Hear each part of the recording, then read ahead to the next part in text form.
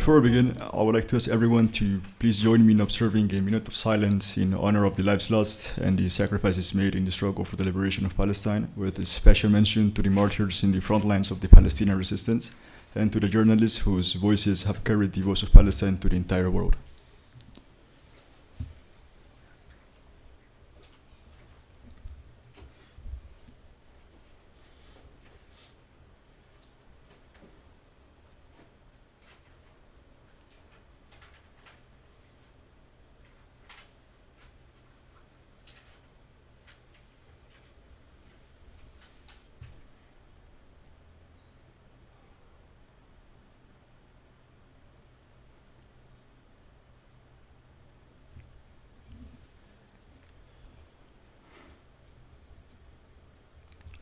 Thank you. May we carry their memory and sacrifice with us today.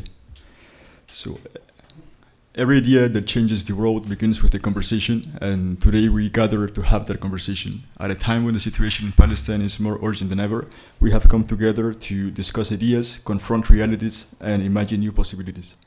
So allow me to say good morning, everyone, and welcome to Tomorrow's Palestine, one democratic state for our citizens.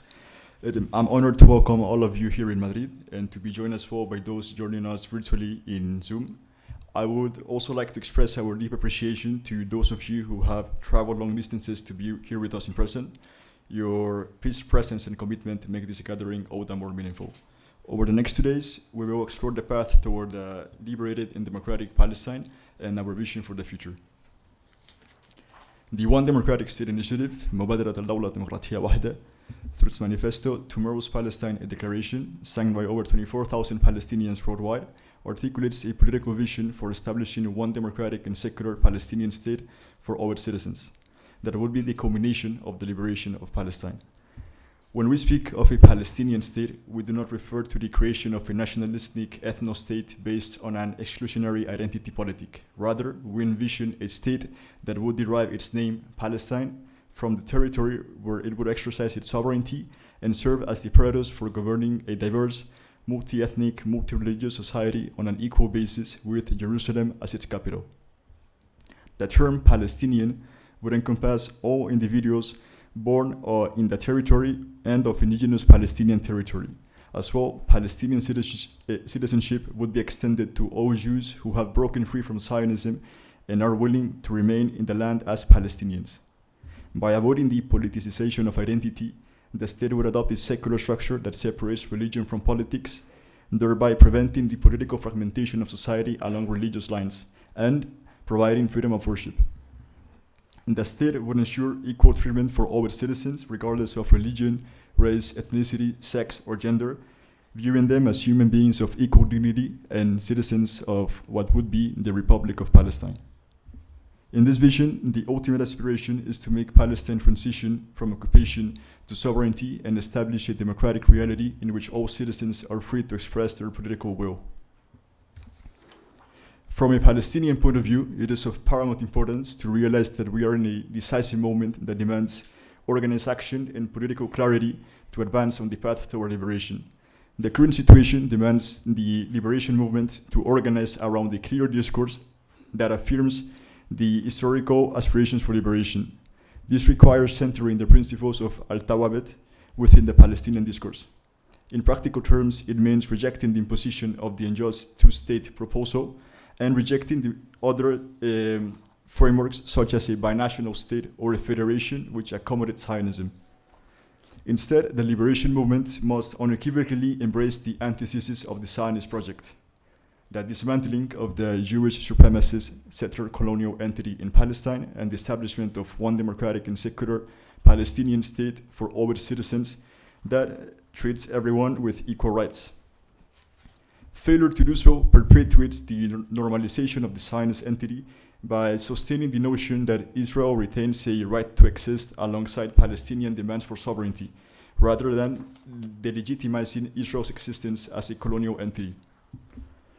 Moreover, it is imperative to convey that Palestinian liberation would not result in persecution of Jews, but rather in the emancipation of Palestinians from the colonial yoke of Zionism and in the mental liberation of amenable Jews from its ideological domination. For this to be realized, the liberation of Palestine demands not only armed resistance, but also a cohesive political movement articulating a clear alternative to the status quo and coordinating different kinds of efforts designed to dismantle the colony. Now is the time to honor the sacrifices of past generations and fulfill the responsibility of the present one by acting with clarity and unity. Thank you. Allow me to introduce myself. I am Raúl Kheir, a Palestinian from the diaspora, and I'm a coordinator of the One Democratic State initiative. I will be the one facilitating the 2 days of the conference. As you can see in the program you have with you, the conference is structured into speaker sessions, each followed by a 20-minute Q&A.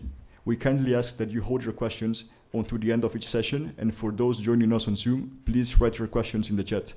If you would like to ask your questions in Spanish or English, please feel free to use whichever language you like. I can translate your questions for the speakers. At this time, I would like to invite to the front the first session, so when I mention your names, please come to the front. Blake Alcott, Vice Director of One Democratic State in Palestine. Dr. Zachary Foster, Historian of Palestine and the Middle East. Suheil Yassine, who is a coordinator of the initiative, is going to be joining us via Zoom. And Ramzi Nasir, Director of One Democratic State in Palestine. Yes. I would now like to give the floor to Blake Alcott, whose presentation is titled One Democratic State, the Historical Palestinian Vision.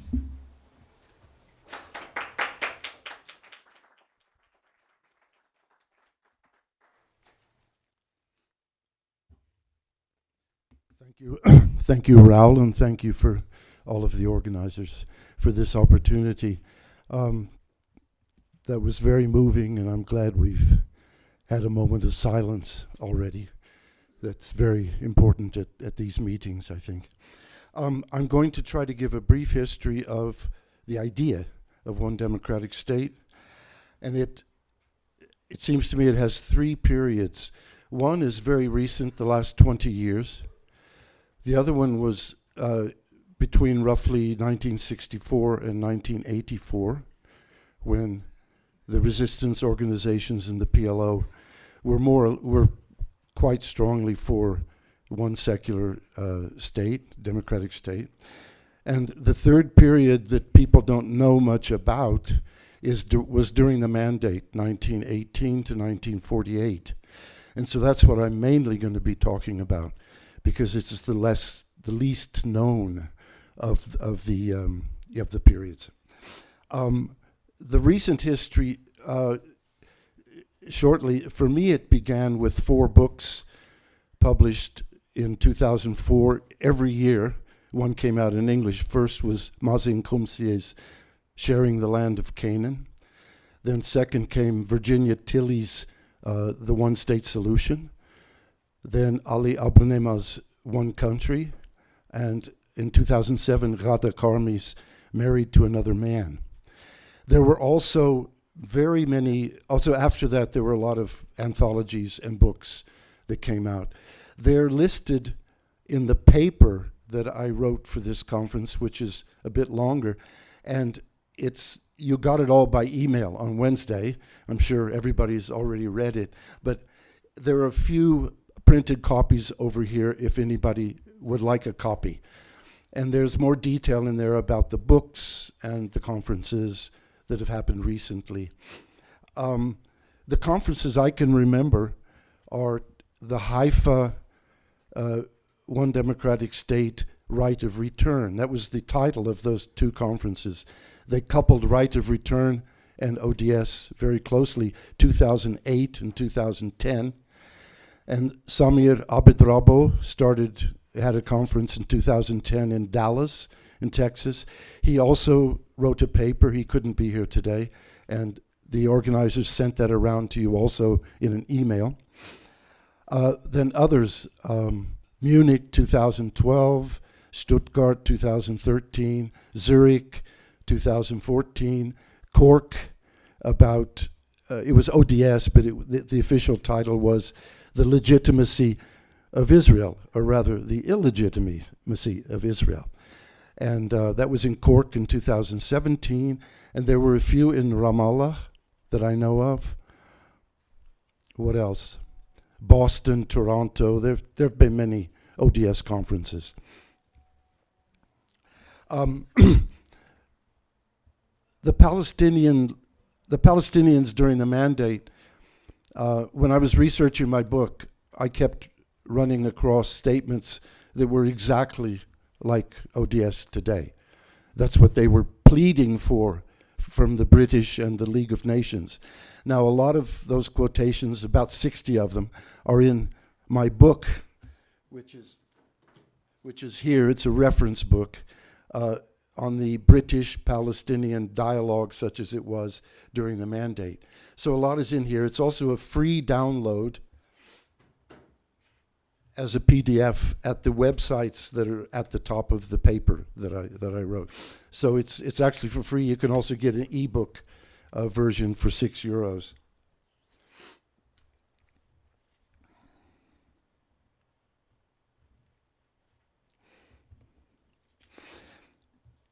Okay, at first, in around 1919, the political resistance to the British colonialists took the form of local Muslim Christian associations, all Palestine Arab congresses, Arab high committees, and Arab offices. There were 7 Palestinian Arab congresses between 1919 and 1928. The first one resolved, quote, that Palestine shall be called Southern Syria, and that the government be constitutional and independent. Now, in this context at that time, constitutional meant democratic with protection for individual rights. And in March 1920, something amazing happened, and that is that there was an independent kingdom of Syria established in Damascus, which covered, of course, what's today is Syria, Lebanon, Palestine, and Jordan. The king was to be Emir Faisal. But the king was subservient to the parliament, which they called the Representative Assembly. And they actually wrote a 147-article constitution. I'll just give one quote from there. It said, Syria is to be a constitutional monarchy based on principles of democratic and broadly decentralized rule, which shall safeguard the rights of minorities.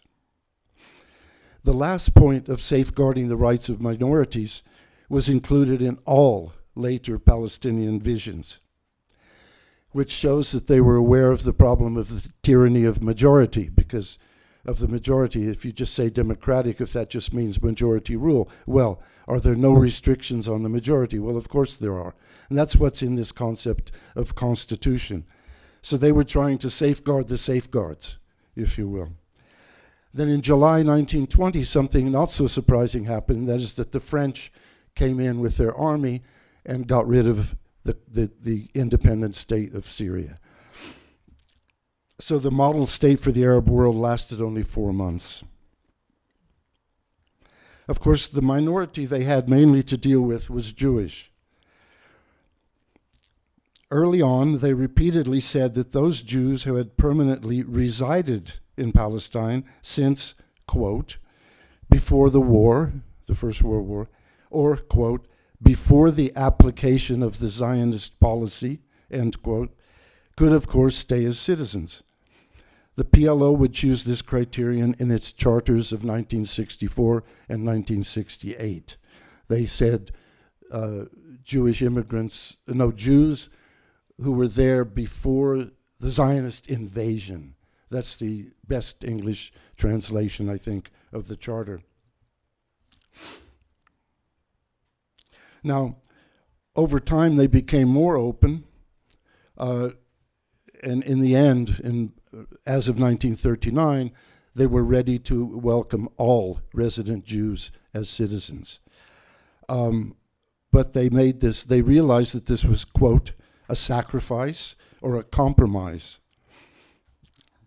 because these immigrants were Europeans and they had been forced upon them.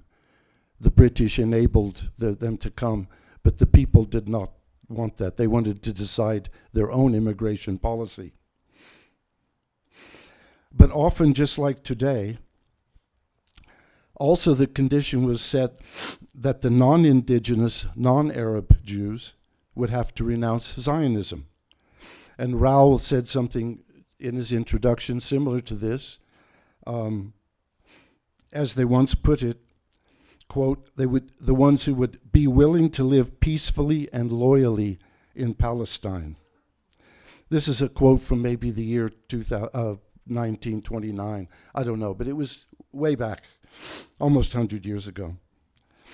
Again, as of 1939, this somewhat vague condition was dropped, and they could all stay. Now, as of 1929, there was a lot of talk about, quote, the Jews, but every group would be represented in the government by, quote, in proportion to their numbers. So what this meant was ethno-religious quotas. And of course, this goes against ODS in Palestine, ODS initiative. However, the Palestinians never for a moment during the mandate called for binationalism, or what was also then called parity between two groups.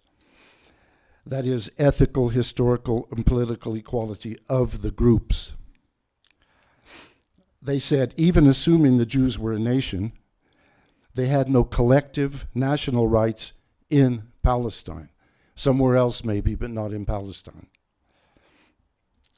And they made it clear that politically, the Palestinian indigenous people owned Palestine, period. So the concept of who owns Palestine was very clear to them. The battle against binationalism during the mandate was detailed and heated. As far back as 1912, there were some Jewish groups, two of them are Hamagen, which I think means the shield, and Ichud, around the famous Judah Magnes, and they propounded binationalism, as did the British very often, especially at the end of the mandate, and the Palestinians had to argue against that, as well as against the two-state solution, which then ran under the euphemism partition. And George Antonius, Jamal al-Husseini, and Musa Alami, who were the main negotiators, well, there were others, Auni Abdul Hadi, there were many heroes of that time. And they said, quote, to the British, communalism had not been a part of politics before the war, and a non-communal constitution would impel all the inhabitants towards a feeling of equal citizenship in a unitary state, end quote. Musa did once propose a Jewish canton from Tel Aviv to Atlit, but that was more federalism, it wasn't binationalism. A final part of the Palestinians' vision should, I think, be important to us today, namely that they didn't have a battle with the Jews as Jews. And they repeatedly said this in so many words, in all of their manifestos. And they said that the long, peaceful history of coexistence in Arab lands was proof of that. And George Antonius wrote this amazing book in 1938, The Arab Awakening. He said, quote, "Our attitude is not dictated by any hostility to the Jewish race. The problem is fundamentally one in which an aspirant nation from abroad, aimed at ousting from its secular holding the nation in possession at home," end quote. Now, I'm going to interject something from 2023 here. In Mondoweiss, the online journal, Mohammed El-Kurd wrote an article in September 2023. Its title was, "Jewish settlers stole my house. It's not my fault, they're Jewish." And they really did steal his house in East Jerusalem. So what the message was from Antonius and now from Mohammed El-Kurd, oh my God, okay, was that these colonizers just happened to be Jewish. That was the point. They had kicked out the Crusaders who happened to be Christian. Now, there were many efforts after World War II. One was a long 400-page document from the Arab office pleading with the British and the Americans to give them independence. They had a lot of help from Syrians and also Fares Khoury and Iraqis like, what was his, Al-Jamali, I can't remember his first, Fadil.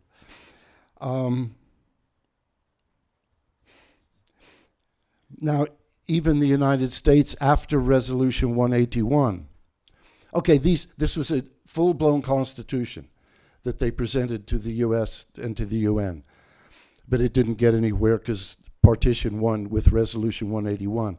Even the US Americans said, after seeing what 181 was doing, they introduced their own ODS constitution.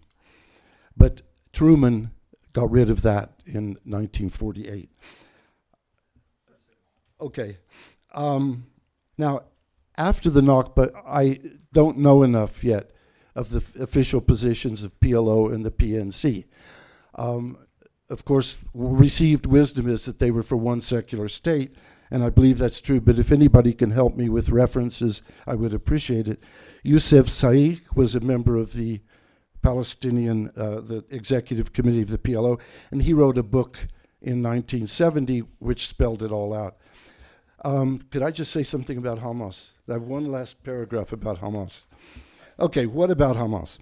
Its 2017 document of general principles and policies comes close to ODS. Its goal is, here quoting Article 20, the full and complete liberation of Palestine from the river to the sea. Its Article 30 upholds, quote, democratic principles, foremost among them free and fair elections. Other Articles 4 or 5 uphold ethno-religious non-discrimination.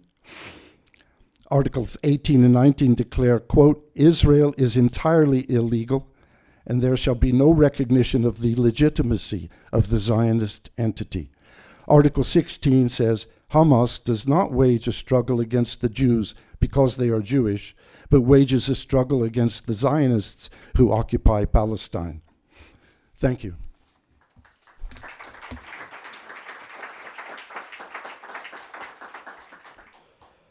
Thank you, Blake, for your words. And as well, we have his book here, so if anyone else wants to look more about his book and his papers, we can share it with them later. Yes, please. Now, I would now like to give the floor to Dr. Zachary Foster, whose presentation is titled Palestine, an Intrinsic Part of the Al-Sham Region.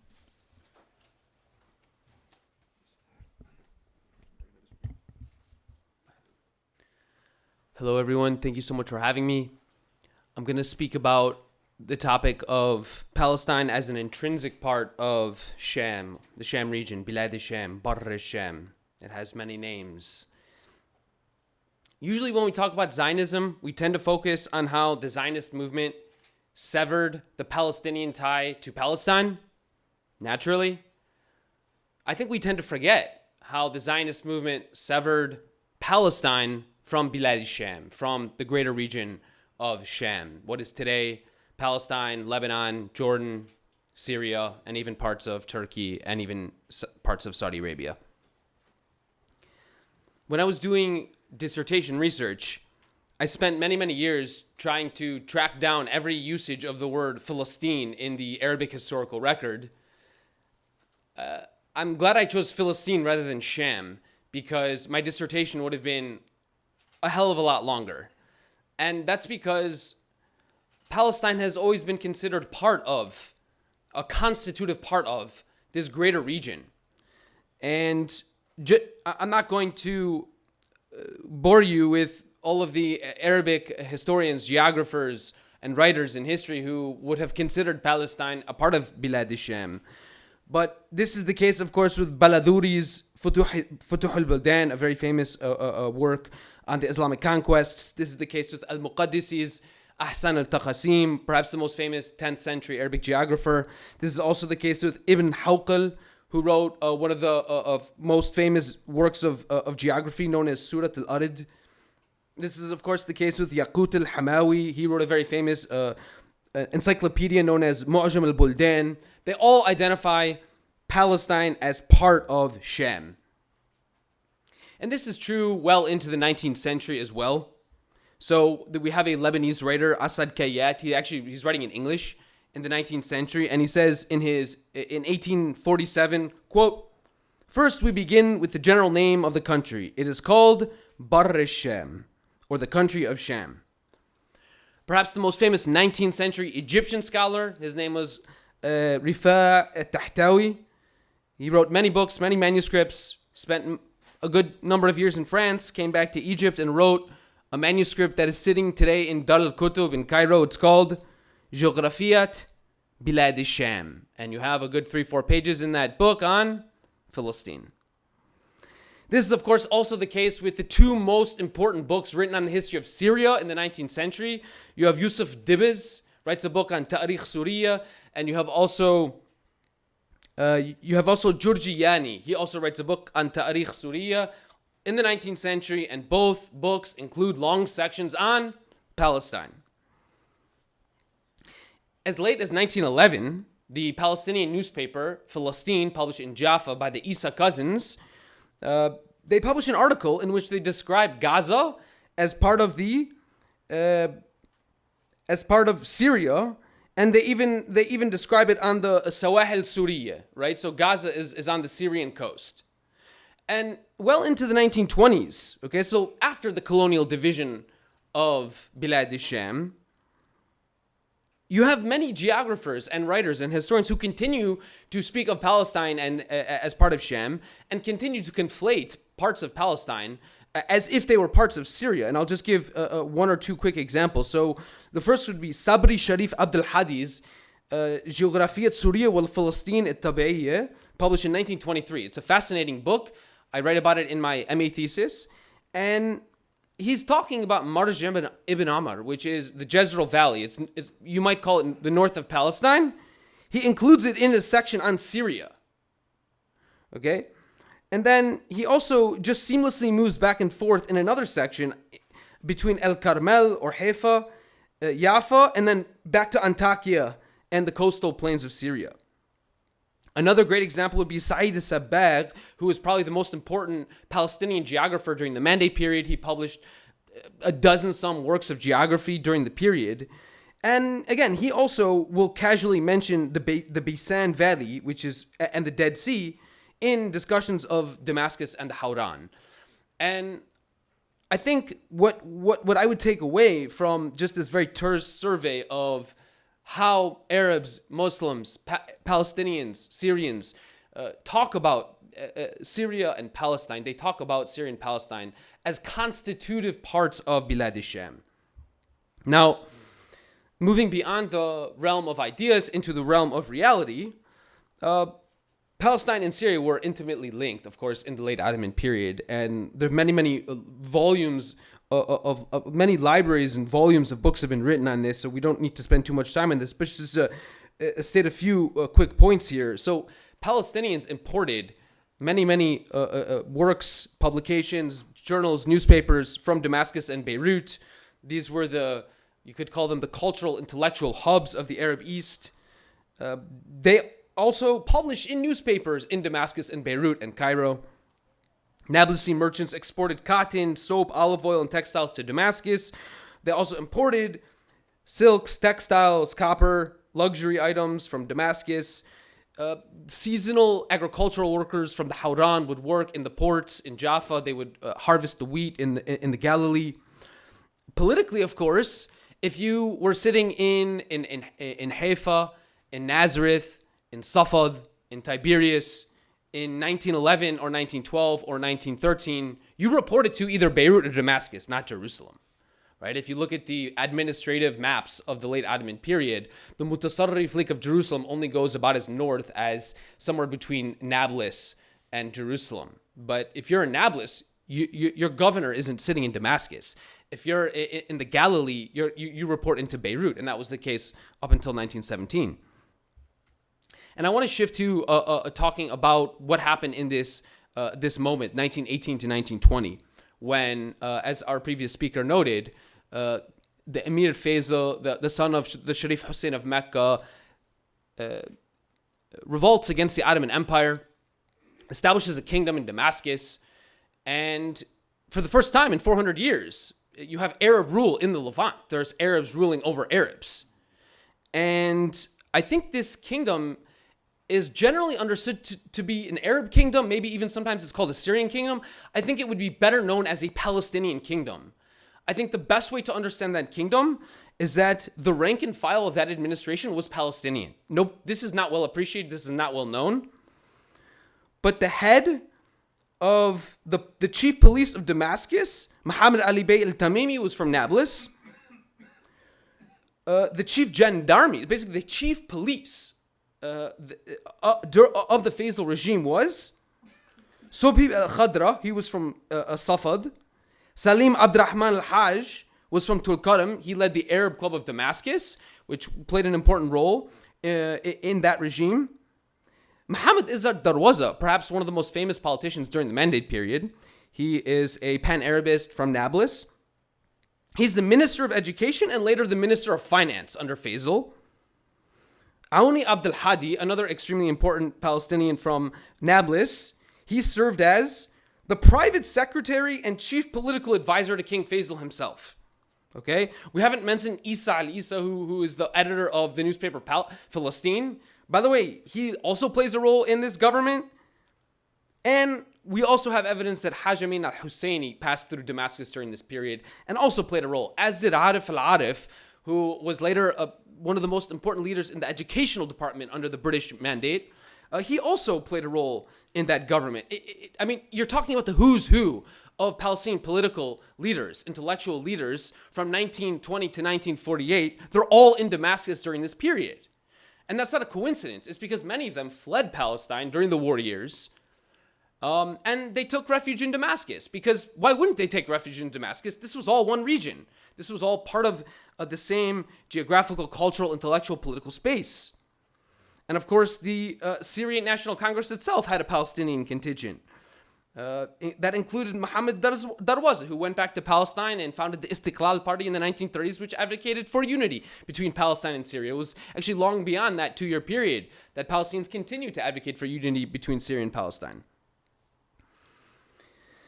And so I think the point I want to end on, the last point I want to make here is that this connection transcended 1920 and continued well into the 1930s.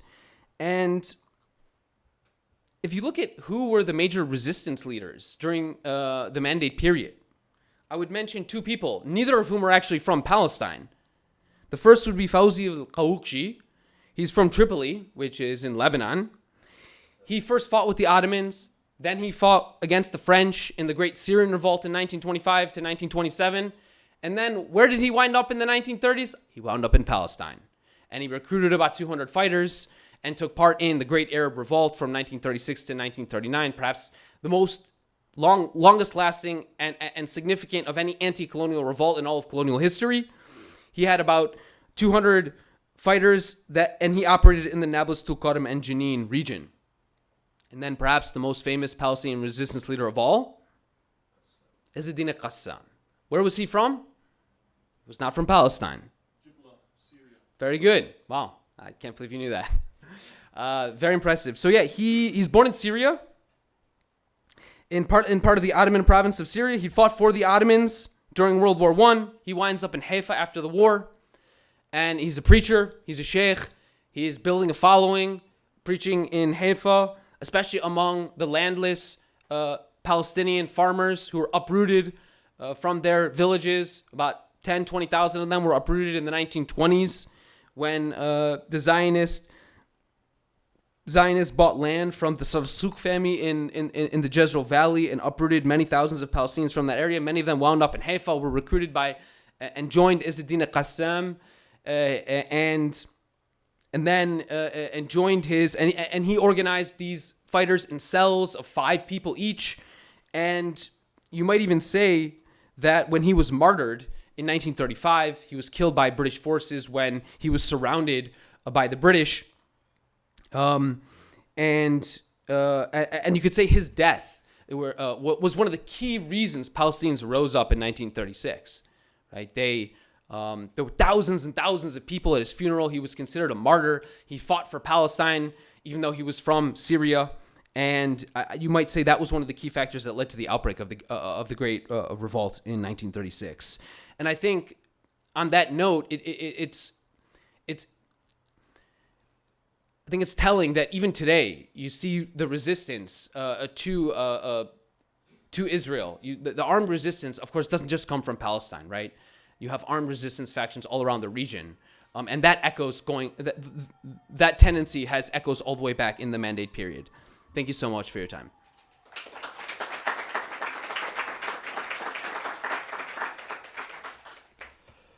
Thank you very much, Dr. Zachary, for all your presentation. I would now like to give the floor to Suheil Yassine, who's going to join us on Zoom, whose presentation is titled Towards a Better Society in the Al-Sham and Beyond, ODS as a Regional Solution to Our Disconnected Societies. It's an absolute pleasure to speak with all of you here. I am Suheil Yassine. I am the coordinator operating from Belgium.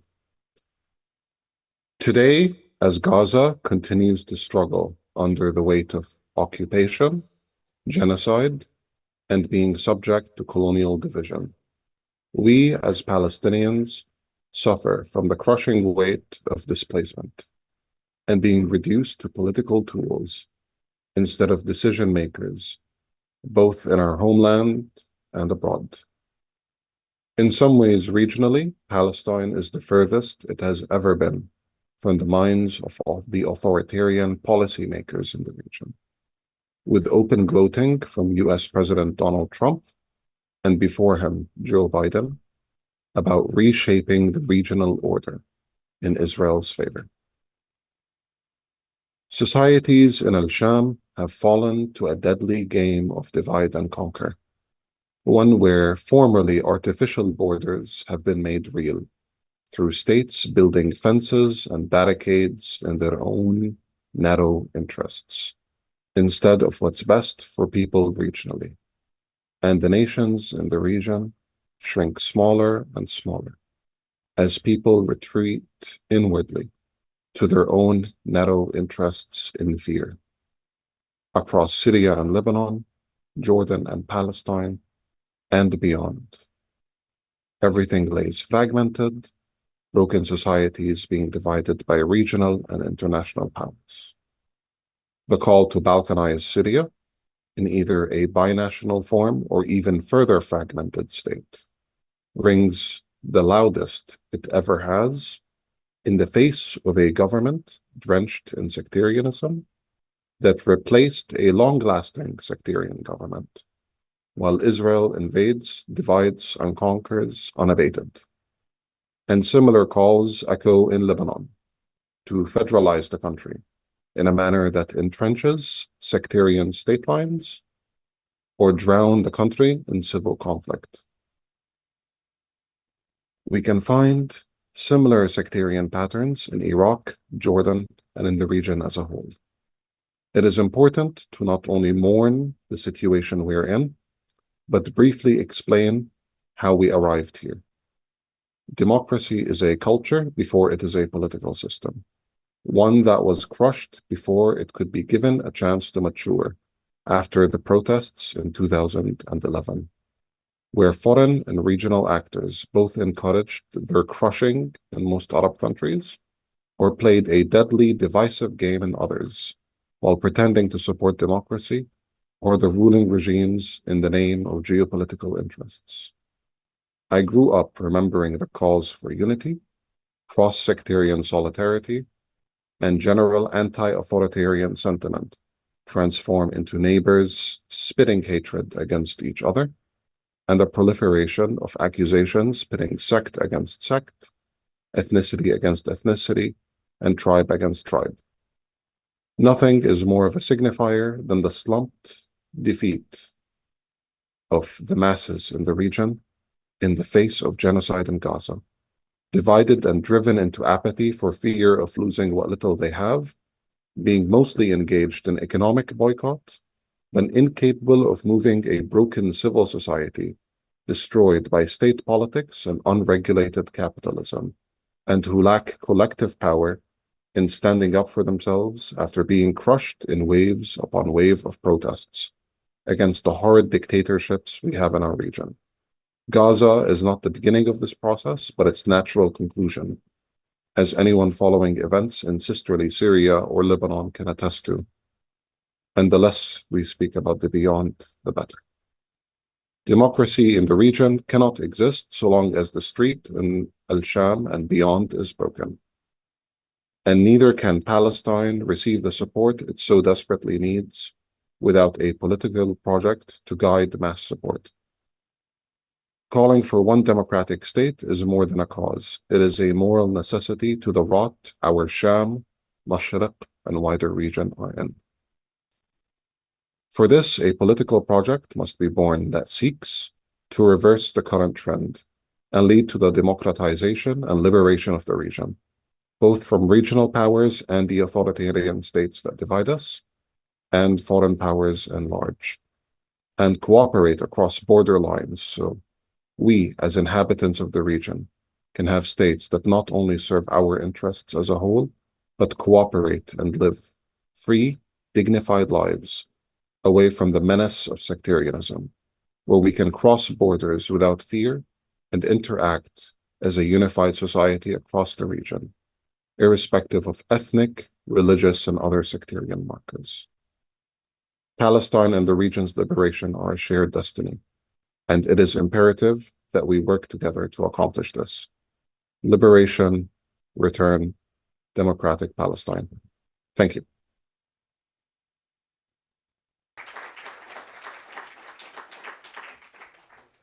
Thank you, Suheil, for your words. Now I would please like to give the floor to Ramzi Nasir, whose presentation is titled The Right to Return to a Democratic Palestinian State.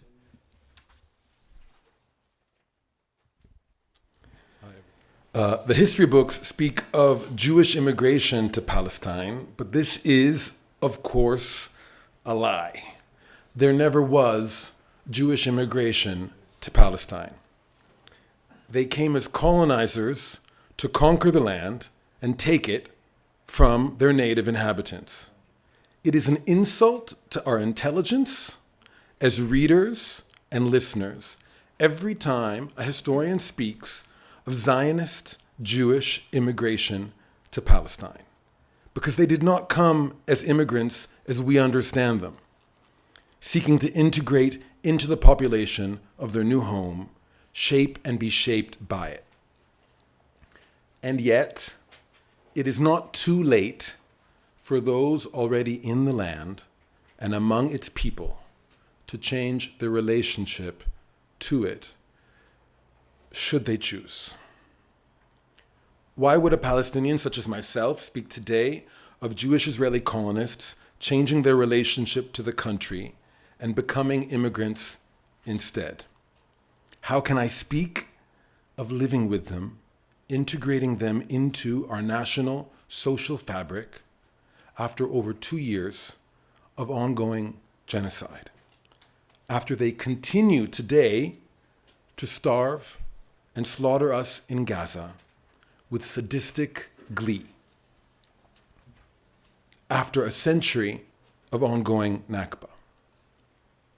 I insist on this because our Palestinian rights depend on it. It's worth remembering that the Palestinian struggle is not for peace and security. It is not for statehood. It is for liberation and justice. And the central injustice, beyond resurrecting the dead, that remains reparable today is the expulsion of the majority of the Palestinian population into forced exile. As the social media broadcast of the genocide has raised global awareness, it has become trendy for people to identify as anti-Zionist. But even though we all generally agree on what Zionism is, curiously, it seems that nobody seems to be able to define what anti-Zionism is. Don't worry, we're here to help. If Zionism is the belief in the right of Israel to exist, in the virtue of the creation of a state in Palestine exclusively for Jews or the Jewish people, one that has a right to do whatever is necessary to maintain a Jewish demographic majority in that state, then anti-Zionism is the belief that Israel does not have the right to exist, that it is an insult to our collective human values to artificially construct and maintain a Jewish majority in the land, and that if some Jews feel a historical attachment to Palestine and wish to live there, they can do so as immigrants. If this is maybe confusing for you, let me offer you a more simple test you can use with politicians and public speakers and friends alike. Whenever someone calls themselves an anti-Zionist, you can ask them whether they are in favor or against the Palestinian right of return, the right of Palestinian refugees to return to their homes in the land now known as Israel. Because the right of return is the core of the Palestinian struggle for liberation and justice. And because of this, one's position on the right of return will tell you everything you need to know about whether or not someone is or is not Zionist or anti-Zionist. In ODS in Palestine, we've been working over the past 2 years to fight against the idea of further exile. The Anglo-American Israeli Genocidal Coalition has been, for the past 2 years, as we all know, transparently and crassly seeking to frame ethnic cleansing, forced displacement, and expulsion of the Palestinian population out of Gaza as voluntary transfer, a humanitarian solution. A humanitarian solution to the humanitarian crisis that their genocide has created. We have sought, in this campaign, to center the option of return, reminding audiences that if Gaza is now unlivable, then 80% of the population in Gaza are not Gazans. They're Palestinians from the part of Palestine which is now known today as Israel. And they have the right to return to safety, to return to the safety of their homes there. So 2 weeks ago, we brought this argument to Dutch Design Week in Eindhoven, setting up a Gaza travel agency where people could go to buy their tickets and organize their return journey to their homes in Israel. And we worked with a lot of different volunteers from different backgrounds, Jewish, Palestinians, and other people. And we also had all kinds of people who came to the pavilion to speak with us and see what we were doing. And they also had all kinds of demographic associations. Palestinians came, Jews came, and people who were non-Palestinians and non-Jewish people came. And there was one theme that kept on repeating in all of our interactions, as much with our organizing committee as with the people who came to our pavilion. Non-Palestinians did not believe we were serious. They thought it was a cute exercise to have some kind of discussion, like a little art project. But they didn't really believe that Palestinians were actually serious about implementing the right of return and going home. But of course, Palestinians understand this. We know too well the long history of assassination and rape and poisoned wells and broken agreements.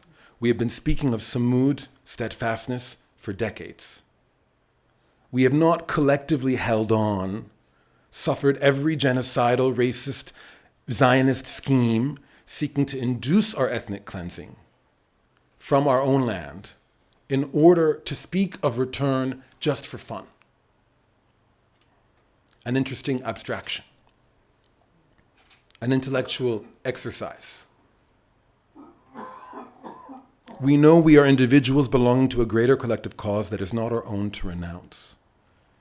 And that if one may not be able to return in their own lifetime, the least of their responsibilities is to remain steadfast and keep alive the possibility of the justice of return for future generations. And when the colonial empire's colonial offspring is killing uncounted hundreds of thousands in Gaza, having created the conditions of death to this day, Even today, under a supposed ceasefire, now with the eyes of the world turned elsewhere, we saw just 2 days ago, they officially now sealed the border with Egypt, so not even one truck of aid can get in. And they have no intention of reversing these conditions of death. It is our responsibility today to demand return immediately, here and now, for the people in Gaza to return home to safety today. Zionists also understand that we are not joking when we speak of return. Every single proposed final status agreement has sought to get a Palestinian leader's signature on a faux legal renunciation of the right of return. I say faux because the right of return in international law, as we all know, is an individual right that cannot be renounced by any leader.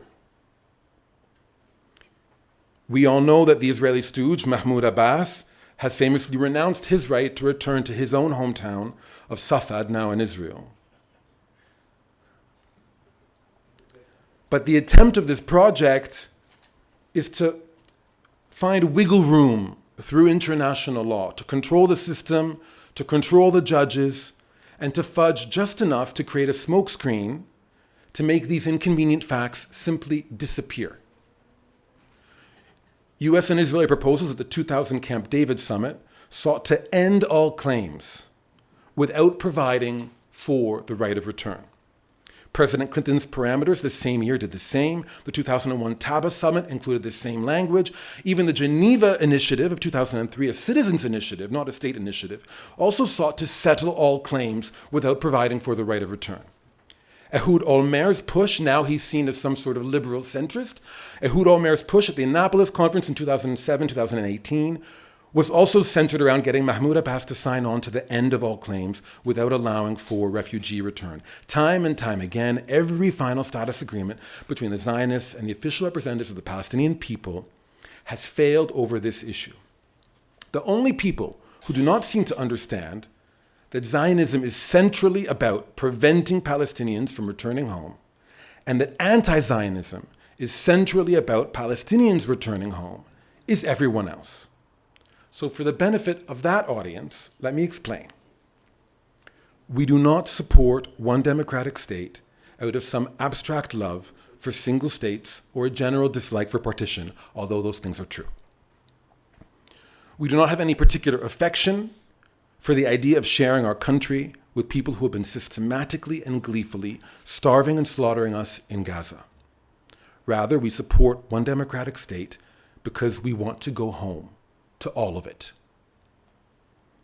A two-state solution, any two-state solution, every two-state solution preserves an artificial Jewish supremacist state at the expense of the Palestinian right of return and is a violation of the basic human rights of the Palestinian refugees to return to their lands and an insult to our basic values as human beings. Every right-winger around the world who supports a two-state solution must be pressed on whether or not they support the right of return. Are they now in favor of creating millions of refugees forced to find safety and shelter here in the West because they cannot go home? Every left-winger around the world who supports a two-state solution must be pressed on whether or not they want to deny the rights of refugees. Do they want pluralism in their own countries but seek to preserve the imposition of an ethno-supremacist genocidal state in Palestine? Two states is the definition of apartheid. A process or a pathway to a two-state solution is a process or a pathway to make apartheid permanent.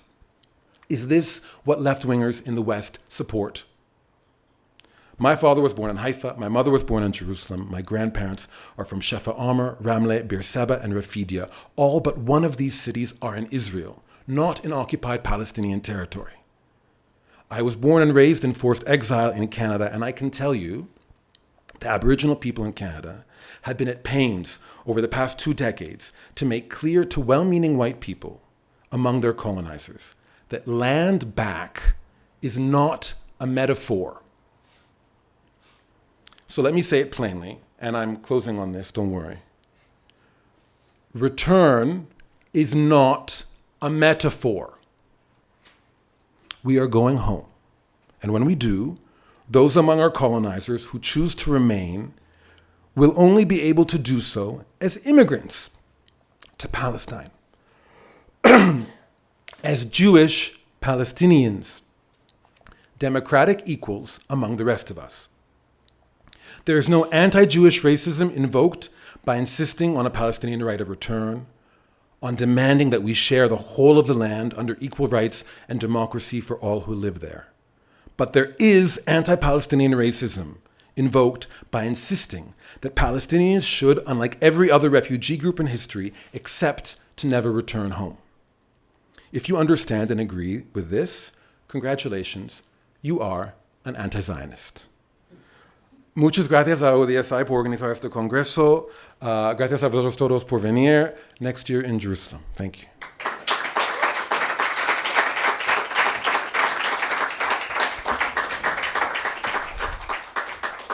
So yes, hopefully next year and sooner than later, we're going to be able to do it in Jerusalem, the capital of Palestine.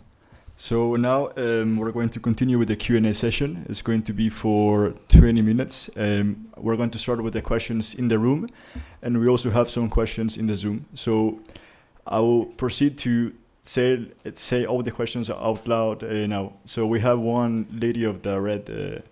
Yes, please go ahead. Hi, hello. Yeah, I think it's maybe not exactly directly on topic, but I was wondering what everyone thinks of the flotilla. Like, how is it an effective demonstration against Israel or not? Because I have very mixed feelings about it. I think it's like symbolically it's amazing, but then in practice, I think it's there's a bit of a trade-off between the media, hype and then the actual impact. So I just wanted to know what you guys think about that. Thank you. Martin, you have a question? Well, yeah, it's about the question of migration. I absolutely adore the idea of a Gaza tourist project. I thought that was brilliant. And I am 90% with you. But I want you to tell me something about the children of Israel that were born in Israel over the last 20 years and 30 years. Mainly because I am of the very strong opinion that there are innocents everywhere. And these kids made no choices. One of the questions for me is, there is a population that I think deserves a special chapter, and I will talk about that later, but my question is about the children of Israel. We also have any more questions here? Yes, Thank you. I am Palestinian, but I was thinking about what you were saying, that the Israelis that will want to stay in Palestine will become immigrants. But I mean, I agree in some point, but in the other point is like here we fight against the division between immigrants and people from like now the mayor in New York, like they want to change the thing that we are all the same people, not to do this difference between immigrants and no immigrants. So, I mean, I was happy to hear you, but at the same time, I thought that maybe it was like a bit not rude, but like it impacted me, like to say, so now we are going to do like a difference, like you are Palestinian and you are an immigrant. And really like here I fight for immigrant rights as well. So this is like, I want to listen to you because I was surprised to make this difference if we are on one democratic state and all citizens. Thank you. I'm going to continue with the question on the Zoom, and if we have time, we can allow for your question that you have. So on Zoom, please, the people that are joining us on Zoom, please turn off your cameras. The question is for Dr. Zachary Foster. What ended the rule of the Syrian kingdom? So now the floor is yours, the speakers, to answer the questions. We can begin with Ramzi, please. Is this on? Yeah, cool. Okay, I'll try to be brief to leave some time for the others. On the flotilla, absolutely necessary. Absolutely necessary.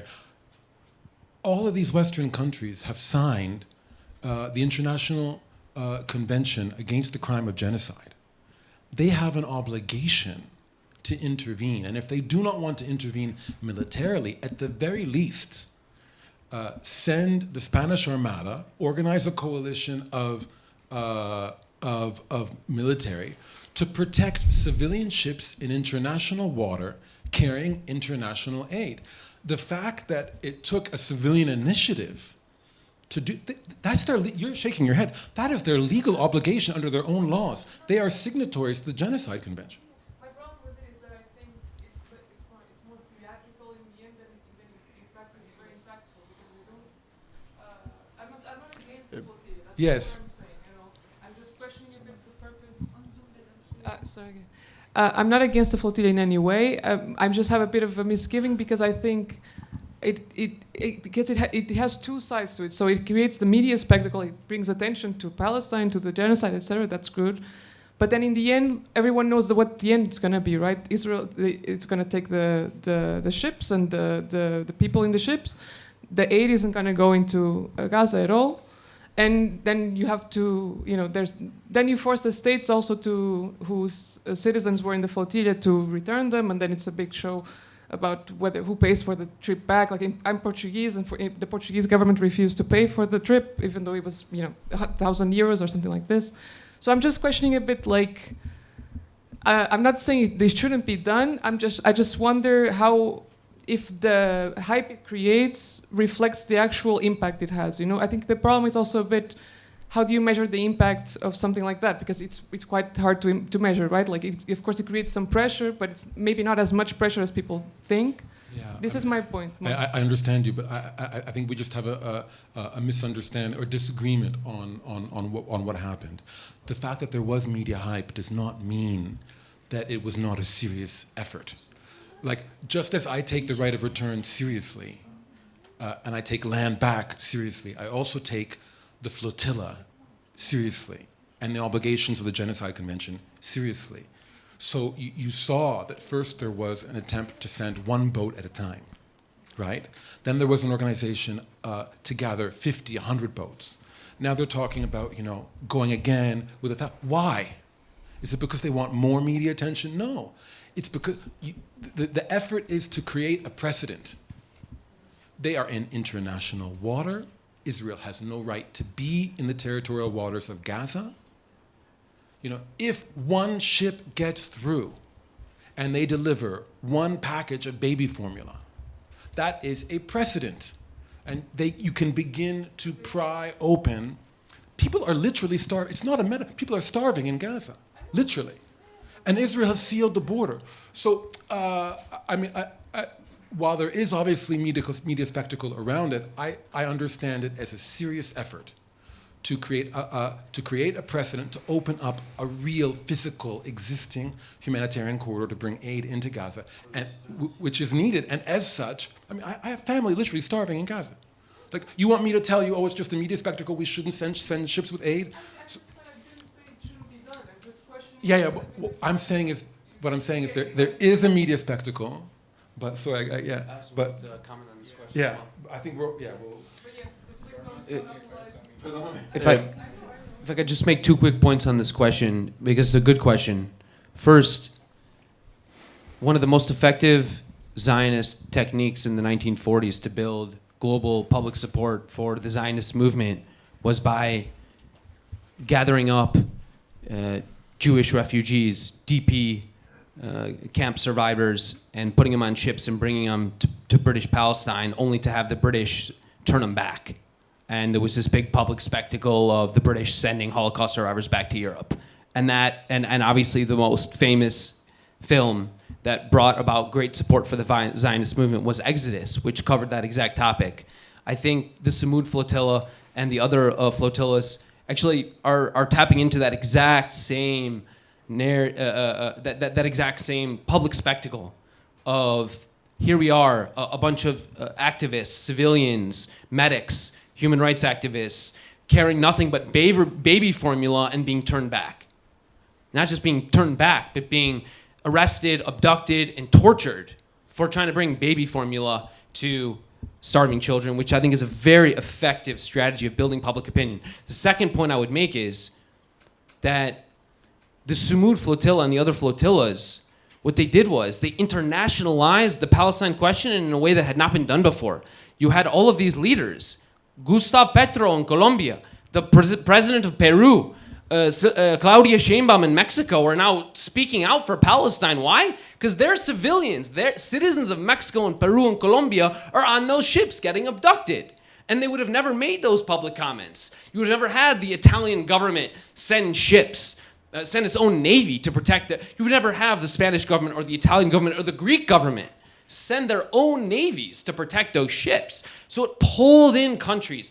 It brought out statements from leaders who have never made statements before on the issue. So I think for those two reasons, it was very effective. But yes, obviously your points are well taken. I don't know if you wanted to comment on that as well. I just hope the next flotilla becomes less humanitarian and more political. With the last one, I missed a sort of overall statement. It's just to give baby formula to people, or what is the context politically? And another thing which Ramzi, I think, unless I misunderstood him, touched on is this goes into the responsibility to protect and to military intervention. And I wish that the next flotilla would also try to sort of emphasize that there should be military protection for the flotilla. Thank you. I think we can continue with the other questions, please. Blake, please. Or yeah, okay. Innocent Jewish Israeli children. There was no question. I think I'm not sure what the question was. You said you want. I mean, it's already on. It's already on. Yeah. Can I just say 2 million Italians in the street is a big result, although that was of a different question. 2 million Italians in the street from the Sumud flotilla was a massive response. Okay, I will leave that. My question is, you talk about, really my question is her question. My question is about immigration. My question is about what happens to children. And I'm not talking about the Israeli society, because there is really a lot to be said about the state of Israeli society now. I'm talking about the children. The foreigning, the othering, as it's in vogue to say now, of children that have done absolutely nothing, right, other than being born there. And I think I'm extremely sympathetic to her question, because I am in Europe looking at a lot of discussion about immigration, a lot of it around the question of children. Got it. You can follow them both. Yeah, no. I mean, but the question of immigration is very easy to answer. I mean, there's a very obscure man with the last name of Mamdani, the father of the current mayor of New York, who wrote a book called Neither Settler Nor Native. Okay, so 2 days ago, I was granted Spanish citizenship because I've been here for a while. And I did that after applying to immigrate to Spain. Okay, so it's a process, but once I have taken the oath of citizenship, I become Spanish. I'm not an immigrant. It's when I speak of immigration, I tried to make that clear at the beginning of my discourse, that I'm drawing a distinction between coming as a colonizer to expel or kill a native population and replace them, or simply moving to a land. When I speak of immigration, the Jewish Israelis currently in Palestine becoming mere immigrants living as equals in a democratic society. I'm not seeking to. No one's going to be walking around with a yellow star that says immigrant. If I can just put in, that's very nice. But I mean, I think that you minimally need to do a lot more work in defining your terms. The term immigrant in the current context political discussion is quite certainly not neutral. I think that you need really. Okay, let's replace it with naturalization. Okay. Is that better? Okay, but what term would you like me to use as a contrast to existing in the land, not as a colonist? How would you describe that process of transition to becoming an equal citizen, a Palestinian Jew? The problem is that I'm a mutt. So, I'm a mutt, and everybody that I have around are mutts. And I basically want a nation of mutts. I don't want a nation of originary people and a nation of those who somehow have some sort of diminished status by this is my idea of democratic secularism. We completely agree. No, I know we agree on that point. I just think that you have a different road to that, which is the road of immigration. And I think that this status distinction, I think to some extent is what she hears. I still hear the echo of that. I think it's an issue that needs to be sorted out. They've been in the land for generations. What are you talking about? Who? The Jewish Israeli colonists. When I speak of immigration, it's not about creating up some sort. It's about changing their orientation to the country. That they're not there to dominate, to rule over Palestinian slaves or expel them. But we can agree with that. Yeah. We can completely agree with that. Yeah. What we will not agree on is the question of immigration, because immigration carries a lot of weight in terms of the political status of the individual that participates in that society. I mean, it's just a fact. I don't think that this is something that anybody's a mystery. I don't want to take up all the time. I just want to say I would be delighted to use different language. If you could help me find it, I would be happy to. But yeah.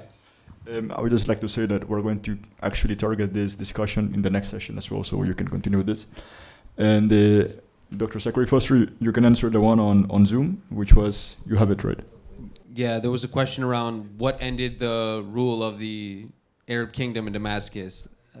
I believe you even mentioned it. It was the French who occupied, invaded, and established a French mandate in July 1920 that ended the Arab kingdom in Damascus. Just one more thing about this, the status of the present Jewish Israelis. Nobody can help where they're born. That's utterly true, okay? And during the mandate and also today, we have this formula within ODS circles of saying those who renounce Zionism, those who are willing to live in a secular state of equality can remain and become citizens. But I think this is, and Samir Abed-Rabbo in his paper also that was sent around, he uses this formula. And I'm glad the next session will deal with it, because this is an incredibly difficult question. How do you operationalize this? I mean, I could ask Yoav here too, or any Jewish Israeli who, or maybe doesn't identify as a Jewish Israeli, but anybody who falls into that category, which is an ethno-religious category from the start, do they have to pass a test or make a pledge?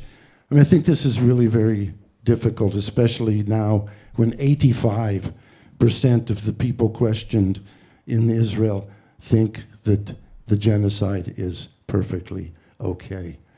Oof. Thank you. You had a question, right? So please give her the mic. We still have like 9 minutes. So. Hola, yo voy a hablar en español porque, bueno, creo que para estas cuestiones me voy a explicar mejor así. No sé si todo el mundo lo entiende o lo puede leer. Sí. Bueno, yo más que una pregunta quería reforzar un poco las contestaciones que se han hecho. Primero a la flotilla que ha salido por aquí. Yo creo que eso ha sido, la flotilla ha sido un impulso para algo muy importante, que es el movimiento obrero, el movimiento sindical, el que puede parar el mundo para aislar a Israel. Y gracias a la flotilla hubo la primera huelga general en Italia, que fueron 2 de hecho, y creo que ese tiene que ser el camino a seguir. Y por otro lado, algo que ya han comentado los compañeros, es que no estamos hablando de, cuando estamos hablando de los sionistas, de los colonos que viven en Israel, que es la Palestina ocupada, o sea, su proyecto es la limpieza étnica de los palestinos. Su proyecto de vida es ese. En Cisjordania son adolescentes los que acaban con los tanques de agua de los palestinos, con los que matan a sus animales, son adolescentes porque ellos son unos cobardes y enseñan a sus nuevos colonos, a las nuevas generaciones de colonos, a seguir colonizando. Entonces no podemos hablar de bebés inocentes porque están criados en el Estado sionista que que su objetivo es seguir generando nuevos colonos y para expandirse incluso, no solo en Palestina, sino en Siria, en Líbano. Es un proyecto colonizador, imperialista y de limpieza étnica. Entonces me parece muy poco serio que se dé la perspectiva del debate desde ahí. Todos los palestinos en el exilio tienen derecho a volver a su tierra. Pero esa no es la discusión. Esa no es la discusión. La discusión no es si los palestinos tienen derecho a volver. Lo que a mí respecta, los palestinos tienen absoluto y total derecho a volver. Los palestinos tienen total y absoluto derecho de retorno. Punto. Para mí no hay ni siquiera una discusión posible alrededor de eso. El punto es, una cosa de la que yo no me quiero volver, y les puedo decir que no hay ningún placer en que alguien cometa un genocidio en tu nombre. No hay absolutamente ningún placer en encontrar que la posibilidad está de repetir, como se escuchó por 2 años, no hay inocentes en Gaza. Lo último que quiero escuchar de la gente que está parada alrededor mío es no hay inocentes en Israel. Lo último que quiero escuchar. Entonces, estoy de acuerdo, veo las mismas cosas que vos ves. Veo a colonos adolescentes destruyendo tanques de agua. Los veo envenenando tanques de agua, matando ganado. Que se vuelvan a Rusia, a Polonia. Pero no son de Rusia o Colonia. Es gente que son niños de 2 años que nacieron sin culpa alguna. Sin culpa alguna. Nacieron ahí. No sé, Martín, lo veo importante de recordar que actualmente no hay ningún ejército, ¿sabes?, acorralando judíos israelíes. ¿Sabe lo que digo? Entonces, de malinterpretar el discurso de esa mujer cuando ella argumenta que no es el momento ni es de mala fe de intentar centrar la inocencia de los niños israelíes en este momento, cuando vivimos bajo un régimen en Palestina, donde los críos están a la edad de entrar en el ejército, obligado de entrar y enforzar la ocupación, es una desviación del asunto clave. Sí. No quiero ocupar esto. Estamos hablando de la cuestión de un Estado democrático y secular. Please, now we have 5 minutes left. Actually, we will have the break, so you can continue the discussion there. I mean, these kind of questions are really, many people have different. Yes. Actually, it's one of the most important questions when we speak about one democratic state. What would be the fate of Israelis? There are different scenarios. People have been born there, multiple generations have been there. Some people, yes, just came to colonize and kill Palestinians, yes, but of course, there are many different scenarios, and it's complicated to give a single answer to all. I mean, there are different scenarios that we as Palestinians have to prepare, because it's also our responsibility to address all these issues, because we cannot ignore the fate of Israelis in the future, because it's also part of the problem. If we ignore this question, we're just postponing to face reality. However, we have like 4 minutes left. The lady on the red dress had one question before, and if we have one little bit more time, here they want to make some questions. So please, the woman.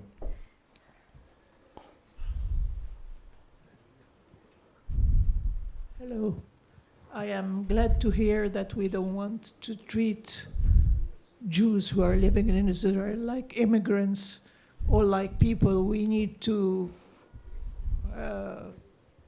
throw away and send back to Poland or whatever.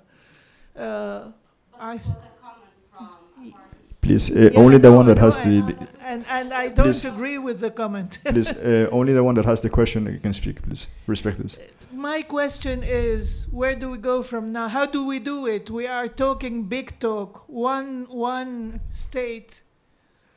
We want a democratic state. We want so many things, and now we don't even have a voice, because as the situation is more or less quiet, it's going to go down the drain. Yes.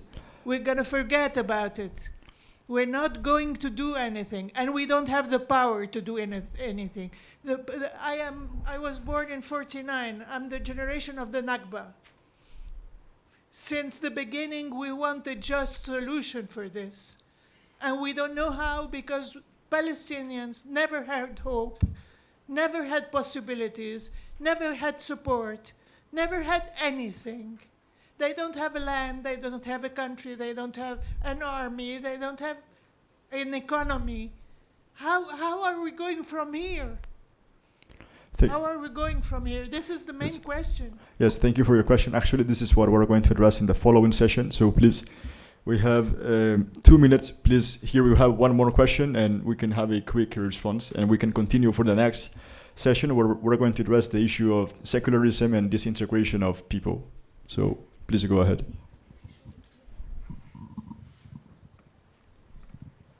My name is Nelson Haddad from Chile.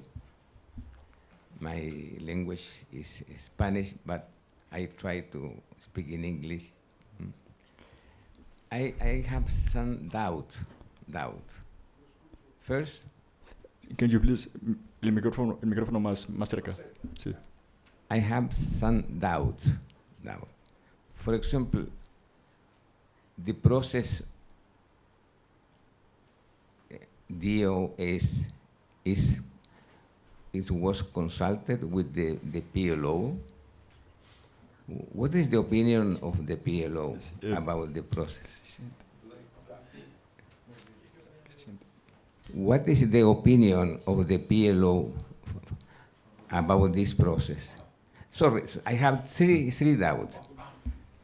The second one is the position of the United Nations. They are supporting by two-state solution. And the third one is, what is the opinion of the diaspora about this process? Thank you. Actually, all these questions are part of the program of the conference, and we're going to continue with them in the next sessions. Unfortunately, we have come to the end of this Q&A session. We're going to have the time in the next session, so please allow me to continue. And so you can go back to your seats. Thank you very much for your words in this session.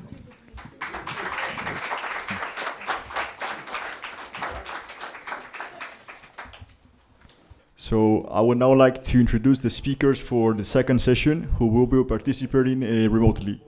Juliette Saman, ODS Initiative Coordinator, Alain Alameddine, ODS Initiative Coordinator, and Seth Morrison, anti-Zionist activist and leader in Jewish Voice for Peace Action. Let me now introduce Juliette Saman, whose presentation is titled One Democratic State, a Secular State. Please be seated. Yes. Thank you. Hello, so my name is Juliette Saman, and I'm the coordinator for One Democratic State initiative in France. I'm glad to see the interest today for the event and for the topic as it was in the conversation before. I would add a few words to this discussion by focusing on the concept of secularism. So I hope it will already address some of the questions that were raised, and if not, I'd be happy to continue the discussion during the Q&A. So if you read our declaration for Tomorrow's Palestine, I think that you have it on paper for those in person in Madrid, and we'll put the link on the chat. So you can see on it that the vision of One Democratic State has 5 core principles. So it's a Palestinian state, democratic, secular, socially just state, and a state of law. But the question is, why should this state be secular, and what does it mean? So secularism is deeply related to the depoliticization of identities, which we talk about a lot at ODSI. So the politicization of identities is the conditioning of political rights or political decisions or characteristics on belonging to a certain identity. So the Zionist colonial project, for instance, it's not simply about encouraging Jews to move to Palestine on the basis of religion or cultural significance, but it's about creating a Jewish supremacist state where they have political rights on the basis of this identity, while native Palestinians are dominated. By opposition, depoliticizing identities means that we are removing this identity condition. So every citizen, regardless of their identity, has the same rights, the same representation, but also the same level of accountability and of protection. So political and legal decisions are not using, or they are not based on identity. So it's not about delegitimizing certain groups, for example, Jews or people who want to move to Palestine for work or relationships. It's about dismantling the supremacy, and it's about delegitimizing identity-based political claims. So in a democratic Palestine, Jewish citizens will have the right to express their Jewish identity or to practice their Jewish religion, but that will be because they are citizens and not because they are Jews, contrary to Zionism. And the same way, other individuals will have the same rights. So, for example, among the things that ODS dismantles are the legal segregation between Jews and non-Jews, whether they are citizens or not. This includes access to citizenships or to permits, to land, education, social welfare, etc. So all these discriminations that are currently part of the backbone of Israeli law today. But depoliticizing identities go beyond these rights, and it addresses also the root causes, so the social, political, cultural dynamics, for example, associating a certain esteem or hostility to an identity, which can then inform political behaviors or decisions. So the process of depoliticizing identities really aims to dismantle all of these aspects. Now coming back to our subject and why secularism matters, simply because religion is part of identity, and religious identity needs to be depoliticized as other aspects of a person's or a group's identity need to be as well. Secularism has always been part of the liberation movement in Palestine, and it's important to understand that this was not some innovative political stance of a few revolutionary thinkers. It was, so revolutionary groups in general, and including art groups, would be secular because it was the shared vision of Palestine. This is not to say that religion was not part of identity, because obviously it was, but the Palestinian nationalism that emerged after the Nakba was based on unity transcending confessional identities.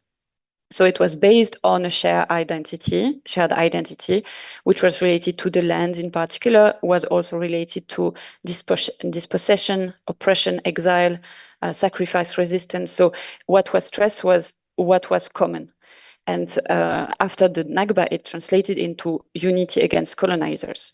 So as a consequence, the armed resistance and the movements that were fighting for the liberation and for the sovereignty of Palestinians in the 60s and 70s were secular, from the Fedayeen to the parties and factions that later on formed the PLO, and it got weakened then around Oslo in particular, and in particular due to an instrumentalization of religious identity in Palestine by Israel and its allies.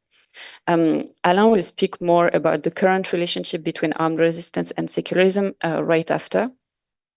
So the secular vision was always here, and it reflected a reality of multiple religions being present in the country.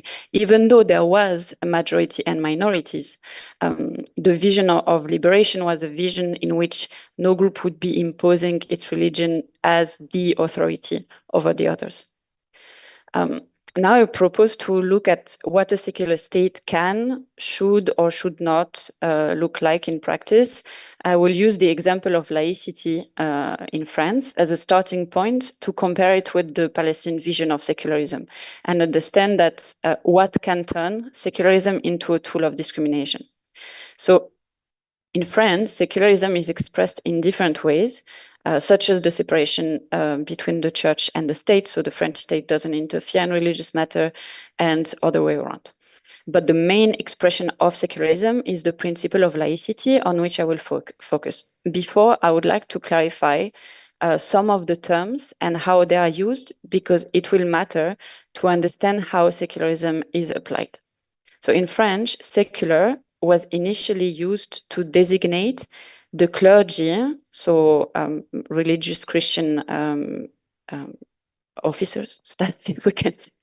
So the clergy that was present in civil society was secular, versus and opposed to the clergy that was withdrawn from society, for example, monks.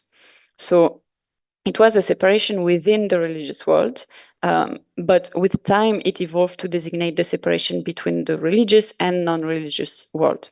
But what's important to note is that in French, we very rarely use the term secular. We use the term laïque, and we speak about a laïc state, not a secular state. And for example, personally, if I hear the term secular in French, I would think that, well, first I would think that it sounds weird, and I would think that it refers to the medieval use, so to the secular clergy. And this is important to understand that laicity is the expression of secularism in France. And I would say that this is actually an issue, because laicity is a right-based approach. So it puts on paper equal rights and recognition to all. It puts mechanism for this, but it doesn't address the root causes and the sociocultural context. So in practice, it's not enough to protect rights attached to laicity, and it can also be distorted and used as a tool to implement especially Islamophobic practices. So looking at the principle in itself, laicity guarantees the freedom of belief and of expressing, practicing beliefs, the separation between state and religious institutions, and the neutrality of the state in front of religion, which means that people have the same rights and representation, but also that state actors and officers should not show any signs of religion or express their religious beliefs in the context of public service, to remain neutral and to allow people to feel comfortable regardless of their religion when they receive this public service. This is an important point. I'll come back to it later. So laicity is a core principle of the state. It's present in the French Declaration of Human Rights and Human and Citizens' Rights, in the Constitution, in the law. And in principle, it guarantees that everyone has access to the same rights and no one is imposed a certain religion. And it does create a very notable and positive difference in terms of rights, social links. So I will speak about what doesn't work well, but I want to clarify also that it has brought a lot of positive elements in terms of rights and equality. The problem is that because it doesn't address the social constructs, it is not applied equally. So what happens is that as long as you are white or white passing, as long as your religion is not visible, that it is not or is not assumed to be Islam, laicity will protect you, but otherwise it doesn't properly apply. So you would still benefit from it to a certain extent, but it will not protect you against discrimination. So the application of laicity is mixed with these social cultural realities, which means that when you have a society in which there is a lot of Islamophobia and racism, it will hinder the protection that laicity is supposed to provide. It also goes beyond this limited protection. In the recent years, so laicity has been used, and including by politicians and lawmakers, to reduce the rights of Muslims based on the accusation that they do not respect laicity. So you remember I said that laicity means state officials should not show signs of religion. This aspect in particular has been distorted to limit Muslims' right to express their religion in public space on the basis that they should remain neutral too, which is a complete distorted and inaccurate use of laicity. And it is not applied to other religious groups, by the way.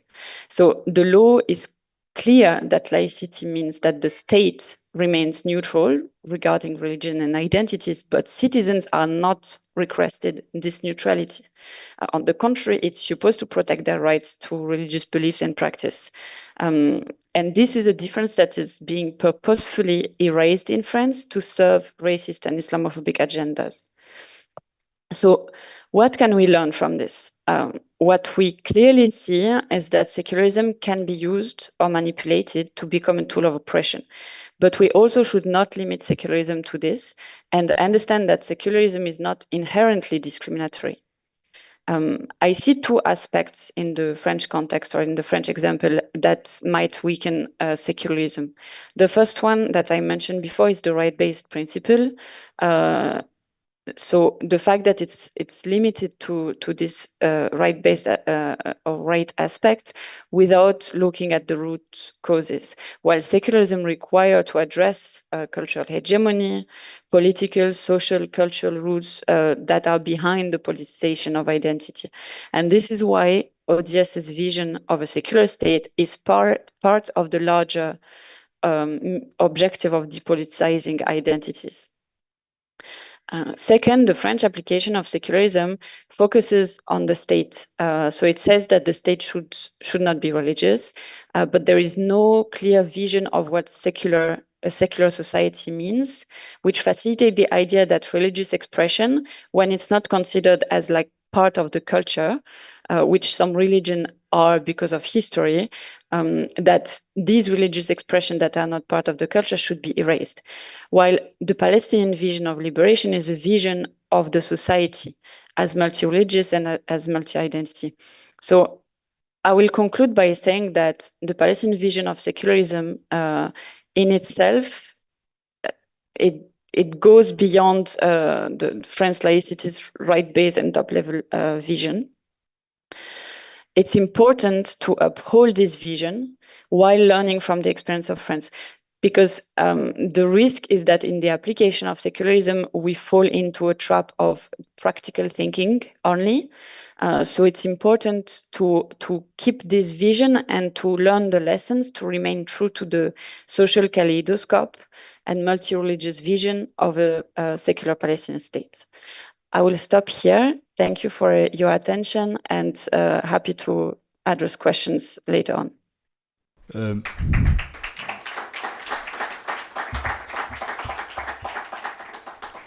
Thank you very much, Juliette. And since we have some minutes left, I wanted to add to this. I would say that this is a very important question when we speak of a secular state, because first of all, Palestine is the Holy Land. It's the land where Judaism was developed, where Christianity was born, where Muslim had it continued. So it's a very special land, probably the only place in the entire world that has these three monotheistic religions so close together. And we believe that this is part of the diversity and richness of the land that has to be protected, and that therefore we believe that no religion should impose itself as the ruling authority over the entire territory, and no citizen should be imposed a certain lifestyle or religious life, but everyone should be free to practice their religion, and if they don't want to practice religion, then they are free to not practice their religion. So we protect the free will of the citizens and their freedom of worship, and at the same time we think that it's important to clarify this, to not associate it to the laïcité à la française that they say in French, but we would develop a laïcité à la palestinienne, a Palestinian laïcité, which is the project, a Palestinian project that has to be developed, has not happened in the past. It's actually the only solution that would actually make able a peaceful coexistence between different faiths in the Holy Land. So now, with this comment, I would like to continue, introduce a video by Alain Alameddine. We would have had the participation of Mohammed Srey from Gaza, but due to the genocide, he's not able to connect. So I would like to introduce the video, whose presentation is titled, "How Can We Talk About a Secular State Given a Predominantly Islamic Resistance?" which is a very important aspect as well. First of all, I'm very glad that this conference is happening, this political event. It has the potential of being a milestone in our liberation struggle. My comrade, Mohammed Srey, was supposed to give this talk. As Raúl just said, it won't be happening for technical reasons. So the content of his talk will be emailed later, and in the meanwhile, I will do my best. Unfortunately, I would have liked to be there by Zoom and take part in the Q&A afterward, but it happens that I have a family emergency, so this talk had to be pre-recorded.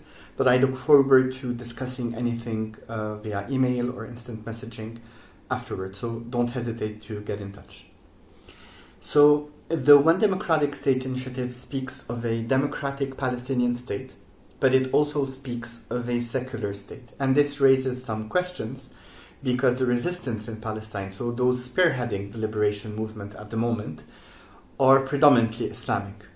So this raises really valid questions that I will try to discuss. First of all, what does secularism mean in an Islamic context or Islamist context? And second of all, because the purpose of analysis is never to just, increase academic knowledge, but to take action, what can we do, whether we are Palestinians or not, with regards to this? So first of all, what is secularism? What does it mean in the context we're discussing? My comrade Juliette discussed the definition of secularism, the concept of a political movement or vision or state that is neutral to people's religious identities, and the broader concept of depoliticizing identities, which is a concept and an expression we borrowed from Mahmoud Mamdani, so Zohran's father, and the concept of not granting or denying rights on the basis of identity. And many times in our countries, people object to the word secularism, علمانية, and there are reasons why they object. First of all, it's tied to the colonial powers of Europe and the US, because they claim to be secular, and if this is secularism, we don't want it. So it's associated with colonialism. Many times it's even associated with Israel itself. Like, many people think that Israel is a secular state because this is part of the propaganda we hear, and so it's associated with this set of values, including the word secularism. And so, this is one reason why the word is refused. Oftentimes it's associated with atheism and Islamophobia, so like the policies that Juliette described happening in France, so that also something that we resist. And also because secular Arab regimes have been horrible to their peoples, to Islamic movements, and even in terms of collaboration with Israel, like the so-called Palestinian Authority. This reminds me of a Palestinian 2 days ago who was curious and left a comment on our social media page asking, how do you speak of secularism and resistance? You're secular, you side with compromise. So this is the mental associations we have with the word, and it explains why the word is completely refused by Islamic movements and people. What about the concept? Interestingly, many of the different elements of the concept of secularism and of depoliticizing identities are elements that can be accepted by Islamists.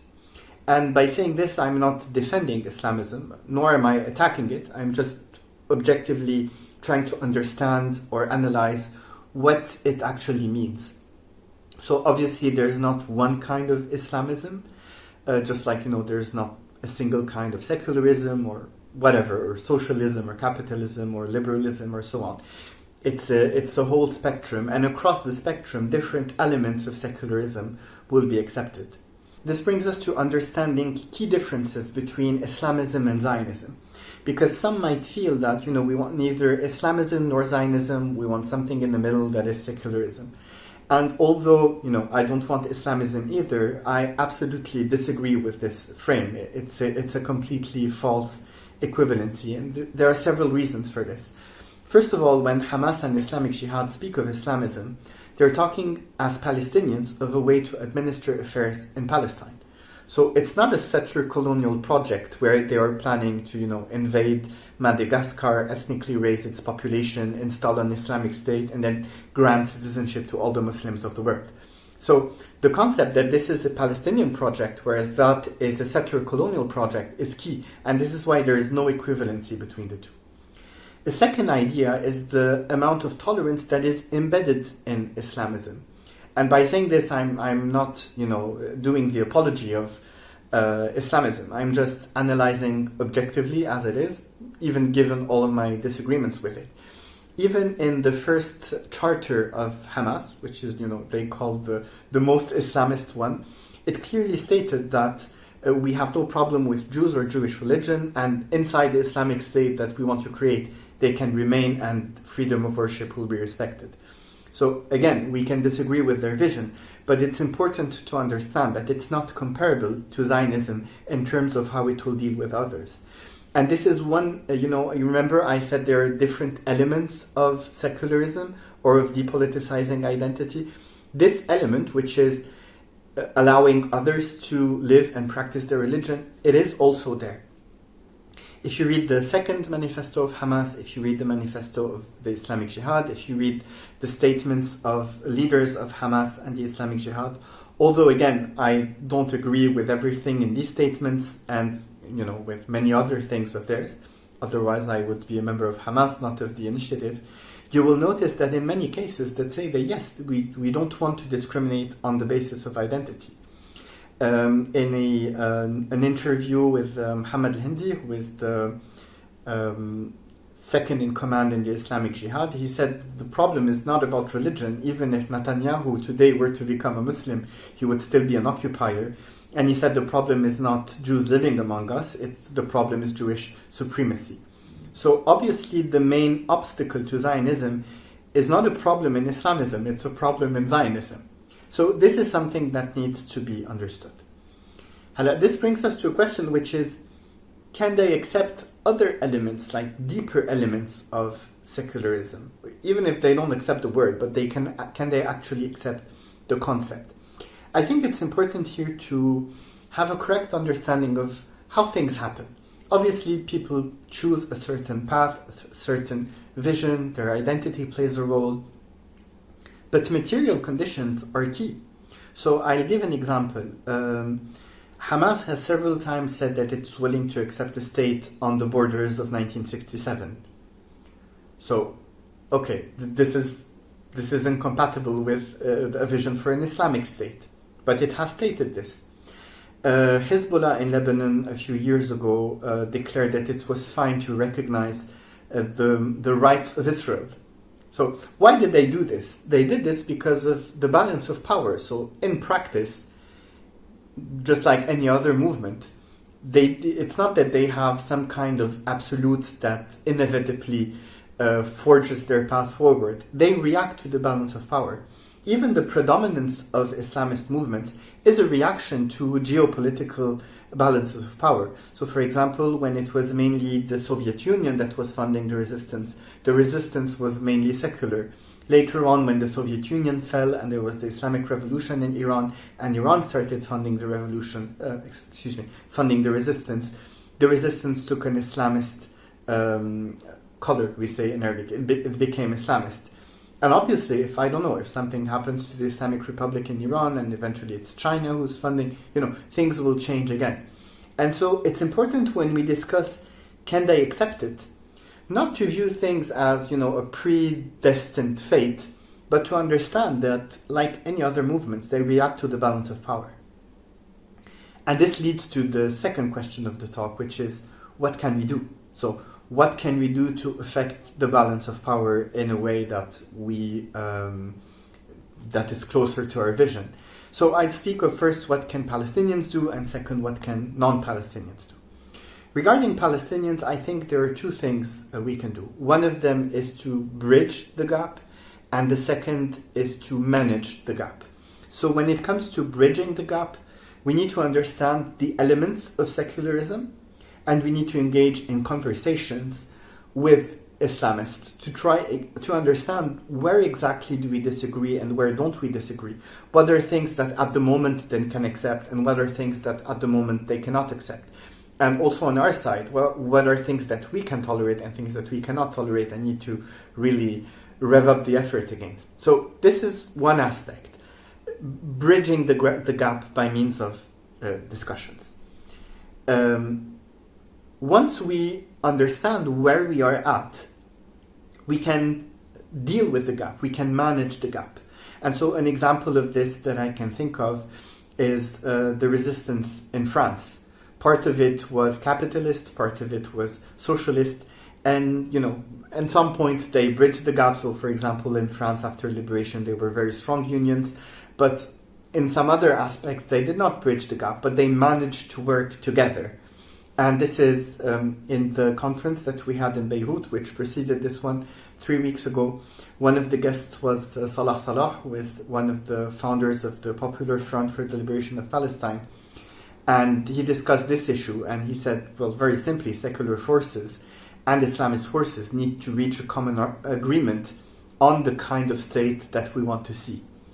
And to be able to have this discussion and to be able to impose some of the terms and to negotiate some of the terms, then obviously we need to become a strong enough political movement so that we can actually have a say in this discussion. So this is what Palestinians should do, increase in strength so they can have a discussion to bridge the gap and manage the gap. And what about non-Palestinians? Because many will say, okay, that's great if you as a Palestinian organization does that, but what about us? I think there are several things that can be done. First of all, of course, you cannot tell Palestinians what to do, and even Palestinians cannot tell Palestinians what to do. I mean, if a Palestinian is an Islamist, we can discuss, but that's the end of it. They have to make their own decision at the end of the day. But on one hand, you can state your point of view. So, for example, I think that if you give me the name of any state, if you speak of Ecuador or Myanmar or Mongolia or Madagascar that I was just quoting, I think it should be a secular state. I'm not imposing anything on people but I can have and state an opinion. That's one point. A second point is that there are universal values. So when it comes to democracy, it's democracy is what people's need to actually decide of their future. So if we want Palestinians to decide of their future, then they should have a secular state. And this is something that we can all work for. We don't need to wait for someone to actually say, I want to be able to speak freely. We can say that, all humans should have that right. So there are universal concepts that we can stand with. We don't need to be Palestinians to do that. So if you say there shouldn't be any occupying state in Palestine, it should be a Palestinian state, and if you add it shouldn't discriminate on the basis of religion, you're just saying what probably you would say about any other state in the world. So you're eliminating colonial exceptionalism by saying there should be a democratic Palestinian state, and inside that state, Palestinians will decide what to do. And finally, you can support the organizations that are closer to your vision. So imagine there is an earthquake and there are different kinds of organizations working on the ground. Some are helping women, some are helping children and educating them, some are, in the rebuilding work, and you feel closer to helping the rebuilding work, then, you will focus your efforts there. It's your right to do that. You're not saying the others shouldn't do their job. You're just, focusing on the area. And so if you think that our vision for a secular Palestinian state is one that aligns with you, then simply, don't impose anything on Palestinians, but engage in the work of the initiative either by joining us or by coordinating efforts with us. So all in all, this is, I think, what I have to say about secularism in an Islamic context. They have a problem with the word, but they have no problem with elements of the concept. Palestinians need to engage in discussions to bridge and manage the gap, and allies everywhere can help us do that.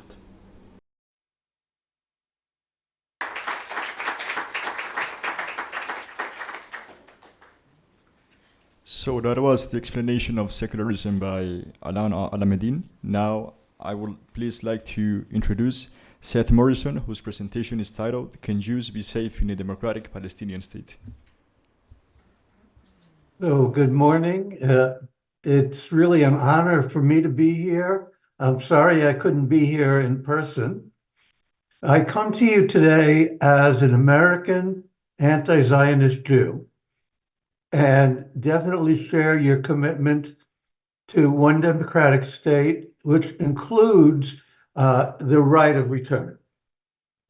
I do want to point out that I am speaking as an individual, not here representing any organization that I work with. I think it's important that I start with my conclusion, which is that I am totally sure that Jews can live safely in a Palestinian secular democratic state. But I do need to make clear that it's going to be very difficult. And what I'll try to focus on today is the psychological, cultural challenges of achieving one state. But let me start on a positive note, which is why I believe that this is possible. First and foremost, I think Jews and Arabs, whether they were Muslim or Christian, have lived side by side in Palestine peacefully for 2,000 years.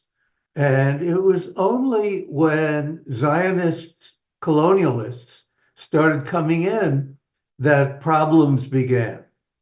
I have a dear friend who's a Jewish Israeli.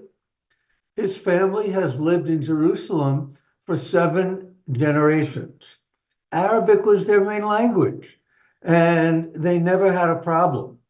And I think that is still possible, even if it will be hard to get there. I have spent time in Palestine. A few years ago, I was in Ramallah, and I was visiting a Palestinian friend who had to go to work. And I just walking around the streets in Ramallah. I obviously look American. I'm walking around holding this map in English, and a gentleman comes up to me and says, can I help you? Where are you going? I told him. He said, oh, not far from where I'm going. Let me walk you there. And all of my experiences in Palestine have been like that. I have never felt uncomfortable or unsafe walking around in any part of Palestine. And then we look at the model of South Africa. It may not be perfect, but they ended apartheid pretty much without violence. It wasn't easy. It took a lot of adjustment. Some people left, which is their privilege, but the bottom line is it worked. There are plenty of other examples, Kenya, other countries that have decolonized, and it's always difficult, it's always challenging, but it is possible. I also believe that in a secular state, the only opportunity for violence, for control, if you will belong to the state. They will have a monopoly on violence, and as long as they clearly commit to protect all citizens with no exception, no matter who they are or how they present themselves. If it's a woman in a hijab or an Orthodox Jewish woman who wears a wig, they should both be fully entitled to protection. But as I move into the next section of my talk, I do want to start with a bit of a trigger warning, which is that I do not minimize the depth of evil that some of my people are doing to the Palestinian people. I totally agree that the leaders are war criminals, need to be in The Hague, need to be charged with their crimes. But I also look at Germany after World War II, I look at Japan, and I look at South Africa, and I say that the average citizen who may have paid taxes, who may have supported their country, was not punished for what they were, or who they were, or what they did. So while I worry about all people in the region, I'm also speaking as a Jew. I have friends, I have family who lived in Palestine. Some of my family don't talk to me because of my politics, but that doesn't change the fact that I care for them and worry about them. So I hope as I'm speaking, you understand, where I'm coming from, and I totally understand that this is going to be very difficult for all of us. In order to help understand how this came about, I want to talk a little about my personal evolution, which is that I grew up in a secular home. My family was not Zionist. We were not observant Jews, but we were well aware of and believed in our Judaism. I'm old enough that I was a teenager during the Six-Day War. And the Six-Day War made Jews heroes. Rightly or wrongly, we were proud of what our people did. And because of that, I got involved in Zionist youth movements and became a fairly staunch Zionist.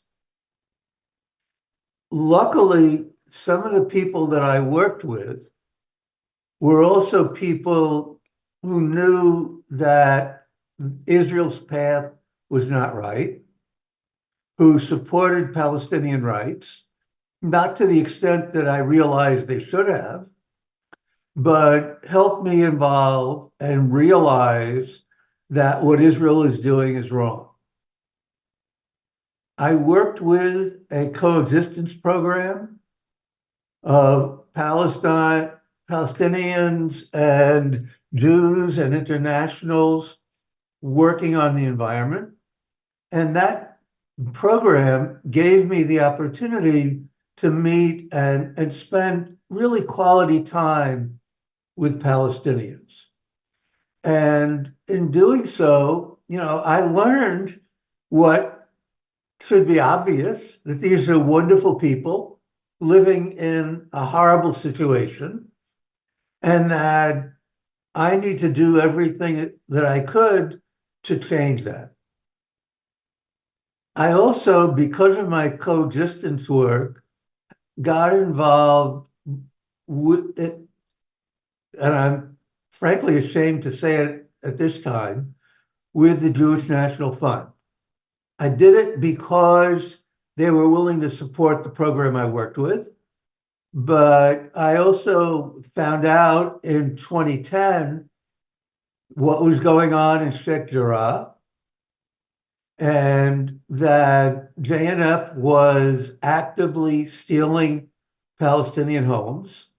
And I very publicly resigned from JVP due to weird circumstances. My resignation was called a resignation of a JVP board member, or of a JNF board member, which made it sound much more significant than it was, but it got a lot of publicity, at which time people I knew in JVP came to me and said, you belong in Jewish Voice for Peace. You need to support BDS. And I agreed with them and became active in Jewish Voice for Peace. But what I want to help you understand is that Jews, wherever we happen to live, have developed into a very paranoid people. Is it justified? In a way, it doesn't matter, because it's what exists. When feelings are deep, ingrained in people, it is hard for them to change. There's a joke about Jewish holidays, which is, what is a Jewish holiday? The answer is, they tried to kill us, God saved us, let's eat. And you look at the Old Testament, that is the story of our founding myths, founding stories, founding legends. And then you get to Europe, and we talk about anti-Semitism. anti-Semitism is a Christian, or is an outgrowth of Christianity. And I'm sorry if that offends any of the Christians listening, but the Catholic Church said that we killed Jesus. When I was growing up, kids in my school who never knew what a Jew was said, "Why did you kill Jesus?" And we've lived with that. The Holocaust was the ultimate in anti-Semitism. After World War II, there were millions of stateless Jewish and non-Jewish refugees. Nobody wanted them. Europe didn't want them back. They didn't want to go back to Germany or Poland or Eastern Europe. America didn't want them. So it became easy for the Zionist myth to take over. Again, it's not right, it's not good, but it is our history. Within the US and within Western Europe, Jews became a strong activist lobby.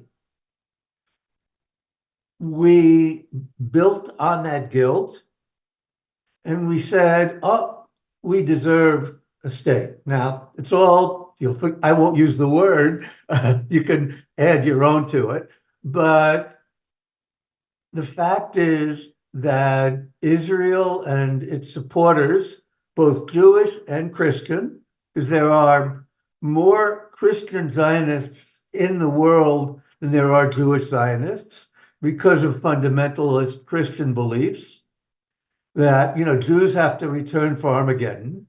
And we use that power in a terrible, unforgivable way. So what do I hope for? First of all, I hope that BDS, boycott, divestment, and sanctions, continues to grow and that it works. That like in South Africa, we can have a peaceful transition. The alternative is horrible for all of our people. I hope that there can be some form of truth and reconciliation process, similar to, maybe not the same as it happened in South Africa. I hope that the war criminals will be tried and dealt with. I hope that there will be respect for and full freedom in a secular state as the previous two speakers defined it, and that there will be a real, true democracy. And I will close with a quote from a philosopher and abolitionist during the US slavery period, Ralph Waldo Emerson, who said, "Shall we then judge a country by the majority or by the minority?" And the answer was by the minority, surely. Thank you, and I look forward to your questions.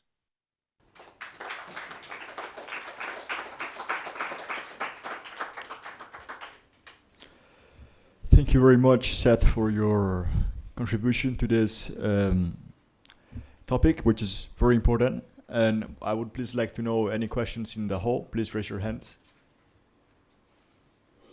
So if there's no questions right now, we have one question from Zoom. I'm going to read it. Okay, so it says, any one-state solution except for the Zionist expulsion, annexation, mass murder, faces one, is only a hair less possible than two states, which is also impossible, much less a truly democratic and just state world. Can we here ever say that two states could be a possible baby step in the right direction? I think, Juliette, you could address this question. Yes, please. We have one more question there in Martin.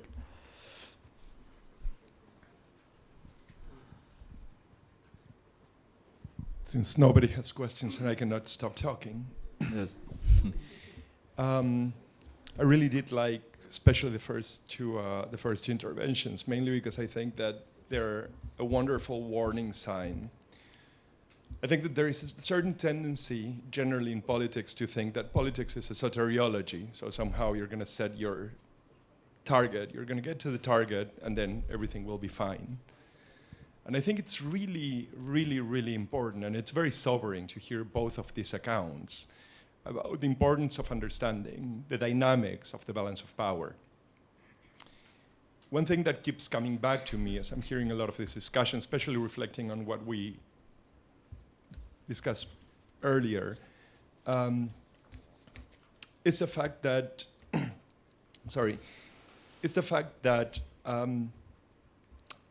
the devil, so to say, will be in the details. And there will have to be understood as a process. But it seems that what we keep sort of bumping into is the question of justice on the way to the creation, the question of reparation of land, reparation of housing, reparation of return, reparation of exile, so on and so forth. And obviously it gets intersected by identity. I was wondering, especially the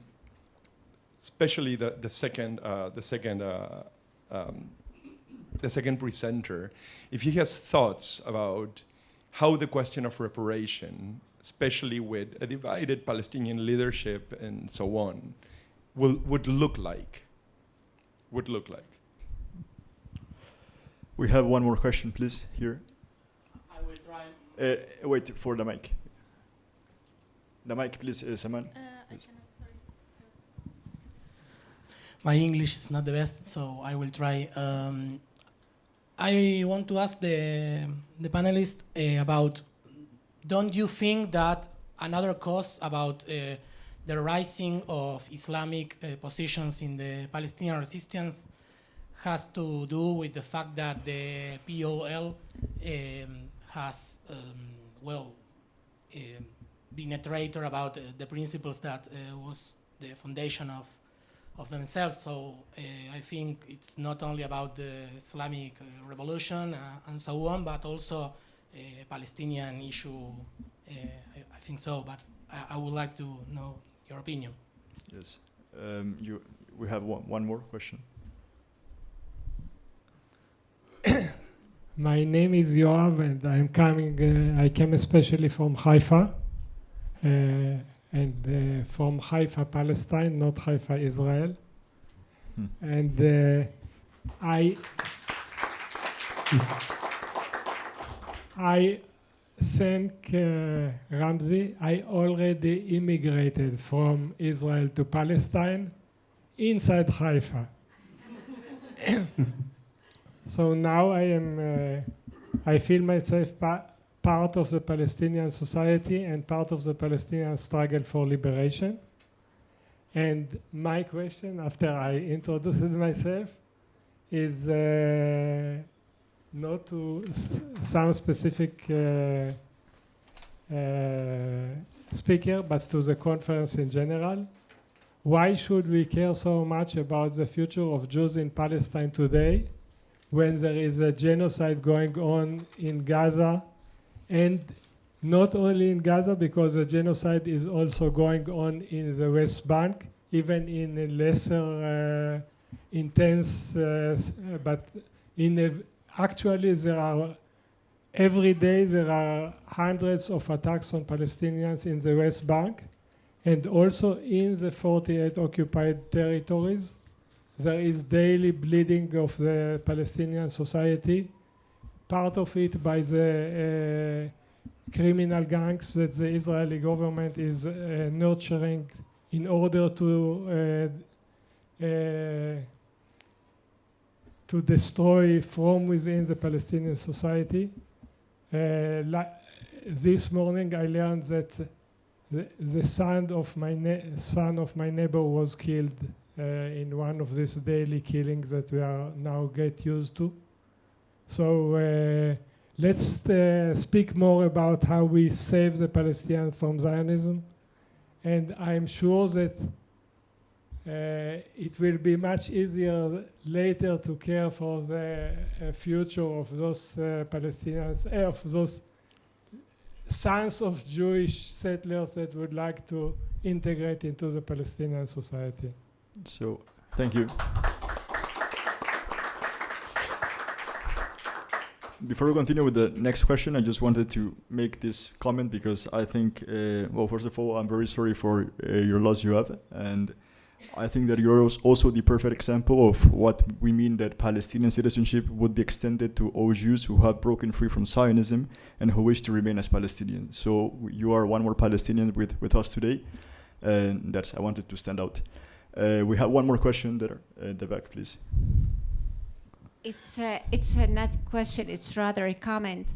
I just want to say that in spite of everything that Palestinians have gone through, they are very ready to forgive because Palestinians come from a very generous land and they have big heart to forgive and live in harmony with whoever wants to live with them. So I don't see any problem from the side of the Palestinians to coexist with anyone who wants to live in peace among them. That's all. Perfect. We will continue with the answering of the questions because of the time. If we have some minutes left, we are going to add your questions. So, Juliet, you can go ahead with the responses. Thank you. So I will try my best. I don't have a clear answer to anything. And I also want to make sure that everybody here that whatever I express is probably I mean something much more nuanced than this. And it's like always better to have this as part of a discussion than me answering directly. I'll try to answer separately, but there are things that will be common. So why care about the future of Jews in Palestine today? I wish Alain was here to address this directly, but the main idea is that if we want to be serious when talking about liberation, what was also said in the previous discussion, how to operationalize it, and the other question of the devil in the detail and how to address issue of reparation. All of this is related. If we do not focus and speak and think about what would happen to Jews, what are criteria to stay? Is it willingness? Is it acceptance, reluctant acceptance, let's say, of the new system?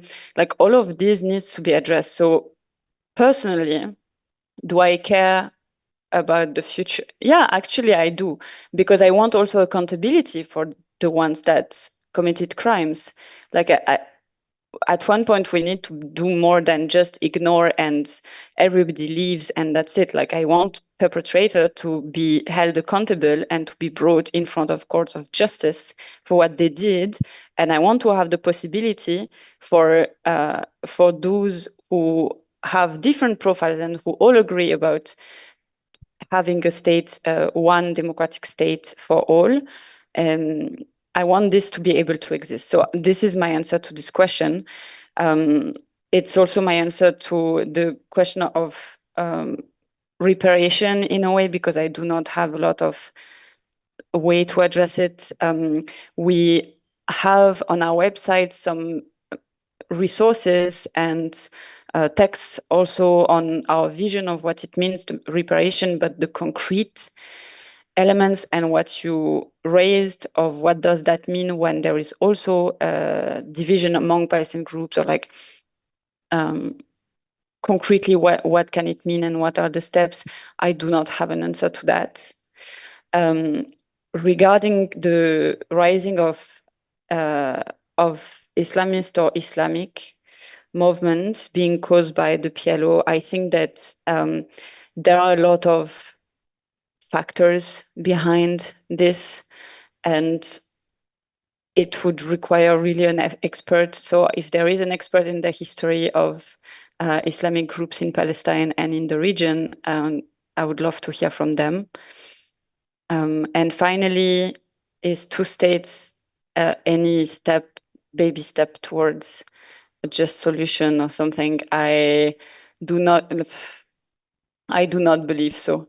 I think that two states, the only advantage that I see is being able to have like mutual consular representation. There might be other advantages, but that's the only one I see.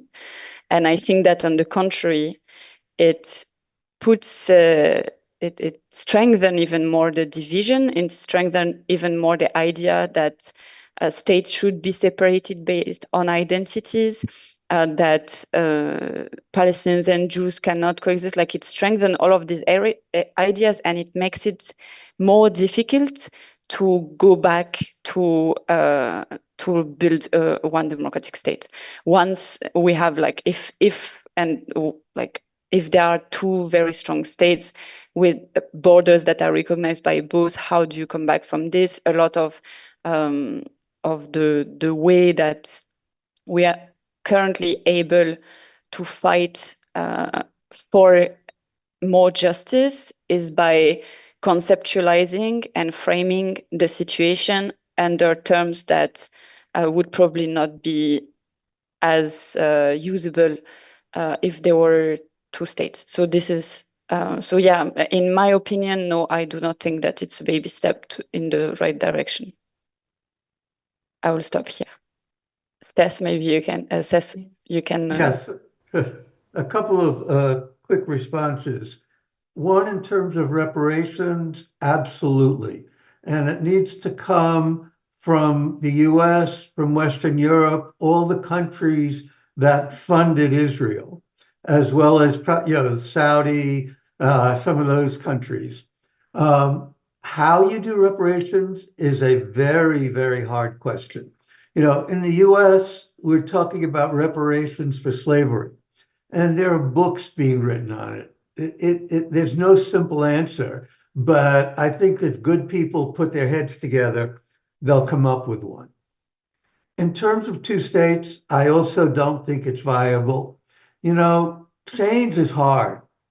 If any of you have ever had to move, had changed jobs, relatively common things, it's hard. So to change whole populations, and then a few years later to change them again, it's just making it harder. In terms of the Jews, this is very hard also for all of us. But I go back to Germany and Japan after World War II. The Allies rebuilt Germany and rebuilt Japan, and look at what we have today. If we truly believe in peace, if we truly believe in forgiveness, it has to apply to everyone. And the counter of that is you're talking about 7 million people. Trying to round them up and punish all of them? It's just impossible to consider. And the last thing any of us need is a civil war, because nobody ever wins.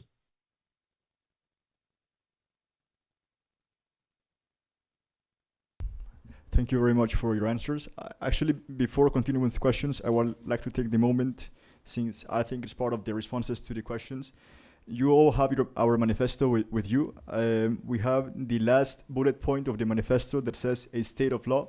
I would like to read it because it pretty much addresses the question about reparations.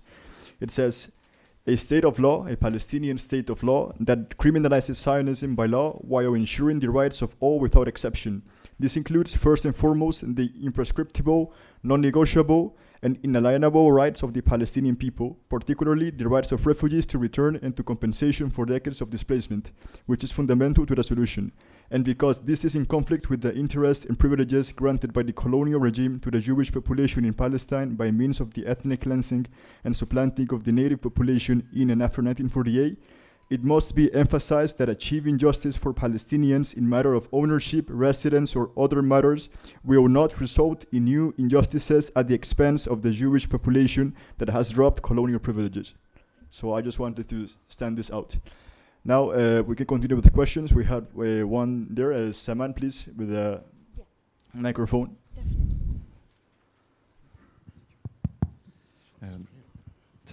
Thank you. La verdad yo no tengo una cuestión. Yo quería contestar a Martin allá. Adelante. Y ante todo yo estuve escuchando sobre las religiones. Todas las religiones son discriminativas. América Latina llevaron la Biblia bajo su mano y fueron en el nombre de Dios a matar la gente originaria de allá. También estuvieron hablando de religiones. Francamente, sabemos el Islam tiene extremismo, pero viendo el que pasó en Gaza y leyendo el Viejo Testamento, el judaísmo es mucho más extremista. Pero bueno, quería dar esta opinión. Ahora, para contestar a Martin, francamente, Israel no tiene derecho de existir. El que pasó en el 7 de octubre fue una resistencia de un pueblo contra su ocupante. Pero allá fue la conducta de la gente. Vimos cómo los prisioneros palestinos están tratados, más que 11,000, unos violados, otros golpeados, mientras que el prisionero judío aquí tenemos que saber porque son bajo servicio militar, no son, ¿cómo se dice? Son prisioneros de guerra, los israelíes. Pero fueron muy bien tratados del terrorista de Hamas, mientras el ejército democrático israelí trató muy mal a nuestros prisioneros, el que son más que 11,000. Ahora regreso allá. Regreso allá. Sabemos muy bien que hay mucho más que 70,000 muertos, mártires palestinos, entre ellos 20,000 niños. Así, ¿cómo lloramos? ¿Cómo rechazamos esto? Así no podemos permitir tampoco que no pensar en el niño judío. Si tiene derecho a vivir, él no tiene ninguna culpa de nacer en esta tierra. El culpable es la democracia europea, el cristianismo, el hombre blanco. Tiene que ser claro. Gracias. We're going to proceed with the question. This man has the microphone. Then we're going with you. Yes. Yes. Thank you. I am coming from France. You heard by my accent. Oui. And Oui. I am a writer for the newspaper Information Ouvrière, Workers' Information. I agree with Yoav's remark, and I think also that the meeting is not finished, of course, but I think that the international dimension is not sufficiently apparent in the debate, because the Palestinian issue has become an international issue, a violent expression of the world order, and it is also the international level that the solution lies. The state of Israel is becoming a pariah state. It seems to me that we should emphasize the immense upheaval in global consciousness triggered by the genocide. Rarely has the same slogan been heard for 2 years at thousands of demonstrations across the world. And it must be emphasized with unprecedented fractures in Jewish communities around the world. The Palestinian flag and the keffiyeh have become emblems of resistance and for people and for youth movement everywhere. Generation Z, for example, they all wear keffiyeh. The petty provocations that accuse anti-Zionist activists of being anti-Semites are having less and less effect. And I think it's a very important issue to speak about the fight against Zionism. The Palestinian issue, don't forget it, cost Kamala Harris election and was driving force behind Zoran Mamdani's election. I think it seems essential to keep this in mind. It's not only a Palestinian or Israeli Jewish issue, it's now a very international one. Thank you, merci. The one in the keffiyeh, please. Thank you. My name is Ismail Saeed. I'm a Palestinian writer and researcher. I lived many years of my life in Gaza, basically. And I came to say some very important point about what your colleague said. Actually, there is a big problem for the Palestinians of Gaza. We need a guarantee that the one democratic state would not be, how can I say, a solution to live together with the oppressors. Yesterday, I was talking to my friend here. He was also in Gaza. And he was totally against me when I told him that I'm from an initiation of one democratic state. He actually said, you want us to live with our oppressors. The point here is not where are the guarantees for the Israeli Jews to live together with us as Palestinians. No. Actually, we are talking about where are the guarantees for us as Palestinians from Gaza to live together with our killers and oppressors. Actually, for you, that the people that they didn't live in Gaza, the system there in Gaza wasn't the system of apartheid. No. Apartheid, it was a system that the policeman will treat you differently with a white man. But in Gaza, if you are, for example, living there next to somebody who's Hamas, for example, then your house will be destroyed for nothing, that only you are living in an area called Gaza Strip. That's it. All the solutions, Israeli solutions against the people of Gaza weren't with the apartheid system. It was with the genocide attitudes, actually always bombing and saying that we were actually hostages of Hamas. So the main question here, how can I actually convince the people, Palestinian people of Gaza, basically after this genocide, because I lost some of my friends when I told them that I'm from the initiation of one democratic state. When I told them, it's done with you. We will not talk to you anymore about this point. You are a traitor. One of them he told me like this, you are a traitor. You want us to live again with these killers? So this is the main point that I want to present it today. Thank you. Thank you. I think this is...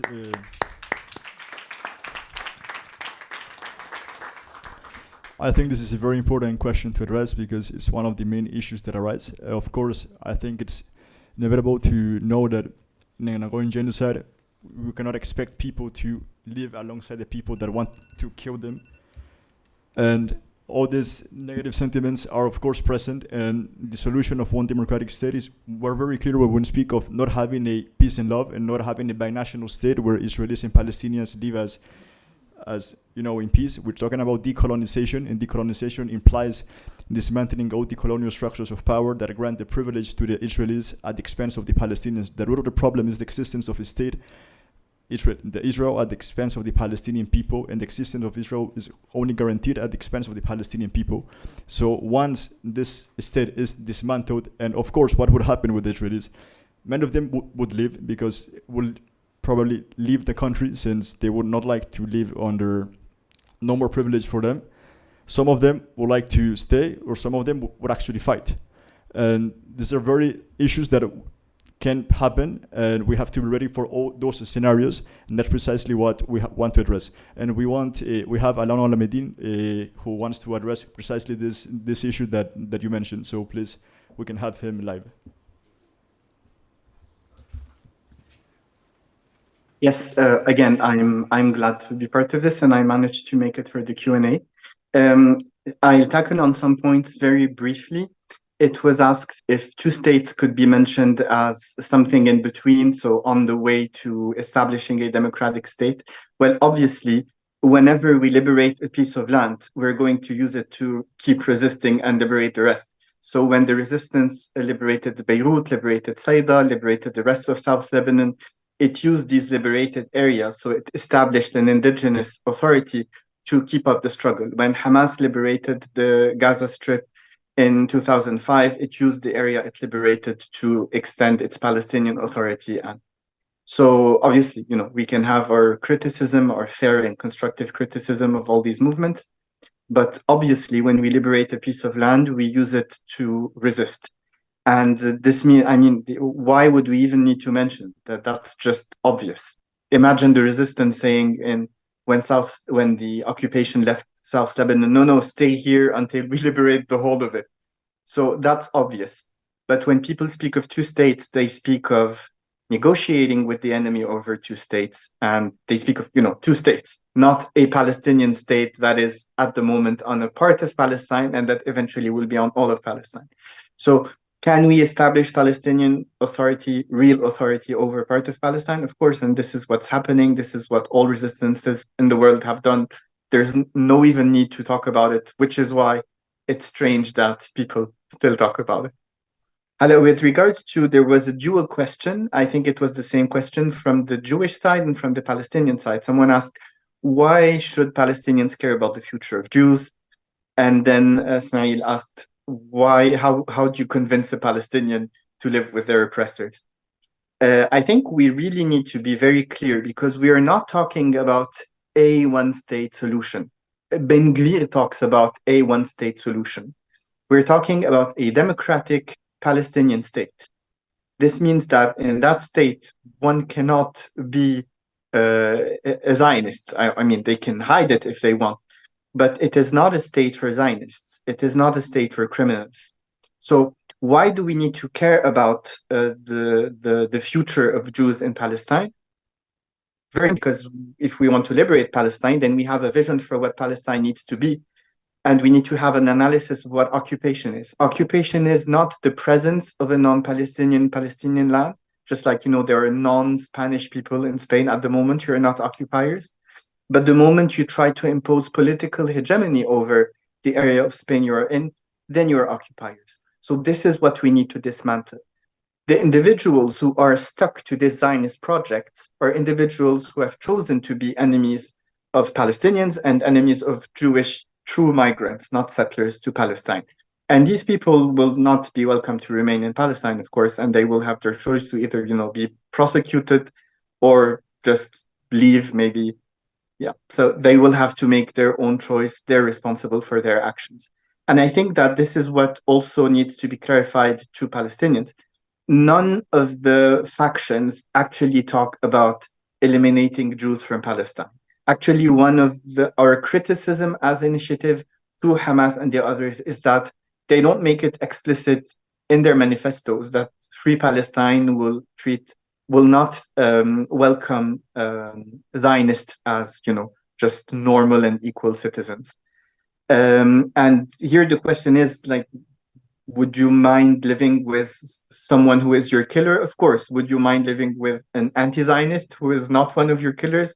And the Palestinian historical answer has been no.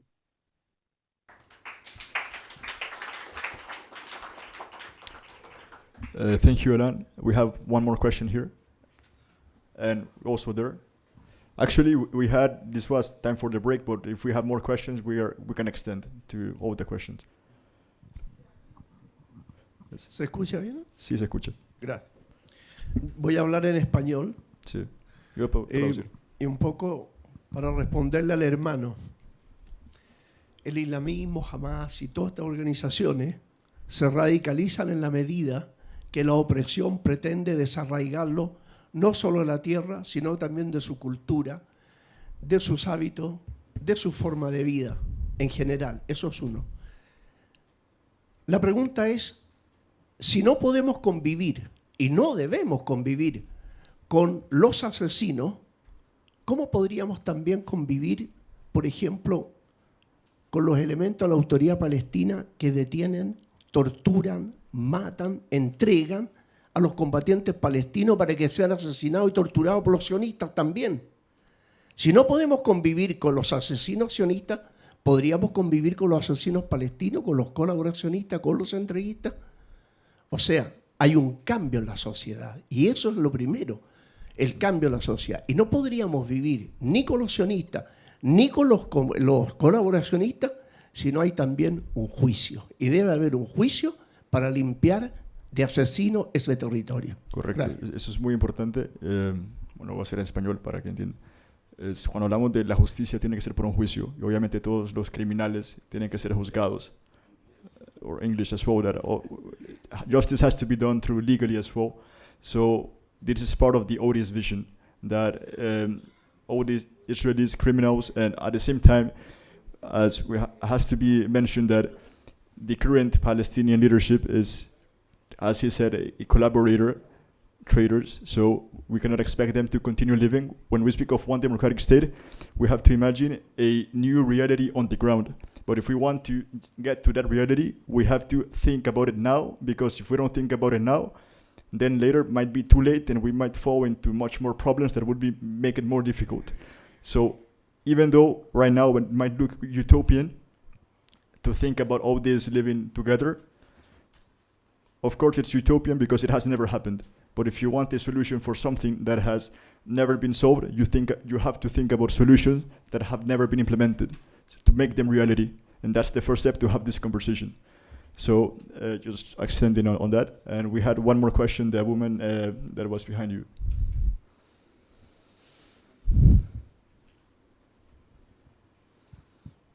Hola, buenos días. Mi nombre es Laura. Primero que quería agradecer esta conferencia y todas las ponencias tan interesantes que estamos escuchando.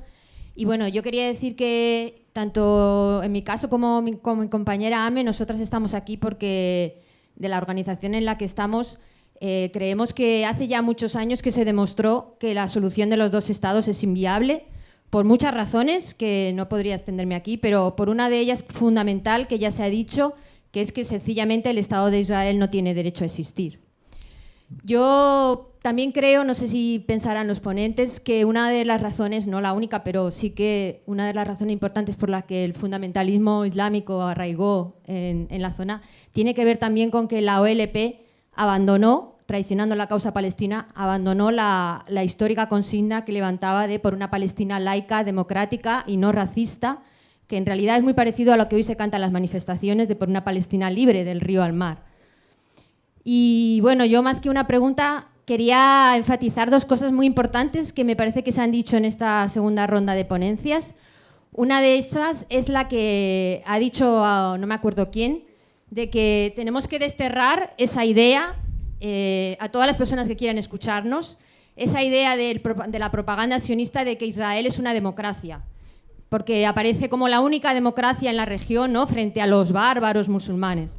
Y eso en realidad no es así. Como se ha explicado muy bien, el Estado de Israel no es ninguna democracia, es un Estado teocrático que discrimina a los palestinos que han nacido y viven en la región, mientras que por el contrario le da la ciudadanía israelí a cualquier judío que llegue al Estado de Israel. Entonces, los judíos tienen derecho solo por el hecho de serlos. Eso no es ninguna democracia. Y no sé, yo creo que no es nada exagerado, no sé lo que pensarán los ponentes, decir que la situación de genocidio y de exterminio que han sufrido en estos 2 años los palestinos en la Franja de Gaza es muy parecido al holocausto nazi que infringieron en Alemania a los judíos. Y la otra cosa muy importante que ha dicho Seth Morrison, creo que me ha gustado mucho, Nosotros tenemos una compañera en Brasil, se llama Soraya Misled, ella es activista palestina, bastante conocida en Brasil, y su padre, que fue su padre se tuvo que exiliar siendo niño de Palestina durante la Nakba de 1948, él murió en Brasil sin poder volver, por desgracia, a su tierra, y una cosa que el compañero siempre nos decía en las charlas era justamente lo que ha dicho Seth, ¿no? Que durante más de 2000 años en la tierra de Palestina los cristianos, los musulmanes, los judíos podían convivir en paz. ¿Y por qué ahora no? Entonces el problema no tiene nada que ver con la religión, tiene que ver con una ideología que se llama sionismo, que es una ideología colonialista, supremacista y racista. Correcto, así es. We have one more question.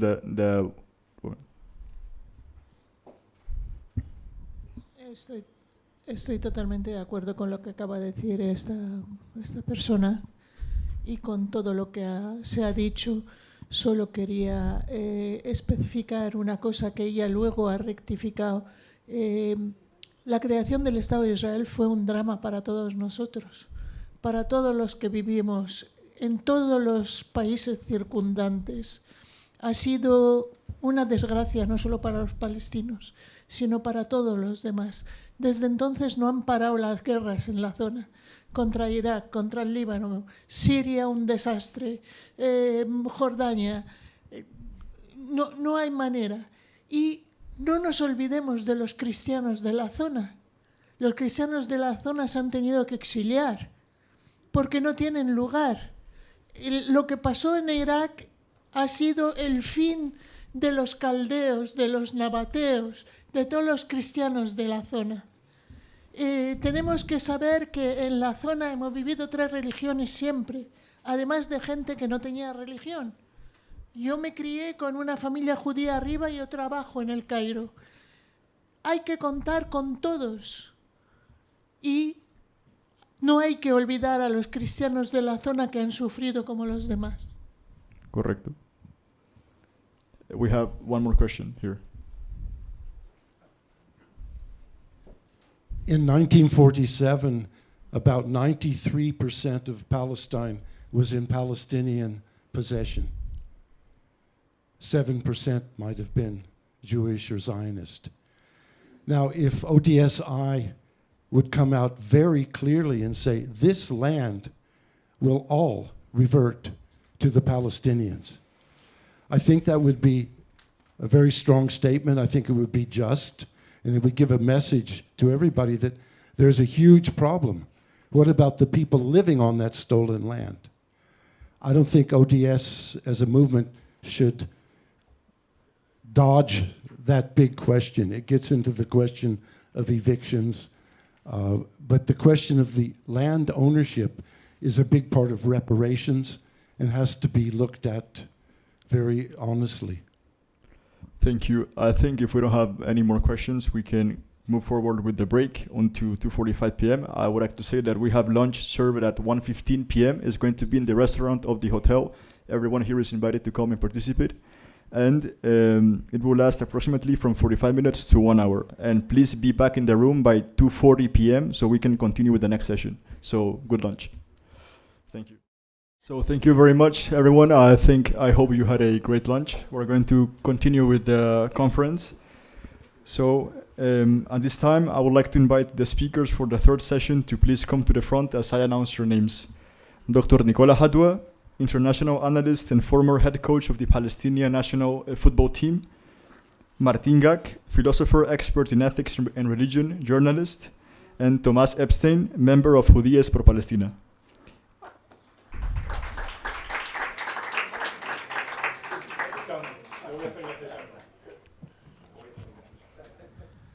I would now like to give the floor to Dr. Nicola Hadwe, whose presentation is titled Sionismo, su estructura y bases de poder. Bueno, me toca exponer sobre el sionismo y creo que es muy importante saber, porque siempre lo nombramos nosotros, hablamos del sionismo como el enemigo principal, etc. Hay varios enemigos, este es el principal, pero hay otros más. Pero considero que es necesario saber qué es realmente el sionismo, de dónde surge su poder, cuáles son las formas que tiene de conseguir someter a los países, someter a los pueblos, porque el sionismo no solo es fuerte en Palestina, es parte de su poder. Pero cómo surge el poder del sionismo, eso es lo importante de analizar. Y no podemos nosotros analizar el sionismo al margen de la historia, sino que a través de la historia. El rol que jugó el sionismo, que juega el sionismo, y el rol que juega y que ha jugado en el surgimiento de este sionismo, y digo este sionismo porque hay otro sionismo que es anterior al sionismo judío, que es el sionismo cristiano. Y se mencionaban como sionismo, claro, al monte Sión por el monte Sión en Jerusalén, pero el sionismo es la expresión de una realidad histórica que nace y confluyen intereses comunes con el sionismo cristiano que terminan fusionándose hasta el día de hoy. Por ejemplo, y voy a partir analizando lo más rápido que se pueda, porque este es un tema que costó 40 años de estudio, debo resumirlo en 15 minutos. Entonces, un poco complejo. El tema es que la caída y el término del proceso de la estructura feudal de las sociedades, cuando surge la pequeña manufactura, entonces surgen elementos que van creando el sistema capitalista. Y en ese sistema capitalista aparece inmediatamente el prestamista, que después es el dueño del capital financiero. Hoy en día podemos hablar del capital usurario. Ese capital financiero que se adhiere al nuevo sistema va creando fuentes de poder económico que terminan por controlar el 100% del capital financiero y bancario europeo hasta el día de hoy, el 100% del capital financiero y bancario norteamericano. Son 7 familias que controlan no solo eso, controlan 52.000 transnacionales. Y en ese control de las 52.000 transnacionales que hay, esas transnacionales a su vez tienen filiales y tienen inversión en diferentes países. Y si empezamos a analizar cada una de estas, nos vamos a encontrar, por ejemplo, que hay países que venden petróleo, que tienen compañías que venden petróleo, pero que no tienen petróleo. Shell, Chevron, Exxon y todas estas empresas, ¿que dónde sacan ellos eso? En su alianza con los capitales financieros de las monarquías feudales árabes. Entonces, las monarquías feudales árabes aparecen entrelazadas con el capital financiero sionista e invertido en estas 52.000 transnacionales. Entonces de repente dicen, no, Arabia Saudita, los Emiratos Árabes son traidores. No, no son traidores. No tienen los mismos intereses nuestros, ni son de los nuestros. Por lo tanto, no nos traicionan. Simplemente hacen lo que tienen que hacer.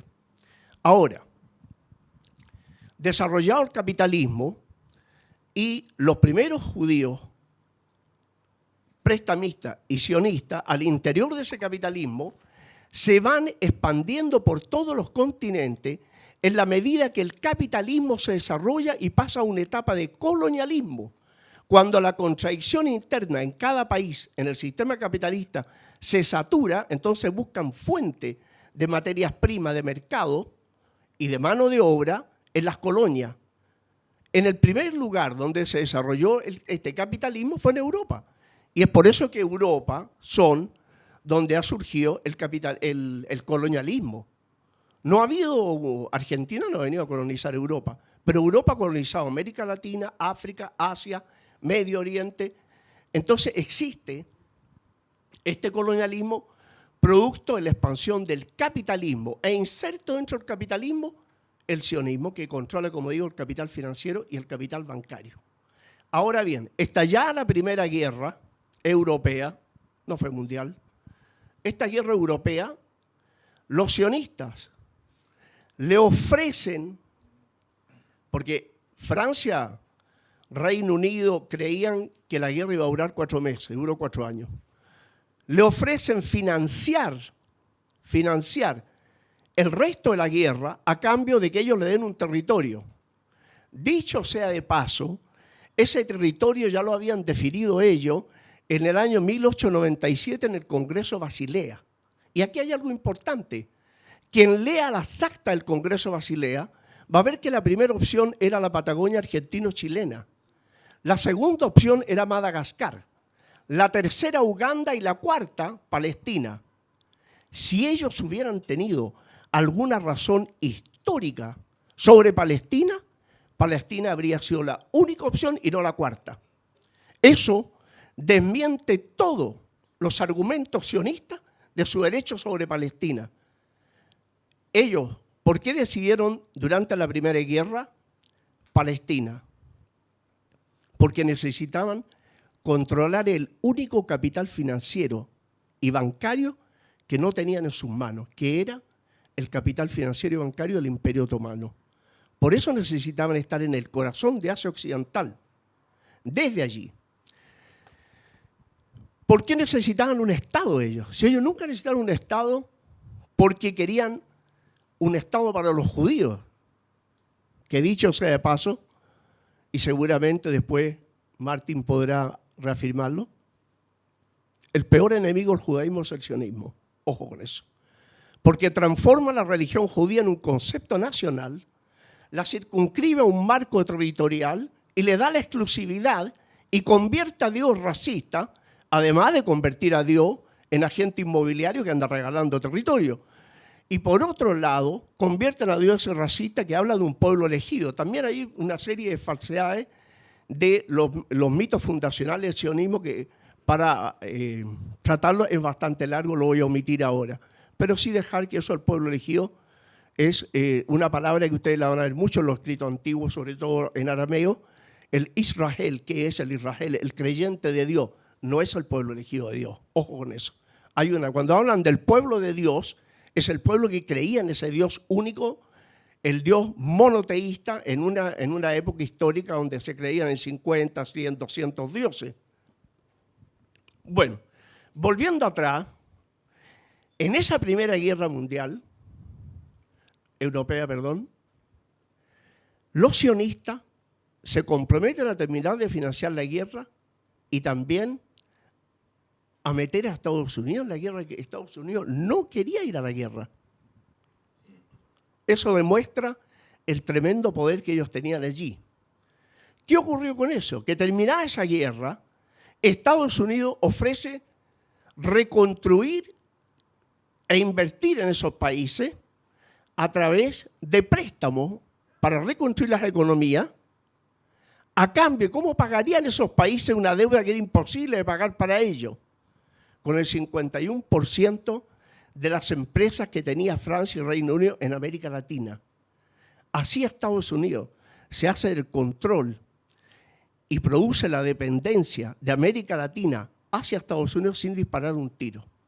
Ya lo habían hecho los colonialistas anteriores. Posteriormente, se sigue desarrollando el capitalismo de una manera cada vez más trascendental en la historia de los pueblos, y viene la segunda contradicción europea que lleva a la Segunda Guerra Europea. Esta Segunda Guerra produce exactamente el mismo efecto. Economías europeas completamente destruidas. Y terminada esta guerra, aparece nuevamente Estados Unidos ofreciendo el plan Marshall. ¿Quién ofrece el plan Marshall? El gobierno norteamericano, pero quien lo ejecuta era la banca Morgan Stanley. 7 familias judías sionistas controlan todo el capital financiero mundial y todo el capital bancario mundial, exceptuando Venezuela, Cuba, Irán y Rusia. El resto de los países, China, el resto de los países lo controlan entero. Ese es el poder del sionismo que coloca a los gobiernos de rodillas porque son dueños del capital financiero mundial. A través del plan Marshall, que lo propone Morgan Stanley, apoyado por los Rothschild, por Rockefeller, por Montefiore y por ahí tengo anotados otros aquí, Warburg, Lehman y Marcus Goldman. ¿Qué pasa con eso? Que cuando Estados Unidos hace ese plan Marshall, se repite la fórmula. ¿Cómo pagamos una deuda que era imposible de pagar? A través del 51% de todas las empresas que tenía Francia, Reino Unido, en África, Medio Oriente y Asia. Así nace con la mayor fuerza el imperialismo. Vale decir, el sionismo nace y crece por el imperialismo, por el colonialismo, perdón, luego por el imperialismo, nace por la existencia del capitalismo, y muchas veces nos vamos a preguntar, ¿cómo podemos derrotar entonces al sionismo si tiene tan tamaño poder? Hay una sola fórmula, que es luchar en contra del sistema capitalista. Es la única forma de derrotar al sionismo. Y el sionismo es enemigo del judaísmo, como es enemigo del pueblo palestino, y ambos, judíos y palestinos, tienen que luchar contra el sionismo. Si son víctimas, el judío engañado, el judío arrastrado, mal educado en el sentido de la transformación de sus valores, no en sentido peyorativo. Ese es parte de una lucha en contra de este capitalismo mundial. Es eso. El sionismo es la misma fuente, es la misma forma, la misma mentira y los mismos mitos fundacionales que tuvo las cruzadas. Y voy a retroceder a la justificación del sionismo cristiano, y por eso que están tan aliados.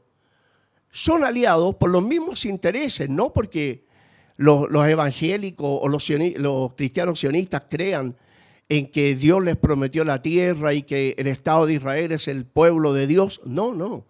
Hay una comunidad de intereses. A los sionistas cristianos no les interesó jamás Dios, ni les interesó Cristo, ni nada. Ellos hicieron las cruzadas para aliviar al sistema feudal de la presión de los siervos y de la presión que ejercía la pequeña manufactura. Porque en ese momento el sistema capitalista era revolucionario, porque ya se omitía el siervo a la gleba, se omitía el esclavo y pasaba a ser asalariado. Y la gente quería ser asalariado, no quería ser esclavo ni súbdito de nada. En ese proceso de destrucción del sistema feudal, ¿cómo lo hacen? Los feudales, con la iglesia, siempre acompañando al poder y generalmente el poder malo, la iglesia allí crean lo que se llama el edicto del rescate del Santo Sepulcro. ¿Por qué?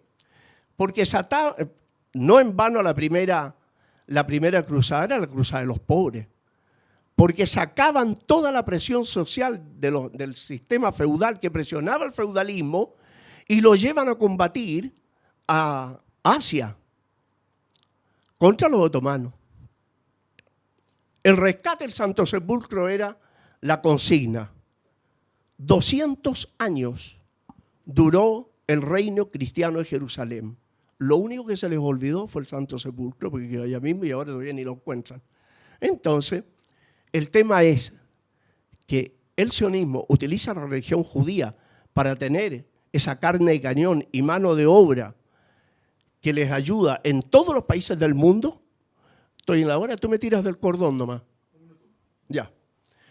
Y el sionismo cristiano, que utilizó la religión exactamente para lo mismo.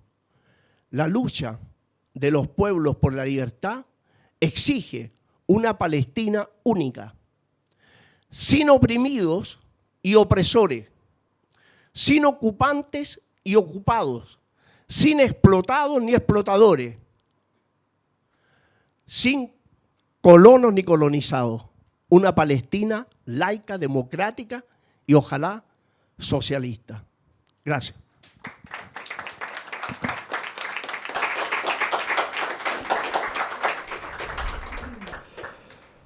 Thank you very much, Dr. Nicola Hadwe, for all your information, and it's very important to know the background of all these issues. I would now like to give the floor to I would like to give the floor to Martin Gak, whose presentation was going to be in English, but it is going to be Spanish for better appreciation.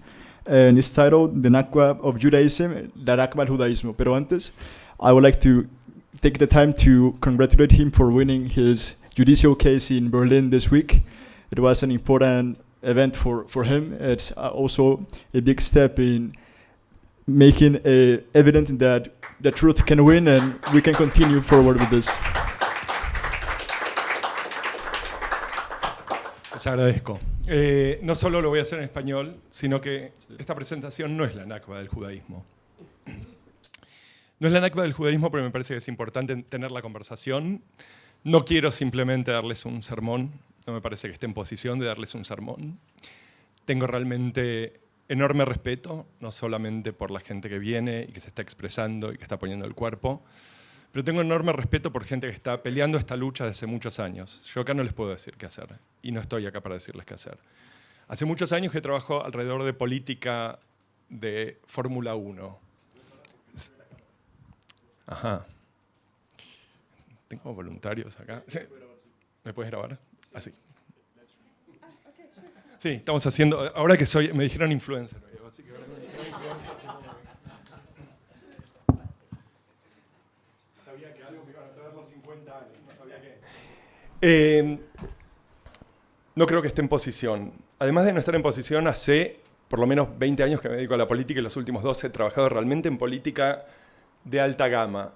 Y lo que les puedo decir de la política de alta gama en todos los países en los que me ha tocado trabajar, desde Colombia hasta Bosnia-Herzegovina, Suecia, de Francia, Alemania, Estados Unidos, etc., es que es un asco. Es que es un asco. Y si tienen la idea, y por eso esta tarde mi palabra favorita acá es decirles que si tienen la idea de que un proyecto político palestino es un proyecto soteriológico, quiere decir, es un proyecto de salvación, este es el momento de decírmelo, vuelvo a mi cuarto, me debo una siesta. No hay salvación después de esto. Los proyectos políticos, los procesos políticos son procesos que son sucios, son complicados, la corrupción es parte integral del proceso político. Es inescapable que la persona que nos va a representar, y voy a llegar a eso en un segundo, es alguien que no nos va a gustar necesariamente. Y aún así vamos a tener que pagar impuestos. 45% en Alemania, para que después me lleven a la corte diciéndome que soy un antisemita y un negador del holocausto.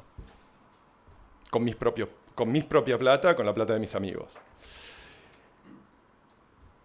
Yo llego acá como judío, en alguna medida, pero si me preguntan realmente cómo es que el 7 de octubre empieza para mí, el 7 de octubre empieza como el momento en el que todo lo que sé de 110 años de historia palestina y de usurpación sionista del judaísmo, ve su capítulo más brutal. Cualquiera que piense que el 7 de octubre algo empezó, pasó los últimos 30 años en coma. Y creo que no hace falta que convenza a nadie de esto. Pero hay un punto que para mí es mucho más importante. Yo veo a Gaza desde los ojos de padre. La verdad que yo, más que nada en este momento, disculpen, soy padre. Veo a mis hijos, veo un nene de 6 años, un nene de 3 años. Y hubo un momento, se los voy a contar, realmente no hablo mucho de esto, un momento más o menos hace 7 meses, cuando estaban empezando a bombardear Sheikh Radwan. Lo llamé a Gema. Gema es un chico que vive ahí con la esposa y tiene 2 nenes. El más grande tiene 4 años, casi de la edad de Miro, de mi hijo.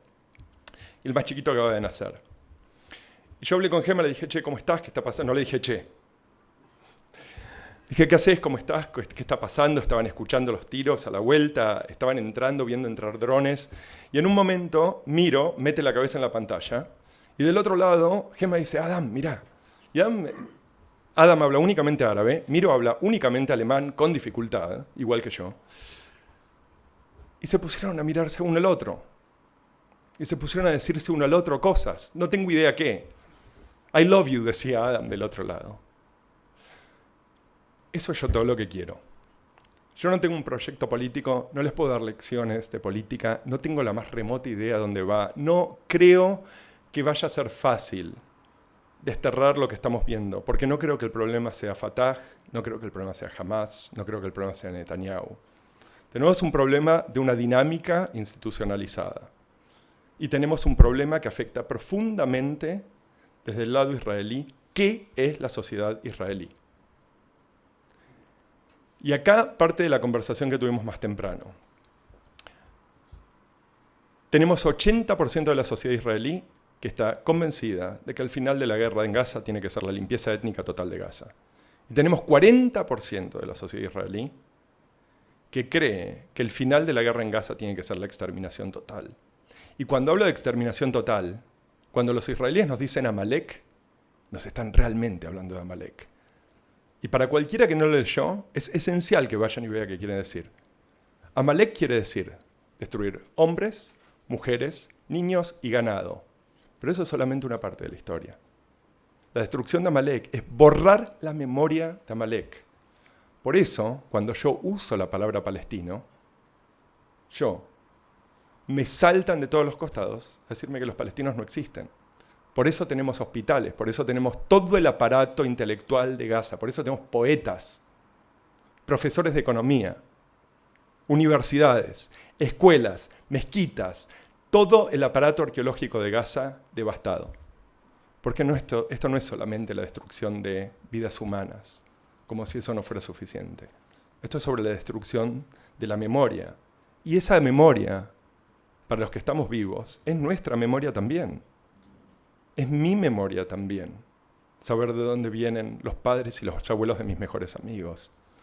Es muy difícil hablar después de 2 años de ver Mañana, porque este es mi trabajo, y yo entiendo que muchos acá han visto mucho, pero tengo que decir que he pasado 24 meses viendo mañana, tarde y noche hijos como los míos, llorando a padres muertos, hijos como los míos, desarmados sobre mesas, y realmente no tengo idea a dónde va esto, pero me es muy difícil hablar de esto. Me es muy difícil hablar de esto porque el sufrimiento al cual mi sufrimiento se refiere, para mí es absolutamente inalcanzable. No tengo forma ni siquiera de empezar a sostenerlo entre las manos. Y les puedo decir, queridos amigos, que si hay algo que no les deseo a ninguno de ustedes, es que jamás un genocidio sea cometido en su nombre. Y esto es a donde me encuentro. Tenía algo que conté muchas veces, es que cuando era chico venía en el colegio judío al que yo iba, venían mujeres grandes a hablar sobre el Holocausto, sobre Auschwitz, y tenían todavía los números tatuados. Y yo no tengo la memoria de gente que quería asesinar alemanes. Yo tengo la memoria de mujeres que querían que les crean nada más, que les crean que no estaban locas. Y yo así entré un poco, después de todo el trabajo que ya venía haciendo sobre Palestina, mirar Gaza. No puedo hacer nada, estoy desesperado por poder abrazar a uno de estos chicos, como abrazo a los míos. Pero puedo ser testigo. Tengo la capacidad de ser testigo. Y me va a doler, y va a ser horrible, y voy a pasar noches sin dormir, y voy a llorar en mi cama, y voy a correr por las noches a tocar a mis hijos. Porque en alguna medida, cualquiera que vio a los nenes vivaz siendo raptados, y primero vio un judío y un israelí, y después vio un bebé, no pertenece a mi género humano. Cualquiera que vio a los padres de Gaza, desesperados, con niños muertos en la mano, y no reconoce a sus hijos, primero un palestino, no pertenece a mi raza humana. Yo eso no lo reconozco, no entiendo. Ahí hay algo que simplemente para mí es incomprensible, porque veo a mis hijos. Y creo que es algo que cualquier padre puede entender, cualquiera que tuvo que ver con sobrinos puede entender, cualquiera que jugó con nenes en un parque debe poder entender. Hay una cuestión de qué es lo que vamos a hacer para conseguir justicia. Y estas son cuestiones de procesos. Yo creo firmemente en lo que mi judaísmo dice del Deuteronomio. Justicia, justicia perseguirás. Pero justicia quiere decir que para que cualquiera de las partes de esta conversación tenga algún tipo de vida, lo que vamos a necesitar es un Nuremberg. ¿Vamos a necesitar calabozos en perpetuidad o vamos a necesitar patíbulos? Porque la reparación no es solamente una reparación de infraestructura económica, etc. Es una reparación de la noción básica y nuestro consenso sobre la importancia y necesidad de justicia. Y acá, quiero ser muy claro, una expresión que yo tiendo a usar todo el tiempo es, nos estamos enfrentando a la nakba de todas las cosas. Porque si el gobierno al que yo le pago impuestos no aplaude, pero tolera la masacre de nenes como los míos, Me es irrelevante la discusión sobre el alumbrado público y los presupuestos para el sistema educativo. Básicamente toleran lo que para mí es profundamente, esencialmente intolerable. Y eso quiere decir que la estructura básica de consenso democrático, que no tiene que ver con políticas y posiciones ideológicas, pero tiene que ver con el consenso básico de nuestras intuiciones morales, ha colapsado. Y esa es una sociedad no solo en la que yo no quiero vivir, no sé cómo proteger a mis hijos de esa sociedad. De ahí es como no sé de dónde salimos. Y quiero terminar con una advertencia, se me disculpan, y quiero volver a algo que discutimos más temprano, que fue la cuestión de los chicos de Palestina, que se me acusó en algún momento de centrarlos. Perdón, los niños de Israel. Los niños de Israel, para la discusión de qué es lo que está pasando y cómo vamos a hacer justicia, es irrelevante. Porque los que están siendo despedazados, los que están siendo muertos de tiro único a la frente o al torso, son nenes como los míos de Gaza. Y entre paréntesis, como judío puedo decir que entre la demanda de lealtad a un Estado, a una tribu, no importa bajo qué nómina, y niños como los míos, mi lealtad va a ser siempre, siempre, siempre, siempre a hijos como los míos. Siempre. Esto creo que es algo que cualquier padre tiene que poder entender. Y disculpen que les hable como padre, pero ahí es donde está, así veo yo el mundo. Esta es mi advertencia. Para la cuestión de la Palestina de mañana, como un Estado democrático para todos sus ciudadanos, la pregunta de los niños judíos nacidos hoy en Israel es central. Es la principal pregunta que un proyecto palestino tiene que contestar. No tiene que contestarlo si la pregunta es sobre el Estado palestino, punto. Esa pregunta no requiere explicar qué es lo que pasa con los niños judíos, en lo absoluto. Y totalmente se les permite frenar ahí, porque conozco suficiente, no solamente sobre la historia de Palestina conceptualmente, pero conozco suficiente sobre la historia de gente que para mí es familia, que nunca más pudo volver, que nunca más pudo ir a las tumbas de sus abuelos, que fue masacrada en Tantura, etcétera, etcétera. No hace falta que les cuente. Pero si la pregunta es sobre la construcción de un Estado democrático y secular que pueda efectivamente salvaguardar, quizás preservar, uno de los últimos trazos que quedan de proyecto democrático y republicano, del cual Occidente trató de convencernos que eran los patrones. Entonces la pregunta de qué pasa con las minorías, qué pasa con aquellos que no tienen el poder sobre el Estado, es central. Y el motivo por el cual creo que el punto de los niños es importante es justamente porque es la forma más clara de ver que la aseveración de no hay inocentes en Gaza está basada sobre una historia de autovictimización. Como yo fui víctima, falsamente, pero como yo fui víctima, como la historia que me contaron de lo que le pasó a mis abuelos en cámaras de gas, etc., me permite cualquier cosa, me permite también salir a masacrar a niños palestinos. Mi advertencia es, la única cosa que el Estado futuro palestino no se puede permitir es volverse un Estado sionista. Bajo cualquier otra rúbrica, pero no se puede permitir volverse un Estado sionista. Gracias.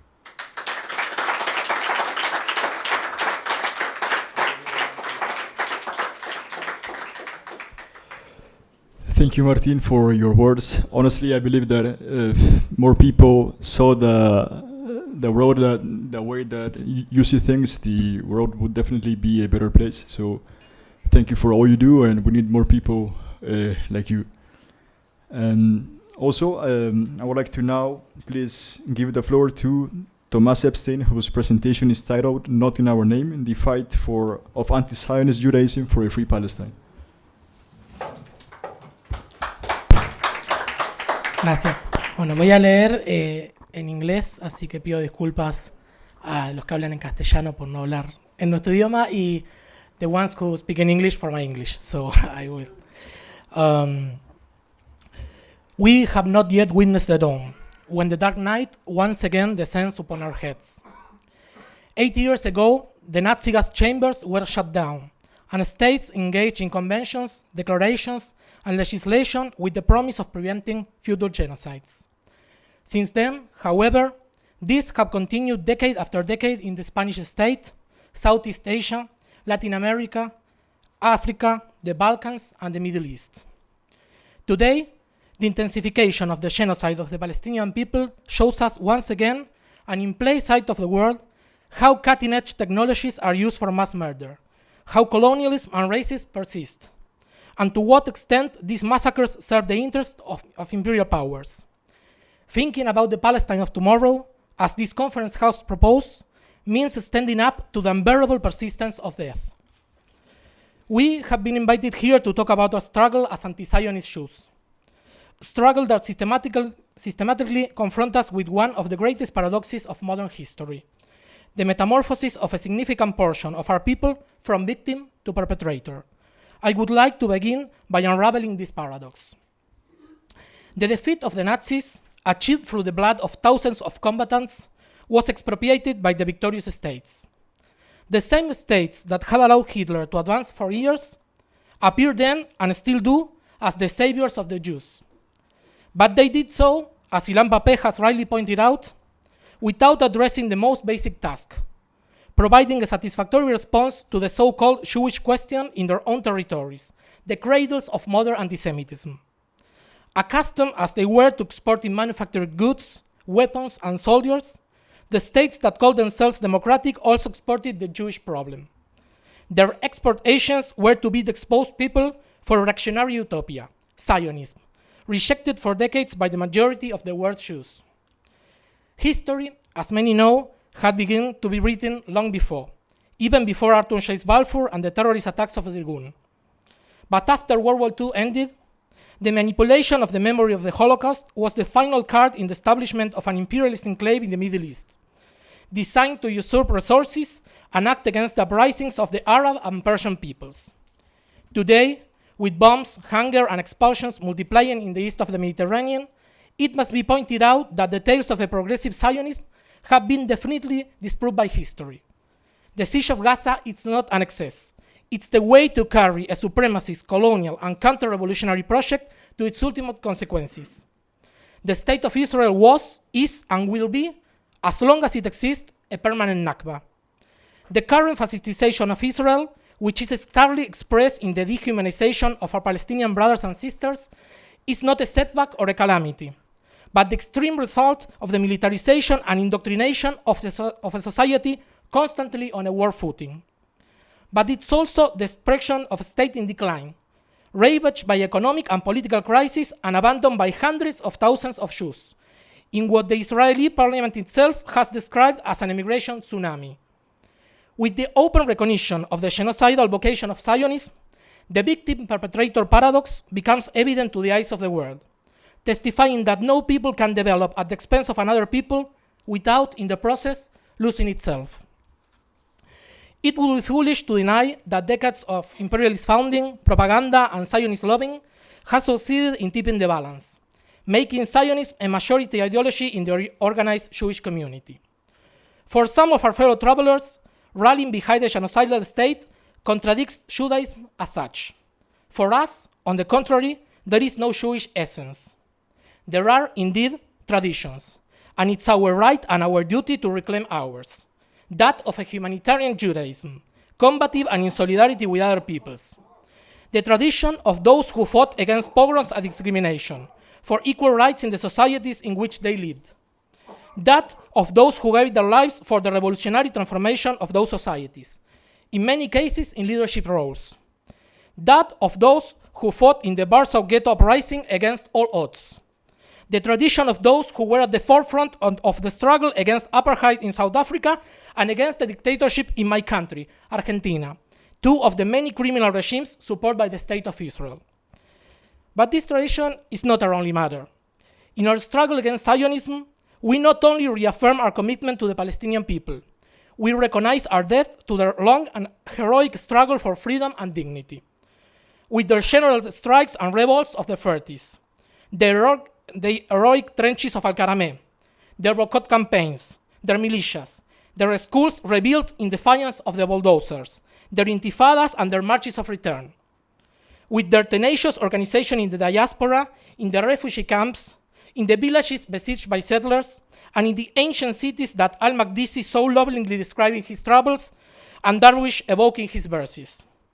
That's why when, out of naivety or malice, Palestinians are presented as mere victims, we raise a watermelon to the sky, salute their unwavering resistance against colonial siege, and maintain that it's to that resistance that the people of the olive trees owe their existence.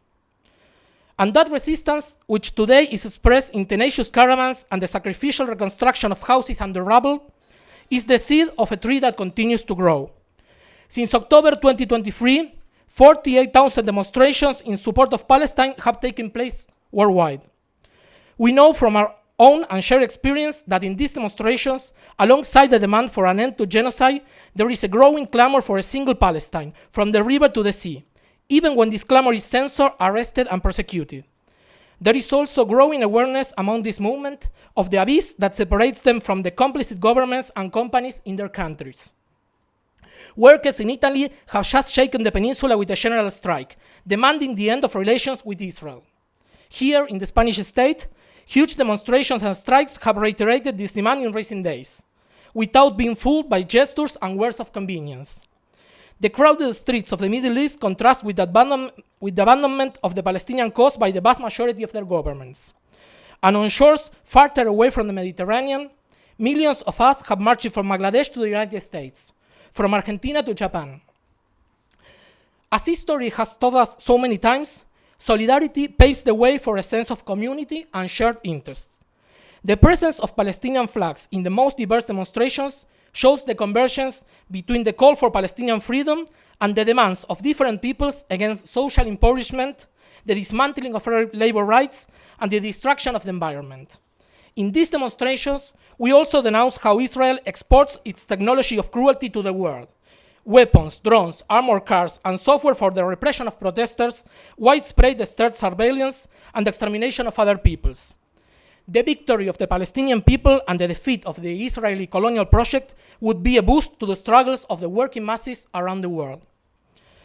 As Jews who fight for a free Palestine, welcomed fraternally by our Palestinian brothers and sisters in every village and every space of struggle, we cannot help but feel disgust at their systematic silencing. That is why we are committed to amplifying their voices with all the means at our disposal.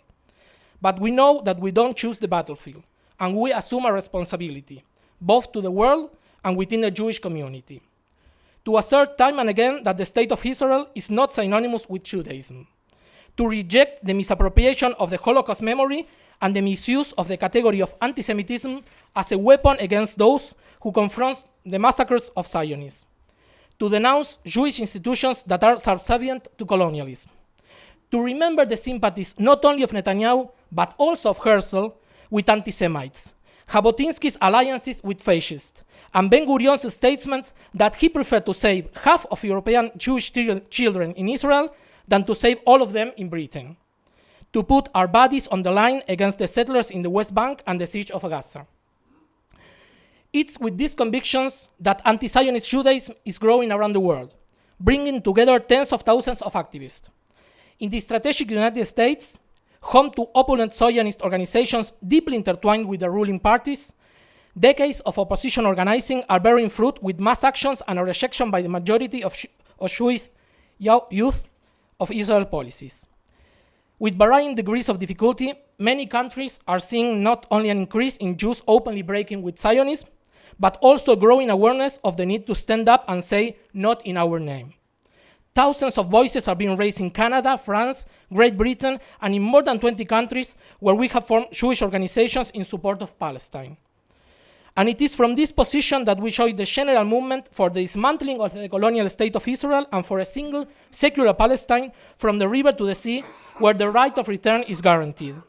A state that must be built and led by the Palestinian resistance, without which we would not even be talking here today. It is not only out of hope, but also out of knowledge of history, that we believe that in every home that rises today from the rubble, in every village that resists the settlers, and in every movement of community restructuring and political organization, the Palestine of tomorrow beats. In the middle of the night, we see in that Palestine of tomorrow the first light of dawn for the President of the world.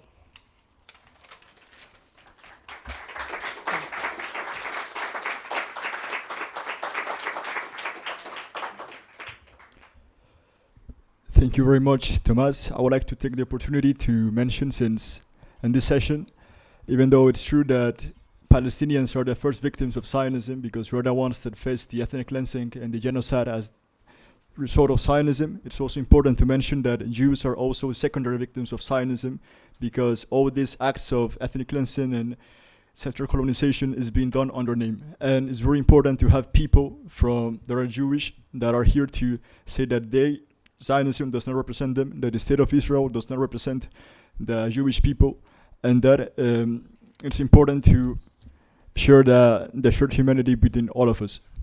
So now we're going to proceed with the Q&A session. We have around 20 minutes, so if someone has a question, please raise your hand. We have someone, Saman, please.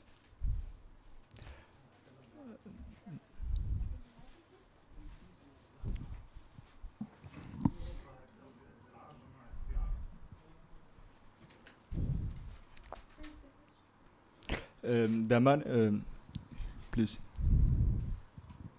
Thank you. My name is John Guillen. I'm from the United States. I may be the only one here from the United States. I'm not sure.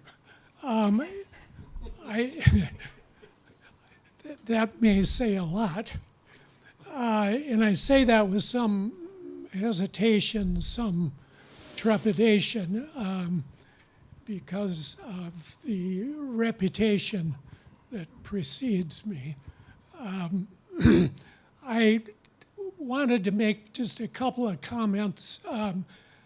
Thomas, the last presentation I thought was good, but what I haven't heard a lot of here today is references to either imperialism or the evil empire, the empire of chaos, led, of course, as we know, by the United States. There's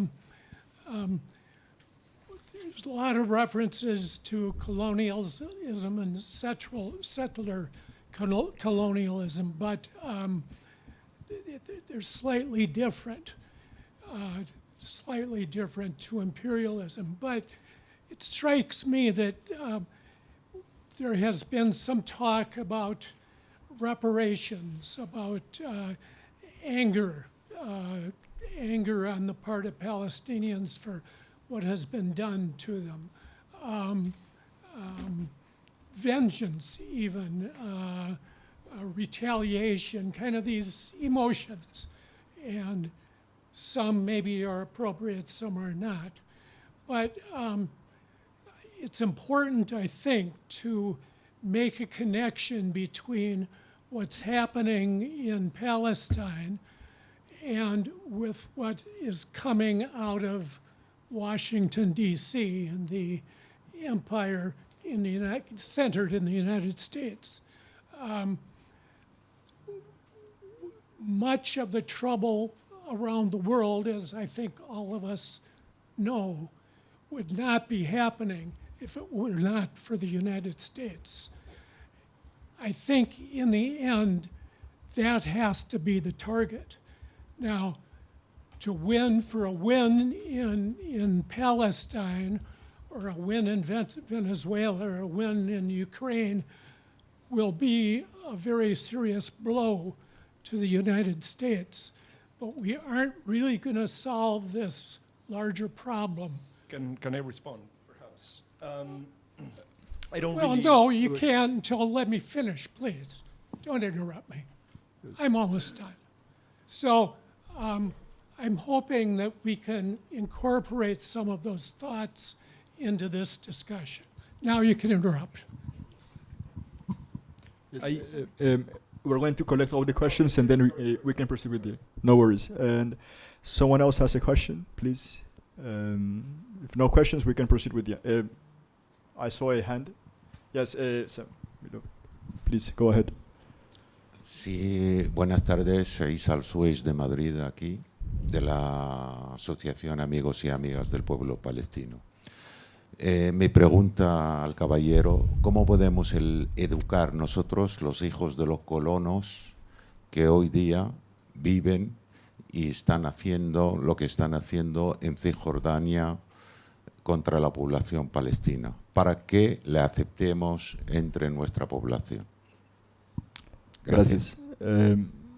Another question? Or we can proceed with the responses. We're going. To translate into English, his question was about how can we educate the sons of the settlers that are colonizers into remove their indoctrination of their Zionist indoctrination to be able to then be able to live in peace in Palestine. We have one more question there, please. I can ask in Arabic language? No, in English. Or yes, we can do the translation thanks to Saman. So go ahead, please. يعني بعتقد بعد الإبادة، بعد عامين من الإبادة، سؤالي للأستاذ حنا تحديدا، بعد عامين من الإبادة وفي ضوء ما أوضحته أنت في مداخلتك حول وجود نظام إمبريالي عالمي أو نظام استعماري عالمي هو ما يسمح أو ما يدفع إلى خداع الصهاينة اللي تجند حوالي 50% منهم جنود في الجيش الإسرائيلي وقتلوا يعني الفلسطينيين في غزة. في ظل وجود هاي المنظومة احنا مصرين انه الصهاينة مخدوعين، وبالتالي تنويرهم بشأن حل الدولة الواحدة يسمح بإعادة بناء التاريخ من جديد وإعادة بناء علاقات القوة. مش انه الصهاينة اختاروا الانحياز والقتال لأجل مصالحهم وتنفيذ الإبادة الجماعية الأوسع في التاريخ في اتجاه شعب شبه أعزل، وبناء على ذلك بصفي سؤال الدولة الواحدة كجواب جاهز برأيي هو جواب عاجز، في حين أنه سؤال القتال ضد الصهيونية وضد الإمبريالية ودعم قوى المقاومة الفلسطينية التي وقفت كمانع وحيد في وجه الإبادة. الفكرة هنا ببساطة أنه الحل ليس الدولة الواحدة وليس الدولتين وليس ال10 دول، الحل هو كسر علاقات القوة، وهذا ما يجب أن يحدث. كسر علاقات القوة اللي اليهودي أو الصهيوني عفوا في فلسطين بتمتع بموجبها بميزة إمكانية قتل الآخرين للتمتع بامتيازات تمنحها له المنظومة الاستعمارية. القتال ضد المنظومة الصهيونية والقتال ضد المنظومة الاستعمارية هو الانحياز الحقيقي لضحايا الإبادة. ما أراه هنا هو محاولة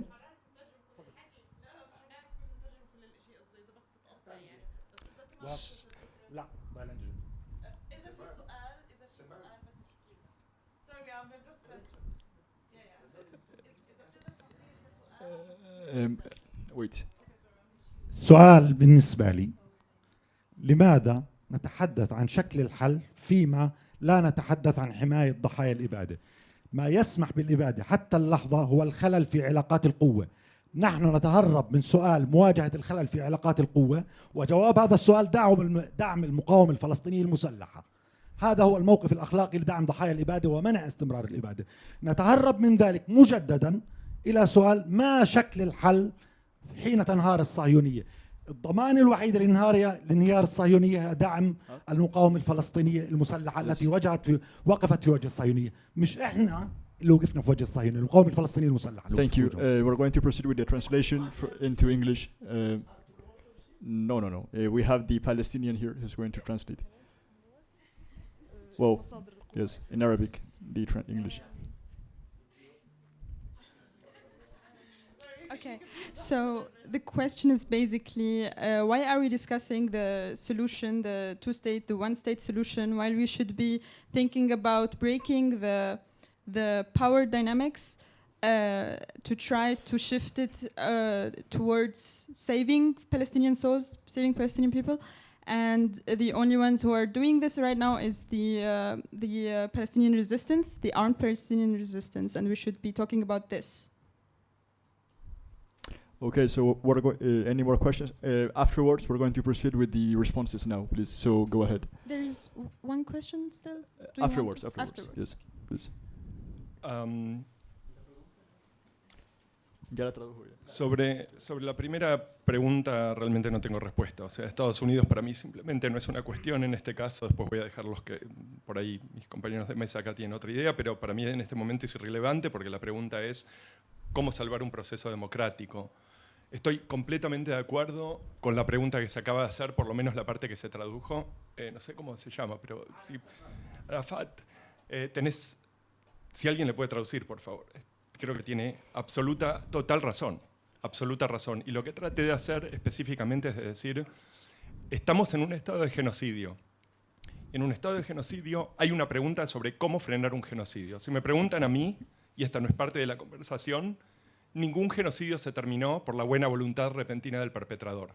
En lo que a mí respecta, esto demanda intervención. Intervención militar, definitivamente intervención internacional, definitivamente intervención humanitaria. En este sentido, quiero decir una cosa más, que es lo esencial de la Sumut Flotilla y del Matlin.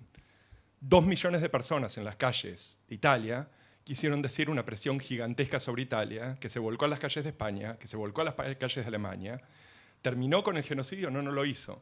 Pero mostró básicamente el colapso del discurso moral de los países europeos. Y esto tiene un efecto.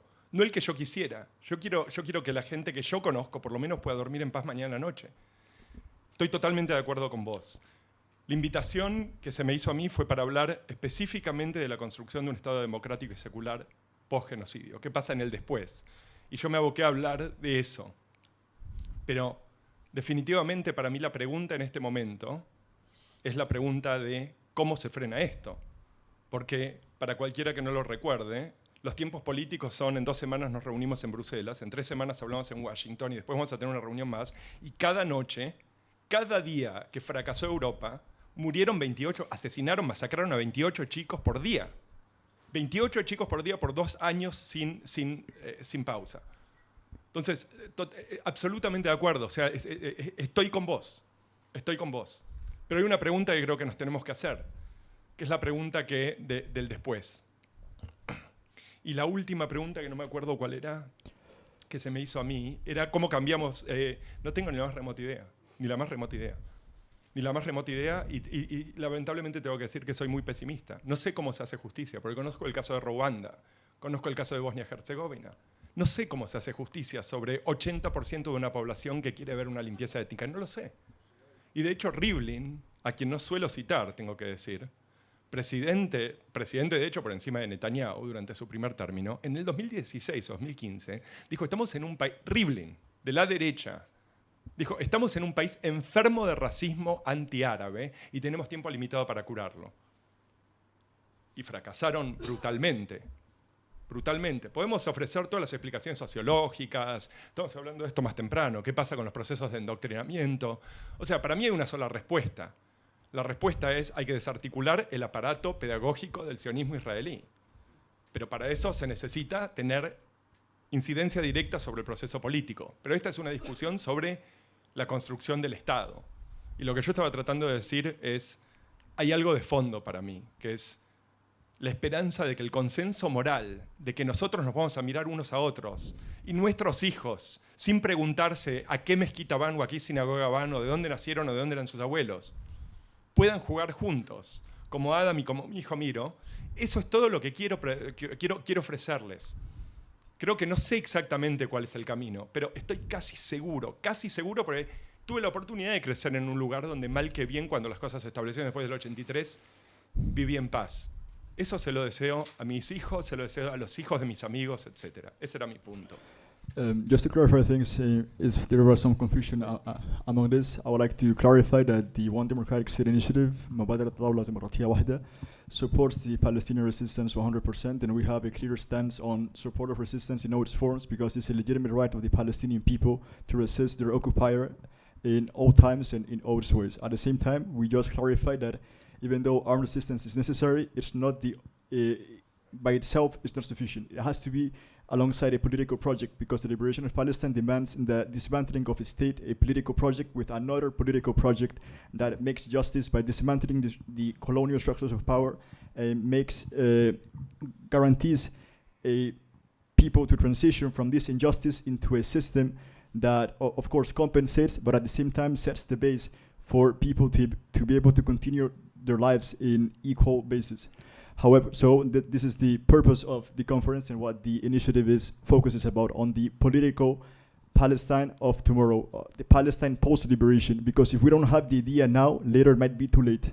And it's important in a liberation process to know where we want to go, because if there is no clear vision, then it's very strange, where are we going? So the focus of the initiative is to have a clear vision of the Palestine we want to build tomorrow, and the construction starts now with these discussions.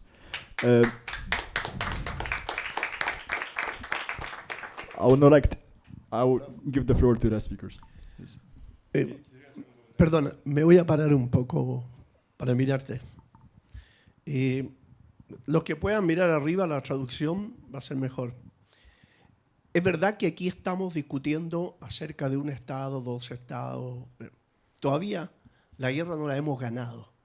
Pero esta guerra no la va a ganar el pueblo palestino, la van a ganar los pueblos del mundo entero. No tenemos la fuerza para ganarla nosotros. Más aún, no te olvides que los enemigos nuestros son muy grandes. Estados Unidos, controlado por Israel, es una colonia a Israel, así como Argentina hoy en día la convirtió en una colonia a Israel. 7 ministros clave, 7 del gobierno de Milei, incluyéndolo a él que es judío sionista, 7 pertenecieron y fueron ejecutivos de la banca Morgan Stanley, para que vayamos viendo el tamaño de nuestro enemigo. La OTAN es enemigo nuestro. Europa entera controlada por el sionismo de una manera increíble. Son enemigos, la mayoría de los países, hay algunos que no.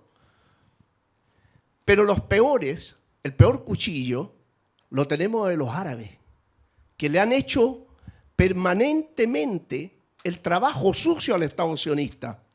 Cuando se iba a abrir el frente de Cisjordania, cuando el ejército infanticida estaba derrotado en Gaza, ¿quién salvó para que no se abriera el frente de Cisjordania? Abbas y sus 40 amigos. Ellos pararon. La policía palestina, que no defiende a los palestinos cuando los colonos van a quemar sus casas o a matar palestinos, no interviene, pero sí intervino para proteger a Israel de los batallones palestinos en los campos refugiados. Los países árabes, ya lo dije, no tienen los mismos objetivos los palestinos. Arabia Saudita tiene invertido 800.000 millones de dólares en Estados Unidos y acaba de comprometer con Trump 600.000 millones de dólares más. Bahrein, 350.000 millones de dólares y comprometió 150.000 millones más. Los Emiratos Árabes Unidos, la peor serpiente que hoy en día tenemos en Asia Occidental, tiene invertido 500.000 millones de dólares y comprometió 500.000 millones de dólares más para salvar la economía norteamericana que está en un desastre. El imperialismo está dentro de un ataúd y todos los días se le coloca un clavo nuevo a ese ataúd. ¿Quiénes lo quieren salvar? Los gobiernos árabes, que son dueños del 20% de la economía norteamericana. Vuelvo a repetir, los intereses de los árabes, de esos gobiernos árabes, no son los intereses del pueblo palestino, ni son los intereses de los pueblos del mundo. Son los intereses del imperialismo y las transnacionales que tienen como puño de hierro y ejército al Estado sionista allí. Derrotarlo no es fácil. Lo tenemos que hacer con la fuerza de todo el mundo. Y los árabes siempre le han hecho el trabajo sucio al Estado sionista. Cuando se iba a abrir el frente al Golán, los árabes derrocaron a Bashar al-Assad. Cuando Hezbollah le estaba dando una pateadura al ejército infanticida en el sur del Líbano, la ultraderecha libanesa amenazó con una guerra civil para obligar a Hezbollah a aceptar un alto al fuego, que nunca ha habido alto al fuego. La resistencia palestina en Gaza. Mira tú, ¿por qué Egipto tiene rodeado? ¿Por qué Egipto bloquea Gaza? ¿Qué le han hecho los palestinos a los egipcios? Que no sea la traición. ¿Pero por qué Egipto traiciona? Porque Estados Unidos y los sionistas, que no tienen un pelo de tonto, se dedicaron a la tarea después de Anwar Sadat, otro traidor, después de ese periodo negro, se dedicaron a la tarea de involucrar desde capitanes generales de toda la Fuerza Armada egipcia a regalarles acciones de diferentes empresas. Los objetivos norteamericanos son los mismos objetivos de la oficialidad egipcia. Tienen armamento, tienen todo, no tienen idea de usar un armamento. Ellos no saben usar armamento. pero están ahí para controlar al pueblo egipcio, porque 140 millones de habitantes que odiaban al Estado sionista era un peligro, había que condicionarlo, y está condicionado. Hoy en día, y concuerdo mucho contigo en esto, hoy en día, las bombas que destruyeron Gaza, las bombas que asesinaron a los palestinos, no tienen el mismo efecto, que van a tener el mismo efecto de la bomba más peligrosa que hay en este momento. Y la bomba más peligrosa es la bomba política que se está gestionando entre Estados Unidos, la entidad sionista y las monarquías feudales reaccionarias árabes. Esa es la bomba más peligrosa que tenemos. Y eso es lo primero que hay que destruir. Lograr derrotar al Estado sionista, vuelvo a repetir, es tarea de todos, absolutamente todos nosotros. Desde el pueblo argentino que tiene que lidiarse del colonialismo sionista, al pueblo chileno, evitar que Estados Unidos esté acosando a Venezuela, que sigue bloqueando a Cuba, que bloquea a Nicaragua.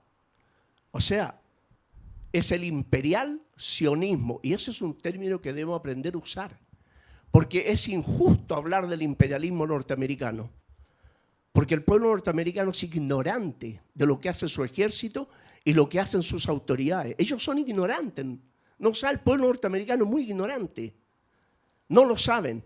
Es injusto condenar a todo el pueblo norteamericano de eso, pero sí el sionismo, que desde las entrañas del imperio lo controla absolutamente todo.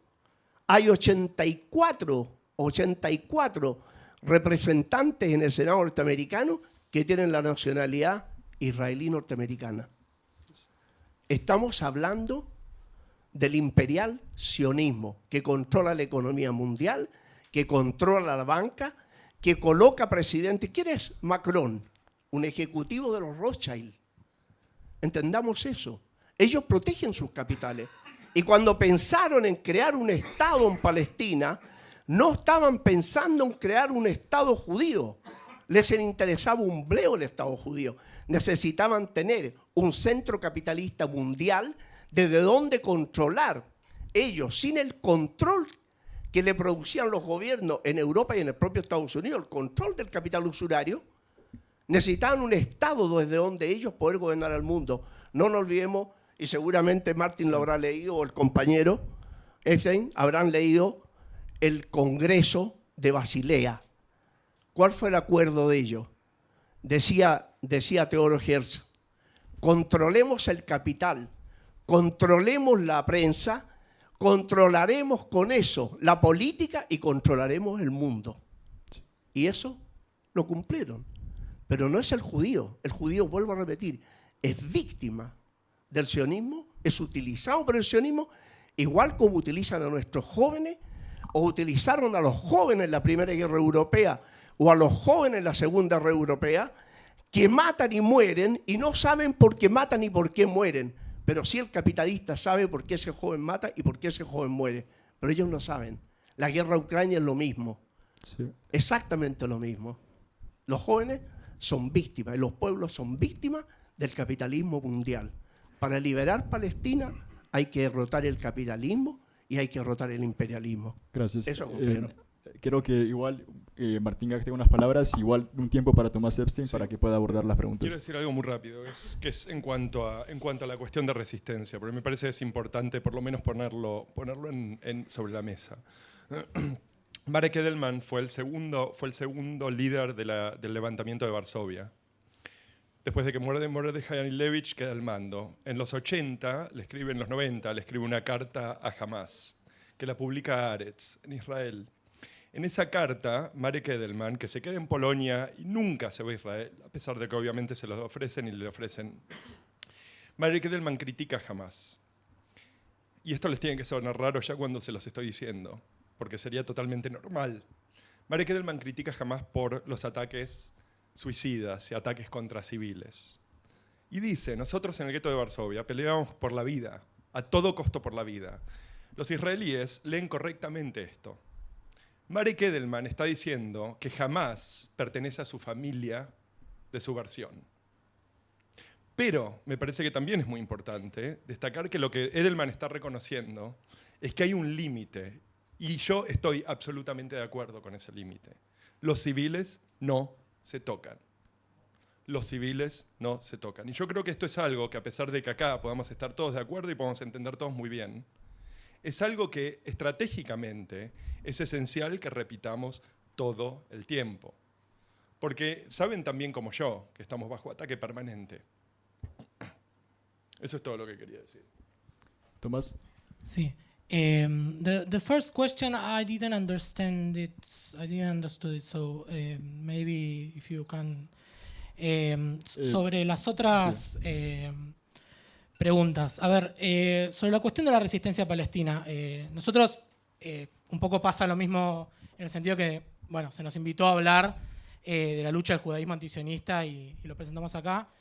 Nosotros, por lo menos desde Judíos para Palestina y también de la red de la que formamos parte, que es Global Jews for Palestine, que bueno, tiene organizaciones en más de 20 países, no estamos para dar directivas a propósito de qué deben hacer o no debe hacer la resistencia palestina en el terreno. Pero tenemos una defensa incondicional de esa resistencia palestina bajo todos los métodos a su alcance. Creo que y el método armado también es un método y la toma de rehenes también es un método. Y somos conscientes de que no es posible vencer a un imperio. ¿Contra civiles? En algunos casos sí. Somos conscientes de que no es posible vencer a un imperio solamente por la vía de las acciones que van a ser consideradas moralmente justas por la comunidad internacional. Y esto ha sido así en muchísimos procesos de resistencia a lo largo y ancho del mundo y en la historia de la humanidad. Lamentablemente la realidad es la realidad y nosotros tenemos que intervenir en ese terreno. Entonces, en ese sentido, comparto que obviamente la problemática de la resistencia palestina y la defensa de la resistencia palestina por todos los métodos, incluidas las armas, no solamente las armas, pero incluidas las armas, es fundamental para una lucha anticolonialista en toda regla.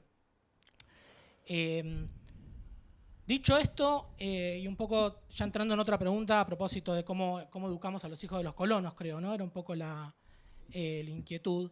Creo que tiene que ver también con una conciencia por parte de los trabajadores a propósito de una solidaridad común. Creo que yendo en profundidad hacia el problema de la Palestina del mañana, necesita tomar definiciones en relación a qué estatuto social va a tener ese Estado y qué estatuto social va a tener esa sociedad.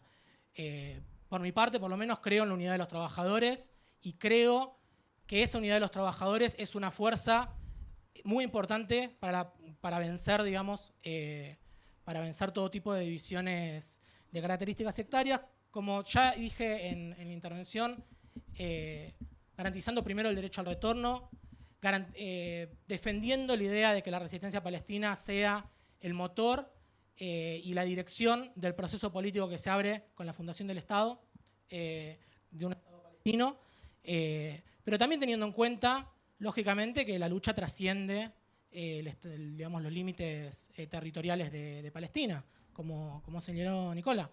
Es una lucha contra el imperialismo. En este punto, por ahí tengo un poco de diferencia en relación al peso del lobby sionista o más bien a igualar el imperialismo con el lobby sionista. Creo que matizaría un poco la idea, si bien es muy, muy fuerte el lobby sionista, no creo que podamos reducir a eso el fenómeno imperialista, pero sí entender que estamos enfrentando una lucha común y creo que esa lucha común va a ir forjando una solidaridad entre los trabajadores y una división con los explotadores, porque si algo nos ha enseñado el proceso, y un poco Nicolás lo señaló, si algo nos ha enseñado todo el proceso que se ha vivido es que los gobiernos capitalistas de la región han sido incapaces de garantizar la defensa del pueblo palestino por las ataduras, y nosotros lo conocemos bien porque Argentina es un país semicolonial, como mucho de Medio Oriente, cuyos gobiernos están una y otra vez responden a las políticas del imperialismo, y en ese sentido tenemos claro, digamos, que acá no vamos a resolver el problema sobre la base de negociaciones por arriba, sino sobre la base de la lucha popular internacional, y en ese punto creo que es la resistencia palestina un ejemplo para los pueblos de todo el mundo. Y bueno, como decía, no estaríamos hablando acá si no hubiese sido por una histórica resistencia, y esa resistencia tiene que inspirar también otros movimientos de lucha a lo largo del mundo, y esas luchas tienen que establecer un canal común, porque bueno, de acá nos salvamos todos juntos o no se salva ninguno. Thank you very much, Nicola, Tomás, and Martin. And now I would like to continue with the next session of speakers.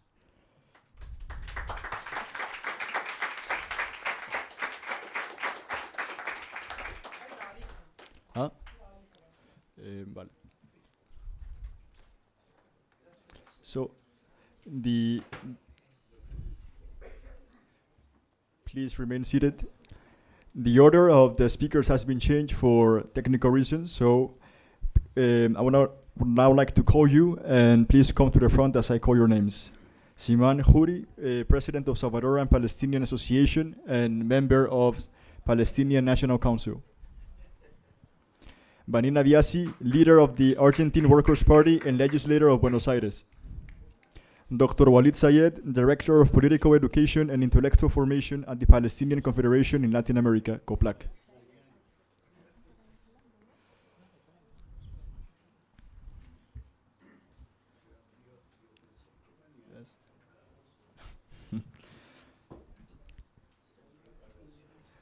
So please let me now introduce Siman Khoury, whose presentation is titled El papel de la diáspora palestina en el despertar del mundo árabe en apoyo a la causa palestina.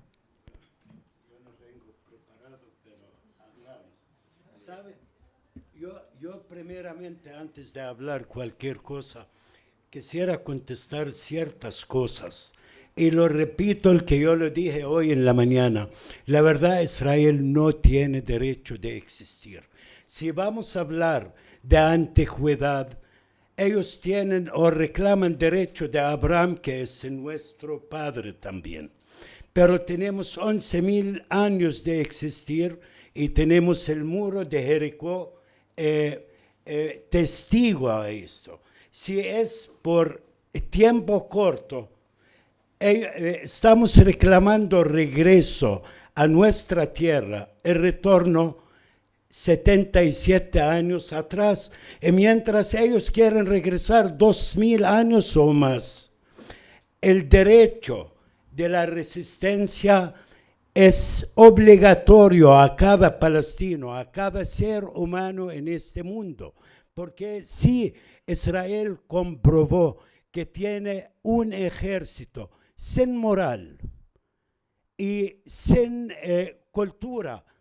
Ellos mataron niños, mujeres, hombres, la destrucción, pero hasta esta recuperación de la destrucción lo vimos cuando destruyeron 551 aldeas. Aún, yo estoy saliendo del que debo de hablar. Las ciudades palestinas robadas a nosotros, ellos solo Tel Aviv tienen, el resto son palestinos. 551 aldeas destruidas. Pero ¿qué pasó el año pasado? Cuando se quemaron los forests, como se dicen, el cultivo, hasta la misma naturaleza. Vengó el derecho palestino en aquel entonces. Trajeron pinos de Europa que no sale en esta tierra más que el olivo. El derecho nuestro de vivir sobre esta tierra. Y cuando hablan de estos colonos, yo sé que tal vez alguno aquí de ustedes es un colono. Yo soy dueño de tierra aquí, allá. Yo nací allá, yo no tengo derecho de regresar allá. Yo tengo 3 años sin probar un olivo porque un ladrón que viene de Argentina o que viene de Inglaterra o de Estados Unidos quita mi olivo. Así tenemos que evaluar estas cosas. Aún, lo repito, yo quería hablar sobre nosotros, ¿cómo llegamos? ¿Por qué llegamos? Francamente, Palestina vivió siempre injusticias. Admiré a un joven en la mañana de New York, yo creo, que el que habla de Siria la Grande, Siria el Bar, de todo. La verdad, somos de esta tierra que sufrió también aún algunos fanáticos palestinos o árabes quieren hablar del khilafato otomano. Ellos hicieron el mismo daño que los ingleses, que Israel ahorita a nosotros. Y parte de nuestra migración fue por la presión. No la presión, hay gente que dicen salió el cristiano de allá por la presión otomana. No, salió el musulmán y el cristiano por la presión otomana. Obligatorio fue servir en ejército que no somos de él. No cualquier árabe es musulmán, tampoco cual musulmán es árabe. Soy árabe orgulloso, pero no soy musulmán, ¿verdad? Así obligaron a cierta gente a salir de su tierra, de Palestina, por impuestos, hay veces por religión, por un montón de presiones. Y estas alas de migración se incrementó en Al-Nakba, en el 47, 48, cuando empezó colonos que llegaron de todo el mundo, donde el único país que lo recibió a ellos con amor, aún no tienen derecho, y por lástima, cuando le negó a ellos la entrada a Inglaterra, a Estados Unidos, los palestinos lo recibieron. Y fuimos muy mal pagados. Fuimos que tenemos que pagar el daño que hizo el nazista alemán, en aquel entonces el europeo, que por cristianismo lo discriminó a ellos, tenemos que pagarlo. Ahora voy a adelantar un poco y salir porque en nuestra causa se habla de todo. Cuando hablan de Gaza está destruida, pero lo repito, la misma naturaleza algún día se va a desquitar de este hecho de un Israel criminal de guerra. Esta gente quieren construir, hablan de construir de Gaza. Y mientras ellos hasta el momento están recibiendo una indemnización de Alemania, de un holocausto, que lo sentimos mucho, pero no lo vimos. Yo no lo alcancé a verlo, pero yo lo vi, la muerte de mi gente en Gaza. Así, hasta la construcción de Gaza debe de ser del mismo capital israelí judío. Y digo judío no por falta de respeto a la religión, al contrario, mi madre es protestante, mi papá es ortodoxo, quiere decir que entiendo bien el Viejo Testamento y el Nuevo Testamento, pero el hecho que hicieron un Estado judío que discrimina a mí como cristiano que nací allá, es un Estado racista, un Estado que no tiene ningún derecho de existir. No hablo de pueblos, podemos vivir. Mi mamá vivía en Jaffa, a la par de ellos vivían judíos. Y Jaffa de Tel Aviv fueron unas calles nomás para llegar a este sitio. Así podemos vivir juntos, pero con justicia. Bueno, llegamos, yo hablo de mi caso que llegué a El Salvador, aún sabemos muy bien que hay una cantidad grande de palestinos en América Latina. Chile es lo máximo, que hay más que 500,000 gente quizás, hablan de 500,000, y somos muy orgullosos de esta comunidad, porque sí, aquí tenemos al doctor Nilsson, que logró llevar 600 firmas para Sudáfrica para juzgar a este Estado criminal durante 2 años. y más que 70 años de sufrir también que tenemos con ellos. Y las comunidades palestinas están en toda América Latina. En El Salvador tenemos como 120,000 a 150. Aún aquí regreso al que dijo Nicola, que no solo Israel es nuestro enemigo, también el sultán palestino es parte de esta enemistad. Ellos están tratando de minimizar la cantidad de palestinos en todo el mundo.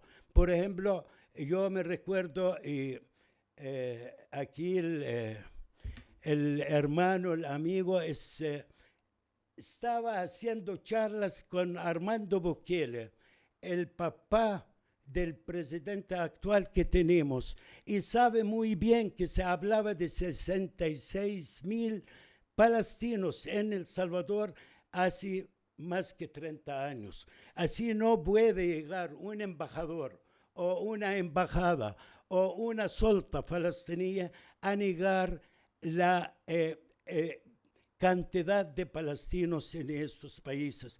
Ahora, hablando del Salvador, quizás único en América Latina.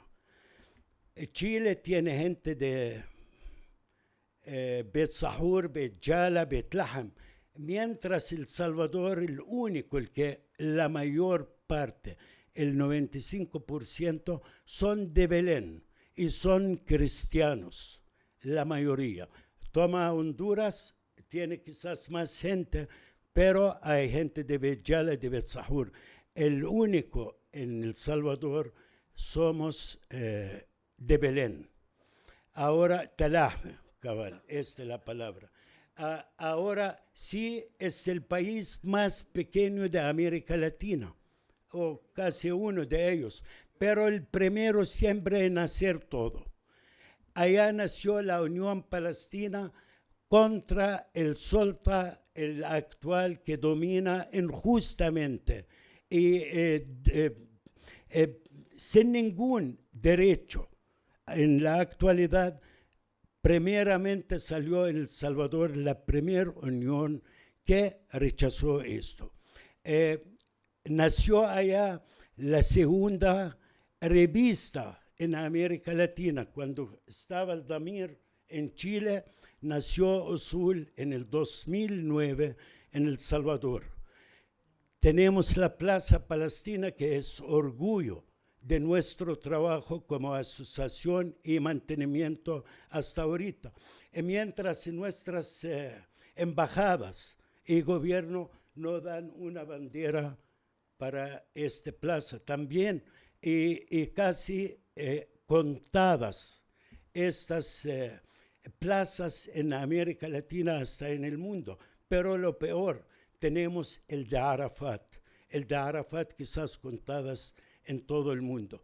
Pero el orgullo más grande ahorita que tenemos, que el 16 de noviembre del año pasado abrimos el primer museo en América Latina. Y la verdad es un orgullo. Mañana, yo no sabía que voy a hablar hoy, mañana le voy a regalar unos vouchers para que lo ven en la maravilla no del trabajo hecho aún. No tuvimos ninguna clase de ayuda, ni de Palestina, ni de museos, ni de banca, tampoco del Salvador. Fue un hecho único. Y aquí me critican, que me dicen, usted personaliza todo, pero fue un trabajo de gente profesional, tanto de Palestina, escritores de Bélgica, arquitectos del Salvador, un trabajo conjunto, con sacrificios se logró hacer. Así, la verdad, estamos muy orgullosos y estamos trabajando en la actualidad como comunidades. Lastimosamente, estamos divididos, esto sí, porque un joven aquí, palestino creo, o libanés, habló de la resistencia. Cuando sabemos muy bien que el gobierno palestino está contra la resistencia, está matando a nuestra gente. Así sí somos diferentes. Y en la actualidad tratamos de unirnos a nivel de América Latina. Estamos aquí porque me interesa que nuestra voz de allá está escuchada aquí. En días hay otros eventos en Estambul donde se va a unir 3 asociaciones o congresos por primera vez, y quiere decir que estamos en el buen camino. El buen camino es la resistencia. No hay balance de fuerzas, pero en ninguna guerra. En Vietnam mataron 4 millones, 2 millones. En Irak igual, no hubo balance. La balance es la sangre de un pueblo que busca la libertad, y estamos haciendo esto. El derecho de retorno, yo nací allá algún día. Como me quitaron mis papeles injustamente, yo pienso que el árbol de olivo, el que sembró mi hijo Brahim hace 20 años, vamos a cortarlo algún día. Gracias.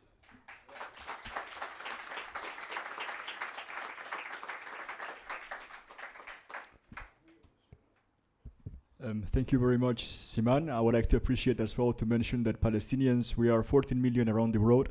It doesn't matter if we are in Palestine, in Gaza, in Latin America, in Spain, in Europe, in Africa, we're all the same people, and our future belongs to the 40 million of us in our land when we all come back. So now I would like to appreciate to invite and introduce Vanina Biasi, whose presentation is titled La Liberación de Palestina, una lucha socialista regional e internacional.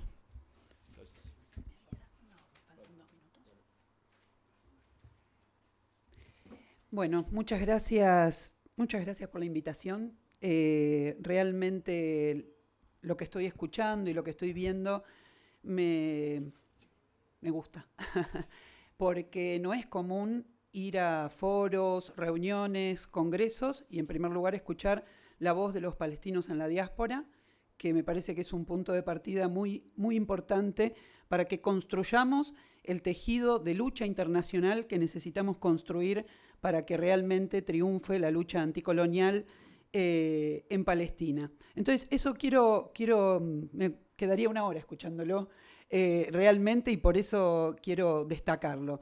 Hace poco tiempo atrás fui invitada a participar de un congreso que se organizó en Karbala, en Irak.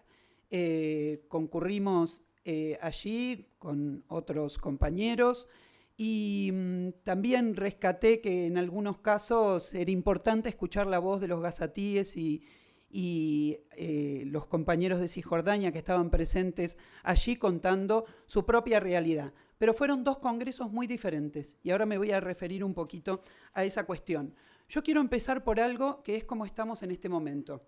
Bueno, dejé el teléfono allá porque siempre hago todas las cosas mal. Yo soy Vanina Biasi, yo soy en este momento legisladora del Frente de Izquierda por la Ciudad de Buenos Aires, y estoy siendo perseguida por pronunciarme en defensa de Palestina. En realidad, quiero contarlo por este detalle. Hablar después de 2 años de genocidio es un deporte internacional que se practica. A mí me están persiguiendo porque yo, como integrante del Partido Obrero de Argentina, el día 8 de octubre del año 2023 se hizo el debate presidencial en la Argentina. Y allí concurrimos con compañeros del Frente de Izquierda con una bandera palestina. En mi caso yo tenía puesto un prendedor de la bandera palestina, y entonces los operadores mediáticos del sionismo captaron la imagen, obviamente, y tuvimos algunos debates que fueron públicos en ese momento. Yo quiero mencionar esto porque creo que tenemos una lucha política muy importante por delante. Hay cuestiones que reafirmar que son toda una batalla política, no solamente entre sectores que pueden ser caracterizados políticamente de centroizquierda u otras variantes políticas, sino también dentro de la propia izquierda. No fue fácil que la izquierda asumiera rápidamente un rol de defensa del pueblo palestino, una reivindicación de la resistencia armada del pueblo palestino y una reivindicación de la organización y de la lucha anticolonial. Y esto habla también de la penetración que tiene hoy en día el discurso del imperialismo en todo el mundo, incluso en las organizaciones a veces de izquierda. Entonces es muy importante que nosotros demos estas batallas, participemos de todos los congresos, luchemos fuertemente para llevar adelante una pelea que en el caso del postulado de pelear por un Estado único palestino forma parte también de una lucha y una pelea política cotidianas que tenemos que dar. Hoy estamos en este momento hablando y están bombardeando el sur del Líbano. Estamos hablando en este momento y en el sur de Cisjordania están, y no estoy diciendo una generalidad, me fijé en las redes sociales lo que estaba pasando en este momento, bombardeando el Líbano, amenazando a todo el Líbano. Ayer recibimos, algunos compartimos acá amistad con el amigo Ismael Jalil, su familia vive en el Líbano, nos manda siempre audios, estaban en una situación de verdadero terror. Están quitando los olivos del sur de Cisjordania en este mismo momento. Entonces, estamos en un contexto en el cual tenemos que ver la lucha anticolonial, la lucha por la autodeterminación del pueblo palestino como una pelea de carácter internacional donde nosotros tenemos una enorme responsabilidad que asumir. Yo había preparado otra cosa que iba a leer aparte, porque dije, para ser ordenada alguna vez en la vida voy a leer. Bueno, tengo como una esencia, me revelo ante mí misma también, y dije no, porque lo que aquí se habló nutre mucho el ida y vuelta que nosotros tenemos que tener. No quiero venir a hacer una ponencia, quiero venir a que discutamos cómo podemos hacer para que avance la lucha, que es una lucha que supera ampliamente el problema fundamental del triunfo del pueblo palestino en su pelea anticolonial. Estamos hablando de un Estados Unidos que está sojuzgando a todo el mundo y en este momento está en un avance particular sobre América Latina, sobre África. Es muy importante lo que estamos viviendo en este momento. El resultado electoral de la Argentina fue, en parte, el fruto de un intervencionismo de Estados Unidos, que un país que tuvo gobierno tras gobierno absolutamente proimperialista, nunca había vivido en el pasado. Un nivel de penetración de parte de los Estados Unidos en la política interna de Argentina que realmente es para destacar. En este momento se está cometiendo un genocidio en Sudán. Acá se habló muy correctamente de lo que significan los Emiratos Árabes Unidos. Después nos vienen a contar que no se puede hablar de estados que deben existir y otros que no deben existir. Ahí tienen un invento de Estado británico que en este momento está fomentando el genocidio en Sudán porque es el principal comprador de oro del mundo, los Emiratos Árabes Unidos. Y cuenta con la complicidad del imperialismo total y absoluta, el acompañamiento. De hecho, algunos países imperialistas obtienen el oro de Sudán, pero para ir directamente a parar a las arcas de los Emiratos Árabes Unidos. Esto es lo que está pasando en este momento. Estamos viviendo un momento en el cual el capitalismo creó la inteligencia artificial, avances informáticos, tecnológicos de todo tipo, y en la Argentina estamos discutiendo si vamos a ir a una reforma laboral que lleve a la clase trabajadora a trabajar 12 o 13 horas, están pensando, 12 o 13 horas diarias. Entonces, mientras el imperialismo nos vende democracia, nos vende avance, desarrollo, lo que está operando es exactamente lo contrario. Está operando exactamente lo contrario. Entonces, yo creo que es fundamental que nosotros establezcamos algunas cuestiones como principios fundamentales para que esta lucha triunfe. Lo que ocurrió en Italia, lo que ocurrió con los huelguistas portuarios de Grecia, impidiendo que salieran los cargamentos de acero de Grecia, lo que ocurrió no una vez en Italia, sino en dos grandes gestas del movimiento obrero italiano, frenando la producción, haciendo enormes movilizaciones. Miren, yo tengo una interpretación. Ustedes vieron que el gobierno israelí liberó de la flotilla, en primer lugar, a los italianos. No les quepa ninguna duda que Meloni levantó un teléfono, porque en ese momento había 2 millones de personas movilizadas en Italia, y le dijo, mira, primero que nada, soltás a los italianos, porque yo necesito apagar el fuego que prendió la resistencia palestina en el territorio italiano. Y por eso liberaron primero de la flotilla a los italianos.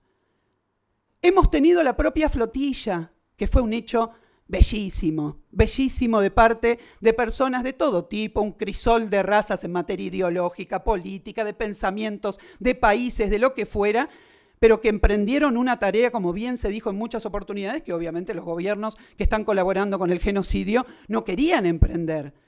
Por eso estamos orgullosos de las compañeras y los compañeros que fueron a esa flotilla a enfrentar al sionismo en las aguas internacionales, que son aguas israelíes a esta altura del partido, claramente. Entonces, vivimos un mundo atravesado por hechos que son terriblemente, que están terriblemente convulsionando todo el escenario político internacional. Y empezando por la propia guerra en el territorio ucraniano. Este es un tema fundacional de los problemas que podemos tener cuando tenemos que analizar políticamente lo que pasa en el mundo. También aquí tuvimos problemas de caracterización de lo que significa esa guerra. Algunos opinaron que era una guerra de autodeterminación nacional. De ninguna manera. Lo que está ocurriendo en Ucrania es sencillamente la utilización del territorio ucraniano para que la OTAN lleve adelante sus políticas, en este caso condicionando los límites que tiene Rusia en esa parte del territorio. Y si partimos de una buena caracterización de lo que es la guerra en Ucrania, vamos a poder caracterizar correctamente todo el escenario internacional, porque está enmarcado todo en un momento político en el cual Estados Unidos ha pasado del acople a la guerra comercial. Eso es lo que está ocurriendo en este momento. Recuerden que tuvimos a los Estados Unidos en una política de acoples y entonces iba a ser todo hermoso porque los mercados internacionales iban a funcionar hermosamente. Y hoy estamos metidos directamente en una declaración de guerra comercial que se expresa también, es la guerra entre China y Estados Unidos, que tiene su expresión en cada uno de estos escenarios bélicos y de estas agresiones coloniales. ¿Por qué digo esto? Porque yo quiero reivindicar fuertemente muchos aspectos del manifiesto presentado para esta conferencia. En primer lugar, el motivo de la conferencia, sin lugar a dudas, que es la lucha por un Estado único, laico y democrático. Pero hay aspectos muy importantes de las reivindicaciones y de los planteos que hace el documento centralmente. Dice, por lo tanto, nuestro pueblo debe abandonar todo tipo de no soluciones, incluyendo 2 estados binacionales, confederaciones, y en su lugar volver a nuestra visión histórica para la liberación, desmantelamiento del antidacionista, liberación y retorno a un Estado palestino democrático y laico. Felicitaciones.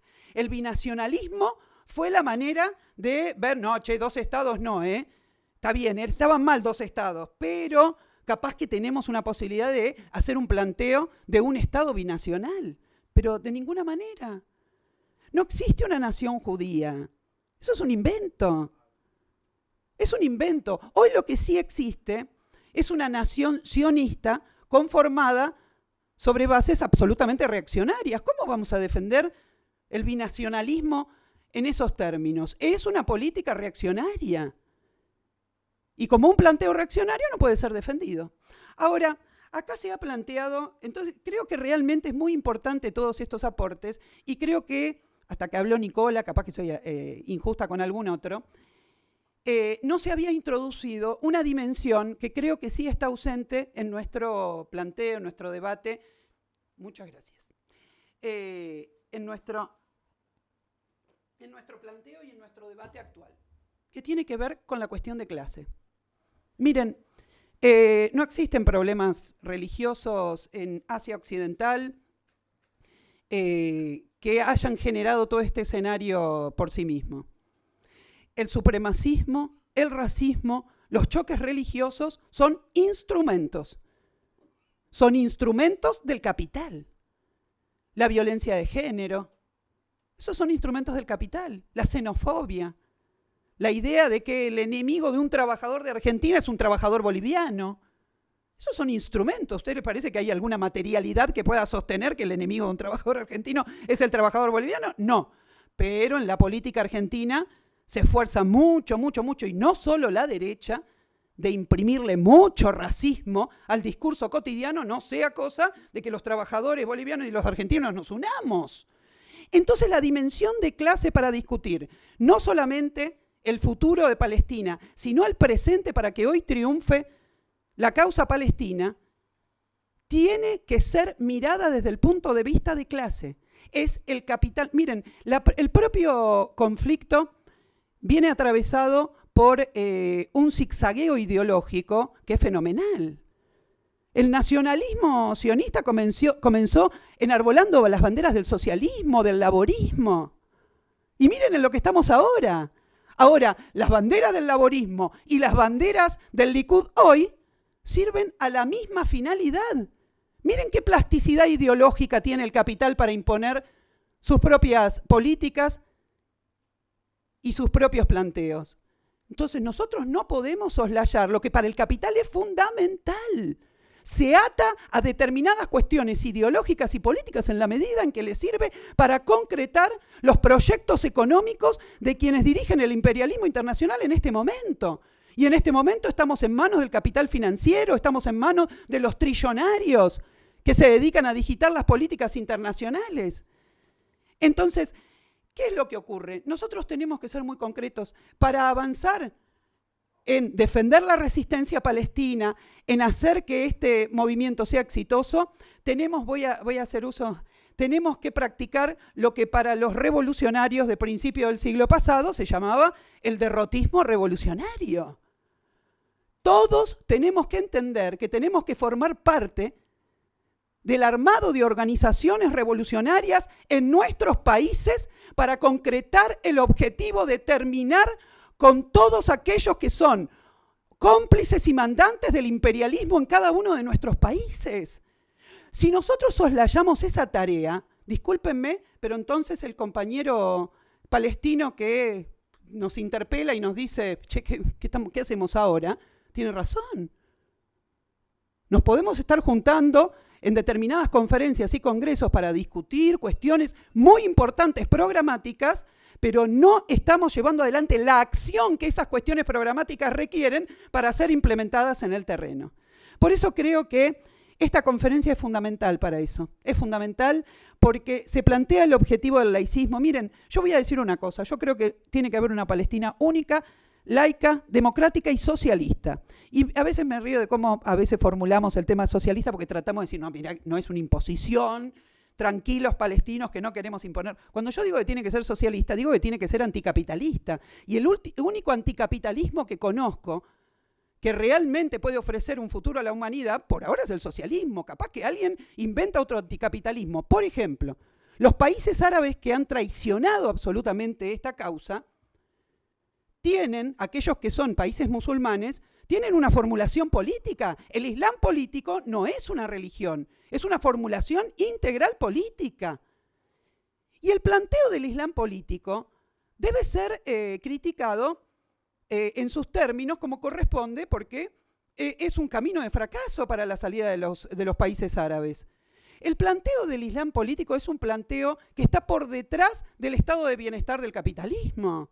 Bueno, transacciones, negociaciones capitalistas, un poco de petróleo por acá, un poco de aquello por allá, y en el medio un poco de asistencia para aquellos que queden tirados en el camino. Vamos, viejo.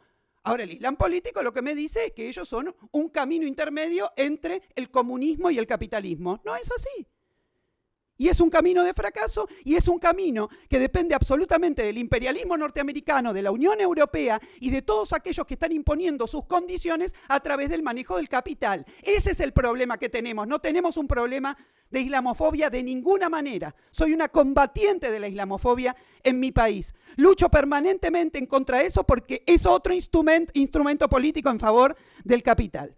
Entonces creo realmente que nosotros tenemos que avanzar en este camino tenemos que formar nuestras organizaciones revolucionarias que avancen y que conquisten al movimiento obrero para recuperar la conciencia de clase, para recuperar la política antiimperialista en todo el mundo, y de esa manera vamos a ayudar de forma mucho más concreta que de muchas otras maneras, no solamente al pueblo palestino, nos vamos a estar ayudando a nosotros mismos y vamos a conquistar la emancipación del pueblo palestino y de toda la clase trabajadora. Nada más, muchas gracias.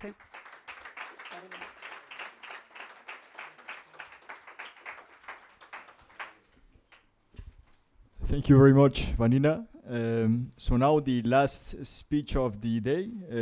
Let me introduce Dr. Walid Zayed, whose presentation is titled Del proceso de liberación nacional al entendimiento del Estado Democrático de Palestina.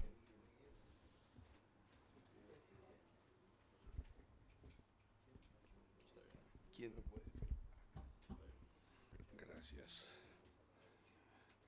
¿Tú puedes? Está grabando. Muy buenas tardes a todos. Cuando nos invitan a un evento como este, con tanta particularidad de expositores, esto no es para 15 minutos ni 2 días. Esto es una cátedra de 6 meses por lo menos. La intelectualidad llamada aquí a comparecer, venimos con la intención de comprimir un resultado y de generar ideas dentro de los parámetros y la dinámica que se comprende de lo que realmente debe ser, cómo constituimos o cómo construimos un Estado de Palestina sobre la totalidad del territorio de Palestina. Así que esto pasa por diferentes opciones. Y fíjense con lo que les voy a decir para que se queden en el pensamiento y se rasquen la cabeza.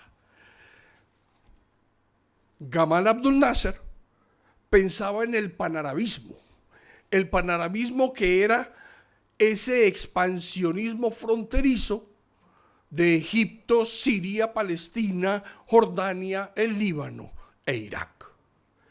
Y dentro de esa concepción, que fue muy aplaudida por los románticos revolucionarios que somos, porque eso es lo que somos enamorados de una revolución y soñamos.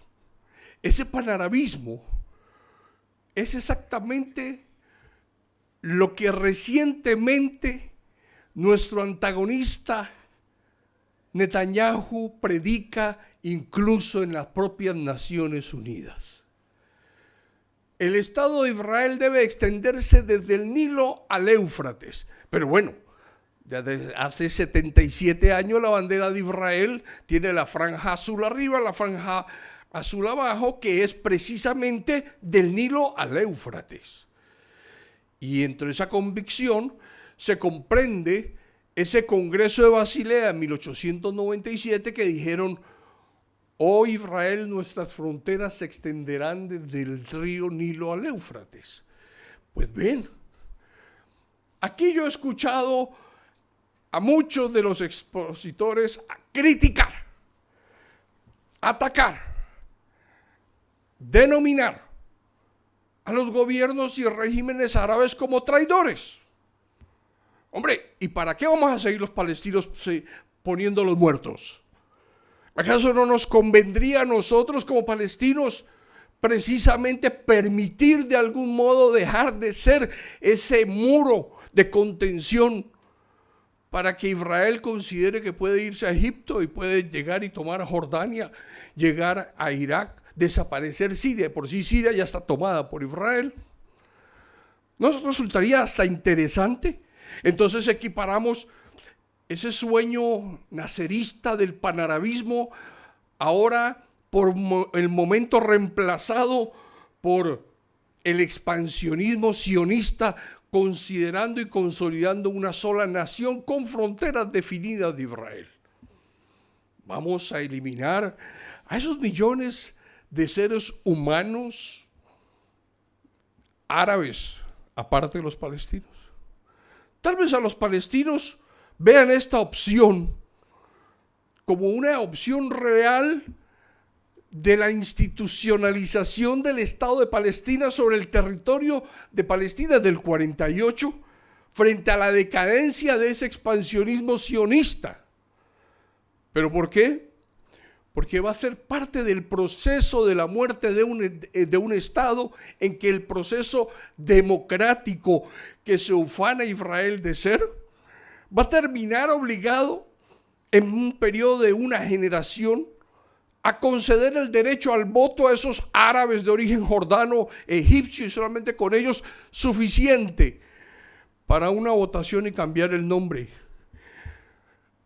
a la nación panárabe y generar gobernaciones de Palestina, de Jordania, de Siria y de Egipto nuevamente.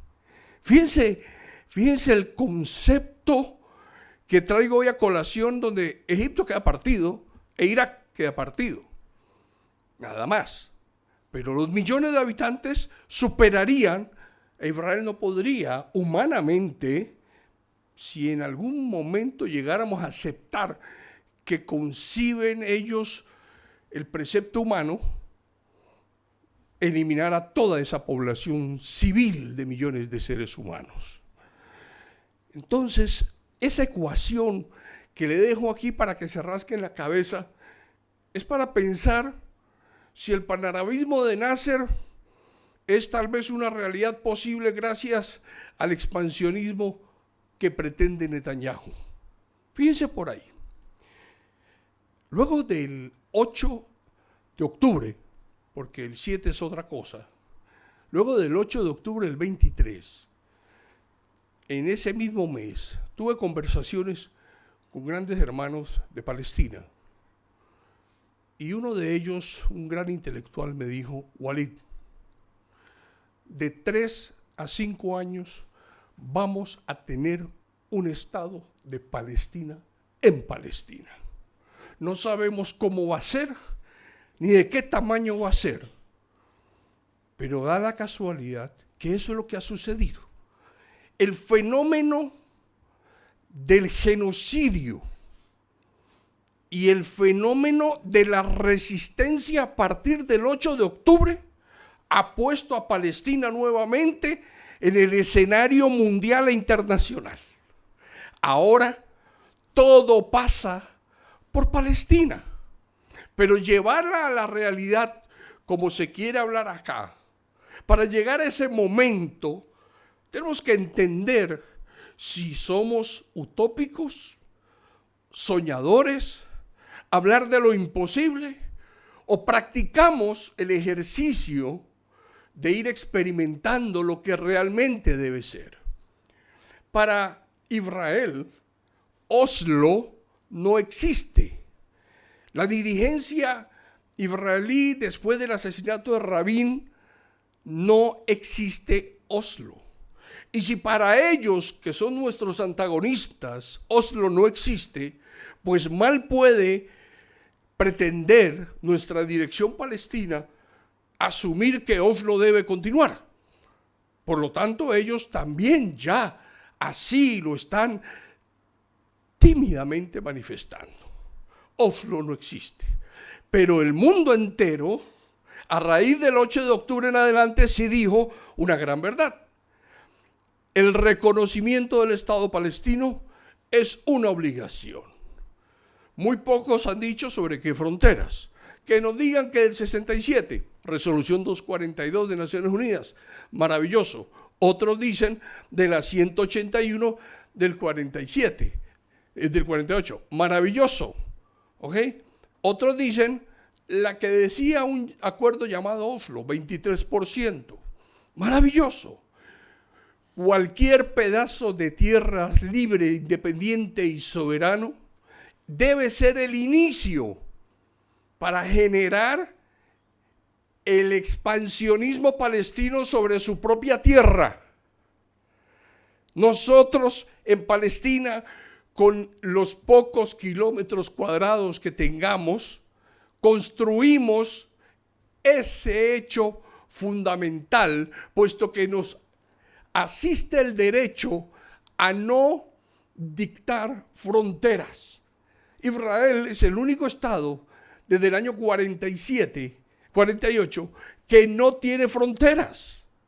Por lo tanto, mal pueden endilgarme a mí que yo tenga que incorporar mis fronteras y definirlas. Así que, 22%, bien, yo, aquí frente a ustedes, lo acepto.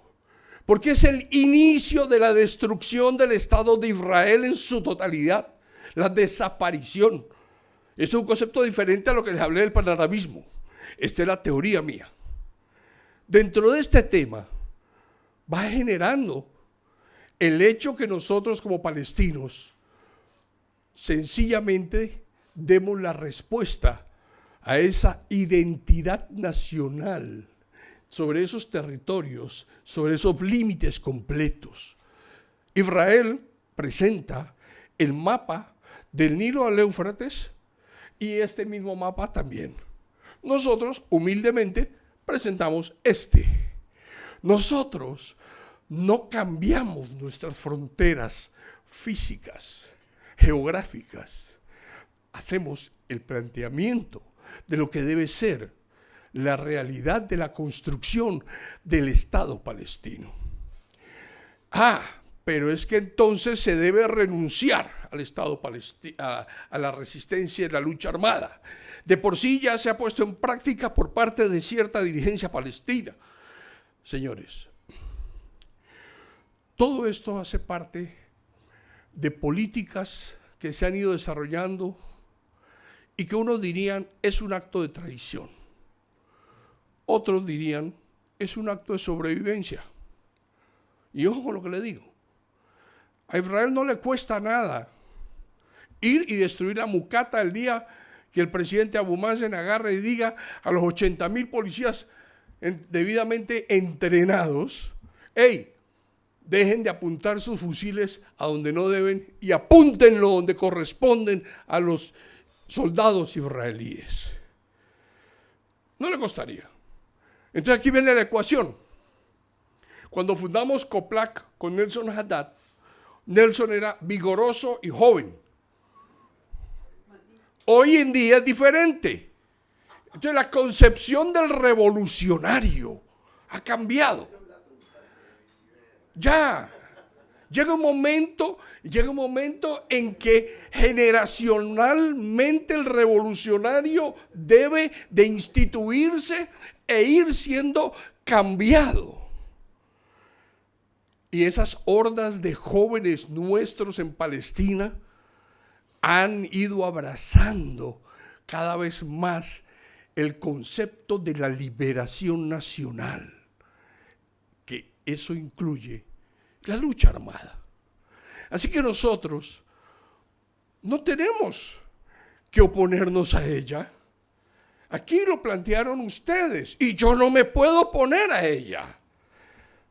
Hombre, si yo fui combatiente, yo tuve la dignidad y el honor de levantar el fusil. Yo estuve en el primer levantamiento popular del Intifada palestino.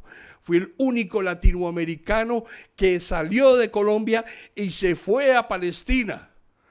Dejé al presidente, a nuestro comandante en jefe Arafat en Bagdad, me despedí de él y le dije, no voy a estar más aquí junto a usted, me voy a combatir en Palestina. Y me dice el viejo, allá nos vemos.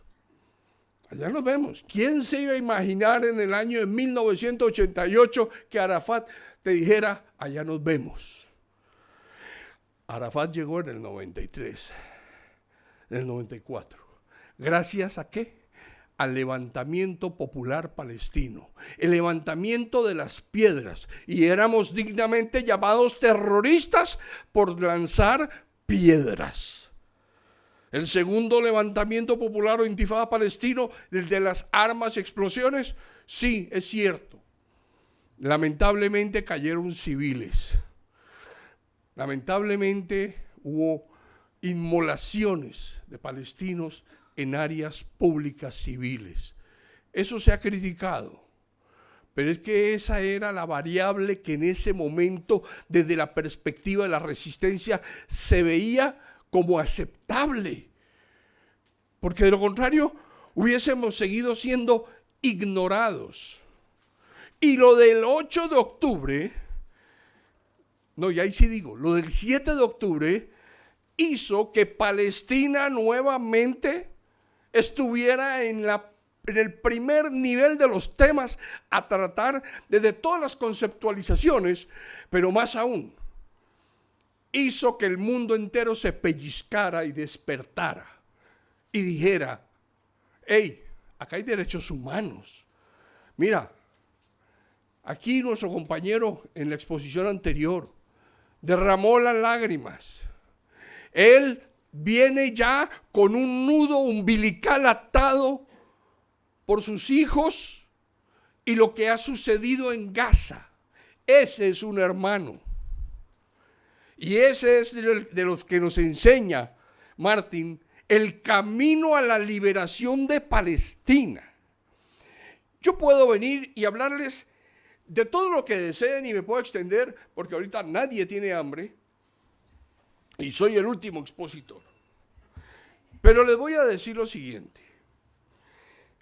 La resolución 194 de Naciones Unidas, del Consejo de Seguridad de Naciones Unidas, es la resolución del retorno.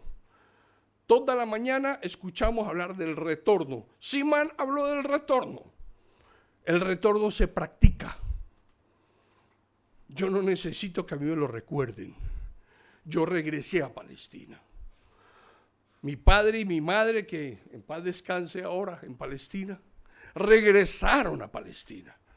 Es una resolución que nos dieron en Naciones Unidas compensatoria por la 181.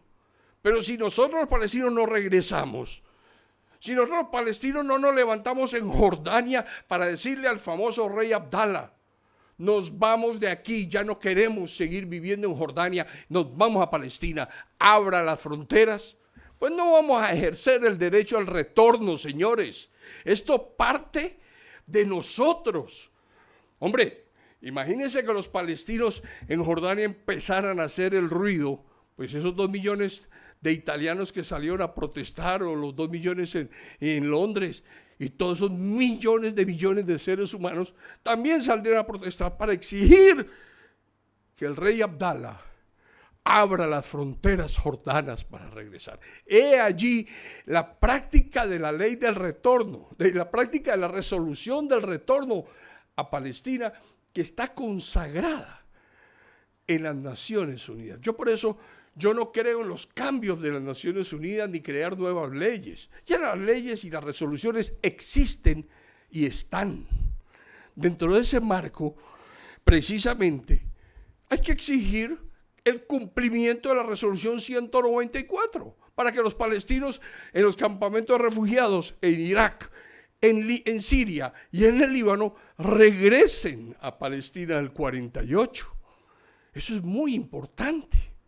No solamente los palestinos de la segunda Nakba del 67, bueno, la tercera, porque la primera Nakba fue la de Jesucristo, cuando Jesucristo fue perseguido por los judíos bíblicos. La segunda, la del 48, y la tercera Nakba, la del 67. La cuarta, que ha fracasado, pero se ha convertido en genocidio, es la actual desde hace 2 años atrás. La resolución 242 es otra resolución del Consejo de Seguridad de Naciones Unidas, es decir, Estados Unidos votó a favor de esa resolución.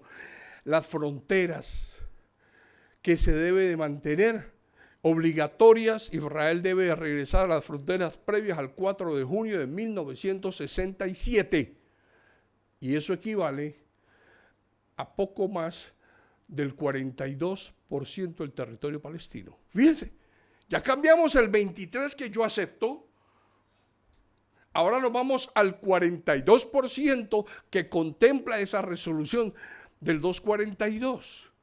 Pero entonces los pueblos del mundo deben de pararse y exigir el cumplimiento de esa resolución.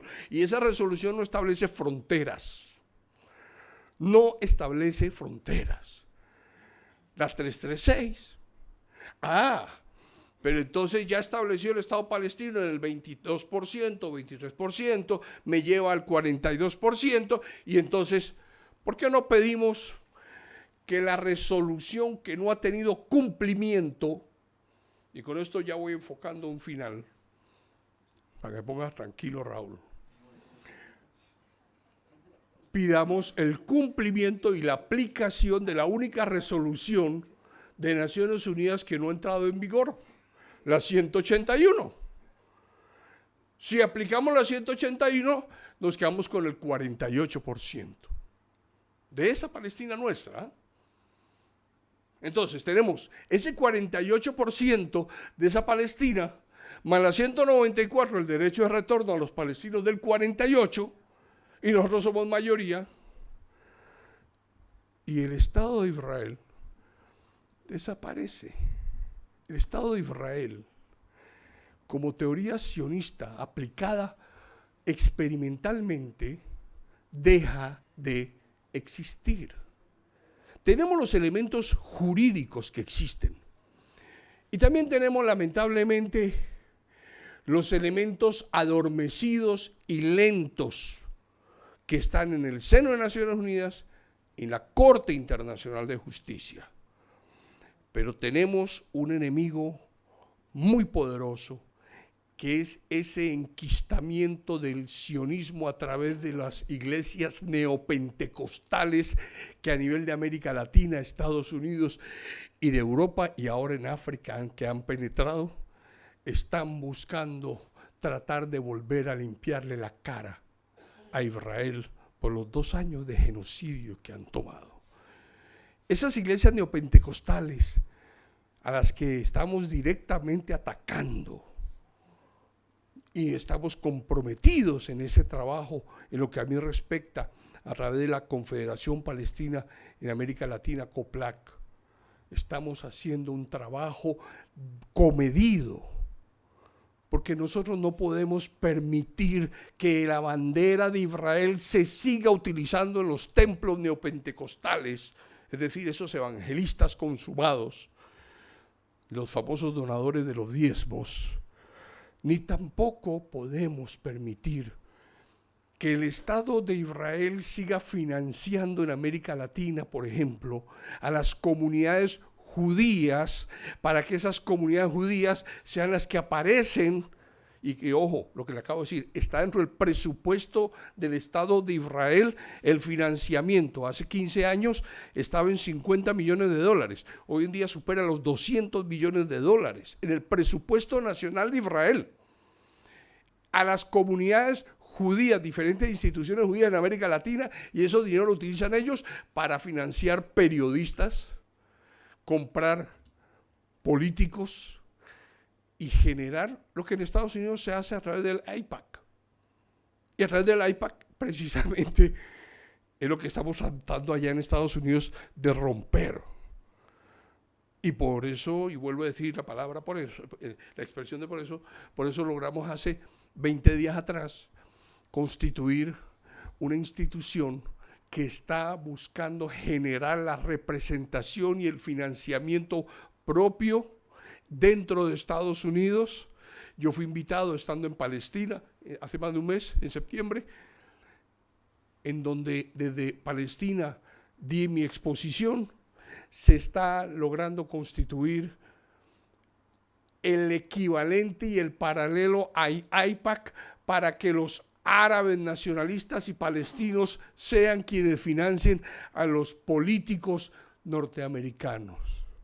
Por eso, el logro que hicimos en Nueva York, allí estuvieron las manos de todos los que ahora estamos involucrados también en Estados Unidos para esta nueva institución.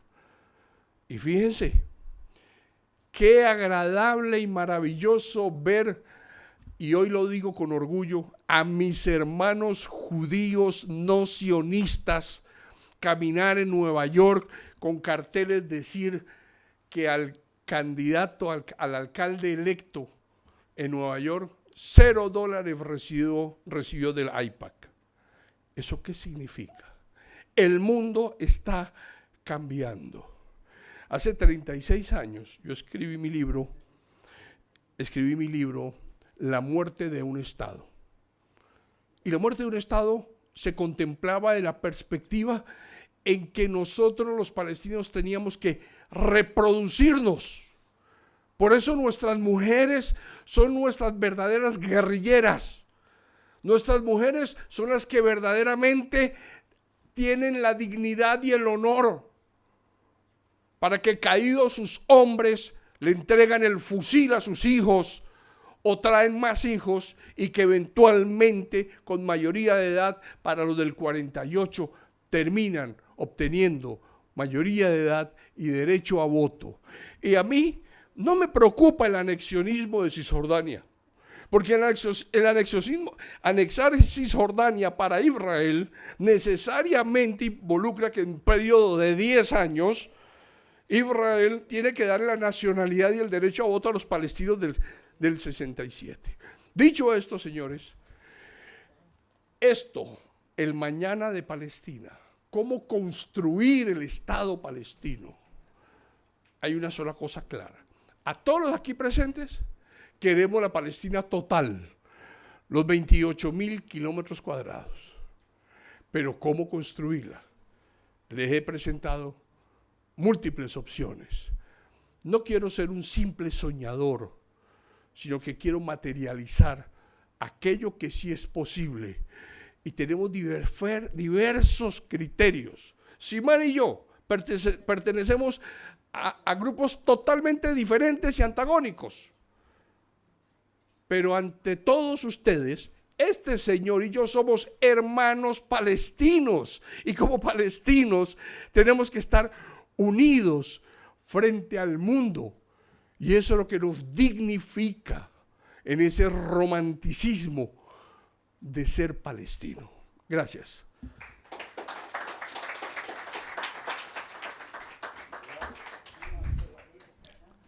Thank you, Dr. Walid Zayed, for your exposition. Now we're going to continue to the final Q&A session. So I would like to know any questions.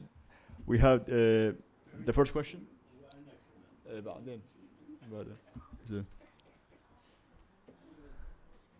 No, Saman, he raises his hand first. Yes. Yes.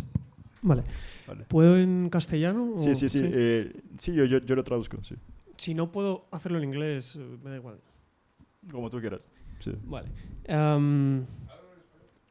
So my question is that as we are here in Madrid, I would like to introduce into the discussion like the position of the Spanish state government in order to see what you think, because there are a lot of people from Palestine here, because in other forums like this one, I've heard from other comrades from other countries to really appreciate the position that the Spanish state government has had in these two years, because the government has spoken about genocide, has recognized the state of Palestine, etc. So I wanted to ask in general, what do you think about that?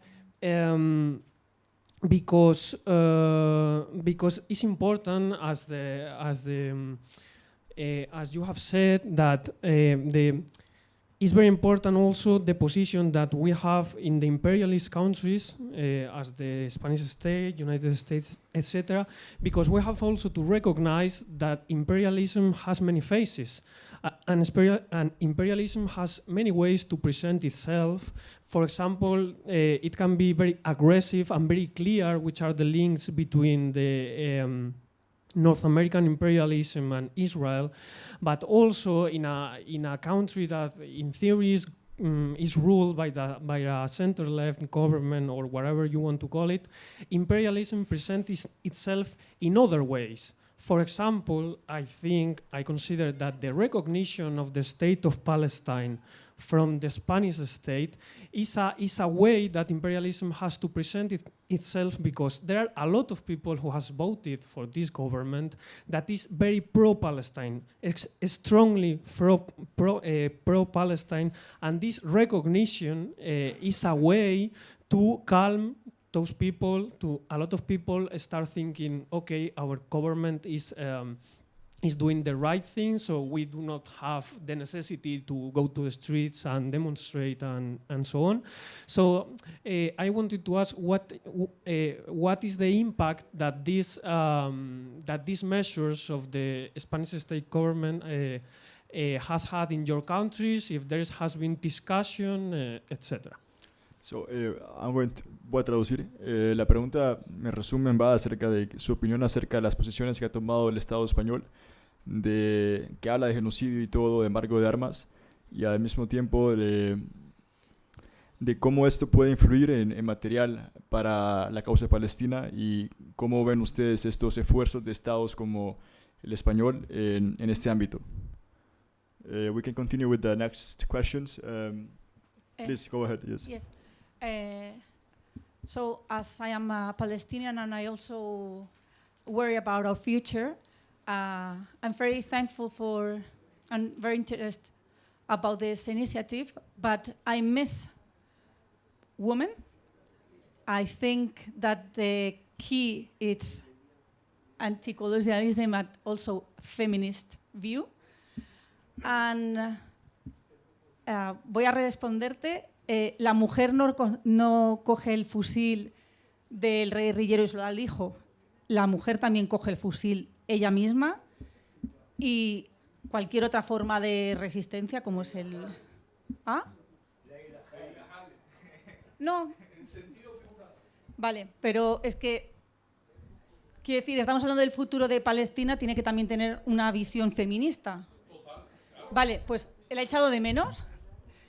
Y he echado de menos ponencias de mujeres y creo que es muy importante porque si queremos hablar del futuro, el futuro tiene que ir de la mano desde una perspectiva feminista. Y luego quería, and I also wanted to ask you if we are talking about the future and if we are counting with that the Zionists will leave Palestine and that the ones that the Israelis that would like to stay will become not Zionist. I wanted to know if one democratic state has already started to implement in still Palestine 48 this new education for the following generations. If you have started already this thing. Thank you. Yes. We have a question here. And also next. Yeah, sure. A question for Siman. You mentioned you're going to Istanbul for a conference with 3 organizations. I think 14 million and the return. Can you say a little bit more about that? And how does it relate to the one democratic state vision? We had one last question at the back.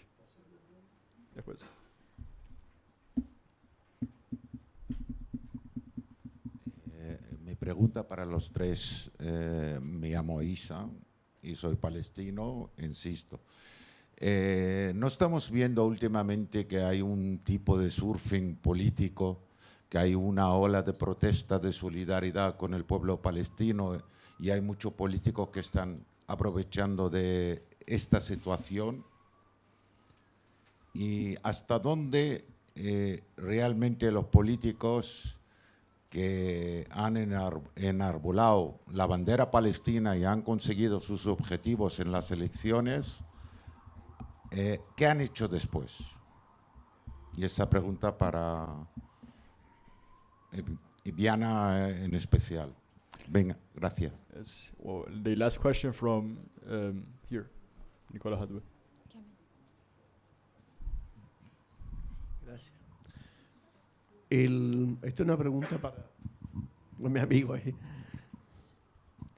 El tema de aceptar las fronteras del 67 dividió profundamente al pueblo palestino, dividió incluso a la fuerza que apoya a la autoridad, que no es palestina, y además, de repente, el Estado sionista también ha rechazado todo eso y ha significado que incluso el pueblo palestino ha llegado a las armas entre ellos, porque se trató de imponer por la fuerza,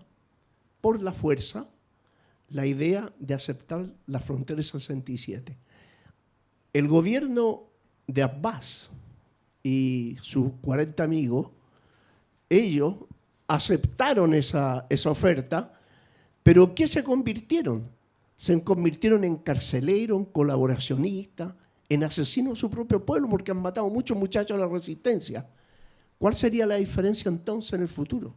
Y lo otro, y la última pregunta, que también resulta, si nosotros hablamos de que la reproducción, cuando hablamos de que la mujer, ¿verdad?, tendría hartos hijos, entonces me siento como que tendríamos que botar las armas y dedicarnos al sexo. Entonces yo te digo, realmente no sé, pero a lo mejor debo ser muy tonto. Pero todo lo que ha rechazado el enemigo y todo lo que ha servido para dividirnos y para derrotarnos políticamente, ¿podría ser beneficioso en el futuro? Eso es lo que... Before we allow the speakers to answer the questions, our coordinator, Saman Hasan, wants to answer a question. Yes, Please. where should I stand? Come, Okay. I will stand here. Okay. So I just want to answer the question about why we do not have female coordinators or female coordinators in the initiative.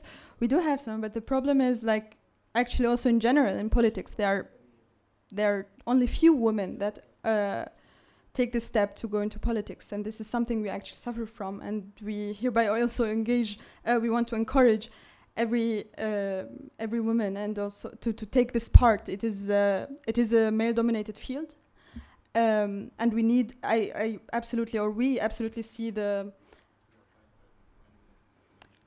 Yeah, we have. Can you say the numbers again? Just to mention a little bit that actually the coordinators of the initiative, at this moment in time, we are 10 coordinators and 5 men and 5 women. So in this sense, we are equal, I can say. Yeah, we're very proud of that.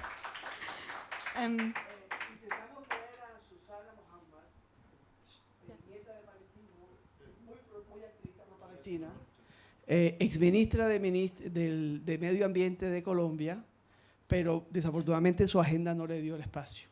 Pero sí ha habido la intención de que ustedes, las damas, estén bien representadas. Yeah, so what I was saying, also we definitely see, we are completely behind the idea that liberation cannot be like in parts. It is a whole thing. We need to dismantle also the patriarchal system that is, like, liberation cannot be without females in the politics. Also, the second question about whether we have educational programs. We do have something called a program called Qadirun, which is designed to build the analytical ability to organize, and we have it online because many of us are in diaspora. So it's every 2 weeks we take part. It's also on our site. So we try, yeah.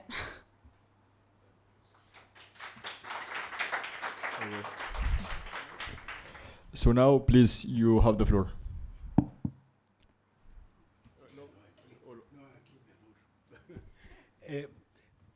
Contestando a usted, sí, estamos hablando que las organizaciones, asociaciones palestinas en todo el mundo, allá tenemos el ejemplo en América Latina, que la Unión Palestina está construida de 22 asociaciones en 11 países, y ahorita, por ejemplo, aquí el doctor Nicola Hadwe es parte de nuestra asociación, unión, y está pasando de América a Europa a la misma Palestina. En Estambul sí va a haber una reunión de 3 congresos. El Congreso Nacional Palestino, que lo lleva de adelante un general de Fatah,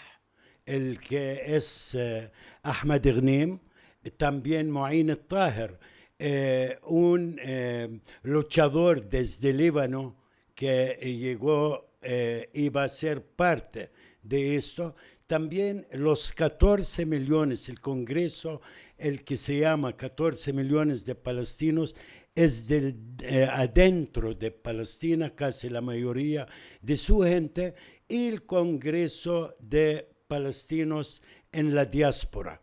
Así hay 3, y también acabamos de sacar un comunicado, por ejemplo, en contra de la decisión de Mahmoud Abbas de poner un vicepresidente sin elecciones, como la costumbre.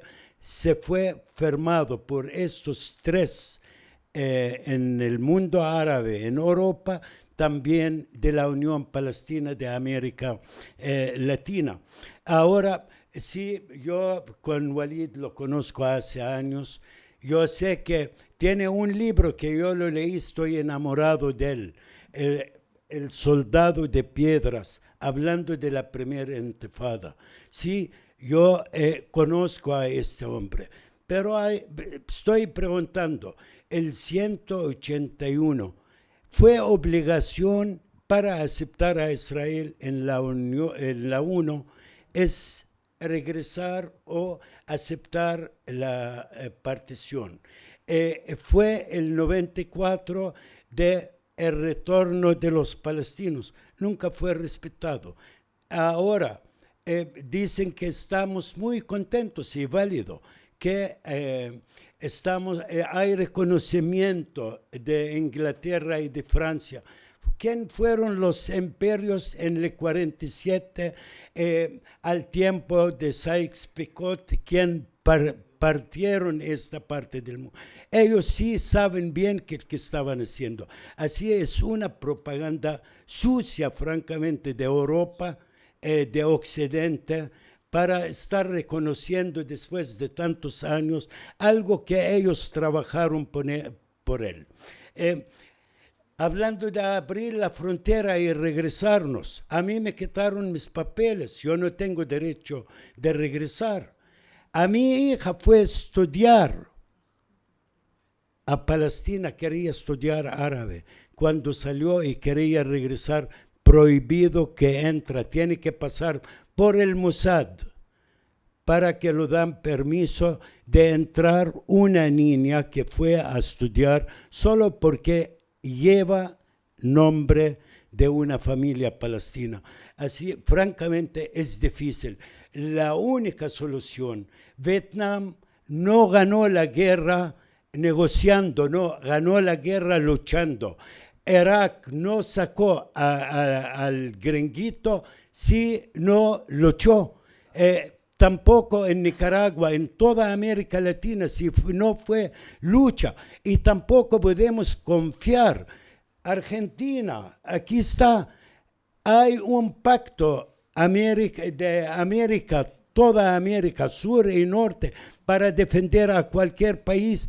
En las Malvinas, Estados Unidos prestó sus naves para atacar a los ingleses. Así no es confiable. Esta gente, si no se gana una guerra luchando, no hay balance. Y la única balance es pagar sangre por esta fuerza bruta que tiene toda esta gente. Así tenemos 70 años esperando de ganar un pedacito de tierra, como dijo Yasser Arafat, jodoati, dele y reciba. Estamos para atrás cada día. Yo me recuerdo en el 67, tuvimos el 22% de Palestina, ahorita yo creo que no hay ni el 8% en la mano de nosotros.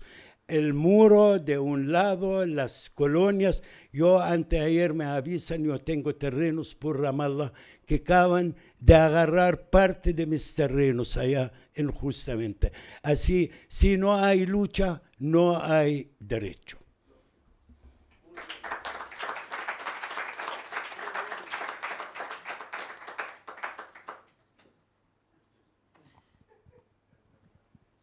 Hola, hola. A ver, dos cuestiones. Una sobre el Estado español. A ver, doy mi punto de vista, el de mi organización. Yo creo que Sánchez le cabe lo mismo que a Meloni, pero desde otro ángulo político. Fueron contorsionistas con la lucha palestina. Los pueblos los presionaron y entonces empezaron a contorsionar para ver qué hacían en medio de esa lucha. El pueblo español lo condicionó, lo acorraló, lo puso entre las cuerdas a Sánchez y en función de eso fue actuando.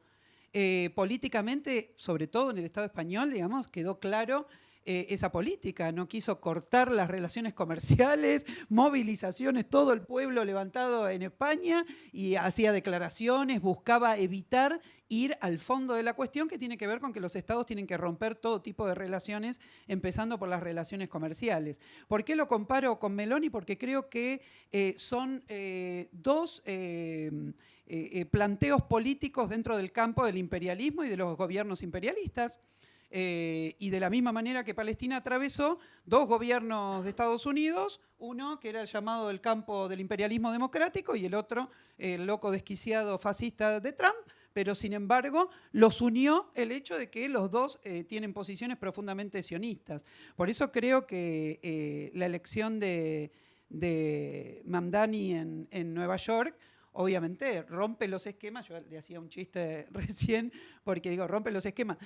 Y aparte introduce una novedad absoluta, o sea, que no tenga una campaña demócrata, financiamiento del sionismo norteamericano y de AIPAC, realmente lo tenemos que anotar porque si hay un sector que fue apalancado por el lobby sionista en Estados Unidos, ha sido el Partido Demócrata, fundamentalmente, incluso frente a contrapuntos entre Biden y Donald Trump. Donald Trump finalmente ejerce el poder y obviamente el sionismo se pone a disposición de eso, pero antes su opción eran los demócratas. Esto lo marco por relación a lo que uno puede entender que hay diferencias entre un Pedro Sánchez y Meloni. Y después, por eso creo que la movilización popular, la organización desde abajo, es lo único que nos va a salvar. Y no tener pretensiones de encontrar lobistas nuestros de arriba, que si los encontramos genial, quiero decir, y nunca despreciamos a ningún lobista en nuestro favor, pero no pueden estar puestas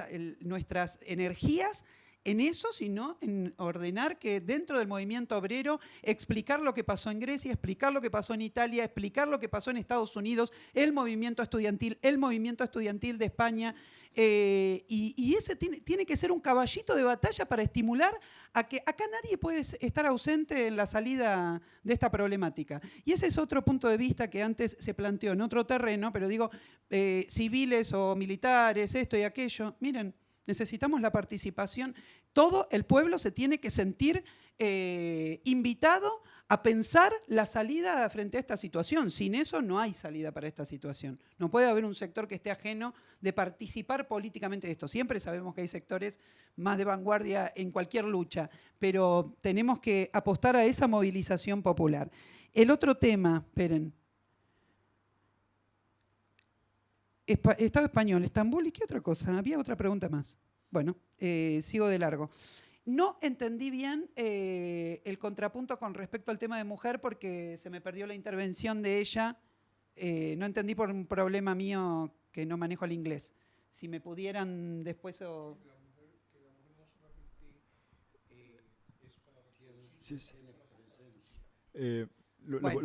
Lo puedo decir, sí. El comentario de ella fue que esperaba un poco más de la narrativa feminista en la conferencia y esperar ver más mujeres presentes aquí en la conferencia. Es un comentario válido, así al mismo tiempo. Igual como lo comenté, en la iniciativa somos 5 coordinadores hombres y 5 mujeres ahora mismo. Y reconocemos el valor de la mujer palestina y todas las mujeres del mundo que tienen su rol y también tienen su voz y pesa. Al mismo tiempo, gustaría tener la oportunidad de agradecer a todas las mujeres que han participado en la conferencia, como Vanina, que lo ha hecho excelente. Entonces, quería enaltecer eso también. Y las mujeres que los acompañan mañana, pues igualmente serán bien enaltecidas. Y eso era. Bien. Obviamente estoy de acuerdo, impulsar la intervención y que obviamente está bien que lo traigas a colación porque, bueno, la problemática de la mujer está planteada en todos los... Nadie se tiene que sentir como, uy, me está diciendo... Porque nadie, en ningún ámbito se está exento de incurrir, digamos, en cierto grado de discriminación o ponerle obstáculos a la participación de la mujer. Si no, no entenderíamos la problemática de la opresión de la mujer, si pensamos que estamos absolutamente algunos sectores ajenos. Así que, por supuesto que bienvenido eso, y más en el debate sobre Palestina, porque definitivamente el lugar combatiente de la mujer en Palestina lo ha pagado muy duramente.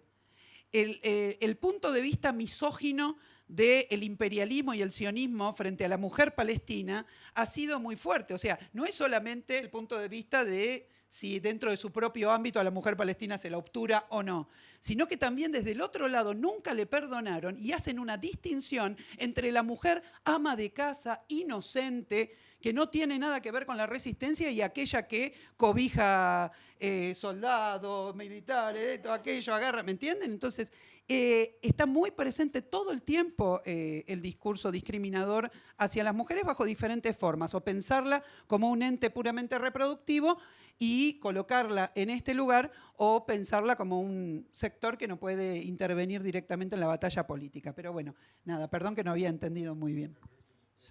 ¿Sabes? Solo un momento hablando de la mujer también. Habló Nabil de Susana Mohammed, ex ministra del Medio Ambiente. También va a estar con nosotros, lástima por salud, no pudo, la doctora Carla Hanania, ex ministra de Educación del Salvador. También es de origen palestino. Me recuerdo hace unos meses creamos en Estambul el Global Unión, y estaba la ministra de Cultura colombiana también con nosotros. Ahora, no solo falta, yo veo mujeres, faltan también jóvenes. Ahora, nosotros allá, jóvenes, hablo de Raúl, lo felicito. Y sí hubo de ver más jóvenes. Ahora el problema nuestro allá es la lengua. Yo creo que cuando yo me muero, ya estoy en los 70s, ni 10 hablan español en El Salvador. Hablan árabe. Hablan árabe. Ahora ustedes sí es diferente porque hay migración nueva y migración seguida en ciertas partes de América.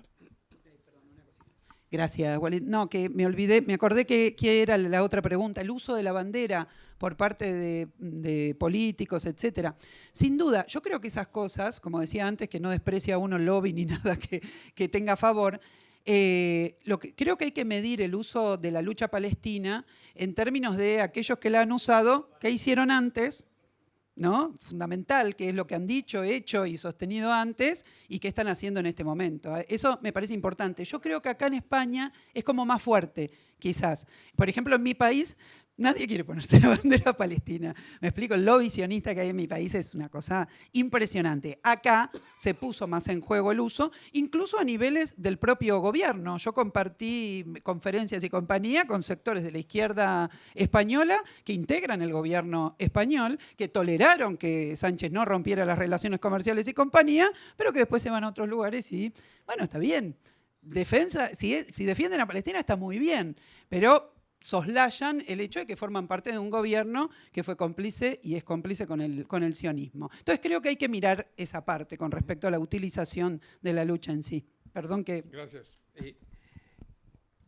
Yo les voy a decir algo. El tema de España ya fue aclarado, me parece bien, pero eso va unido a lo que preguntó el hermano Isa, ¿verdad? Sí, es cierto, es afirmativo. Una gran cantidad de políticos han sido oportunistas que han sabido cautivar el tema de la solidaridad internacional con Palestina desde cada país. Y eso es lo que ha generado, incluso en aquellos países que en estos últimos 2 años ha habido elecciones democráticas y muchos han logrado ganar. Yo lo he dicho en varios eventos. Palestina, que es nombre femenino, es el gran prostituto del oportunismo. Fíjense cómo lo digo por una claridad de que internamente desde Palestina se ha comercializado vilmente nuestra revolución. Desde afuera, lamentablemente, también ha sucedido, pero desde afuera ha ido hacia un plano en donde nosotros hemos ido conquistando, hemos hecho que el mundo abra los ojos, y eso es lo que vale la pena. Así que si un político español o mexicano levantando la bandera de Palestina sale elegido senador, representante, diputado, lo que sea, yo lo voy a aplaudir, en la medida en que mantenga el compromiso de por qué él se identificó por los derechos de la lucha del pueblo palestino. Eso entonces sí. El tema sensitivo, lo he dicho y es parte de horas extensas de conversación. La mujer palestina es nuestro ser más sagrado. Es gracias a ella, a la mujer, que aprendimos a portar el fusil. Cuando en sentido figurado dije, es la mujer que viendo a su esposo muerto, levanta el fusil y se lo entrega a su hijo. Esa es la más clara convicción de que el pueblo palestino está llamado a triunfar. No se trata de que la mujer palestina sea una reproductora de combatientes, pero nunca olviden cuando hablan de ese feminismo las palabras de la primer ministra de Israel, Golda Meir. Yo no le tengo miedo a los guerrilleros palestinos. Yo le tengo miedo al vientre que hay en las mujeres palestinas. Por eso es a ellas a las que tenemos que matar. Golda Meir dijo esa frase lapidaria. Son nuestras mujeres las verdaderas combatientes. Con ellas, durante el primer intifada en Gaza, cuando yo estuve en Gaza, yo tenía que dormir en los cuartos de las mujeres, porque me andaban buscando los soldados israelíes. Cuando estuve precisamente cerca de Ramallah, en Siruat y esas ciudades, estaba acompañado de mujeres combatientes, quienes me ayudaron a redactar los manchuros comunicados que fueron aprobados por la Unión General de Líderes de la Intifada. Fueron mujeres. Las mujeres nuestras palestinas son las que han dignificado la identidad de nuestra resistencia. Y esto podría ser algo publicitario, yo no sé hasta qué punto lo reciban bien o mal, pero yo sí creo que el mundo está exigiendo que en Palestina se den elecciones para elegir un nuevo presidente. En la medida en que esa presión se siga dando, hay una candidata mujer palestina que creemos y estamos absolutamente seguros que ella sería la que ganaría las elecciones. Suha Arafat. Ella regresaría y generaría la unidad.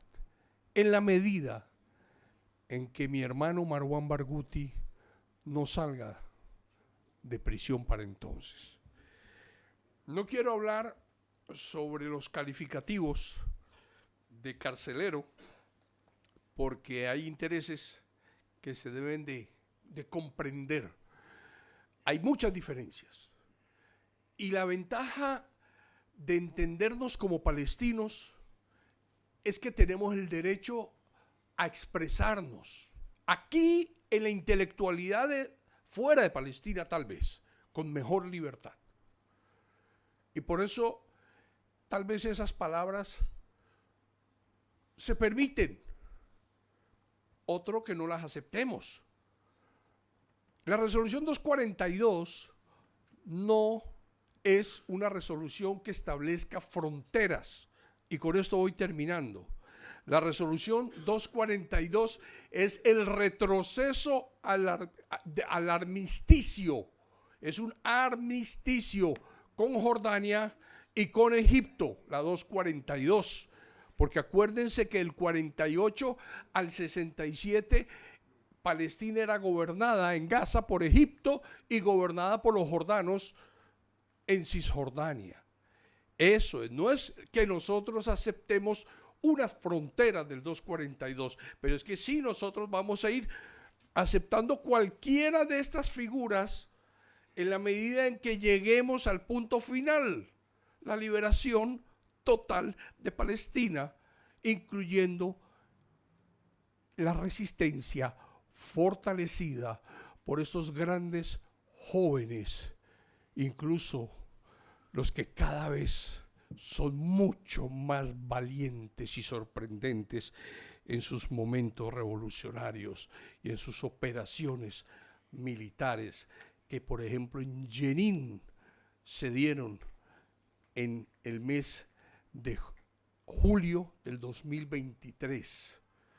Hermanos de la yihad islámica, cuando yo fui a Jenin, después de que el ejército israelí salió, hermanos de la yihad islámica, cuando fui a visitarlos, se pararon, yo iba con varios otros hermanos, y a mí me abrazaron porque sabían que yo soy cristiano, católico. Combatientes que pusieron el fusil a un lado y me abrazaron. Son momentos emotivos donde nos lleva a identificarnos con la resistencia como un derecho natural para lograr la liberación de Palestina. Muchas gracias.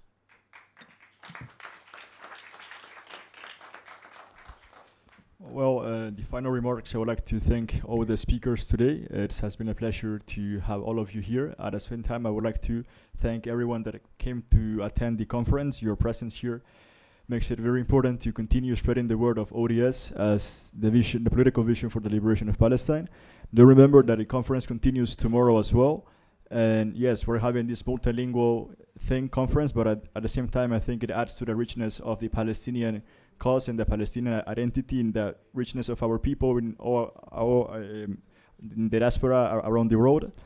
And so we wait for you tomorrow again at 10 a.m. And please, if you come tomorrow, bring with you your program and manifesto that we handed to you today. So thank you very much and see you tomorrow. Hello everyone to day 2 of Tomorrow's Palestine, One Democratic State for All its citizens. In day 1, we had very interesting discussions and about secularism, the ODS vision, the future of ODS and how this could be implemented, and at the same time, a lot of versions and speakers of the Palestinian diaspora. Today's session is going to be focused as well on many Palestinian points of view about ODS. It's going to tackle the international law and how we can apply it into the vision of ODS. And as well, we're going to hear about the past of ODS and the challenges for the future. So I would like at the same time to mention that in October 2024, we, the One Democratic State Initiative, مبادرة دولة ديمقراطية واحدة, organized a political meeting in Beirut, giving the possibility of holding it in Palestine. And politicians, comrades, thinkers from across the region, Al-Sham, Syria, from Lebanon, Palestine, Jordan, and Egypt, gathered to confront the violence tearing through our societies and to imagine a different future. Out of our discussions emerged a shared conviction: liberation and democracy must be built together by developing the capacities needed to advance democratic and Taharuri liberatory political projects in the region. This following video shares moments from that encounter and the beginnings of a common path forward.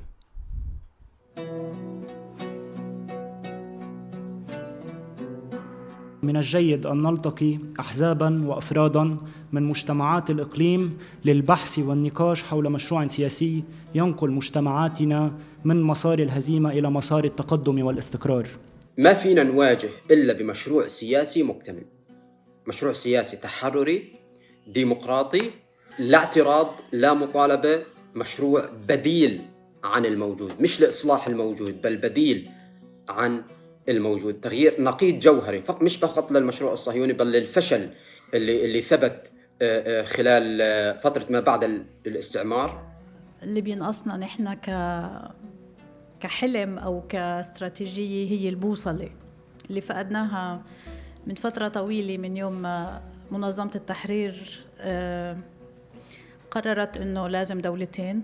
الموضوع له بعد استراتيجي مستقبلي، موضوع الدولة الديمقراطية العلمانية، وهذا موضوع مطروح منذ سنوات طويلة في إطار فصائل المقاومة الفلسطينية، أنا أعتقد منذ بداية السبعينات.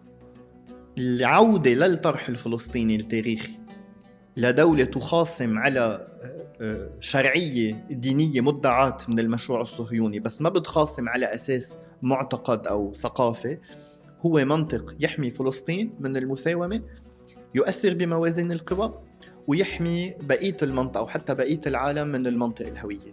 المشروع الفلسطيني فعليا هو يمكن يكون حاليا حامل لمشاريع تحرر لشعوب المنطقة، يعني حامل لمشروع تحرر للشعب السوري والفلسطيني واللبناني والأردني.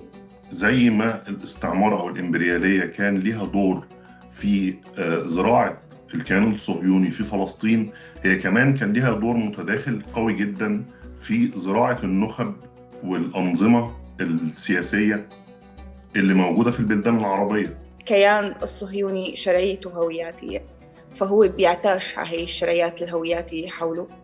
هذا التطبيع مع المنطق الهوياتي عم يفتت المجتمع وعم يخلينا نطبع مع هي الجرائم. لازم نشوف كمان انه الطائفيه هي شغله مهمه انه نحن نتصدى لها، ما بس لانه الطائفيه بتضعف المقاومه، لانه كمان الطائفيه تركي من الاستعمار. حتى تحتكر السلطه في كيان وظيفي لازم تدمر المجتمع المدني، لازم ترعى، لازم ما يكون عندك لا احزاب ولا نقابات ولا اعلام مستقل ولا زفت مزحلق، بيكون عندك طوائف، عشائر، عائلات.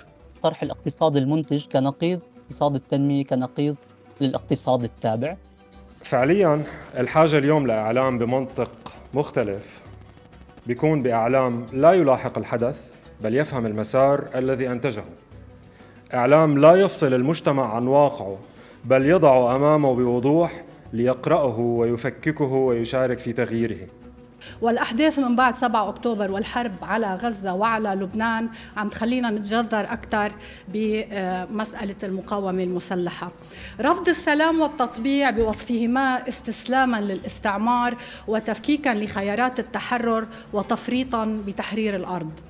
مقاومة التطبيع ومن ضمنها المقاطعة هو مشروع سيادي شعبي وسياسي وليس مجرد موقف رمزي أو ثقافي. تفكيك الكيان الصهيوني أهم شيء ممكن بحياتنا ممكن نشتغل له.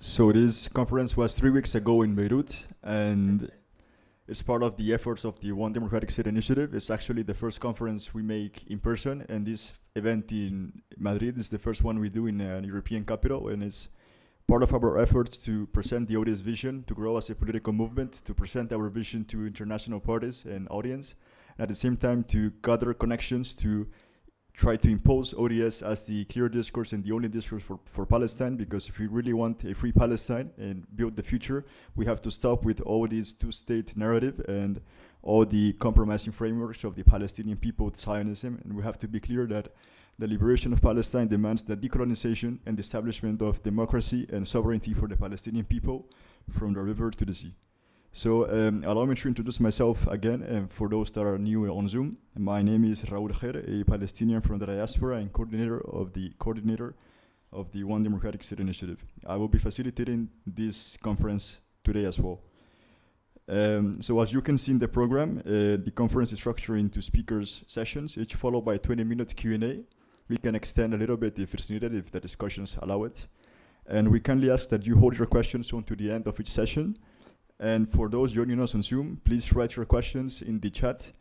And if you would like to ask your questions in either Spanish or English, please feel free to use the language that you prefer, as I can translate your questions. At this time, I would like to invite the speakers for the first session to please come to the front as I announce your names. Muzna Chihabi, former Palestine Liberation Organization advisor, and she will be joining us on Zoom. Saman Hasan, ODS Initiative Coordinator. Lana Sadeq, member of One Secular and Democratic Palestine. João Conceição, I hope my Portuguese is quite well, member of Students in Solidarity with the Palestinian People and of Rebeldia Youth Organization. So let me now introduce Muzna Chihabi, whose presentation is titled Narrative Warfare, the Need for a Palestinian Dictionary of Political Expressions.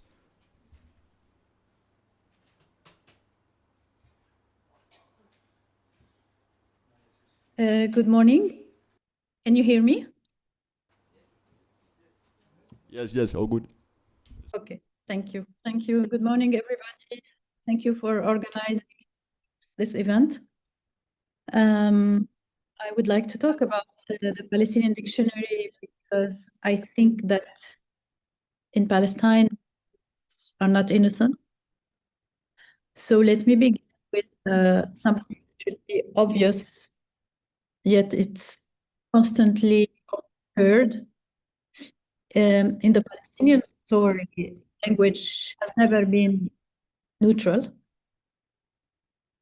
because everyone describes us, our history, our present, our aspirations has always been filtered through layers of power, of fear, and geopolitical convenience.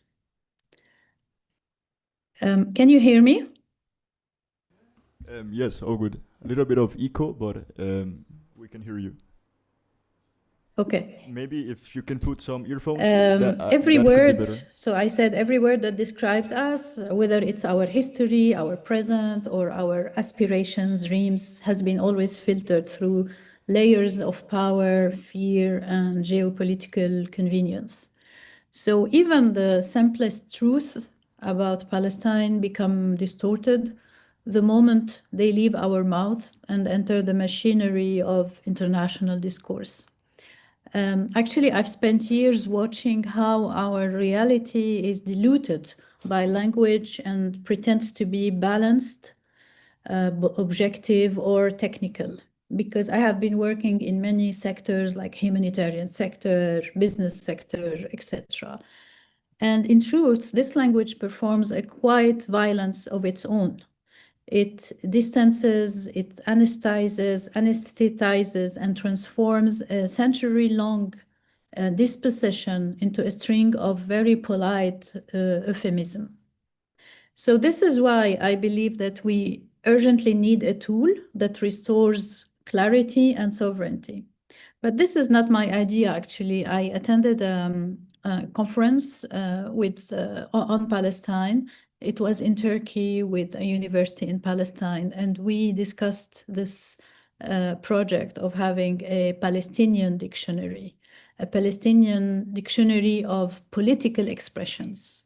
It's not a glossary of slogans, it's not a militant catechism, but a way of reclaiming the vocabulary that has been taken from us. And it's a way of rebuilding the architecture of meaning that defines our struggle. So first of all, I would like to talk why this dictionary. And I think that language has become one of our battlegrounds because for too long, the words used to describe our lives have always belonged to others.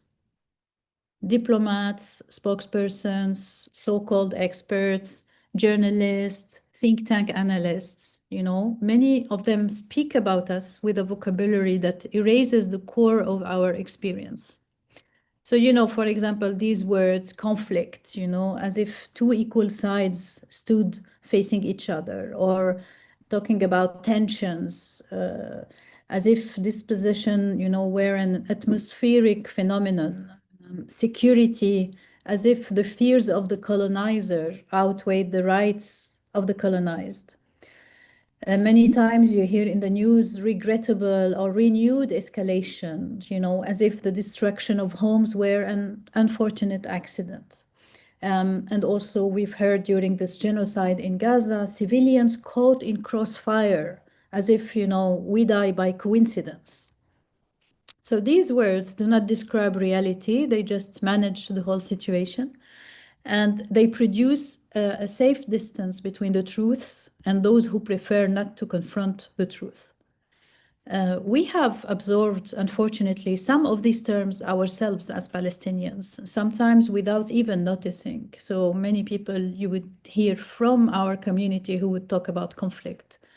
And once we speak the language of others, we risk losing the ability to articulate our own political imagination.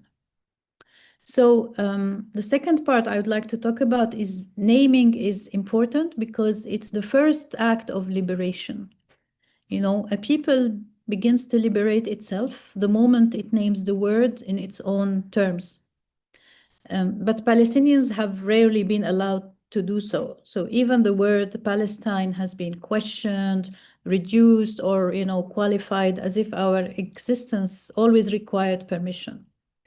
So meanwhile, the vocabulary imposed on us has shaped the global understanding. What does it mean to talk about right to defend itself, you know, counterterrorism, how to be neutral, etc. So our own words are constantly pushed to the margins. And what are our own words? For example, resistance. It's something that becomes suspect internationally. Return becomes unrealistic. How can you talk about return? Apartheid becomes uncomfortable. We cannot talk about apartheid. And Nakba is always controversial, almost always controversial. So this erosion is not accidental. It is, you know, the linguistic extension of a political colonial project. So I think that a Palestinian dictionary would be an act of defiance against this erosion. And it is a way of saying our experience cannot be translated into the vocabulary of those who deny it. You know, we can name ourselves, we will define our reality, and we will reclaim our narrative. So the third part I would like to talk about is what this dictionary should contain, because I think when I thought about it, it should contain three essential layers. The first one is the words of history. So we need clear, precise definitions rooted in truth, not diplomatic comfort. For example, Nakba is not a tragedy. It's the deliberate dispossession of a whole people. Occupation is not disputed territory. It's a military settler colonial regime. A refugee is not a humanitarian label. It is the product of an ongoing political crime. And these are not, you know, abstractions. These are the foundations of our lived reality. The second layer would be the words of power. So these are the terms that have shaped global perceptions of us, like often in ways that discipline or delegitimize. For example, security has always been used and is still being used to justify perpetual domination and killing. Incitement, it's used in Europe, especially where I live, used to police any speech that stands with Palestine. Normalization is a word that requires careful, precise definition to protect our political integrity. Humanitarian crisis, you keep on hearing about humanitarian crisis in Gaza. It's used to avoid confronting the reality, the political causes of the suffering in Gaza and of the genocide. And now, you know, we have a conference. I work at the Arab Center for Political Research, and we have a conference in next week about Europe and Palestine, and it's the conference about the colonization of Palestine. And today there was an article in Le Point in Paris that describes us all as not moderate people. So they want us to invite moderate Arabs that can talk about, can use these expressions that we like to hear in the West. So we must dissect how these terms function and how they silence, reshape, and distort, our Palestinian agency. And the third layer is the words of the future. Like our dictionary must also name the political horizon and the legal perspective that we are moving forward, like justice, equality, return, decolonization, one democratic state. And these expressions should not remain, like just vague aspirations. We must define them clearly with rigor and imagination, not only for ourselves, but for the whole world that we want to build ahead. So my fourth part of this presentation, because there are 5 parts. The fourth one is why now? Because we think that Palestinians are being, and we have seen it during this genocide, Palestinians are being spoken about more often and even much more than they are being heard.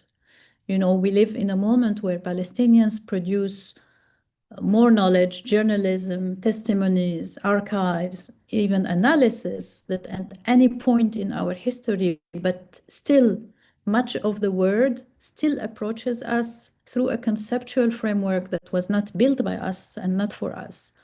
We are always represented by people who should be, from the West and who don't know and who don't believe in our reality. And if we are invited once in the media or in a workshop or in a conference to talk about Palestine, so our words are usually filtered. We can talk a little bit about our suffering, but we can never analyze the situation. We're not allowed. It's always, we need someone from the West to analyze the whole situation. And our experiences are sanitized before being made acceptable. Our political vocabulary is not accepted, or it is blurred, until it loses its power. So the dictionary of Palestine should be a way to break that cycle.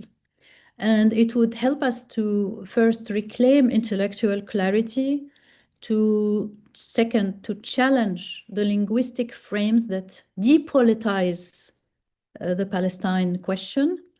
Third, to articulate our struggle as one of rights, justice, and liberation. And finally, to speak from the position of historical subjects, not humanitarian objects. So that's what I think why it is important. And finally, the last part I would like to talk about is how can this connect to the vision of one democratic state?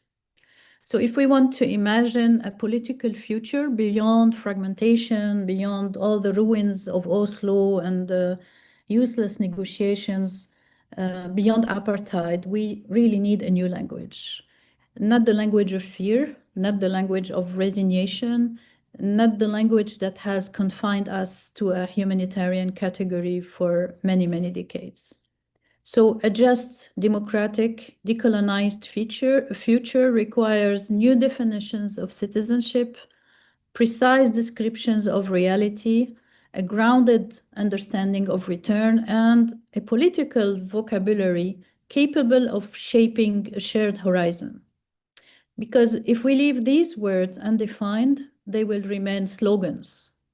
But if we define them ourselves, they become the scaffolding of a new political paradigm. So, in conclusion, words shape what we are thinking now. What is possible? Because for decades we have lived inside a dictionary authored by others, people from the other world. Usually it's from people from the West that are still colonizing us. So a dictionary in which our suffering is softened, our resistance is criminalized, our future is restricted to the narrow confines of political convenience, of humanitarian aid. This should not continue. We need a Palestinian dictionary of political expressions. And it's not an academic exercise, it's a form of liberation, I think. It's a refusal to be spoken for, a refusal to be translated into someone else's comfort, and a refusal to let the narrative of our disposition be written in a language that hides its violence.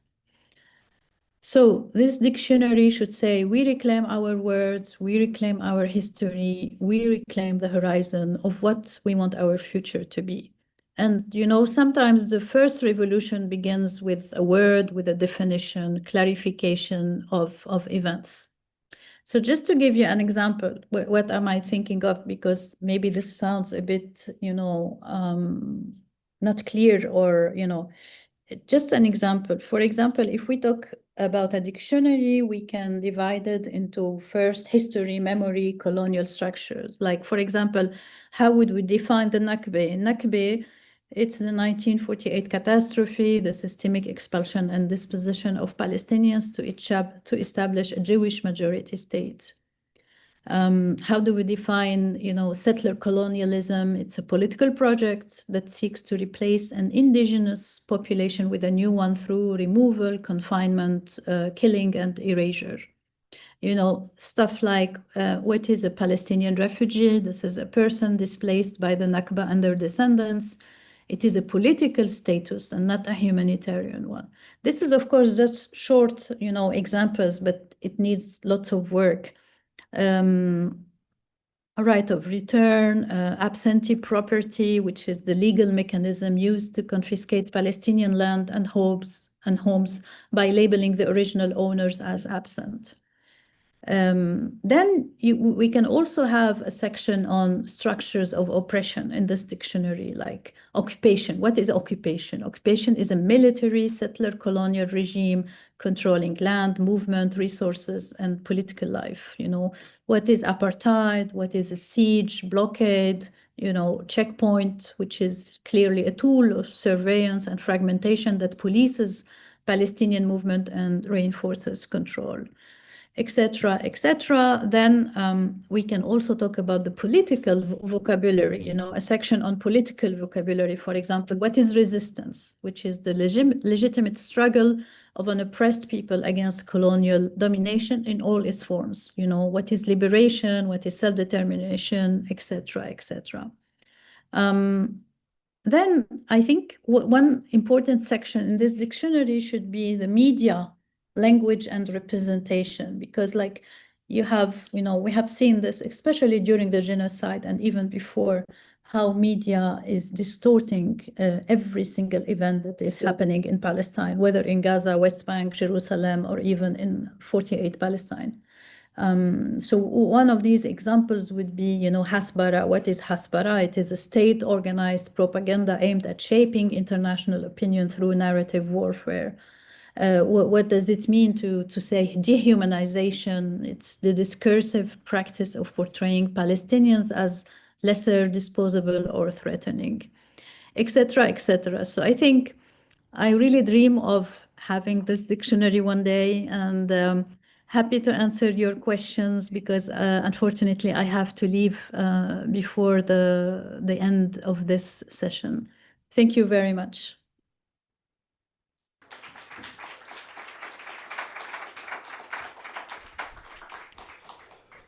Thank you very much, Muzna, for your words. And I think it's very important to have this dictionary as Palestinians to be able to dictate our own struggle and our own terms for liberation, our vision, since it's our future and no one else can tell us what we can do or how we can define the things for ourselves. So I would like to now please introduce Saman Hasan, whose presentation is titled Depoliticizing Identity Between and Beyond the River and the Sea. Thank you.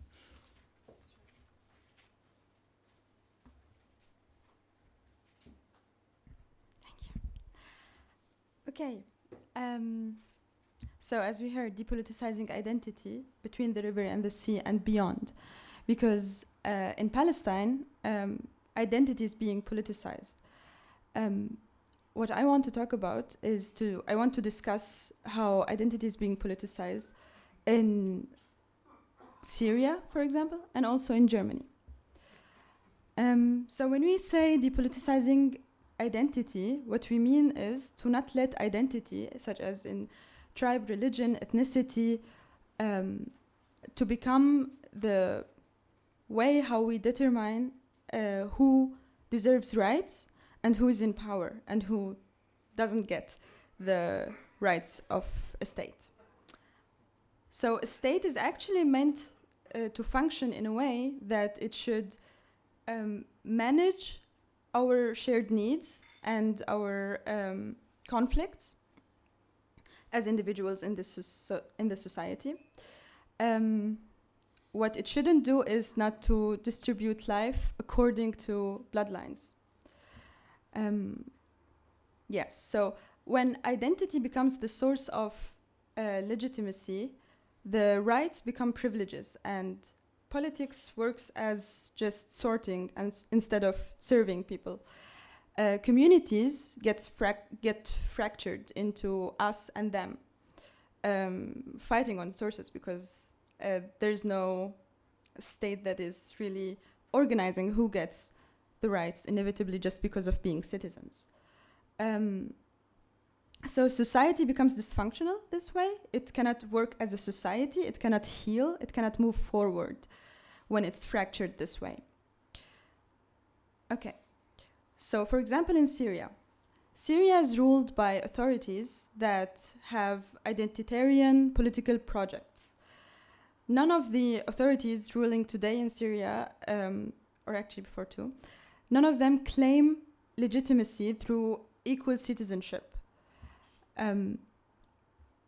This leads to us becoming minorities that hold together just because we are minorities. And by this, we accept the logic of it, the logic that is stripping us our citizenship, that is stripping us from our capacity to function as a society. And by calling us components by these authorities, as it happens, we lose our right to be Syrian citizens. And by this, I think we can also only stay minorities that are holding together. So Druze will look to Druze to get safety, and Kurds to Kurds, and Sunnis to Sunnis, and so on, Alawis to Alawis. This happens in the absence of a state, of a functioning state. People would seek protection in their oldest structures. They will look for a leader of a group, because if they cannot be protected as Syrian citizens, they want to be protected as Christians, or as Druze, or as Alawis, or as Kurds. Instead of being protected by laws and institutions as it should actually function, laws and institutions that guarantee rights and manage interests of its citizens. So, exactly, in the absence of the state, people would follow their leader of their own group, of the community they are in, which is based on identity. This leader is mostly a man, in most cases a man, who would say, I will protect you, follow me. Instead of having a society, which is capable to lead and to push forward to our rights as citizens. So safety becomes tribal, not public. And society dissolves by this. And it also, and this is very important, it feeds all other identitarian political projects. Because having identitarian political projects adds to the justification to have even more identitarian political projects, such as the Zionist one. So the targeting of identity in absence of a state also distracts us from the reality that we are being targeted as a Syrian citizen by a new system that survives on this acceptance of us being components, and it survives on our acceptance of its imposed authority on us. So again, stripping us the capacity to fight back. It feeds on the belief that victims are being attacked based on identity. So as a Syrian, I cannot say I'm a Syrian citizen and this is why I am, this is no compass to being safe. The Assad regime actually used repression to cover up its inability to deal with Syria's social diversity, as in tribal, regional, sectarian, and also class. Also, the same thing is happening now with the current authorities. They use identity politics, identitarian politics, to conceal the same inability to function.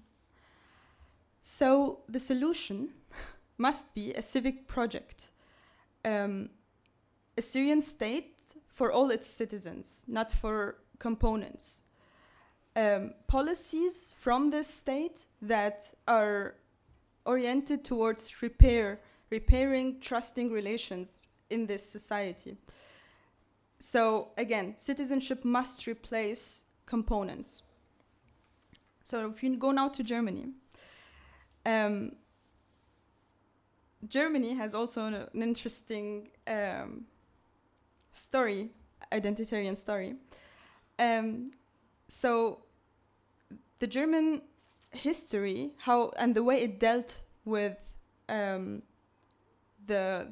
with its history, is it has a big lack of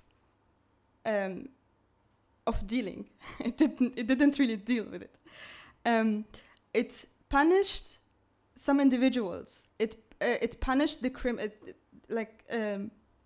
it acted as if Nazism is it's just a crime itself. It was not just a crime. It was also a whole political project, a whole system that defines who belongs and who doesn't belong. And it made identity into laws and into destiny.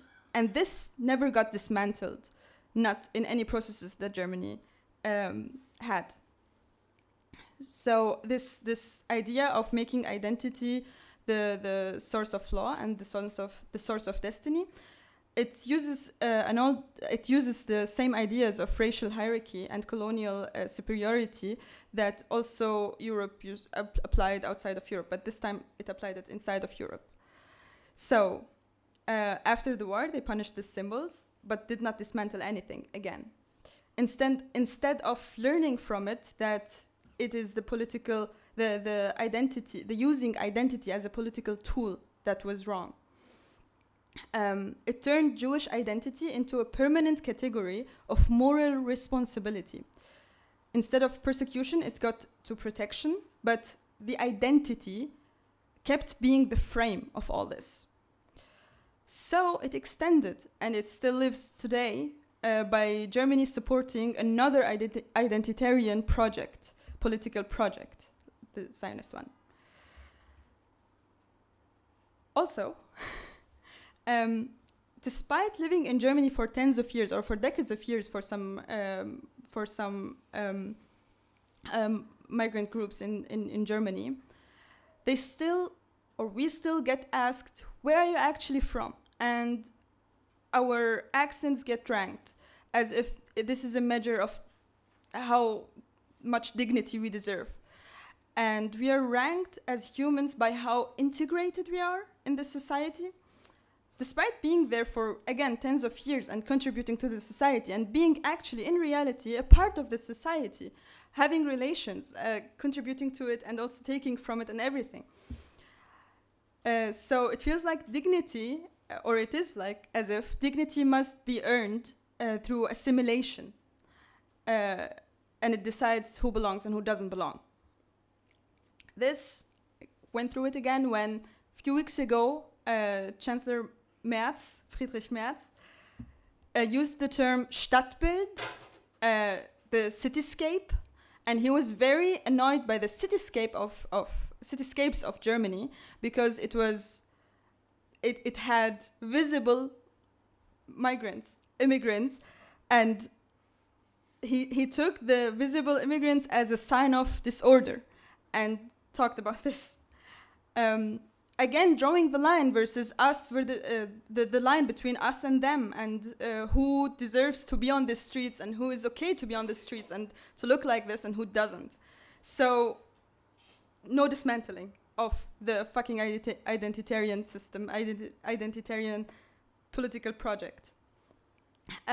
Media fuels this also very openly. It's known. It's always portrayed as they are the criminals, like immigrants get reduced to the ones who do crimes. And society keeps going on treating people as outsiders. A society that keeps that since decades treating people as outsiders, in spite of them being part of the society, ignoring the fact that it's a reality that these people are part of our society. No, keeps treating them as outsiders. It does not have, it's not struggling with integration. It's not struggling with immigrants. No, what it's struggling with is its attachment to identity being the base and the measure of worth of humans. Okay, Germany. Okay, so what I want to mention is a civic state does not erase identity. This is not the point. The point is not erasing identity. It's just creating, like a civic state would create a space where identity does not determine worth. It protects everyone, because protection is a right. It's not a gift. It's not a privilege we just give to some people. And it does not ask, who are you? No, it asks, how do we build a society where every person lives with dignity and security? It asks, what do you need as a citizen from me? So, between the river and the sea, in Syria, in Europe, and far beyond, the task is the same: replacing identity-driven politics with citizenship-based politics. Moving from surviving each other, towards life. From fear towards institutions. From fragmented belonging towards collective future building. This is not only a constitutional question, it is a psychological and moral one. Can we all start imagining, can we imagine ourselves not as fragments in need of protection, but as citizens capable of building together? Because the answer to this question would shape the region, would shape the Bilad al-Sham region, and also the whole century. A future worth living will not be built by identities competing for dominance, would not be built by components. It would be built by societies that are capable of choosing dignity over fear, equal belonging over tribal security, and political life grounded in citizenship rather than blood.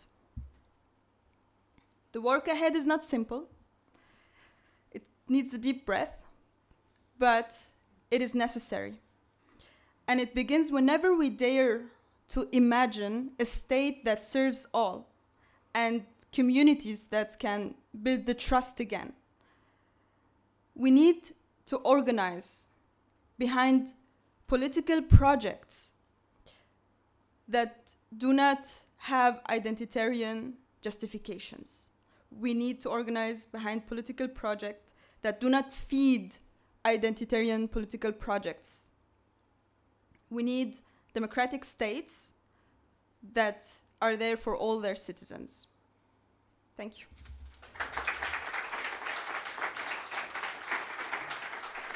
Muzna said she has to leave, so we would have to ask her questions now.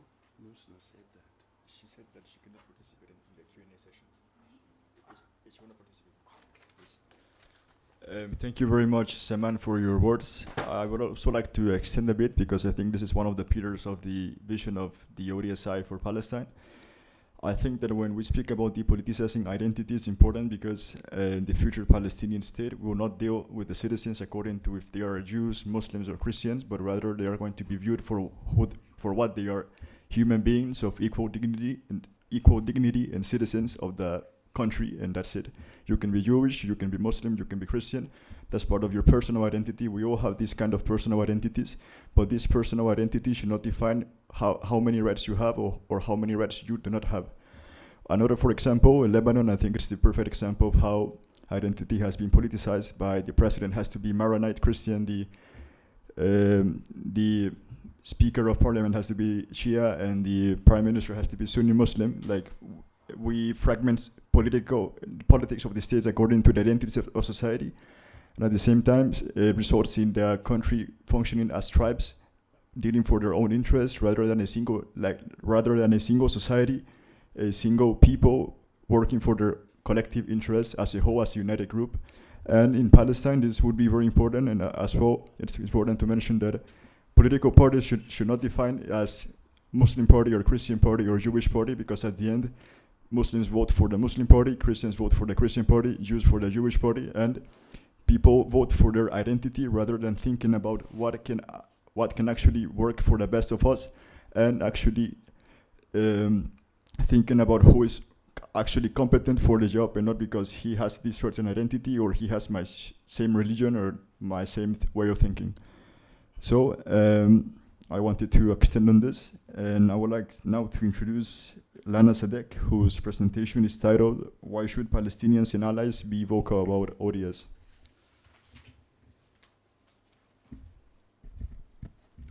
Good morning. First of all, I would like to say, excuse me for my English, because I have the tradition to speak in French, or in Arabic. So I wrote this time. Usually I speak like that, but so maybe sure there are some errors, but excuse me. So thank you, Raúl, and thank for all the team who organized this meeting, and to invite us.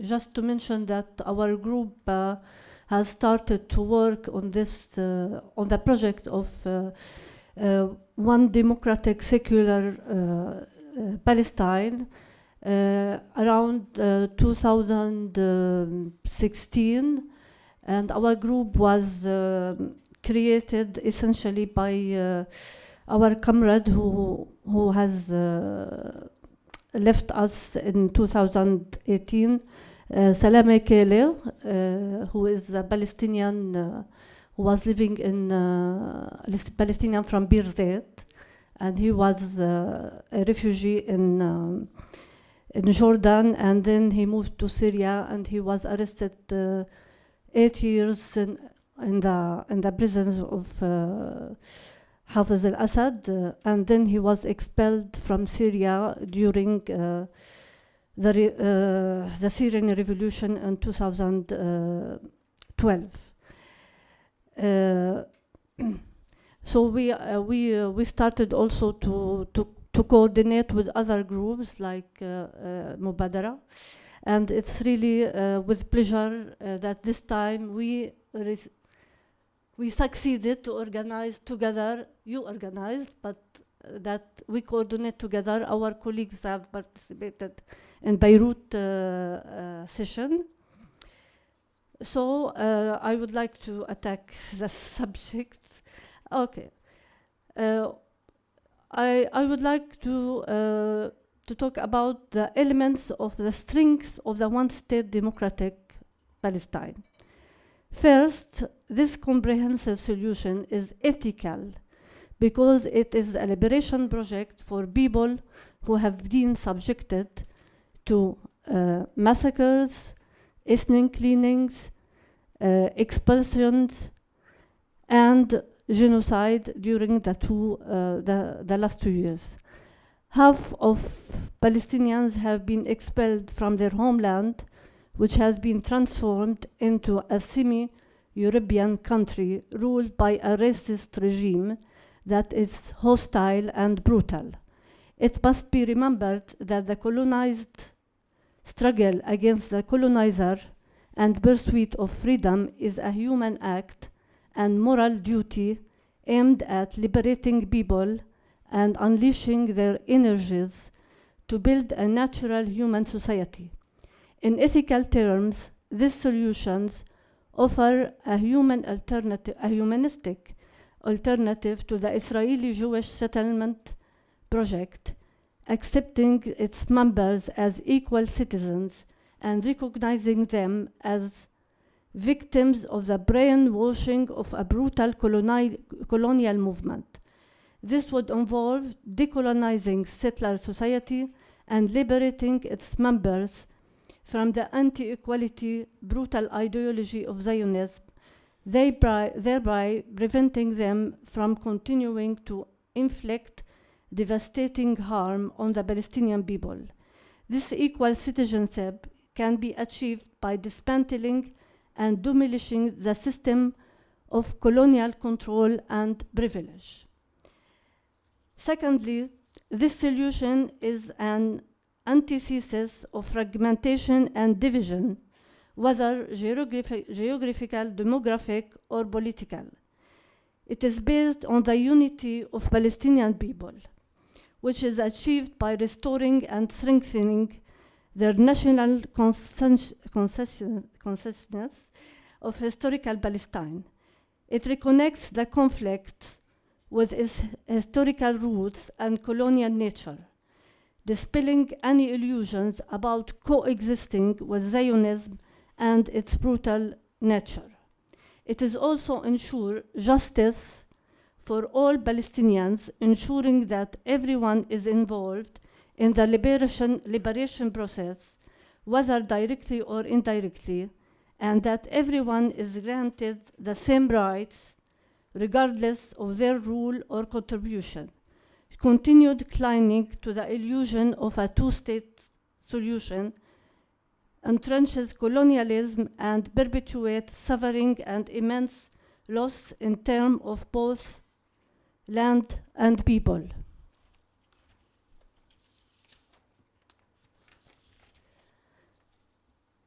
Thirdly, adopting the one-state democratic secular Palestine would revive and restore the legacy of the Palestinian national liberation movement, as well as the nature of the struggle as a colonial one.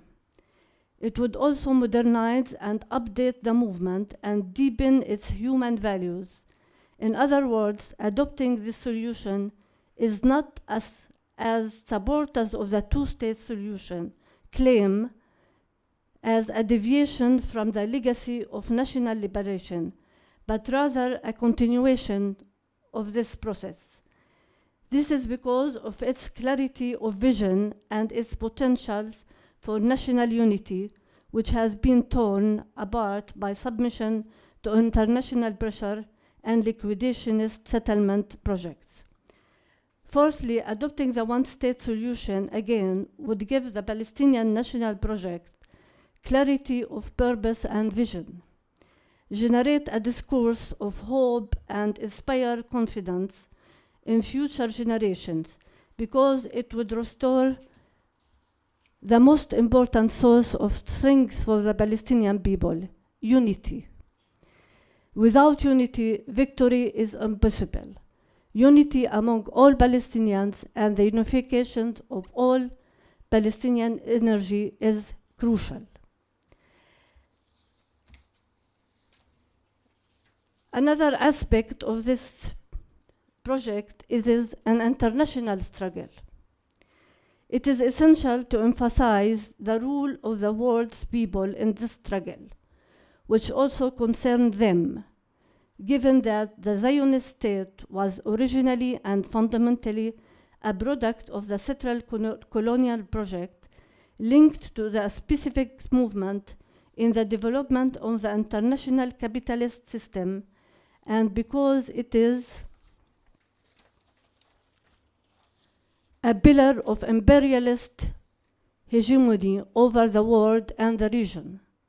Therefore, these people must participate either by pushing their governments to adopt policies that respect the right of the Palestinian people, basically the right of self-determination and the right of return, and by boycotting the Zionist state because it is funded on the control of others' land, genocide, ethnic cleansing, forced displacement, and apartheid. The exploitation of religion in its political project, the use of violence and the expulsion of indigenous populations, and serving imperialist control over the resources of people of the region and all the people of the world. In this context,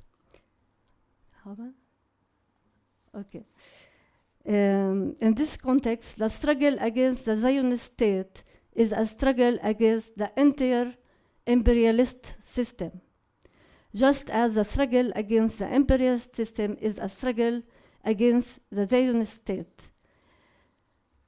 Today, since 2 years, we see a global mobilization for Palestine against the genocide.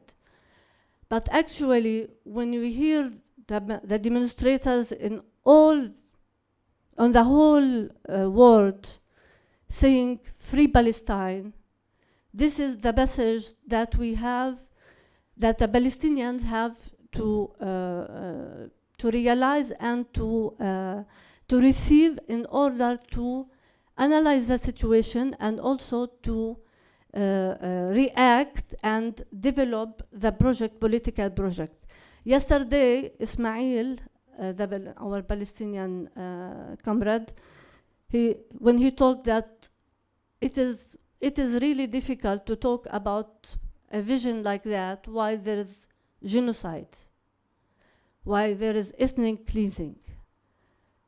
Of course, the priority today is to stop genocide and to stop the massacre and reconstruct Gaza and let people of Gaza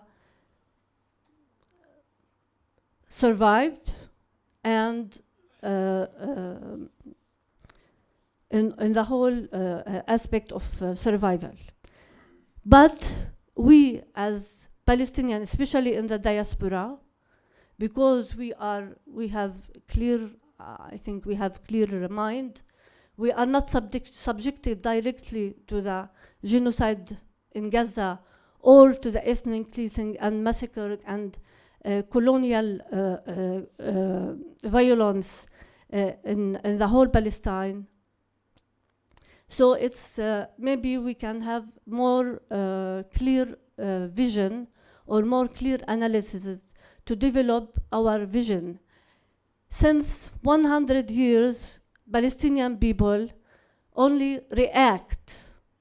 And now it's time to build a movement and to create a vision that it is, to develop this vision in the whole world, in our discourse as Palestinians, and also the discourse of the international solidarity movement with Palestinians.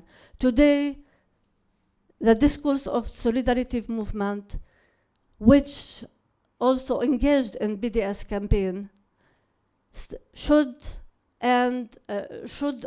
actually adopt this vision of one secular democratic Palestine and to build all together with anti-Zionist group in Europe, in the United States, in America, in Latin America, in Africa, everywhere in the world, this large front of anti-Zionist Palestinians, Arabs, all democratic and progressist people also try to attach try to mobilize also the trade unions, because it's very important. The feminist group also, because Palestinian question is also concern the feminist groups.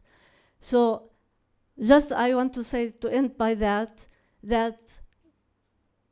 one secular democratic Palestine guarantees also not only the social justice for the whole citizens, but also the equal rights for women, and the social justice for all popular classes in Palestine. And thank you.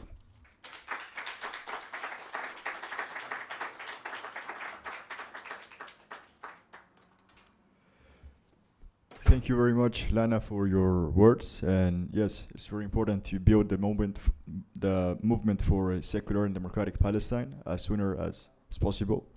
And now I would like to please introduce João Conceição, whose presentation is titled Encampments and Barricades, the Global Students' Movement for a Free Palestine and for ODS.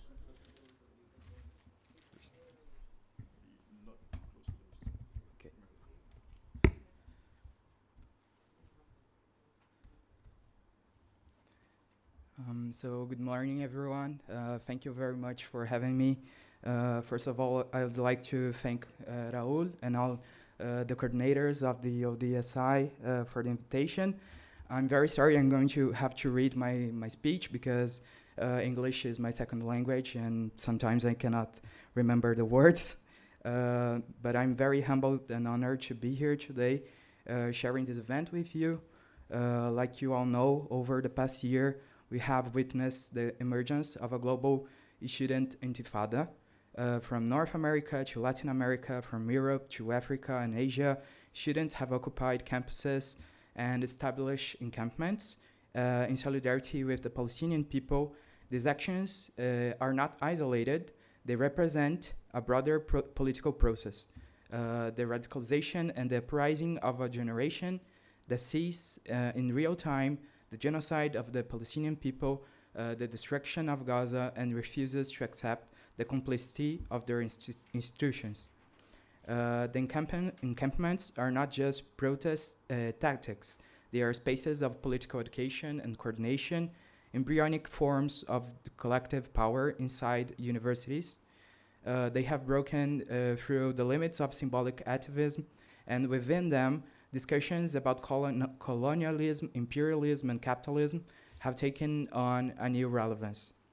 The moral indignation that first moved students has begun to mature into political understanding.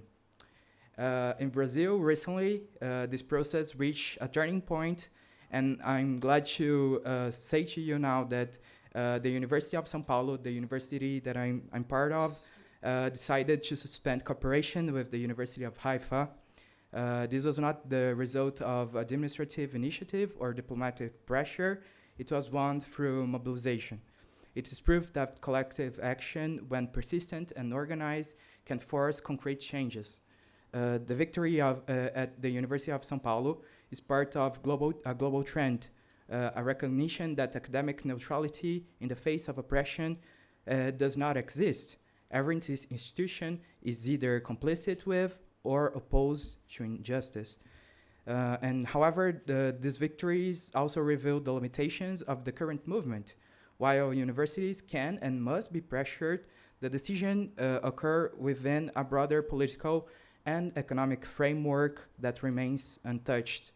The same government that expressed hypocritical concern for Palestine continue to maintain military, technological, and commercial ties with Israel. The contradiction is evident. In Brazil, for example, President Lula has repeatedly declared that he opposes the genocide, but not the Israeli state, recently saying that I have no problem with Israel, I have a problem with Netanyahu. That's his quote. Similar positions appear in Europe. Many governments criticize the occupation and say they defend the Palestinian state, but continue to trade arms. They condemn civilian casualties while banning pro-Palestine demonstrations. These are not isolated inconsistencies, but expressions of the same underlying reality. Capitalist states, even those led by so-called progressive coalitions, are structurally bound to imperialist interests. They depend on financial markets, on strategic alliances, and on armed industries that benefit directly from war and occupation. Their language of human rights functions as a cover for maintaining those relations. These contradictions define the terrain of our struggle.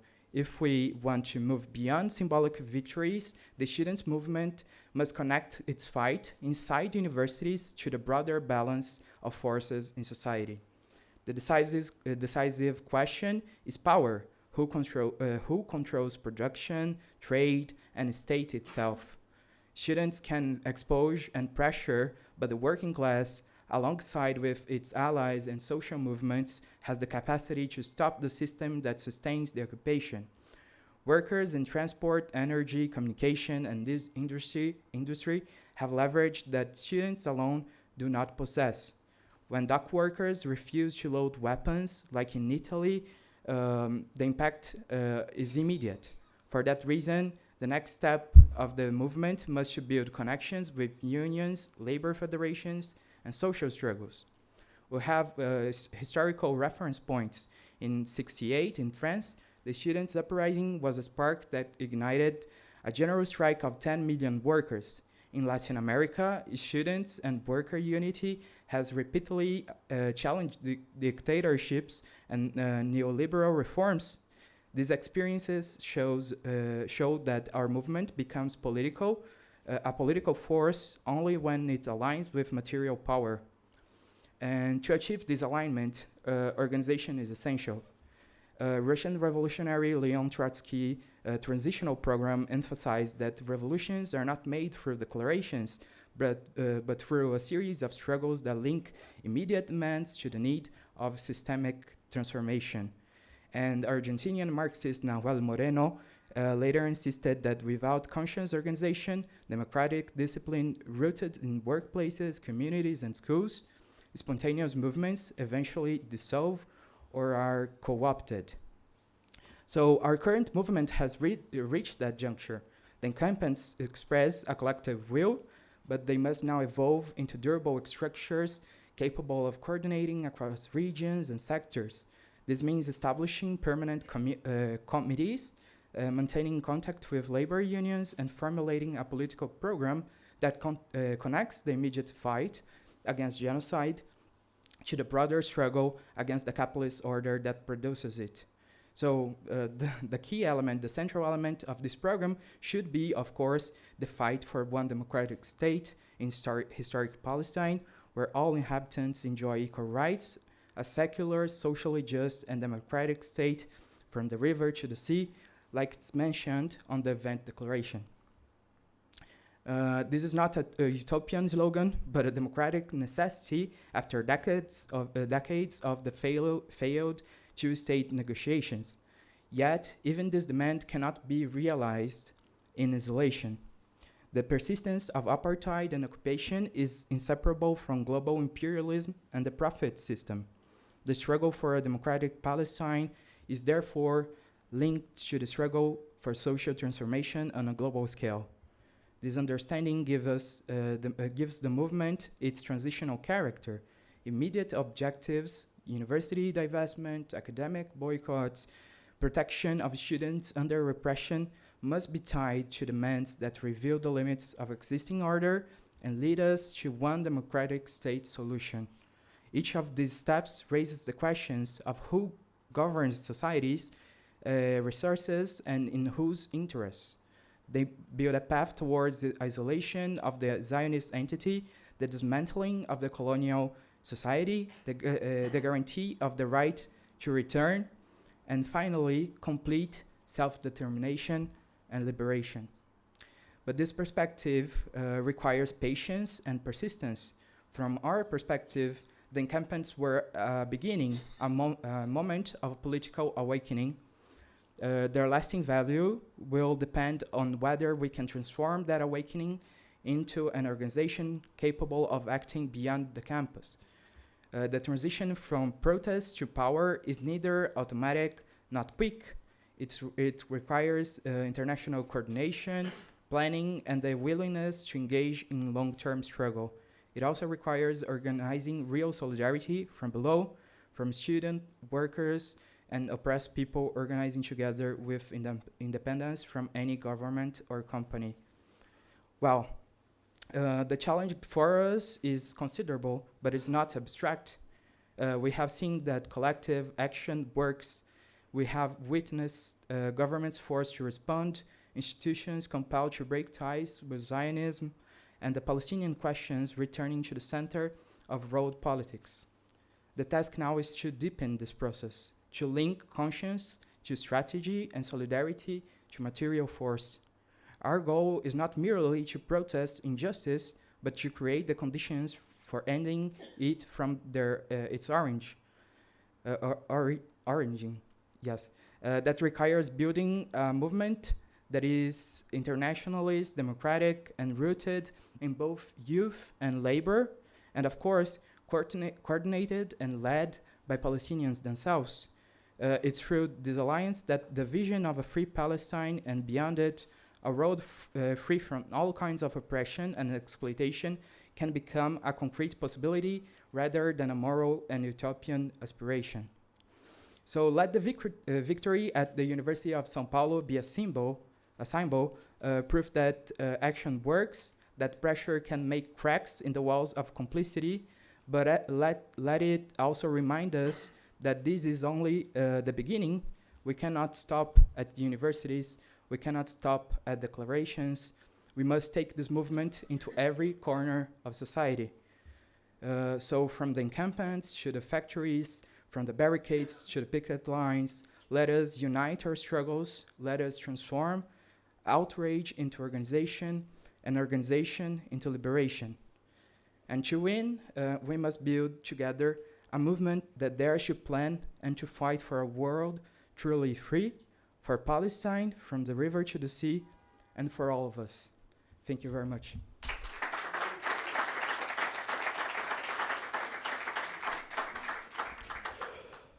Thank you very much, João, for your speech. I think this highlights that the young people and students play a big part in this, and that we are all in this together and focused. And congratulations on breaking ties with the University of Haifa, and I hope you can achieve much more. So now we're going to proceed with the Q&A session. We have, we have multiple questions. So she left, by one by one. We start with, she raised her hand first. Yeah. Yes. Hi, my question is about Germany. I thought that was an interesting explanation of like a parallel in Europe, in the Western world, to this kind of problems with identity. I totally agree. I lived in Berlin for 4 years and I noticed that very too well. Anyway, my question is about how do you tackle these identity issues in a country like Germany, which is already kind of built, so to speak, like it's a democracy with its flaws and everything, but it's not like in the same situation as like Lebanon or Syria, that have like very sectarian regimes that are changing, or that could change. You can see the change in your mind more easily than in a more solidified democracy like Germany, for example. So, yeah, that's my question. Thank you. We also had another question there. Hi, 2 questions. One for Saman, and the other one for Lana. About the Sana intervention, I would like to ask if you don't think, I think, but I want your position about it, that these identity issues are really linked with the political system and the exploitation, because I think you can see that the migrant discrimination, it's linked with the division of the working class, the division of peoples, and it serves the purposes of exploitation. And I think that can be said about Germany, but also about Lebanon or another sectarian regimes. And when we can see clearly this, because the recent process of uprisings in Lebanon and other countries have pointed out exactly this thing, these sectarian regimes serving the purposes of the elites. So I think this question is important because if we are discussing about a future state, how can well, I think we have to go deeper into the causes of these issues to think about the construction, because we talk about the apartheid example a lot in this struggle, but it's also important to remember that black people now are being discriminated also. So it's not only a legal thing. We can say the same thing about the US. So, well, I think the legal issue is not enough to guarantee equality. And then the other question, it was about, you talk about building a more biggest anti-Zionist front. So I would like to have the opinion of ODS about how do you see it right now? Like, how do you see the possibility of building an anti-Zionist front? Because we are having these conferences here and there, and meetings and assemblies, but how can we build something bigger with the obvious differences between the organizations and that sort of thing? Sorry for the extension. Yes, we're going to have this question, then we can proceed with the responses, and then we will continue with the other questions. I have a question for Muzna, if she's still here. No, she's not. Yeah, my question would have been about the word occupation, because nothing makes me crazier than to hear the word used only for the West Bank and Gaza. And even sometimes I talk to Palestinians, they talk about the OPT, the occupation. Please, all of Palestine is occupied. Yes. Unfortunately, Muzna. Yes. Unfortunately, Muzna was not able to continue with the Q&A, so we had one more question there, and then we continue with the next questions. Yes. Thank you. It's not really a question, but a message from an ally. I totally agree with Lana's speech, and I would like to illustrate it. And before anything else, I would like to bring you the fraternal greetings of the Workers' Party in France and of the editorial staff of Information Ouvrière, Information Obrera, a newspaper which for decades has defended in its columns the perspective of a democratic state, of a democratic Palestine, over the whole historical territory of Palestine, founded on the absolute equality of rights of all its components. And with your agreement, our newspaper would like to report on this important conference. We are also working to strengthen support for the Palestinian cause within the trade union movement, notably by defending the BDS orientation, though the major confederations reject it because it remains anchored in the perspective of the Palestinian state, especially the CGT.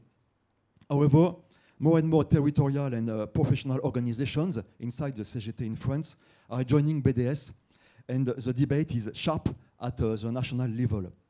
So I agree also with Lana to defending our historic perspective also means fighting against our own imperialism, which is one of the main accomplices of the ongoing genocide in Palestine. Thank you. Thank you. We're going to proceed with the responses, and then we're going to continue with the next questions. So the floor is yours.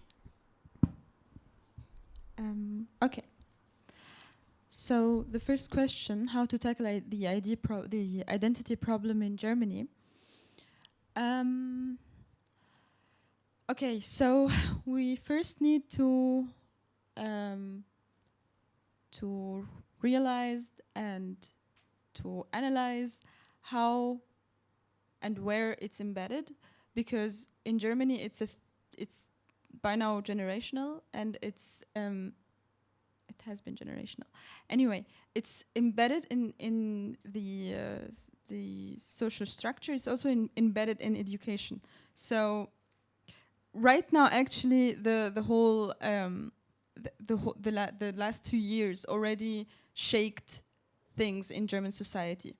It showed stuff that were there that we tried as immigrants for years to talk about, the racism, the identity problem, but it was not it was not this clear until the last 2 years.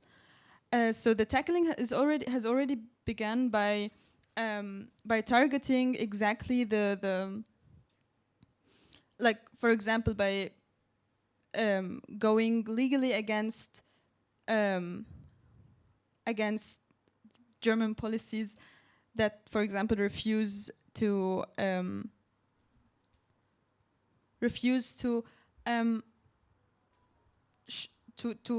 view the whole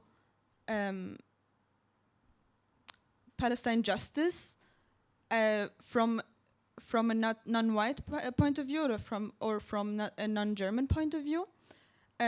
So tackling that would be not only by all these demonstrations, but also legally, and I think how to tackle it even more, it would be to rise above what is allowed, like to really do not keep things going like they were, because like immigrants have been suffering from these problems for a long time now, and the not only the right-wing parties, but also just other parties in Germany, which I mean, it's basically all right, but are really benefiting from that, are using this to cover up their incapability to deal with all this. So tackling it would be in education, would be in courts, in refusing also. Like, one thing was very triggered when in my head when Muzna was talking, because language is also such a tool, such a colonial tool for oppression, and it's used inside of Germany to determine who belongs and who doesn't, to determine who deserves to be viewed as human and to deserve dignity and who doesn't. And like, even this, like, but but like immigrants used to agree to it a lot, trying to be integrated as much as possible to be dealt with as a human being. And we need to tackle that. We need to stop that. We need to stop all this. We need to refuse all this. Also, all the movements that are oriented into, let's be more, let's integrate more. Let's make ourselves actually. This is also very triggering for me to view our like, as a Syrian, for example. They want to see me and my society and my country as, oh, this is the place that makes the best food, I don't know what, or dances or stuff like that, and refusing exactly this, because I don't want to be harmless to you, for you to accept me, for you to accept only these elements, because no, I'm also a fighter. I'm also against this political project which is called Zionism, which is targeting also Syrian society since decades. So yeah, by refusing to play by their rules, I think this is how we tackle this. But concise, and I would also like to tell the speakers to give them responses as concise as possible due to the time. So quick comment, yes. It's illustrative of this. Yeah, so I left Berlin a couple of weeks ago, and just a week before I left, I saw these posters by the Berlin like city hall or whatever that were like very like cute, saying something along the lines of like, Jews and Arabs have so much in common. You know, they're very the hospitality, whatever. And this is I took pictures, and I haven't written about it yet, but I will. And it's just so insidious, this kind of thing, you know, because it normalizes the conflict kind of thing, right? It's just like, we have so much in common. And it's like, it's well-meaning. I don't even think that people do this with like a bad intention of being, you know, whatever that is. I don't even want to, you know, it's racist or whatever. But it's just to illustrate, like, this is something that you see in the city, like sponsored by the Berlin state or government or whatever. So just to understand like what the official perspective is that it's so narrow and kind of German-centered, like you were saying, you know? Completely disregard to our struggle. We can continue with the totally next tone question, deaf. please. Yeah, The next response. Okay. As concise as possible. Okay, I'll try to, but I struggled with the next question because I didn't really get the question. I think, are you asking if I agree on this point of view you illustrated, or? Yeah, how do you see it? Yeah. So yeah, definitely sectarian and identitarian systems or system built on that. Sorry. Are good for the elite, definitely, and like I said, they are being used to distract from the real material problems, the realistic ones that the society has, and they let us live in this imaginary problems and not deal with reality, which always ends up being the worst for the unprivileged in a society. So. Great. We had the question for Lana, please. Okay. I talked about this front composed of different components, Palestinians, Arabs. I'm talking actually maybe in Europe and especially in France, because in France it's very difficult to speak about Palestine since 2 years, since the October 7th. Many people were arrested. Many people were persecuted. Many people were, some were imprisoned. And there is a harassment every day against the activists. Not only Palestinian activists, because in France we are not a big number as Palestinian. Maybe we are 5,000 or 7,000. So we are really very, very small community. But the solidarity movement since 2 years is a big movement composed mainly, basically, from French, originally French, which in French we said les Gaulois. And we have different Jewish groups that works with us. Mainly we have two groups, anti-Zionist. We have, how do you say, Union of Jewish, French Jewish for Peace, and another movement which is more young, Tzedek. Tzedek is a collective which means justice, I think, in Hebrew or Yiddish, I don't know exactly. And these are younger people, and these are more radical than the other group. And because they are younger, and really they are, we see them working with a different group of young people. And their presence, even if they are minority, because the Jewish community is really divided in France. The leaders of the so-called leaders of Jewish community, an institution which called SCRIF, which is really Zionist against Palestinian rights, and pretend that it presents the Jewish, French Jewish.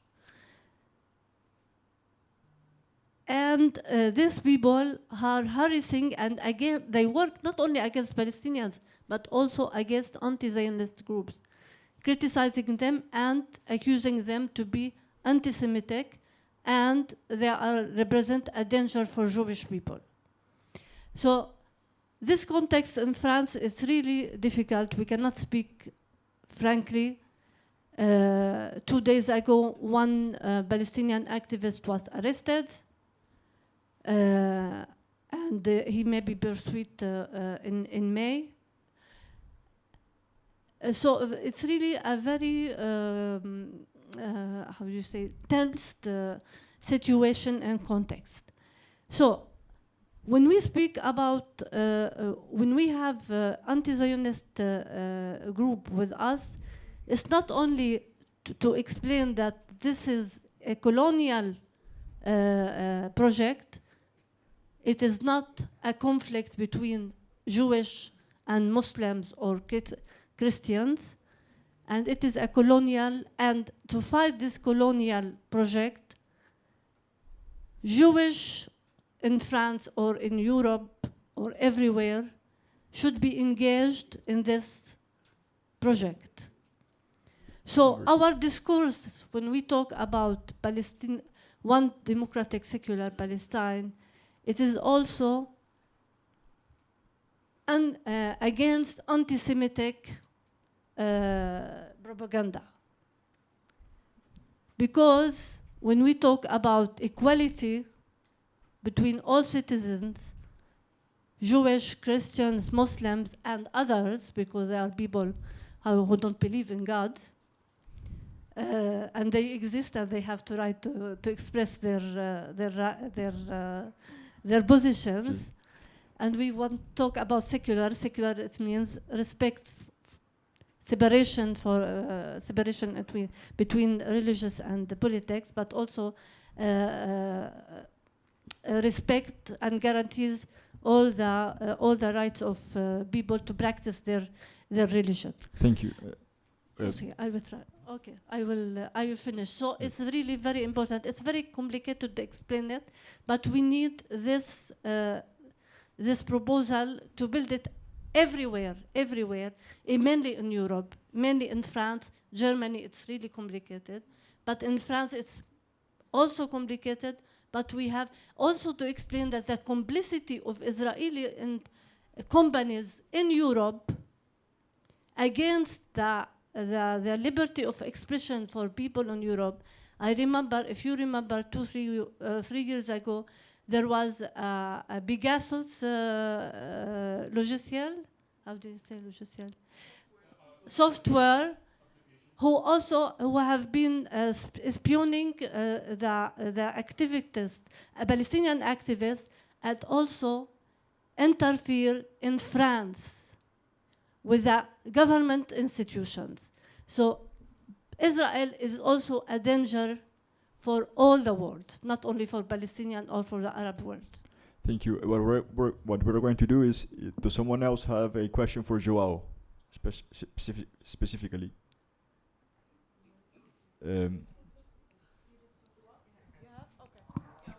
One for João, right? Yes.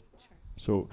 So we have this question for him and his response, and the other questions you can say it, but we can leave the answers for the informal discussions afterwards. Okay. Hi, Alma Rambulsi. I'm an Italian Palestinian journalist and activist, and I reconnected a lot with all the struggles that both the unions that were really kickstarters of a major mass demonstration movement in Italy, and the students opened, and I really thought about some similar things that happened within our movement, why the movement suddenly became, of course, more important and so on.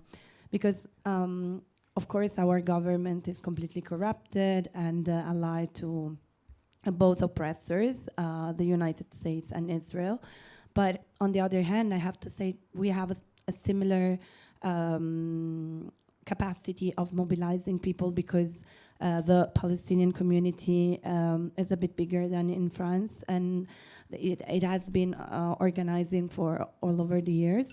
What I was interested in is how you think that the students are shaping these movements, because what I noticed in Italy is that the students were among the first ones to actually take the streets, and it's often the case, and it's the people that are still younger and closer to ethical principles and less compromising and so on. And they also have time and space that they withdraw from a capitalist society that makes everyone at work, and then they can organize better. But what I see that really was game-changing for us was basically the fact that consistently the union got in the picture, and that we connected with other topics that were addressed early, such as intersectionalism of struggles and so on. So at some point you had really, from the groups related to the church, to the ones that were the students, to the ones that were LGBT groups or feminist groups and so on, that really popped up after 2 years of organizing. So I wonder what do you think is key to actually have this capacity of taking the struggles to the next level? Because it's not always evident to connect this with worker struggles and unions and so on. Thank you. Please, concise response. And the other questions, due to the time limit, we're going to leave them for afterwards discussions. So I apologize for this. Thank you. Thank you very much. Okay. Thank you very much for your question. So what I think it's very important to notice about the students' movement is that we cannot achieve anything without the moving force of the working class.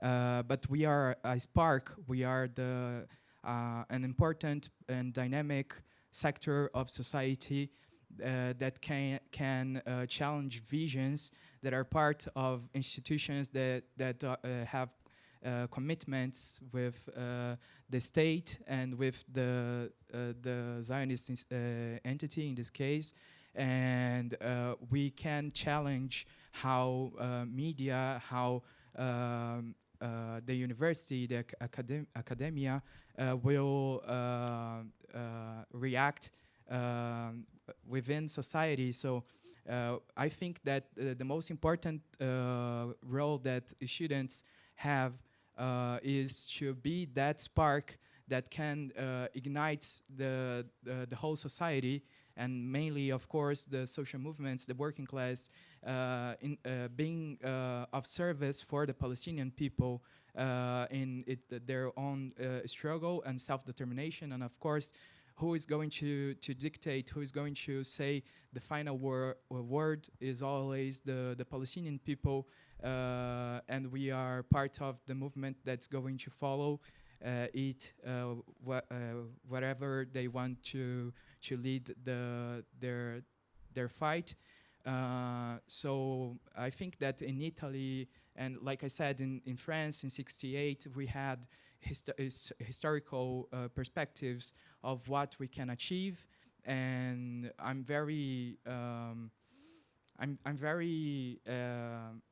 have good perspectives that we can build a more wide movement and go beyond the limits that we have already surpassed. So students can be an important part of Palestinian liberation from the river to the sea. Thank you. This quick comment, please. Just one more quick comment, and we have to go to the next section. And if you have some more questions, you can ask them in the other sessions. Sorry, I didn't want to take up more time, and I wish I had more time to contextualize, but I wanted to say it now because during her speech, Muzna did mention that she would, although she wouldn't be able to be with us for the question and answer, she would follow it because she wanted to see what questions there were. So I wanted to tell her, communicatingpalestine.org. C'est déjà fait, it's already been done. I think they launched 2-3 months ago, communicatingpalestine.org. Thank you. So now, thank you, the speakers. We're going to proceed with the next session.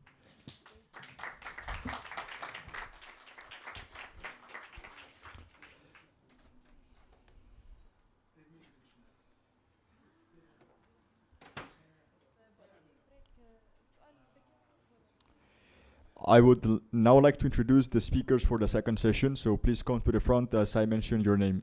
Saud Takahashi, former Deputy Head of Office of the UN Human Rights Agency in occupied Palestine. Nabil Madu Fayad, Secretary of Unión Palestina de América Latina, UPAL. And Craig Mohiber, international human rights lawyer and activist, and former senior UN human rights official, who is going to join us via Zoom. Thank you. So I would now like to give the floor to Saud Takahashi, whose presentation is titled International Law and Institutions as Colonial Tools. Thank you.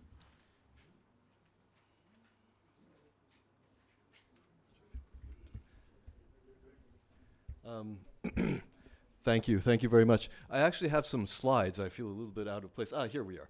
Okay, so those are my slides. I see the translation is cutting off the top, but that's okay. It's not the end of the world. I'm being a little bit provocative, of course, with this copy of the tweet that I have it's from Omar Sulema in New Orleans in the United States. All right, he's in Texas.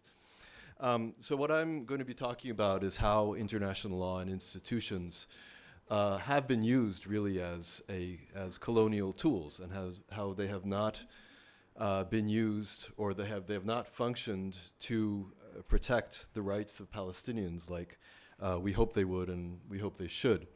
There's some way of doing this. Let's see. Yeah, okay, great, it works. So just the three main points that I want to talk about, I want to touch on today, is the first one, very uncontroversial, I'm sure, at least for the people here in this room today, that the international community really has never adequately protected Palestinian rights in any kind of serious way. Again, I don't think I think I'm preaching to the converted here in this room on that point. The international human rights stuff that is going on has been going on for decades, and in particular over the past 2 years. Everything, I'm sorry for these acronyms, everything in the Human Rights Council, the special rapporteurs, the commissions of inquiry, the cases in front of the International Court of Justice, the arrest warrants by the International Criminal Court, and the investigations, all of these things, they are important. I don't mean to belittle them, and I don't mean to say that we should just not that we should just stop using them and not have anything to do with them. They are very important in advancing the Palestinian cause, but it's important also to recognize and to remember that they are all based on the Oslo framework. They are based on the failed two-state idea. So that's something that we always have to keep in mind. We mustn't be starry-eyed about them or about the prospects for advancing what we really want to do in the UN or in international institutions right now. We have to keep, I believe we have to keep on using them strategically. It's important to keep on using international law and the institutions that we have now to further the Palestinian cause. But we need to look beyond them as well. The current institutions are they're very colonial, they're very Eurocentric in many ways, and I'll touch on that as much as I can today. So we have to we have to understand that, and we have to be mindful of that as we are using them in our campaigns. These maps, we all use these maps. We all know exactly what they are, and I know that we all use them in our individual activism, in our talks, and all the things. So I don't have to go over what they are, but they are very important. I mean, every time I do any kind of talk on Palestine, or every class that I do on Palestine, I always come back to these maps because they are so blatantly obvious. And I'll get to them, I'll get to the partition resolution and everything, but it's just so obvious, aside from the really die-hard, committed pro-Zionist people. Anybody with an open mind, you see these maps, and you go, how can this be?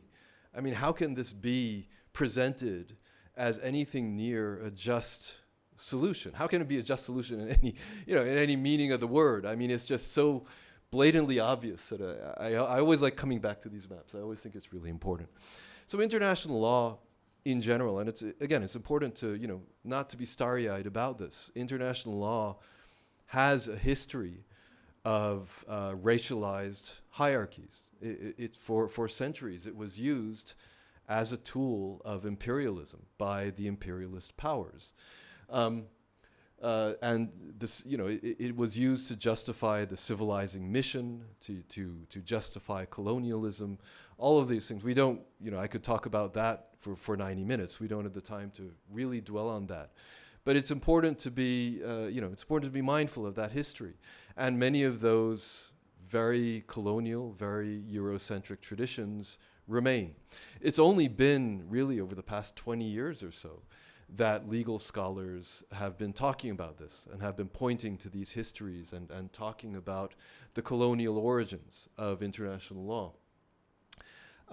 Zionism, of course, again, I don't have to dwell on this because everybody knows this, the settler colonial movement. And this was, it was expressed in very, very open terms by the early Zionists. We're going to go, we're going to take over that land. The natives should be happy about it. They should be thankful. We are bringing European civilization. And if they're not thankful enough, we'll just kick them off the land. Again, international law at the time, under international law, the non-civilized, the non-European races, they really had no sovereignty.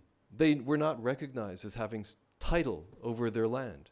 The white men came and it was their right to use the land and the resources for their capitalist development.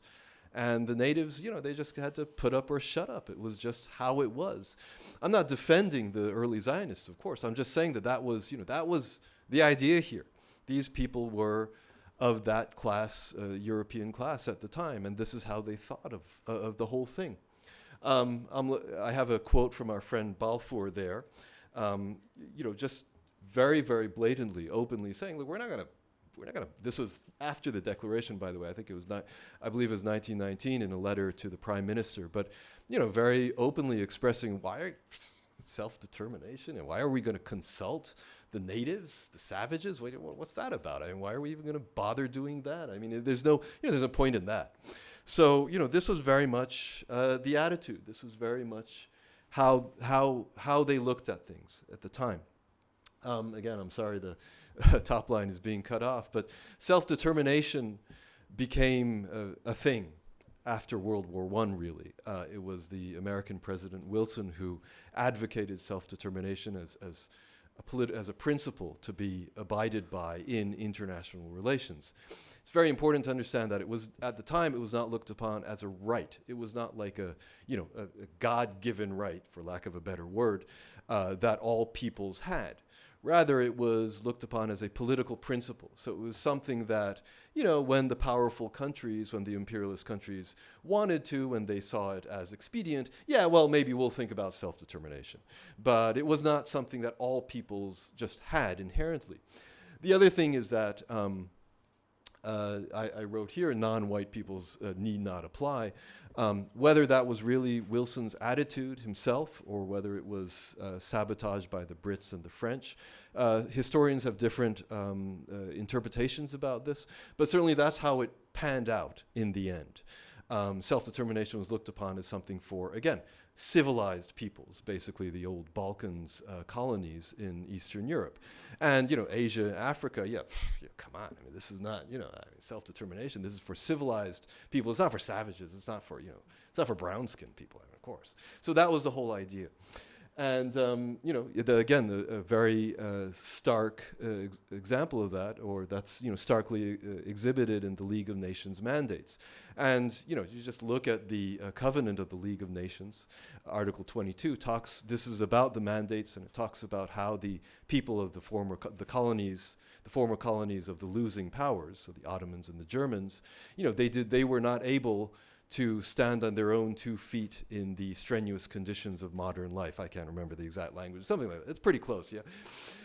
So, that's why they had to be administered and tutored by the British and the French. That's sort of how it worked. Still, the mandates were ostensibly aimed at independence. It was, it was very vague, and it was at some kind of undefined point in the future, but the idea was that these countries would be led towards independence by the Brits and the French. But the Palestine Mandate, again, it was an exception, and here starts what I call the Palestinian exception to self-determination in the eyes of the imperialist powers, because the Palestine Mandate explicitly incorporated the Balfour Declaration. So the other countries, the other former colonies of the Ottomans and the Germans, they were to be led into independence. And it did happen in a few occasions. That was the idea of the mandates. But with the Palestine Mandate, no, I mean, this was just never going to happen. The Palestine Mandate was going to be administered by the Brits. with a view towards creating the Jewish national home in light of the Balfour Declaration. That was very clear. So again, Palestine was separate. Palestinians had even fewer rights than the rest of the people. Then the 47 partition resolution comes along, and again, these maps come into play. And we all know what these maps are. I don't have to dwell on them in great detail, but it's important to look at them and sort of refresh our anger at what this is all about. The map on the left is what Palestine looked like at the time, right? So 94% of the land belonged to Palestinians. 2/3 to 70% of the population or so was also Palestinian. And yet, the really smart 100-year-old men in the United Nations, the so-called international community, the middle map was their great idea of a solution to the problem, right? So it's like, okay, Palestinian people. So what you'll just give over half of your land, over half of your country, to these European colonizers, just because this is a great idea. This is gonna work just fine, right? So it was clearly ridiculous, not only in the sense of practicalities, but you just look at these maps. I use these maps all the time. I mean, in my classes, like in Japan when I was doing my classes, and I'm talking about people who really know very little, like the Japanese students in general knew very little about Palestine. And you show them these maps, and they're like horrified. And they're like, how did this? I mean, come on. I mean, who is going to look at this and say this is right? Who is going to look at this and say this is just? So these maps are really important. How did this happen? So you look at the UN at the time, the membership of the UN at the time, we're looking at 57 member states, right? Over half of the world remained under Western colonialism. So they were not independent yet. They did not have seats around the table. Their voices were not reflected in any serious way, shape, or form. So, this is how it happened. I mean, in the current GA, this would not happen, I guarantee you. One country, one vote. This was, this kind of blatant example of colonialism and Western imperialism, recognition of this kind of settler colonialism. It's hard to imagine this happening now. But that's just, that was the lay of the land at the time. And then, of course, the Nakba. The newly created state of Israel is refusing to allow the refugees to return, and yet it's still admitted to the UN, still admitted to the Western nations club, the imperialist club here is how it was at the time. And of course, then we look at 1967. And the framing really gets much more stark as a belligerent occupation. Somebody said this I think maybe it was yesterday. Oh, no, you said it, actually, I think just now, about the word occupation and how it's framed as an occupation, which is, of course, problematic, occupation being something which has to end very quickly, but it's not looked upon as what it really is, a situation of colonization, not just of 1967, but of the entire land of Palestine. So the Oslo. Then we get into Oslo, and once again we have the Palestinian exception to self-determination. Self-determination by this point is really a big thing.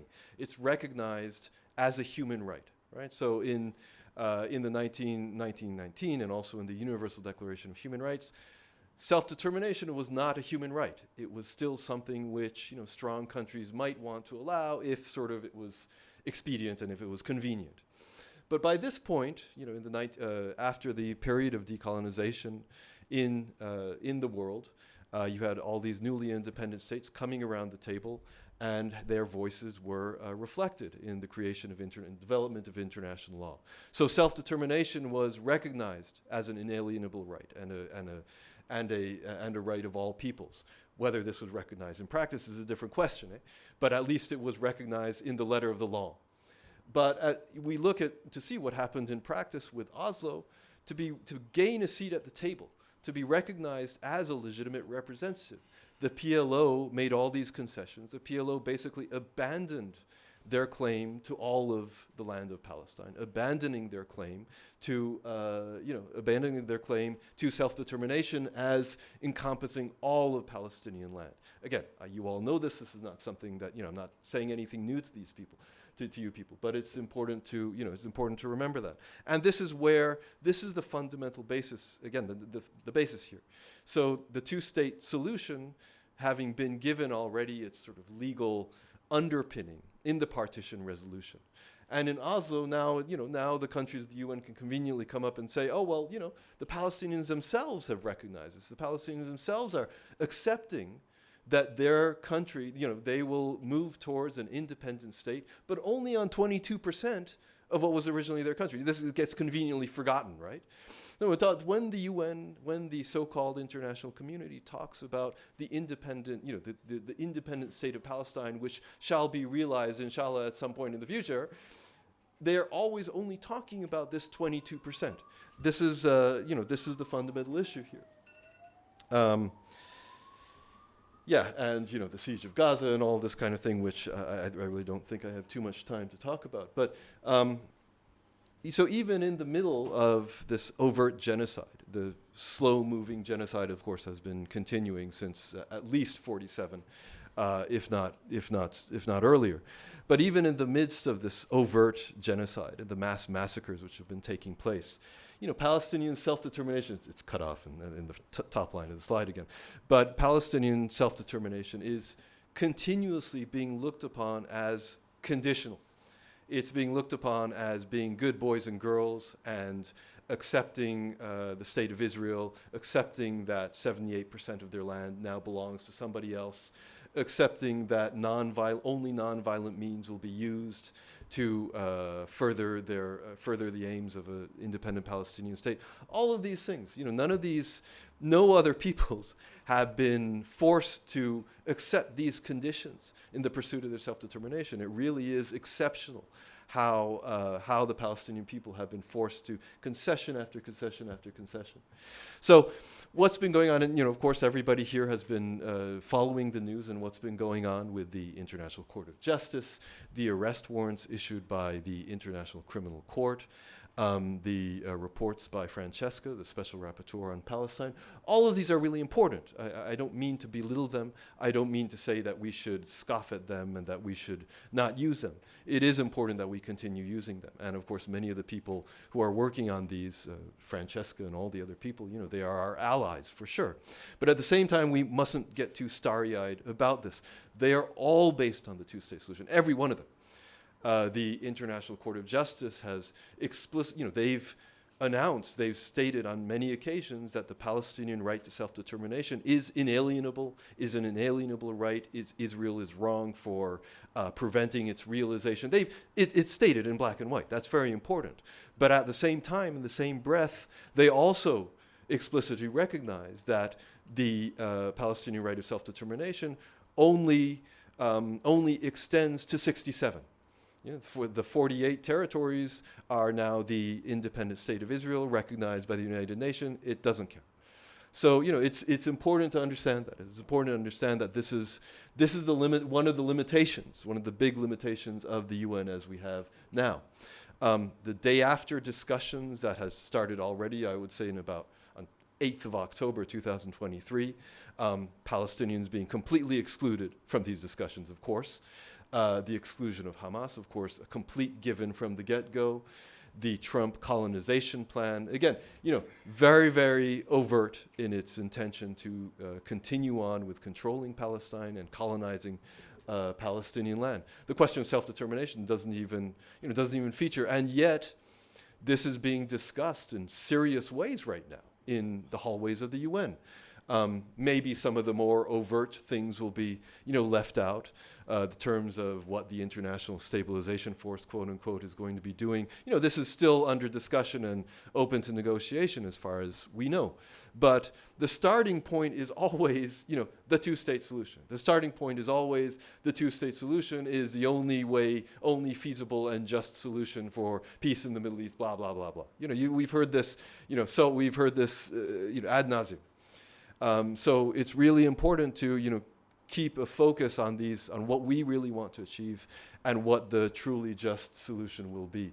And it's, it's very frightening to think that the UN once again will be rubber stamping this colonization plan that is being discussed right now.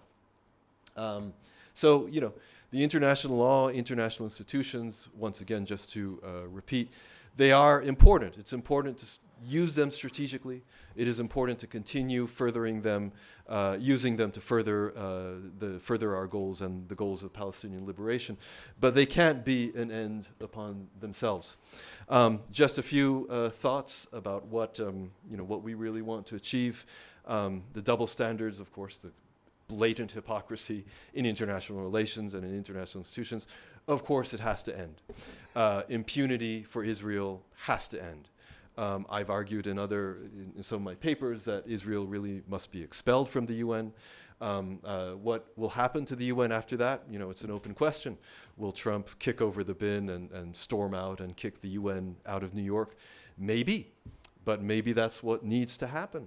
It's difficult to say. When we look at the United Nations, and people are often talking about the double standards and how these institutions, or how the UN as an institution maintains the structure of colonialism and these double standards, people often look at the Security Council, and people are often talking about the Security Council and how it is the P5, the permanent 5 members, have a stranglehold over what the Security Council can do. And that is true. That's very important. But it goes much, much deeper than that, unfortunately.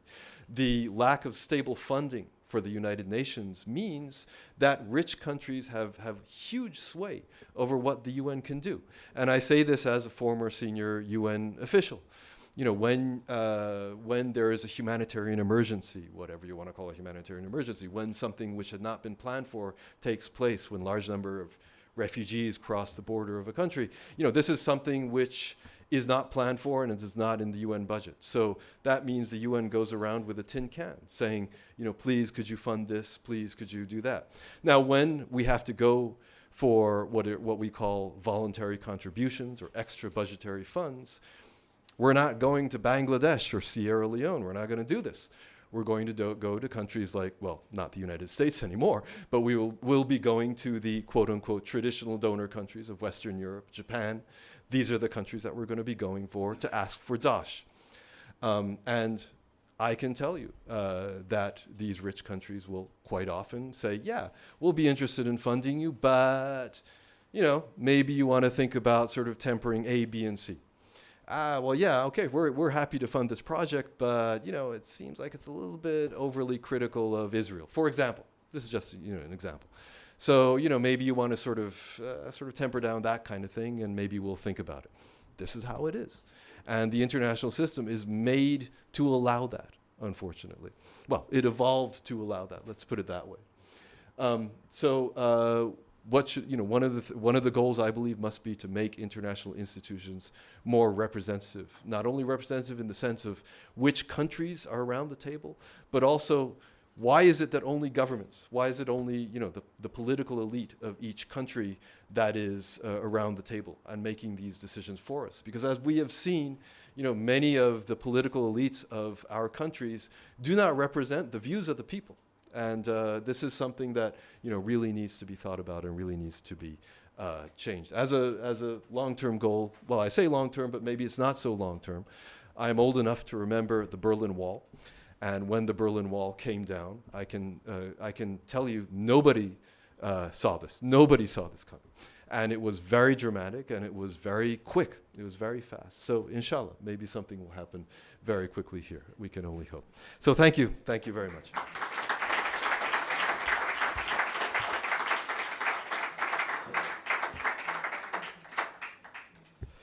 Thank you very much, Saul, for your insight into how international institutions and law have evolved into allowing colonialism to persist until these days. Now, please, I would like to welcome Nabil Madu Fayad, whose presentation is titled ¿Por qué el derecho internacional favorece la ocupación sionista de Palestina? Acciones y estrategias. Gracias. Buenas tardes. Yo no sé si a ustedes les pasa lo mismo que a mí, estoy seguro que al 99%. Cuando los presidentes, los líderes mundiales, las instituciones de derechos humanos condenan los crímenes del sionismo en Palestina, finalmente terminan señalando una supuesta justicia y paz en el marco de la solución de 2 estados. Entonces todo ese apoyo siente uno que se fue por el sanitario. A partir de ahí, preparé este documento, me va a permitir leerlo porque siento que si lo leo, el traductor trabaja mejor. Entonces, empecemos.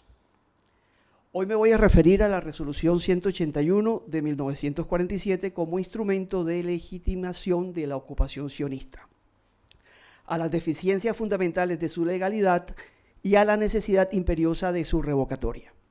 Nos encontramos ante una cuestión de vital importancia para el orden internacional. La resolución 181, aprobada por la Asamblea General de Naciones Unidas el 29 de noviembre de 1947, representa no solamente una recomendación de partición territorial, sino que constituye un acto que contraviene directa y flagrantemente los principios esenciales consagrados en la Carta de las Naciones Unidas. Es imperativo que la ONU reconozca que dicha resolución ha funcionado históricamente como mecanismo de legitimación de la ocupación territorial y la dominación sionista sobre el pueblo palestino, estableciendo un precedente que ha permitido la perpetuación de crímenes internacionales bajo la apariencia de legalidad institucional. Presentamos un análisis riguroso de por qué la resolución 181, lejos de ser un instrumento de paz y justicia, ha sido funcional al proyecto de expansión territorial de la entidad sionista y proponemos la necesidad imperativa de su revocatoria conjunta con la adopción de una resolución que declare criminales tanto la ideología como la práctica sionista. La Carta de las Naciones Unidas, en su artículo 1, establece como propósitos fundamentales el mantenimiento de la paz y la seguridad internacionales, así como el logro de, por medios pacíficos y de conformidad con los principios de la justicia y del derecho internacional, el ajuste o arreglo de controversias o situaciones internacionales susceptibles de conducir a quebrantamientos de la paz. Cierra comillas. Asimismo, el artículo 2 proclama que los miembros de la organización, en sus relaciones internacionales, se abstendrán de recurrir a la amenaza o al uso de la fuerza contra la integridad territorial o la independencia política de cualquier Estado. De importancia cardinal es el reconocimiento, plasmado en múltiples disposiciones de la Carta, del derecho inalienable de los pueblos a la libre determinación, principio que fue reafirmado categóricamente en la resolución 2625 de 1970. La resolución 181 incurre en un vicio fundamental al momento de su concepción. No fue adoptada con el consentimiento libre e informado del pueblo palestino, cuyo territorio se pretendía particionar.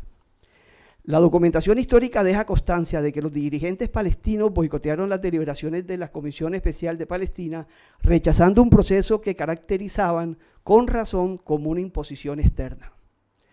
Contrariamente a lo que exigía la Carta, la resolución fue impuesta mediante una votación en la Asamblea General, 33 votos a favor, 3 en contra, 10 abstenciones, que no constituía consentimiento del pueblo directamente afectado. El derecho a la libre determinación, tal como se expresa en la resolución 2625, establece que, abre comillas, todo pueblo tiene el derecho de determinar libremente, sin injerencia externa, su condición política. Cierra comillas. La resolución 181 violó precisamente este derecho fundamental al ignorar la voluntad expresada del pueblo palestino. La propia dicción de la resolución 181 la caracteriza como una recomendación, no como una orden vinculante. Sin embargo, esta caracterización nominal no oculta su función de instrumento de imposición territorial. La resolución fracasó en su propósito declarado de resolver mediante medios pacíficos la controversia, pues su implementación generó inmediatamente confrontación y nunca fue aplicada en los términos propuestos. Más fundamentalmente aún, la resolución no aplicó justicia conforme a los términos de la Carta. Propuso la partición de un territorio poblado históricamente por el pueblo palestino sin considerar adecuadamente sus derechos preexistentes ni los de la población mayoritaria que habitaba la región. Los números demográficos de 1947 revelan la injusticia inherente. se asignaba al Estado judío 14.000 kilómetros cuadrados para 558.000 judíos y 405.000 árabes, mientras que el Estado árabe se asignaban 11.500 kilómetros cuadrados con una población mayoritariamente árabe, una distribución que evidencia el sesgo implícito en la resolución. En cuanto a la ideología sionista, debemos establecer con precisión que nos referimos al sionismo político, no a la identidad religiosa judía. El sionismo, en tanto ideología política, se ha caracterizado históricamente por los siguientes elementos fundamentales. Primero, la reivindicación de un territorio considerado como prometido para la población judía, independientemente de la población existente y sus derechos establecidos. Segundo, la práctica de desplazamiento forzado de la población palestina autóctona, fenómeno denominado Nakba, entre 1947 y 1949, que resultó en el desplazamiento de más de 700.000 palestinos de sus hogares y tierras ancestrales, el asesinato de 15.000 civiles palestinos, la ocupación del 78% del territorio y la demolición de más de 500 poblaciones palestinas. Tercero, la implementación de mecanismos de discriminación institucionalizada contra la población palestina sobreviviente, incluyendo restricciones de movimiento, confiscación de tierras, limitación de acceso a recursos naturales y negación de derechos políticos fundamentales. Múltiples organismos internacionales y expertos de derechos humanos han documentado que las políticas y prácticas del Estado que ejerce la ideología sionista constituyen apartheid. Human Rights Watch, en su informe de 2021, concluyó que las autoridades israelíes están cometiendo los crímenes de lesa humanidad de apartheid y persecución. La Corte Internacional de Justicia, en su opinión consultiva de 2024, determinó que la ocupación, la segregación y el apartheid de Israel perpetúan la negación de la autodeterminación palestina y constituyen violaciones sistemáticas del derecho internacional. La Corte Penal Internacional, en noviembre de 2024, ha emitido órdenes de arresto contra el primer ministro y el exministro de Defensa israelíes por crímenes de guerra y crímenes contra la humanidad. La ideología sionista, operacionalizada en políticas de Estado, ha producido, primero, limpieza étnica sistemática, la expulsión planificada de la población palestina de sus territorios ancestrales. Segundo, régimen de apartheid, la imposición de un sistema de segregación racial que otorga derechos diferenciados según la identidad étnica. Tercero, crímenes de guerra, la comisión sistemática de ataques contra civiles, uso del hambre como arma de guerra, destrucción de infraestructura civil y bombardeos indiscriminados. Cuarto, genocidio. Comisiones especializadas de la ONU, así como organizaciones como Amnistía Internacional, han concluido que Israel ha perpetrado y continúa perpetrando actos genocidas contra la población palestina en Gaza, incluyendo matanza, lesión grave, sometimiento a condiciones de vida destinadas a causar destrucción física e impedimento deliberado de la natalidad. Es de particular significancia que la Asamblea General de Naciones Unidas en 1975, mediante la resolución 3379, reconoció que el sionismo es una forma de racismo y discriminación racial. Aunque esta resolución fue posteriormente derogada bajo presiones políticas, su existencia histórica testimonia el reconocimiento internacional de la naturaleza racial del sionismo. Se debe lograr que la Asamblea de Naciones Unidas retorne a esta posición de principio fundada en evidencia jurídica y fáctica. La resolución 181, aunque nunca fue implementada en sus términos originales, ha funcionado como un instrumento de legitimación internacional para el proyecto expansionista sionista. La Declaración Unilateral de Independencia del Estado israelí el 14 de mayo del 48 apuntó a esta resolución como justificación legal, aunque la entidad declarada superó ampliamente los límites territoriales recomendados por la resolución, ocupando inmediatamente el 78% del territorio del mandato británico original. Esta dinámica revela un patrón fundamental. La resolución 181 proporcionó cobertura internacional inicial, permitiendo que el proyecto sionista se presentara no como acto de conquista territorial, sino como implementación de decisión de la ONU, cuando de hecho distorsionó radicalmente los términos de esa resolución para fines expansionistas. Desde 1967, tras la ocupación de Cisjordania y Gaza, la comunidad internacional ha adherido a un marco de solución de dos estados, que tiene sus raíces conceptuales en la resolución 181. Sin embargo, la práctica deja evidente que este marco ha operado únicamente como legitimador de la ocupación perpetua a través de más de 50 años. Israel ha Primero, construido y expandido continuamente asentamientos en territorio ocupado en violación del derecho internacional. Segundo, ejercido control territorial absoluto sobre los recursos naturales palestinos. Tercero, implementado un sistema de permisos y restricciones que subordina a la población palestina. Cuarto, negado consistentemente el retorno de refugiados palestinos. Quinto, perpetuado una ocupación militar que, de conformidad con el derecho internacional humanitario, debe ser temporal, pero que se ha convertido en permanentemente de facto. La solución de dos estados ha funcionado, por lo tanto, no como mecanismo de resolución justa, sino como mecanismo de legitimación internacional de la subyugación palestina. Para que la solución de los dos estados fuese viable, requeriría que la ideología que guía a la entidad ocupante renunciase a sus fundamentos constitutivos. Sin embargo, la ideología sionista está estructurada sobre principios que hacen imposible la coexistencia igualitaria. Primero, promueve el principio de retorno para ciudadanos judíos del mundo entero, mientras que niega sistemáticamente el retorno de refugiados palestinos. Segundo, la elevación de la identidad judía del Estado por encima de los derechos ciudadanos universales, creando un régimen de dos categorías de ciudadanía. Tercero, la doctrina territorial, según la cual determinados territorios pertenecen históricamente a la población judía, es históricamente entre comillas, ¿no?, independientemente de la habitación continua y milenaria palestina. Estos principios son fundamentalmente irreconciliables con un Estado palestino con autodeterminación genuina y soberanía territorial efectiva. Análisis rigurosos del proceso de negociación muestran que en cada momento crítico el liderazgo de la entidad ocupante ha rechazado propuestas que hubiesen conducido a un genuino Estado palestino con viabilidad territorial. Los acuerdos de Oslo, en 1993, fueron interpretados de manera expansionista, permitiendo la continuación de asentamientos.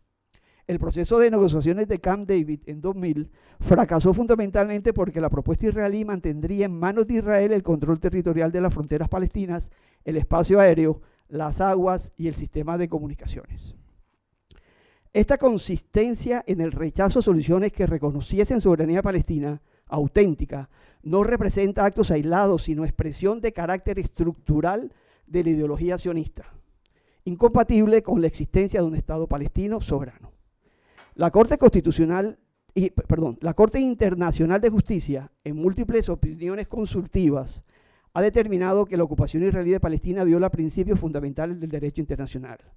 Más específicamente, ha establecido que la ocupación se ha vuelto ilegal en virtud de su duración indefinida, su uso para fines de anexión, su violación sistemática del derecho de autodeterminación palestino y su implementación de un régimen de segregación racial, apartheid.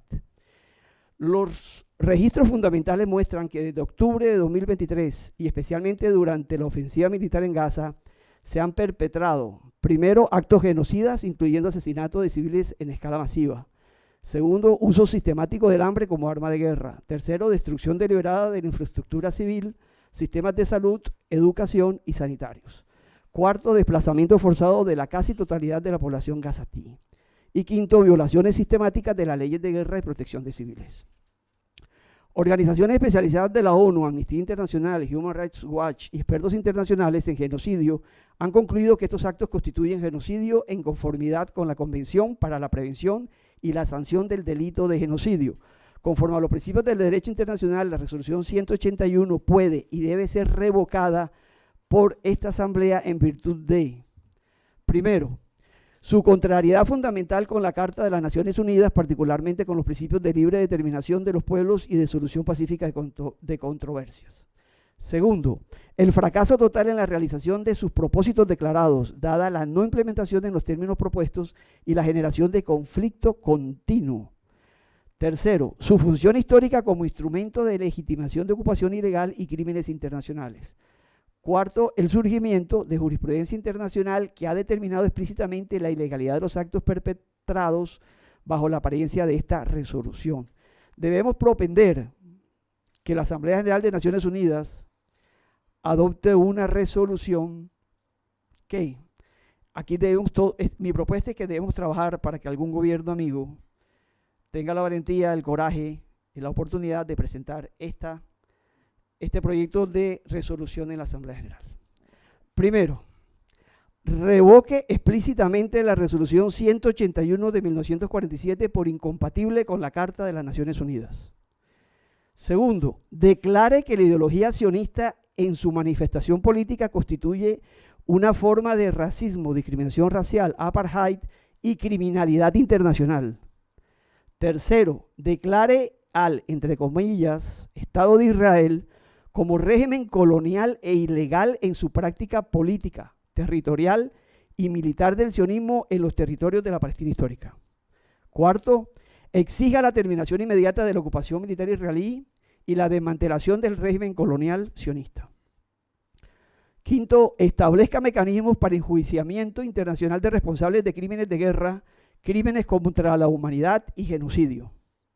Sexto, reafirme el derecho del pueblo palestino a autodeterminación plena en su territorio histórico, incluyendo el derecho de retorno de refugiados.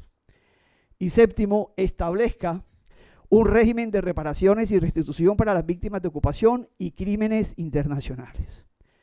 Debemos distinguir claramente la crítica rigurosa de la ideología política sionista y sus manifestaciones en crímenes internacionales no constituye antisemitismo. El antisemitismo es la discriminación contra personas por su identidad religiosa o étnica judía. La crítica a políticas de Estado es ejercicio legítimo de análisis político y legal. Millones de ciudadanos judíos en el mundo rechazan explícitamente la ideología y prácticas sionistas, como se refleja en movimientos como Voces Judías por la Paz. Creo que aquí hay alguien de ahí, ¿no? Sí. La propuesta no niega derecho alguno a la población judía. Propone contrariamente que toda la población judía y palestina en los territorios históricos de Palestina tenga derechos iguales bajo un régimen de democracia genuina, sin discriminación racial o religiosa. Mediante estos actos, la iniciativa de un Estado democrático podría estar alineada con la legitimidad internacional y la solución de los dos estados dejará de ser una línea ética para los amigos de la causa palestina. Muchas gracias.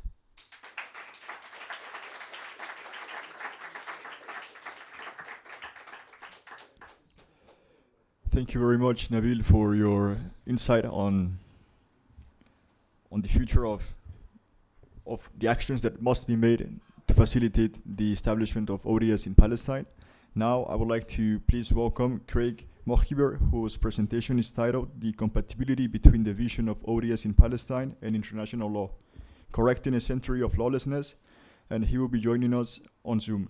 He as well to mention that he was one of the first leading figures to describe what is happening in Palestine as its name, a textbook case of genocide. Thank you. Well, thank you very much. We're using this technology for the first time. I just want to check that you can hear me. Yes, we can. I can't hear you. Yes, you can. Okay, yes, very good. Let me proceed. So thank you all very much. I really appreciated the remarks of both Saul and Nabil, and having heard them, I find it's quite remarkable that we are very closely aligned in our comments this morning, which shouldn't be surprised because we are taking a law-based approach to this, where we are not deferring to the politics of powerful states, but the norms and standards of international law, as imperfect as they are. And we all know that there is a common refrain among politicians and diplomats and UN officials that goes something like this: there is no alternative to a two-state solution. But this is both a blatant lie, and I have argued, an open declaration of lawlessness. It is a lie because there are many alternatives to a two-state solution. One could imagine a confederation, 2 states, 3 states, 4 states, or no states at all, instead incorporating all of historic Palestine into a kind of restored Greater Syria. And of course, there are also one-state solutions, in fact, several variations of one state. One can imagine a single Jewish state, a single Muslim state, or why not a single Christian state. But Palestinians are not all of one faith. There are Muslim Palestinians and Christian Palestinians and atheist and agnostic Palestinians, and there has also always been a minority of Palestinian Jews. And then there is the single Jewish state that is the goal of the Zionist project through the conquest and ethnic cleansing of all of historic Palestine and beyond. Finally, the status quo is already a kind of one-state reality because the Israeli regime rules all of Palestine from the Jordan to the Mediterranean. But of course, a Zionist regime is not a solution. It is, in fact, the problem that remains to be solved from an international law perspective. So when Western politicians and diplomats and UN officials say there is no alternative to the two-state solution, what they really mean is that there is no other alternative that does not preserve Zionism and the Zionist regime. And that is their principal objective. Not peace, not the restoration of the rights of the Palestinian people, but the preservation of a Zionist, settler colonial, racist, supremacist state in the heart of the Arab world. That was the centerpiece of Balfour, of partition, of Oslo, of the French-Saudi proposal now codified in the so-called New York Declaration, and of Donald Trump's 20-point colonial plan. And it has been the essence of the Israel exception to international law throughout. But beyond the demonstrable falsehood of the statement that there is no alternative to a two-state solution, it is also an open declaration of lawlessness. It is an abdication of UN norms and standards, and it is a reaffirmation of the Israel exception to international law. Simply put, the two-state solution is incompatible with the most fundamental requirements of international law, including the UN Charter and the provisions of international human rights law. The Israel exception was carved out by Western powers even before the establishment of Israel and even before the establishment of the United Nations itself. It has its roots in the Sykes-Picot conspiracy of 1916, the Balfour Declaration a year later, and the League of Nations mandate for Palestine 3 years after that. But it was officially baptized at the United Nations in 1947 and 1948 with the partitioning of Palestine against the will of the indigenous people and the ratification of the ethnic cleansing of Palestine with the recognition of the Israeli state. All of that not under, but despite the advent of the modern era of international law. This was the original sin of the United Nations. And at the same time that a new UN was working to decolonize countries across the globe, with the exception of Palestine, indeed, the commitment of the West to this exception was on clearest display in 1948. It was in that year that the UN adopted both the Universal Declaration of Human Rights, declaring the universality of human rights and equality for all, and the Genocide Convention, prohibiting the intentional destruction of a people in whole or in part. But it was also the year that apartheid was born in South Africa, and the year of the Nakba, perpetrated in Palestine, both of these with Western complicity, and both effectively placing the racial hierarchies of settler colonialism above the imperatives of human rights and the responsibilities of decolonization.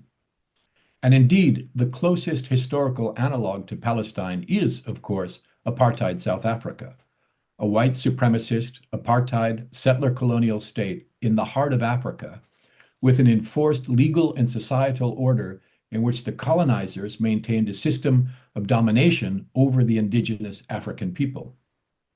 And remember, the South African apartheid regime also offered a two-state solution, with most of the land going to the colonizers, but small parcels to be provided to the indigenous Africans as Bantustans. But the people of South Africa knew that no archipelago of Bantustans could ever restore the inalienable human rights of the South African people that had been taken from them by a racist settler colonial regime in the name of apartheid. Just as no Palestinian Bantustan on a small fragment of historical Palestine could ever restore the rights of the Palestinian people taken from them in the name of Zionism. Because it is not Palestinian self-determination that must be dismantled to resolve the 100-year crisis in Palestine.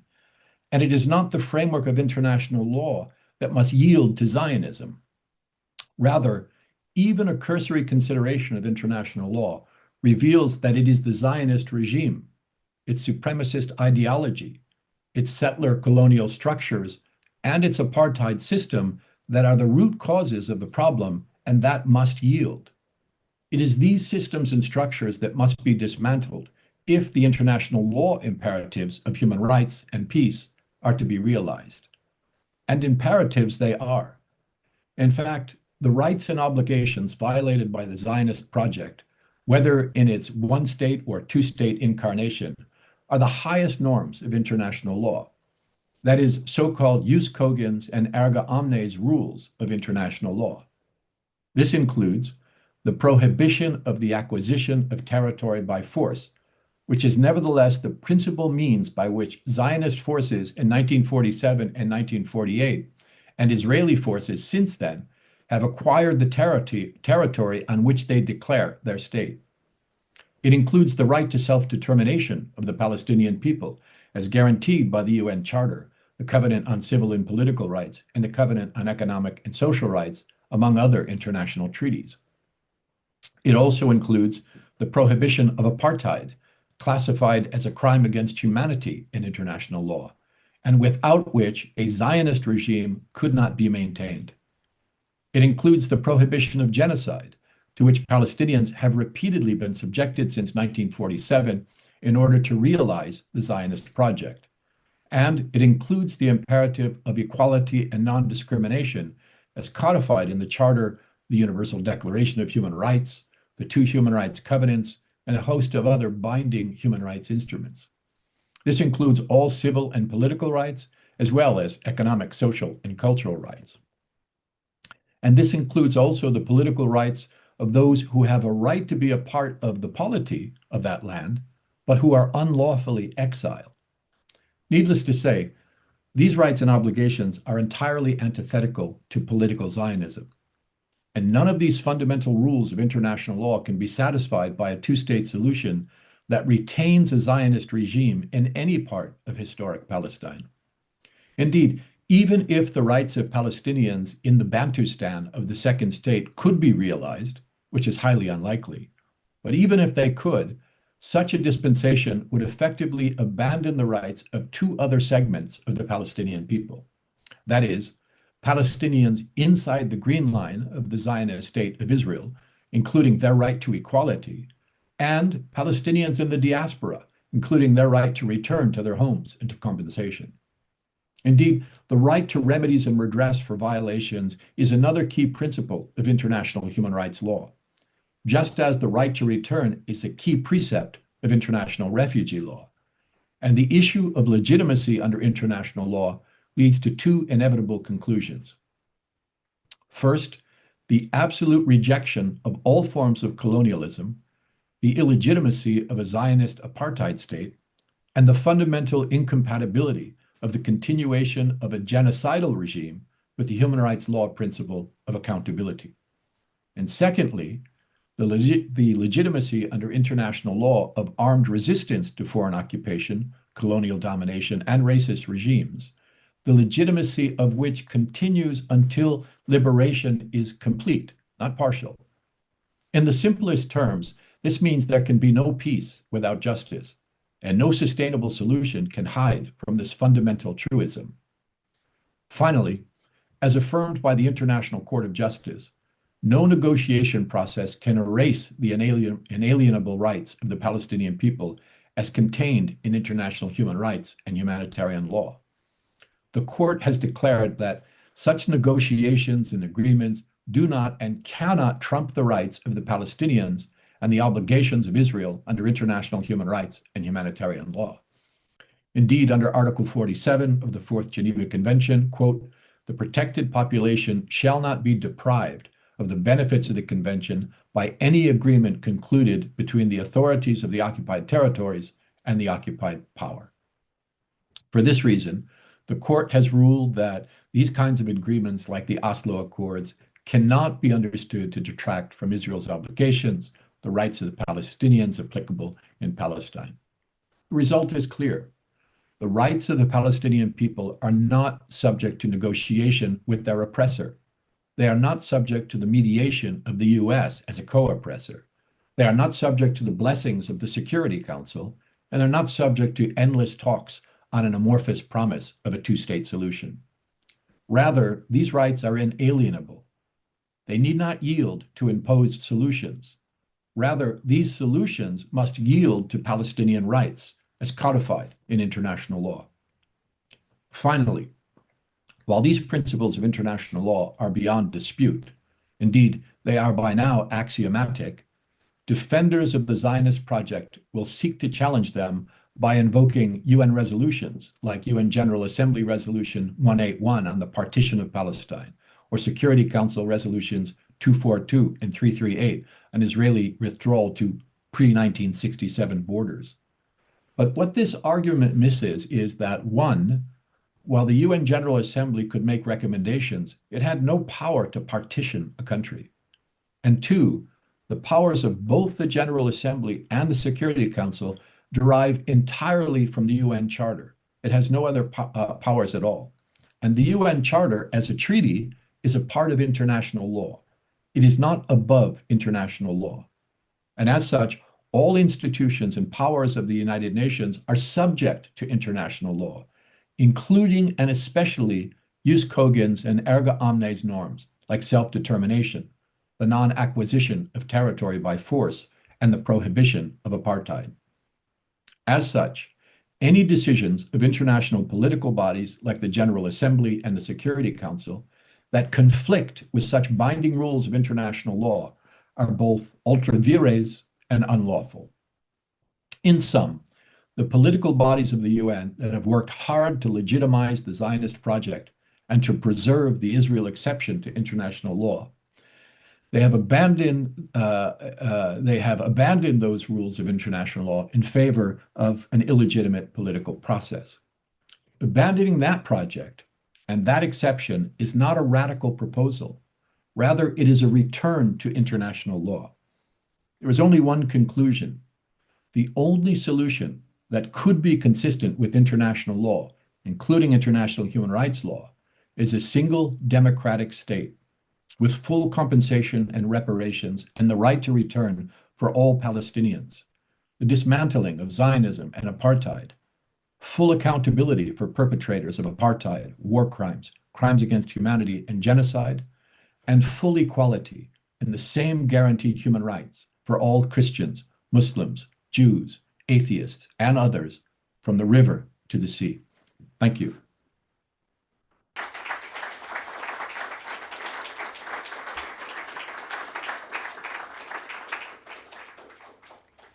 Thank you, Craig, for sharing your expertise. Now we're going to proceed with the Q&A session. Please, do we have some questions in the room?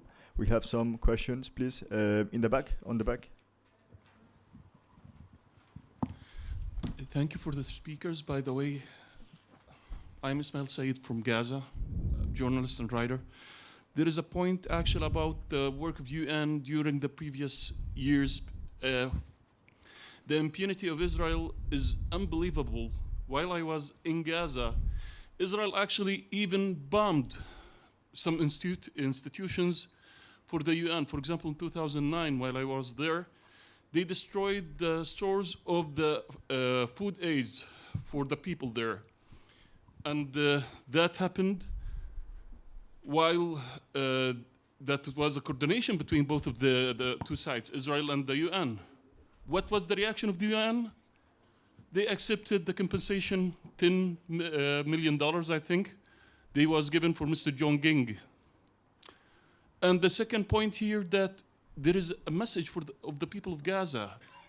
We need something to let Israel pay for what it did. Actually, the problem of people now is not the reconstruction of Gaza. There is a main problem that if we will build again all the buildings, that would be happened again and again. I met two people when I was there in 2014, and they said, this is the second time that we rebuilt our house and it was demolished, and then it could be demolished again and again and again.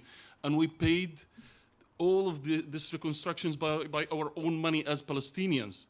So we need actually Israel to pay for every single building was demolished by the Israeli forces.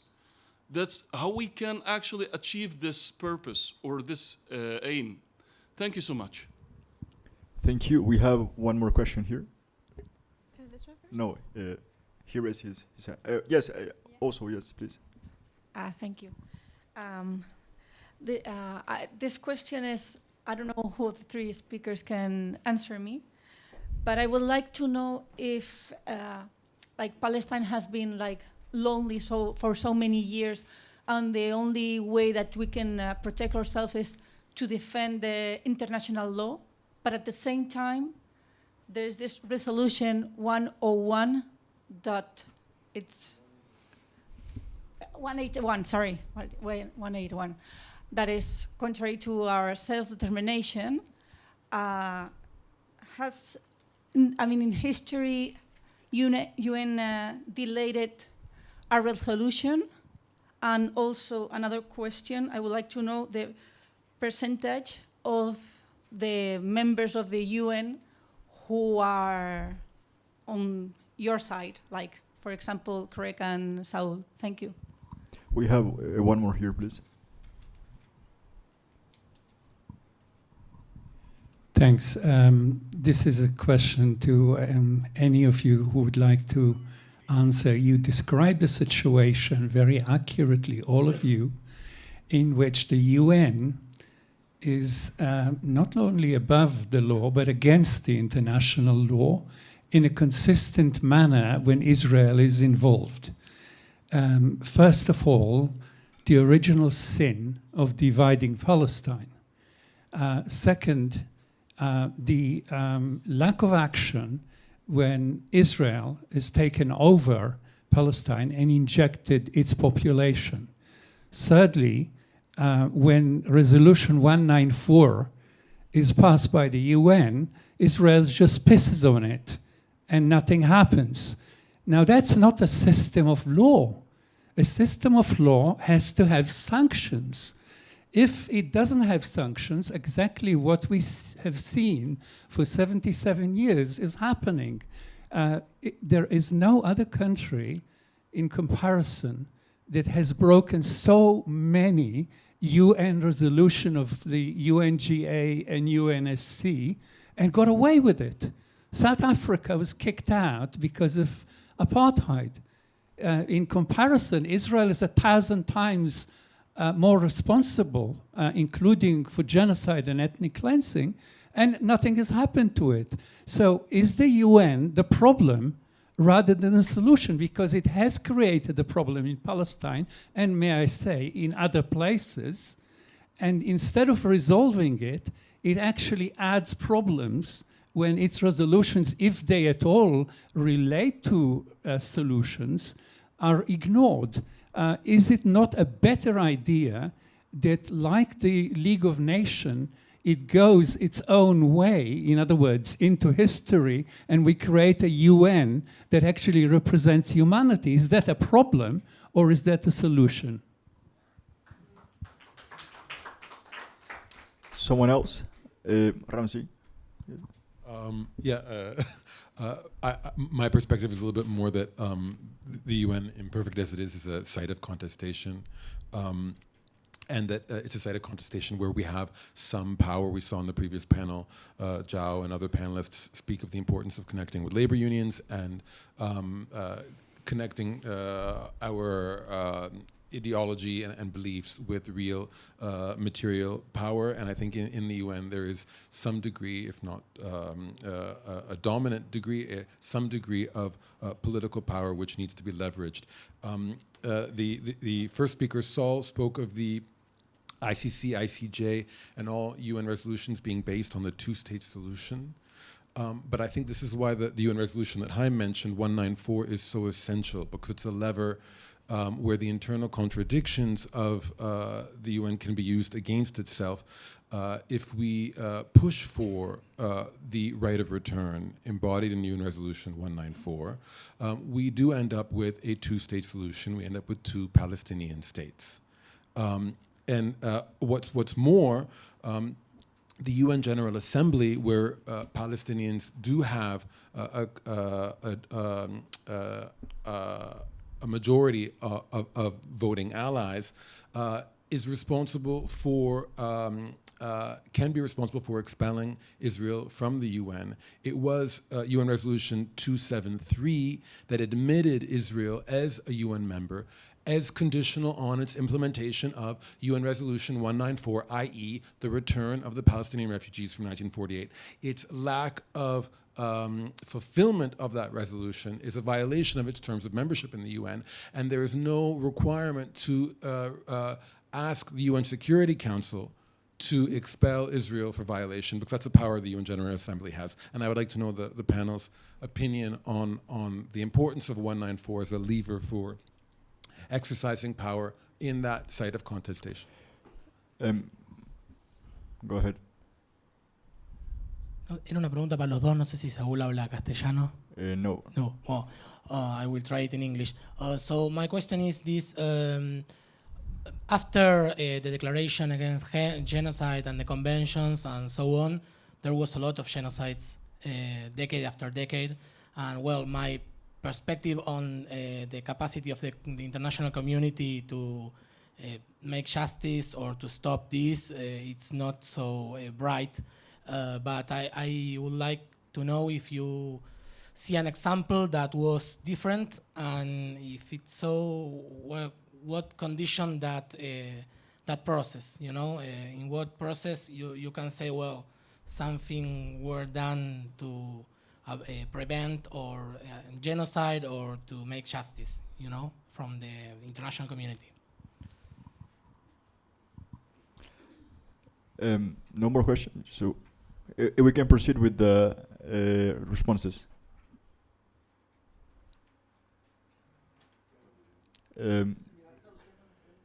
Okay, we can start with Craig, maybe.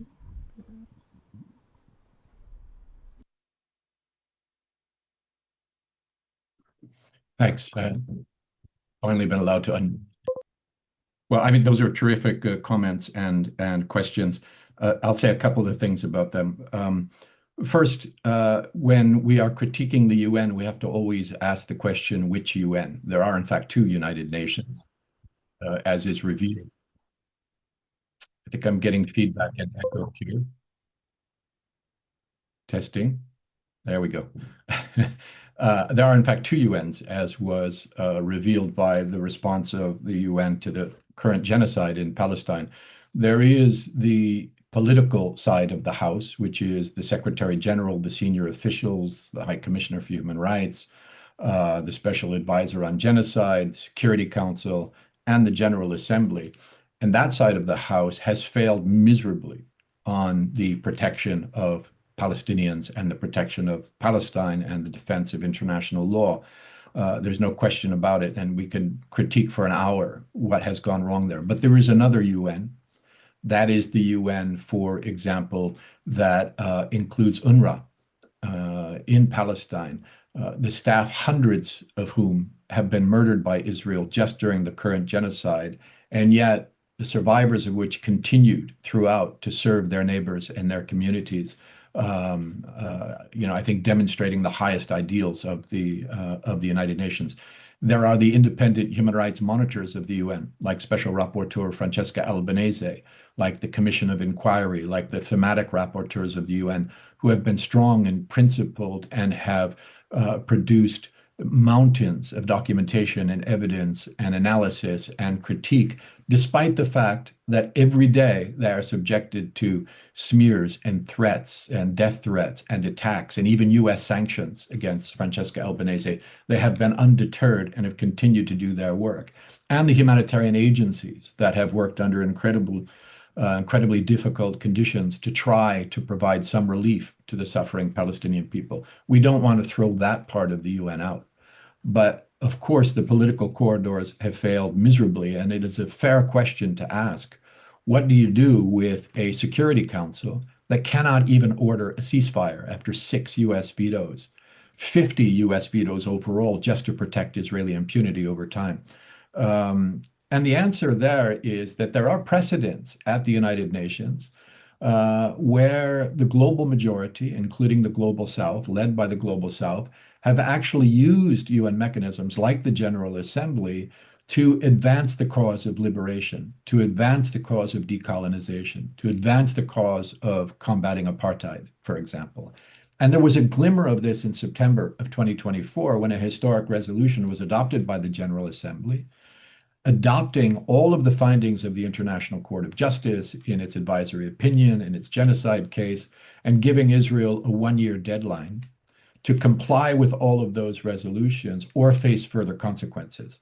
Now, that deadline passed in the middle of September of this year, and Israel has faced no consequences. Instead, what we've seen is Israel's friends in the UN have worked very hard to come up with alternatives that do not hold Israel accountable and do not end the Zionist project in Israel. That's what needs to be confronted, I think, politically.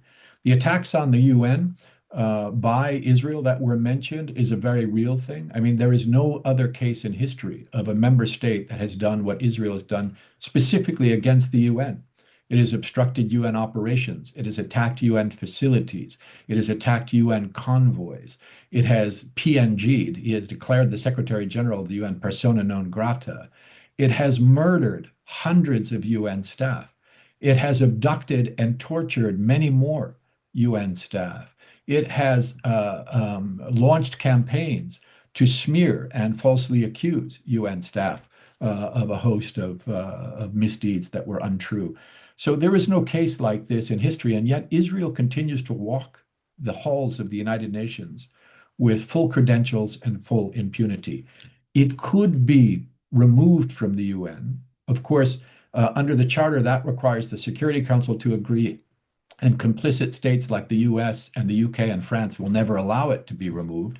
And that's why the precedent of South Africa is so important, because it could have its credentials rejected by the General Assembly, as happened with South Africa. And there's a lot of pressure these days to try to make that happen. The overwhelming number of member states in the UN, I mean, that resolution in September of 2024 was adopted by something like a 90% margin in favor of Palestine. So there is a political constituency among UN member states, but of course they've been completely on the wrong track for so many years.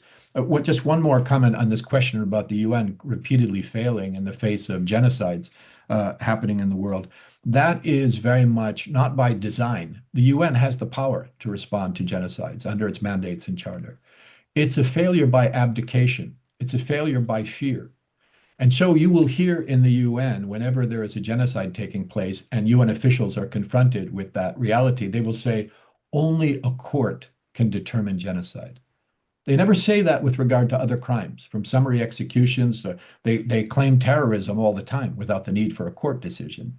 But when it comes to genocide, they hide behind this rhetorical trick. Only a court can decide. Any crime you can say that about, but it doesn't stop them from commenting on those crimes under their mandates. And when they say that, they are already abdicating their responsibility of prevention. Because if you wait for years for a court decision down the road, you have already failed in your responsibility of prevention. It is this trepidatious UN, this UN that defers to the power of the United States and the United Kingdom and others, that is violating the UN Charter, and that must be pushed against. Last word on this answer. Enforcement is officially in the hands of the Security Council.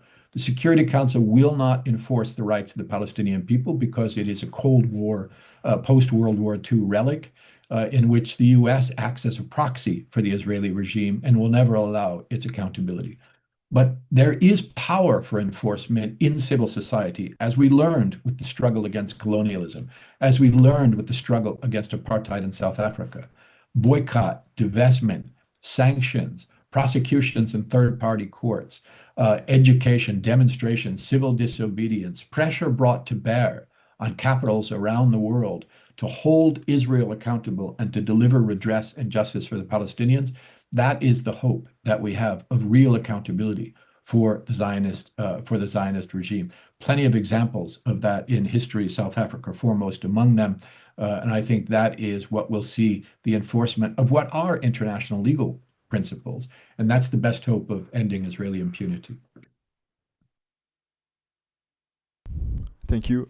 Pregunta en español para Nabil. ¿Existen esfuerzos organizados para analizar qué es exactamente lo que constituye su dinámica colonial de las instituciones? Por ejemplo, mecanismos, leyes o uso de financiamiento.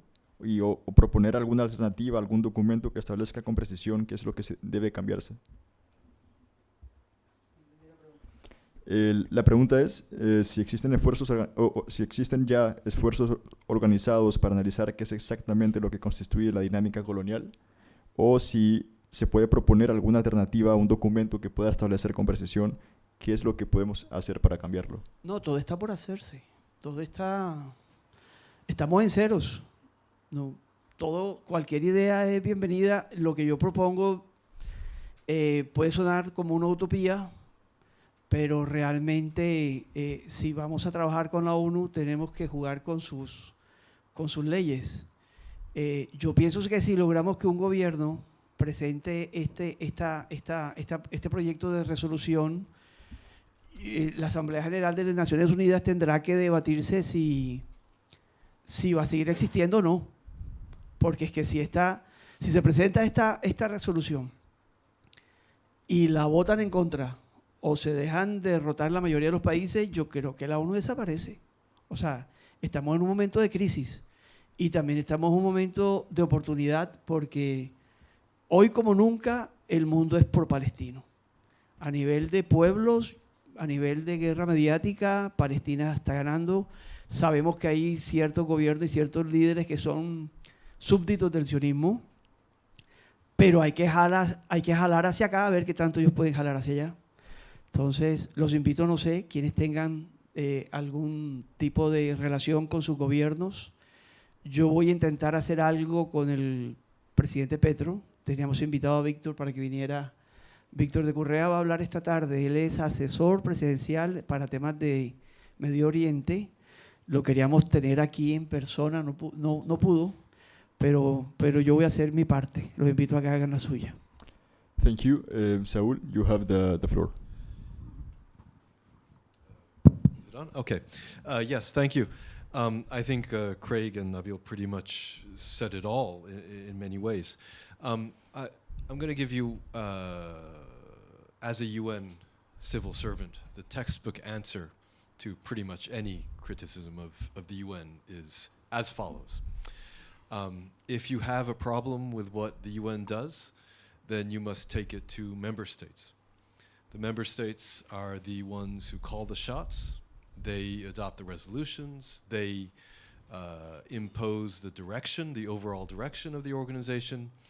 And we are but serfs in their domain. We are civil servants, basically doing the bidding of our political masters. And that's not the whole story, of course, because as with any national, I mean, if you think of any kind of national political system, senior civil servants can influence the debate. And there are sort of avenues and ways in which civil servants can, if not necessarily openly all the time, but certainly behind the scenes, they can push political masters towards the right direction. So that is at times possible. So that's not the whole story, but it is a large part of the story, I have to say. And in particular, when it comes to issues that very powerful member states feel very strongly about, in particular the US and Palestine, or the US shielding Israel from any kind of consequences, then it really does go back to the member states. It's very difficult for UN bureaucrats to influence the decision making. This is the fact of it, I would say. So, you know, that's, as Craig pointed out, the civil servants on the ground of UNRWA have been doing exemplary work.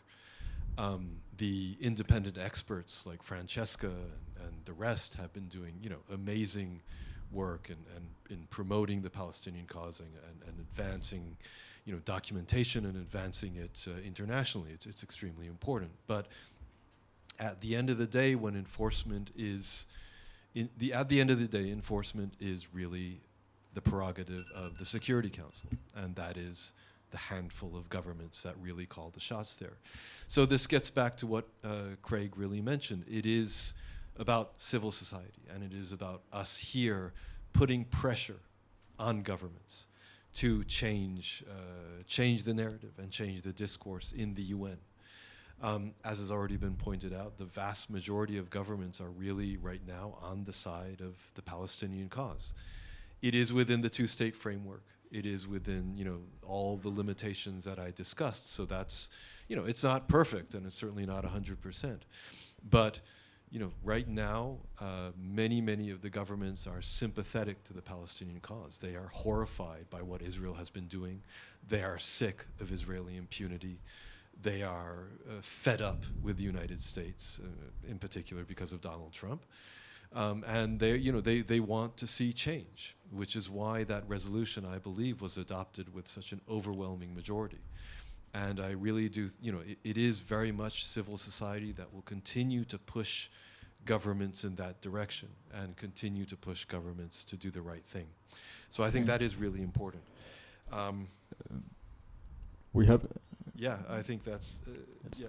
Yes, we have time just because we have to go for lunch, but we have time for one more precise question for Craig, which is that, for example, that person says, you decided to resign, so would you advise staff to keep fighting and trying to dismantle the colonial system from within, and through which means, or is it not worth the fight?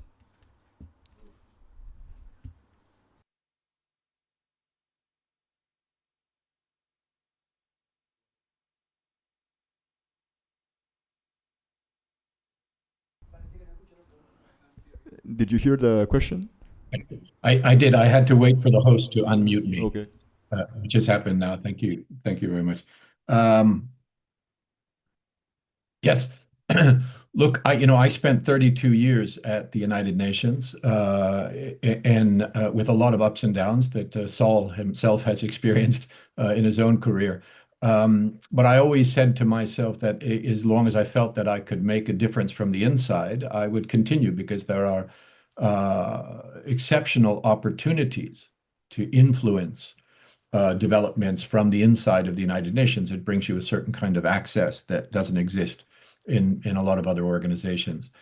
However, in my case, I had reached the point where I was under a kind of order to be silent on the atrocities that were taking place. And that pushed me over the edge, because that told me I was no longer in a position to do principled work on human rights. And at that moment, the decision was very clear. There are lots of colleagues inside the United Nations who are fighting for the kinds of principles that we're talking about today, sometimes at personal risk to their careers and just to their mental health because of the pushback they often get from senior officials in the organization. They should continue to fight as long as they feel that they're making a difference from the inside. And this is not just the UN. This applies to any organization, any institution.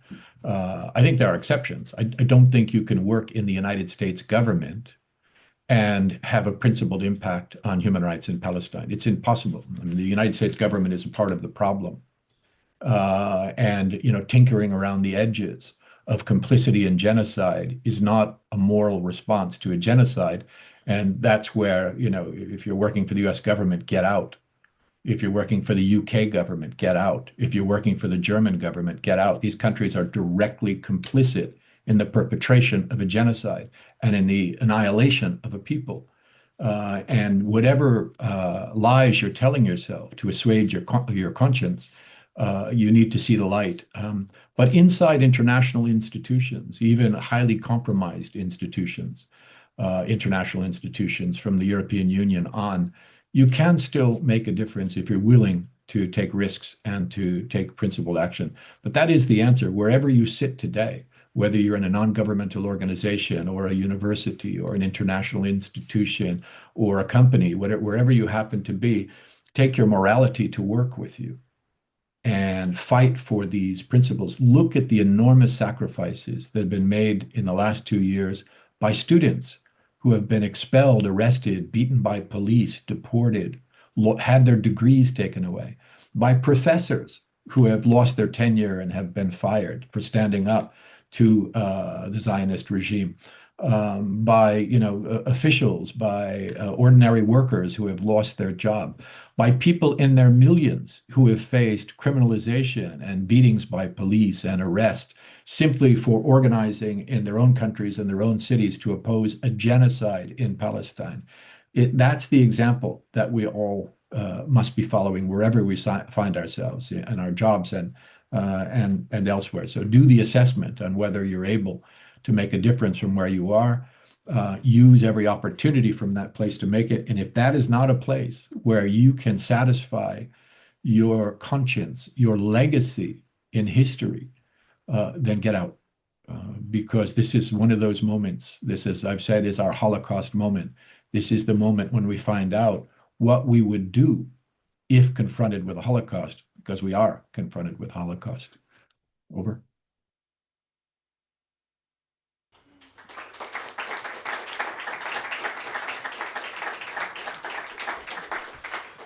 So thank you very much, Craig, for being here with us, and to Saúl and Nabil. With this, we finalize the second session, and we can proceed with the lunch in the restaurant of the hotel in the lobby. So thank you, and have a great time. See you by 2:40 p.m. here again, please. So thank you, everyone. We're going to resume with the conference. I hope you had a good lunch. At this time, I would like to introduce the speakers for the third session. Dr. Nelson Haddad, former Deputy Minister of Defense and Ambassador of Chile. And we're also going to be joined by Dr. Víctor de Currea-Lugo, Presidential Advisor on Middle East Affairs to Colombian President. However, he's going to join us via Zoom. So let me now please introduce Dr. Nelson Haddad, whose presentation is titled La Reforma Integral del Sistema de las Naciones Unidas, ampliación del Consejo de Seguridad con representación regional y regulación del derecho del veto. ¿Prefiere parado o sentado? Aquí. Pues.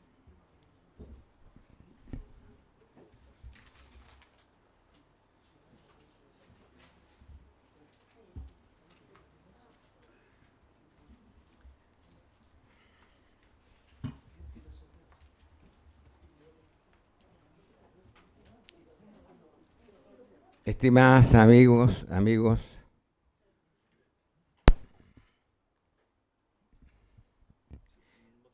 en primer lugar agradecer a Raúl por la invitación. Y para mí esto significa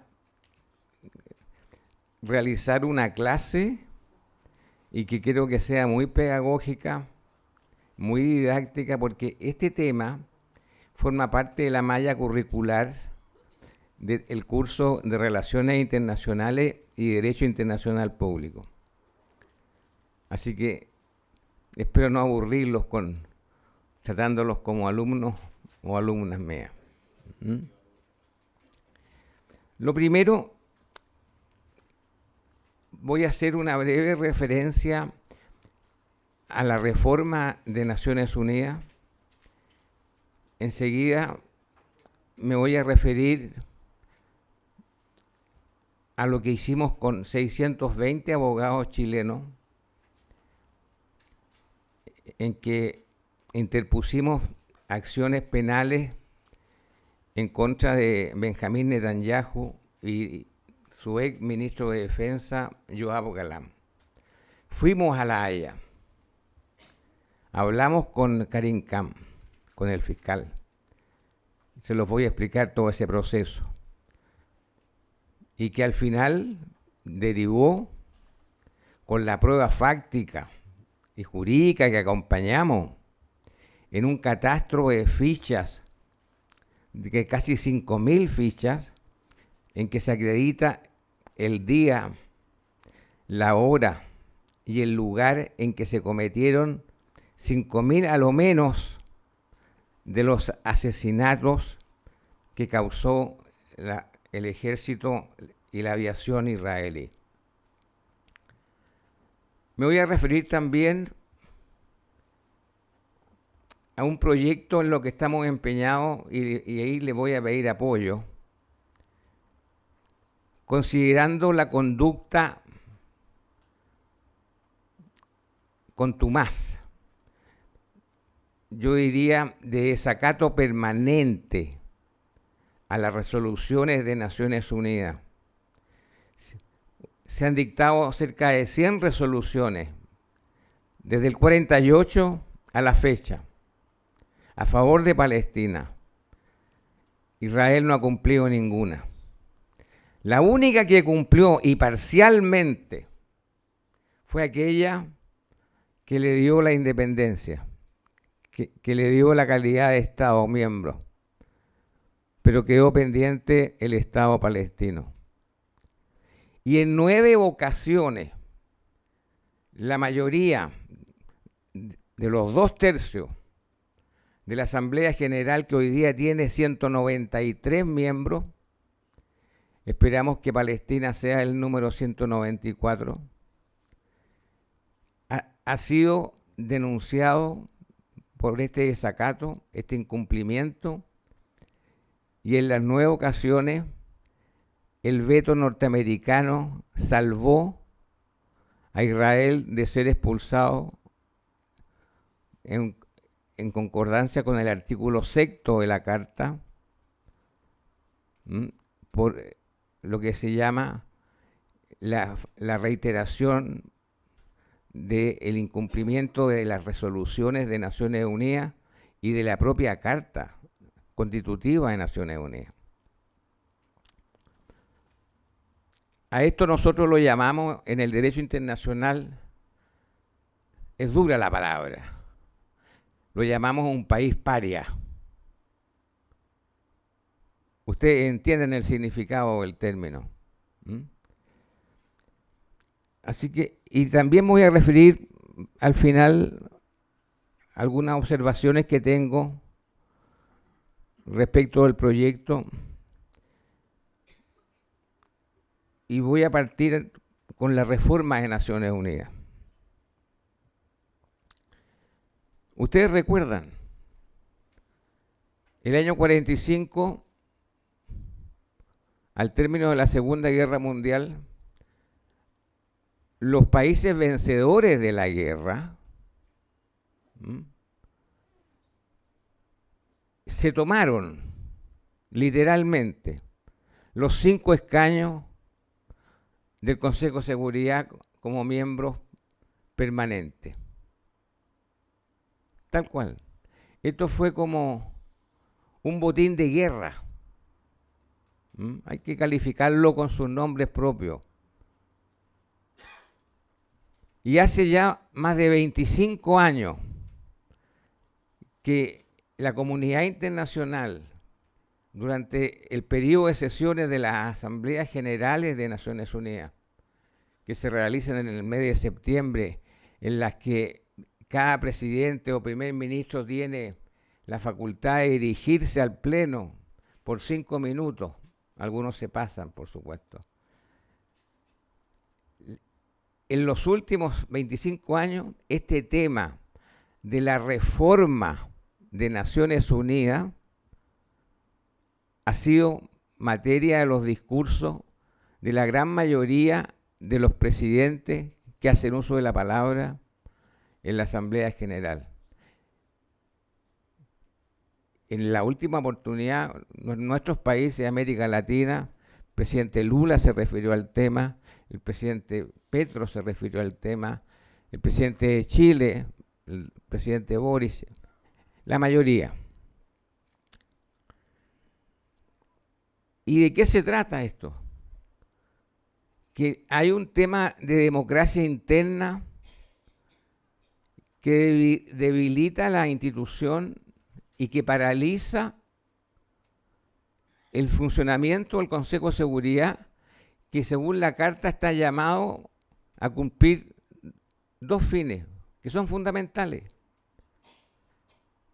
Primero, preservar la paz internacional, y segundo, preservar la seguridad internacional. Esos son los 2 objetivos que tiene la Carta respecto al Consejo de Seguridad. Y hemos pensado, esta es una de las propuestas, porque hay muchas. Hay una que acaba de entregar Antonio Guterres, el secretario general, que la denomina ONU 80. Se han cumplido 80 años sin que esta carta sea reformada. 80 años. Y la urgencia de actualizarla para el siglo XXI. La pregunta que nos hacemos todos, y yo se la formulo a ustedes también. ¿quién se desprende voluntariamente del poder?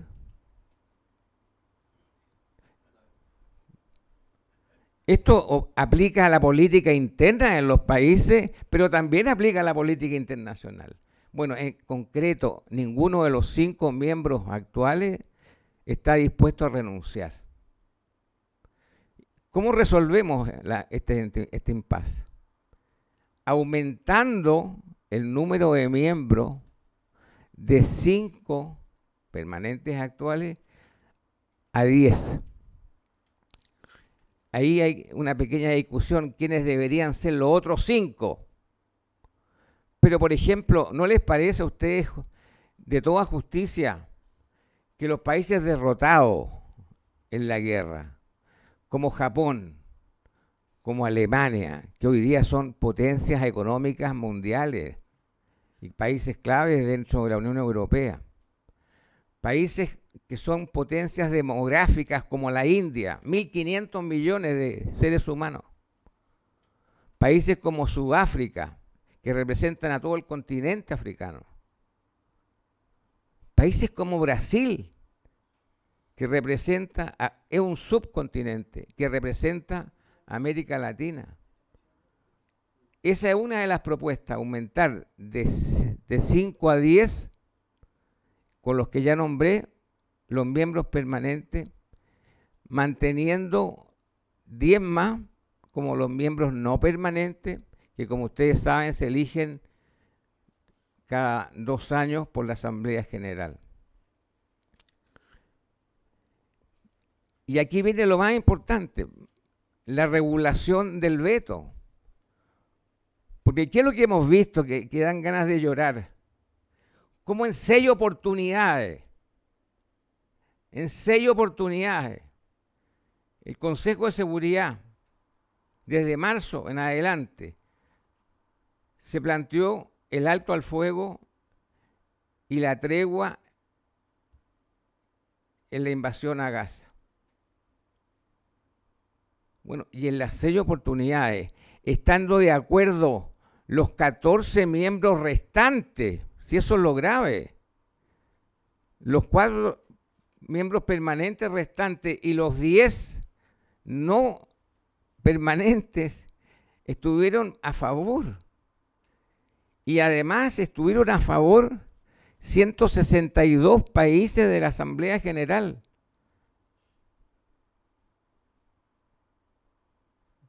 Bueno, y bastó que la señora representante de Naciones de Estados Unidos levantara la mano y dijo: me opongo. ¿Es democracia interna eso? ¿Tiene un sentido de justicia? En absoluto. En absoluto. Y eso, por supuesto, paraliza el proceso de la aprobación de la tregua y el alto al fuego. Y por eso que pensamos que no puede haber un veto uninominal, un veto en solitario, que un solo país levante la mano contra 162 países que están a favor en la Asamblea General y 14 están a favor en el mismo Consejo de Seguridad, y diga: me opongo y paralizo e impido que se apruebe el alto al fuego y la tregua. Conociendo nosotros las cifras horribles, penosas, inhumanas, abominables, y el genocidio que se está cometiendo en Gaza. Eso no puede ser, no puede un solo país. Y el quórum sería el de 5 miembros de los 10 miembros permanentes que deberían aprobar un veto eventual. Hay otras posiciones que están por eliminar el veto, como sucedía en la antecesora, en la Liga de las Naciones, que se crea, como ustedes recuerdan, en el Tratado de Versalles en 1919, cuando ponen fin a la Primera Guerra Mundial. En consecuencia, este es uno de los grandes temas de actualizar al siglo XXI una institución que quedó atrasada, que quedó caduca en el tiempo y que favorece solamente a un país. Y también tengo que decirlo, puede que aquí discrepe con algunos, había pasado algo previamente respecto de Rusia, cuando invade Ucrania. ¿Es posible que un miembro permanente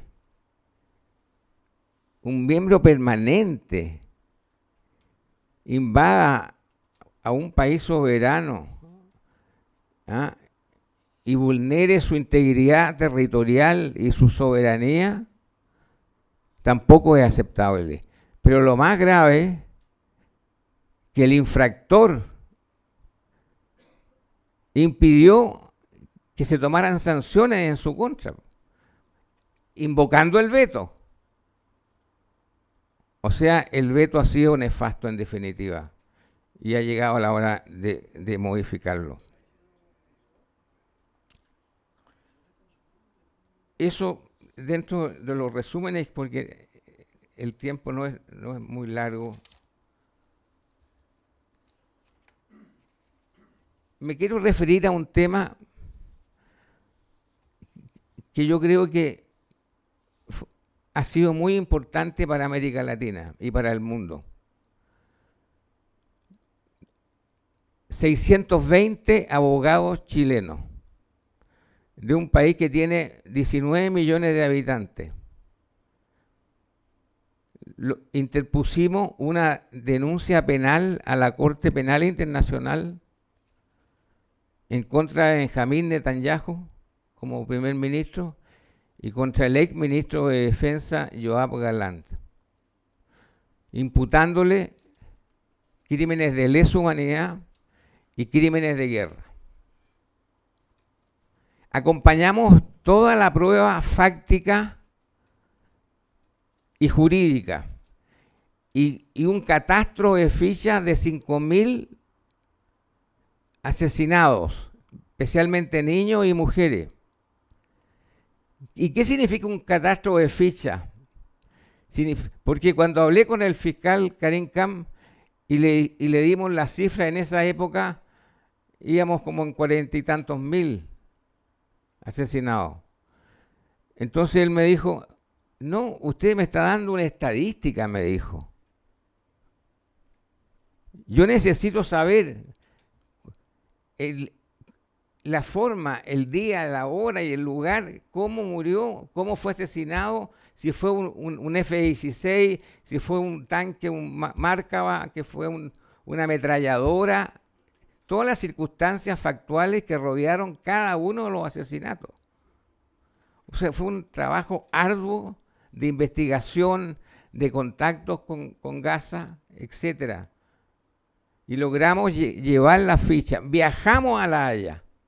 Nos entrevistamos con la señora Paulina Macías, que es la directora de reparaciones y atención de víctimas. Con el mérito de esa prueba que acompañamos, esto fue en abril del año pasado, en el mes de mayo, el fiscal Karim Khan, en una resolución, señaló que había un motivo plausible para imputar a Netanyahu y a Galán como autores de los crímenes de guerra y de lesa humanidad. Y expidió las órdenes de detención, que como ustedes saben, porque, claro, este es un gran defecto, la Corte no tiene una policía propia, así como Naciones Unidas tampoco tiene un ejército propio. Depende de la colaboración de los países. Y se expidió estas órdenes a Interpol con una alerta roja internacional y que está en todos los aeropuertos de aquellos países que han suscrito el Estatuto de Roma. Y entre ellos nuestros países, en América Latina, en Europa, algunos africanos y algunos asiáticos. Las órdenes están vigentes y no prescriben, son imprescriptibles. O sea, aquí comienza la rendición de cuentas, porque Netanyahu y Galán y aquellos que resulten responsables de la investigación deberán sentarse en el banquillo los acusados y enfrentar la justicia internacional, que como ustedes saben, las penas pueden llegar a 30 años de presidio, y cuando ya son casos abominables como el caso del genocidio, pueden condenarse a cadena perpetua. O sea, no, esto es urgente, porque después de toda la masacre, el genocidio y el ecocidio, porque entienden el ecocidio, que es la destrucción de la naturaleza de Gaza, con el lanzamiento de bombas químicas, con las mismas bombas que Estados Unidos bombardeó en Vietnam, napalm, el agente naranja, los defoliantes, y con las cuales mataron a muchos niños quemados. Los químicos que resultan de estas bombas prácticamente descompusieron desde el punto de vista genético la tierra y las aguas. O sea, no solamente aquí hay un genocidio, sino hay también un ecocidio, lo que agrava, por supuesto, la falta.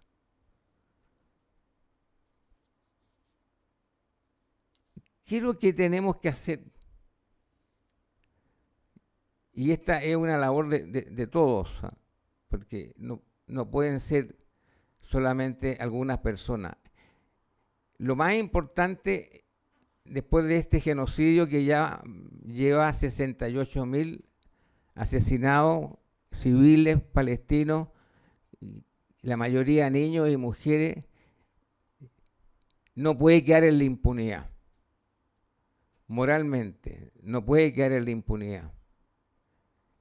Y por eso que estamos en una campaña, y me paso a otro tema,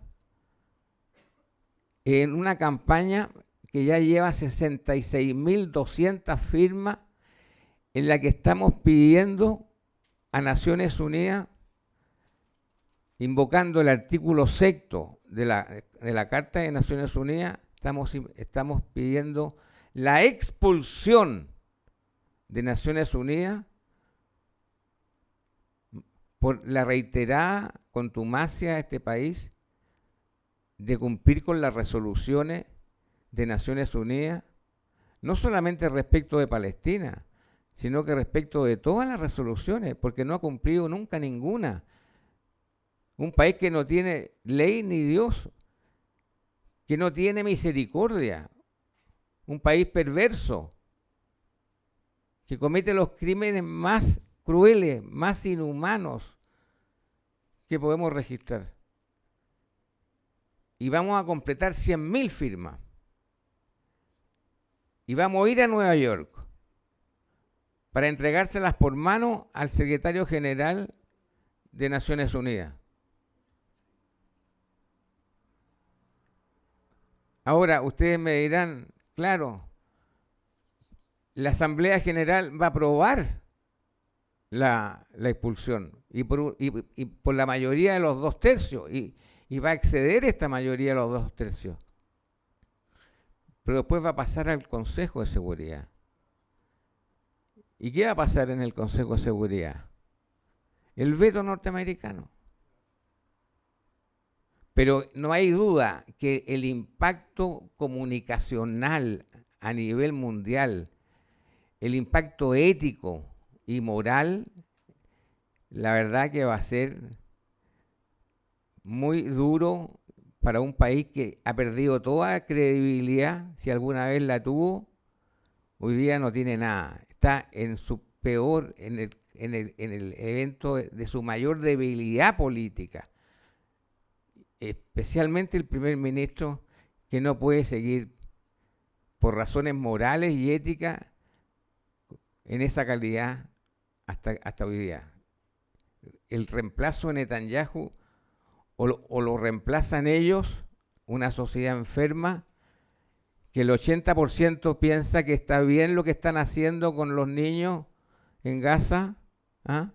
Justifican la masacre, justifican la limpieza étnica, justifican todos los delitos.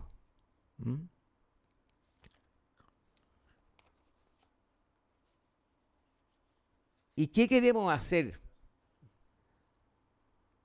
Queremos invocar una resolución que es la 377 del año 50, que a propósito de la guerra de Corea, que tiene que ver con la intervención humanitaria y la responsabilidad de proteger. ¿Qué es lo que significa esto? Hace algunos días el presidente Petro dijo que iba a mandar tropas. Eso es la intervención humanitaria. El presidente de Malasia dijo que había ya conformado un contingente de 20.000 soldados. O sea, si logramos reunir un ejército internacional para asegurar, en primer lugar, el flujo de la ayuda humanitaria, que sigue siendo coartada por parte de Israel. No entran los 600 camiones al día desde Rafah. Entran 100 o 200. Y siguen los bombardeos. Y siguen las muertes. Esa es una tarea que tenemos también pendiente. Y por eso que tenemos que hacer cosas concretas. Y hemos también interpuesto querellas y denuncias penales en los 3 casos de la flotilla ante la Corte Penal Internacional. Y como ustedes saben, los países están distribuidos en lo que se llaman salas de prejuicio, y hay una acumulación de estas causas, tanto de la denuncia penal contra Netanyahu y Galán, como también en las 3 causas por asalto, piratería, encarcelamiento forzoso, torturas, como fue en el último caso de la Global Sumut flotilla. Entonces estamos acumulando pruebas que va a ser muy importante para el futuro, porque los barcos de la flotilla iban en primer lugar en aguas territoriales de alta mar,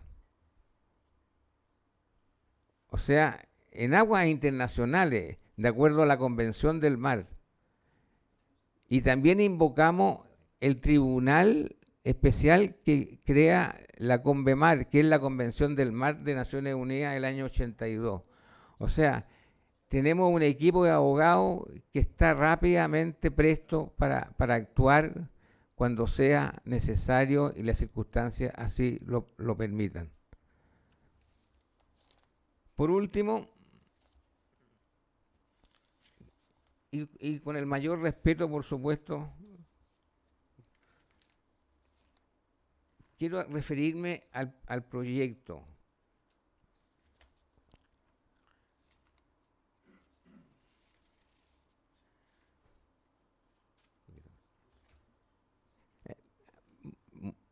Muy corto.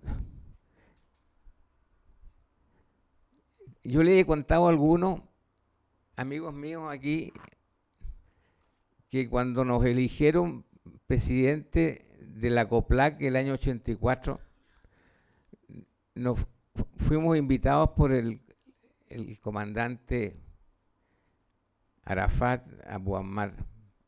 Y me acuerdo que se había trasladado al cuartel general de la OLP a Túnez, ¿no? Y fuimos a Túnez.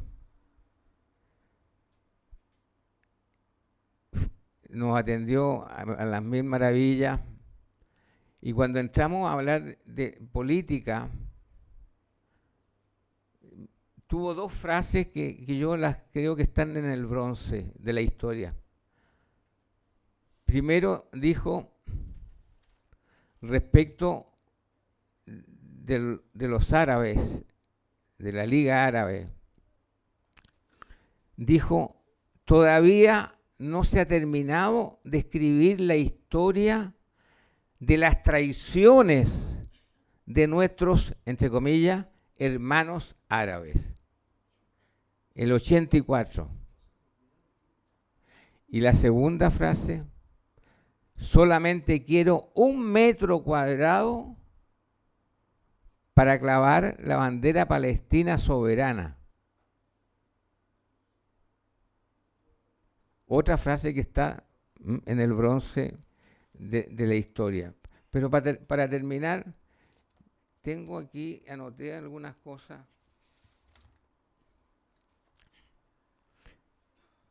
Estos son, Raúl, temas factuales, es decir, en términos de realidades en el terreno. Si entendemos que Trump y Netanyahu se oponen, y ha sido sistemático, durante todas sus campañas electorales para la reelección, ¿cuál ha sido el eslogan electoral? No habrá un Estado palestino. Y la sociedad israelí votó a favor de aquello. Entonces, yo me pregunto, ¿está en contra de los dos estados? Me preocupa cómo poder hacer cumplir las resoluciones de la sentencia del Tribunal Internacional de Justicia del 19 de julio pasado. Dice dos cosas la sentencia. Primero, que la ocupación militar israelí, que lleva ya 77 años, es ilegal, inválida y que debe terminar de inmediato. Y la segunda parte de la sentencia, en la parte resolutiva, señala que los asentamientos judíos construidos en los territorios palestinos son inválidos, deben ser evacuados y los colonos deben irse de inmediato. Estamos hablando de casi 800.000 colonos judíos. Entonces, ¿cómo hacer carne, cómo hacer cuerpo con este proyecto que por supuesto representa el ideal y que por eso mataron al conde Folke Bernardotte, ¿se acuerdan de él, no? Que planteaba mantener Palestina, y nada menos que el señor Begin con la banda Stern lo asesinó al conde Bernardotte, que era el enviado de Naciones Unidas el 47, junto con su secretario. Entonces, ¿cómo hacer cuerpo en la realidad, en el terreno, la aspiración de tener una Palestina en la cual convivan en paz y en buena vecindad los tres grandes credos monoteístas de la humanidad: los musulmanes, los cristianos y los judíos, como era antes del sionismo, porque así vivían.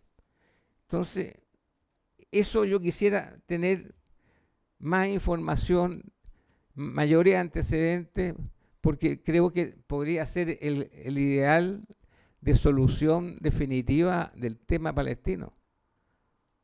Pero lo veo con algunas situaciones de difícil logro, porque si se oponen a los dos estados, con mayor razón se van a oponer a un solo estado en que va a desaparecer Israel, o al menos el nombre de Israel, y se va a llamar como se ha llamado históricamente, la Palestina del mandato, Palestina. Eso. Muchas gracias.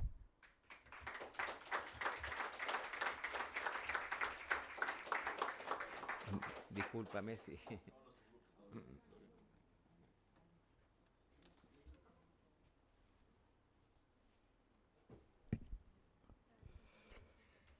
Thank you very much, Dr. Nelson Haddad.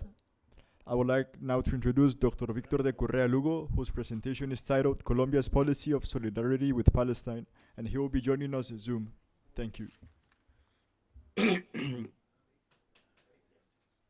Thank you so much for the invitation. And I decided finally to talk in English because despite that my mother tongue is Spanish, most of the people understand English in this room. Let me to precise some elements to analyze the policy of the President Petro and the Colombian government related to the Palestinian cause.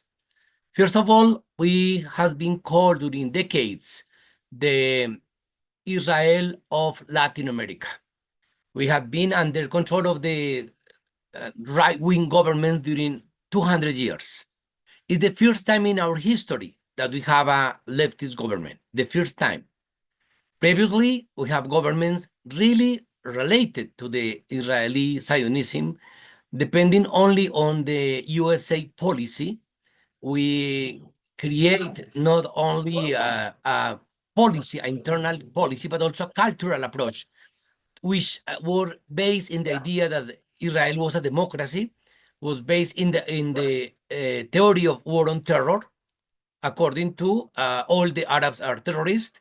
And we also don't pay too much attention to international law. That's why when we come to the power 3 years ago, was really a big challenge to create a multilateral approach about international relations, but also how to analyze the Palestinian conflict, the Palestinian situation, and the Palestinian crisis. As you may remember, before the campaign of the resistance in October 2023, 1 month before, the President Petro proposed in the United Nations General Assembly one international conference to look for solution of the Palestinian situation. It was 1 month before. Once the attack was made as a result of many years of occupation, we decided to send humanitarian supplies to Gaza. We arrived to Al Arish. In that moment, it was not possible to arrive directly to Gaza. And it was part of the idea of humanitarian assistance. Let's say that it was the first approach. But we were not just trapped in this humanitarian situation because we have to admit that the humanitarian has a role and is important and is essential, but cannot be the final and the lasting answer for the Palestinian questions. Later, we decide to evaluate properly the relationship between Colombia and Israel. And one of the biggest topic was the production of weapons. We were buying weapons, but also we bought the patent to make weapons. When I say we, is the Colombian state, no, our current government. And Colombia was selling weapons, especially the rifle Galil, that was they finished the ensemble of the rifle in Israel and was involved in the killing of the Palestinian people. Means Colombia had produced weapons to kill Palestinians. Colombia has a strong relationship with the Mossad and CIA. Even if you may remember, the Colombian paramilitary groups were created by some officer of the Israeli army. In this context, we came to the power and we start fighting for how to analyze beyond the humanitarian aid our role. And this is important. We don't deny the importance of humanitarian role, but United Nations is not an NGO. And the NGO also has the right to talk about human rights. It's not only about humanitarian issues. In other words, we cannot replace the rights of the Palestinians just for some packets of rice. Well, in this sense, Colombia has decided not to buy any more weapons and not to sell any more weapons to Israel. But it was a huge challenge because we were labeled as the best ally of Israel in the region. Later on, the President Petro have decided not to sell any more coal.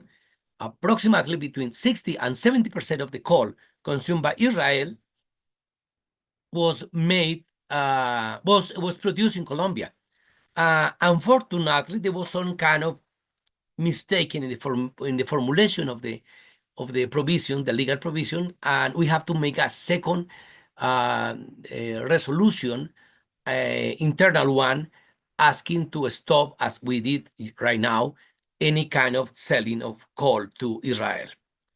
Later on, we also evaluate the possibility that Israel will break the humanitarian ceasefire ordered by the the Security Council in March last year, 2024. And the President Petro was clear to say, if Israel doesn't respect this ceasefire imposed by United Nations, we will cut relationship with Israel. And we did. It was the 2nd of May last year.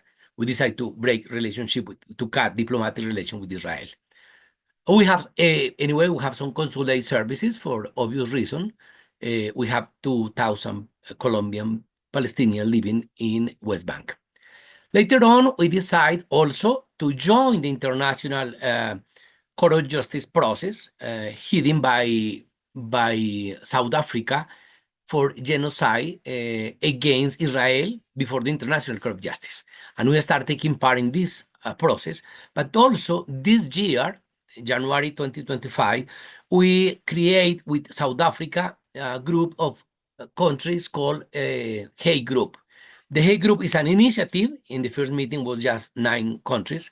Right now with 32 countries that try to push not for the creation of new law. We don't need more law. I think that is totally clear in the international arena what is the legal situation of the settlements, the wall, the right to right to return of the refugee people, the illegal annexation of territory, the situation of Jerusalem, the illegality of the settlement. This is absolutely clear. And what we as Colombians said, as well as some other countries of the Hague Group, is we don't need more papers. We need realities. That's why we, let's say, we push our efforts in this kind of actions. Also, we have been sending humanitarian aid through different channels, and we success.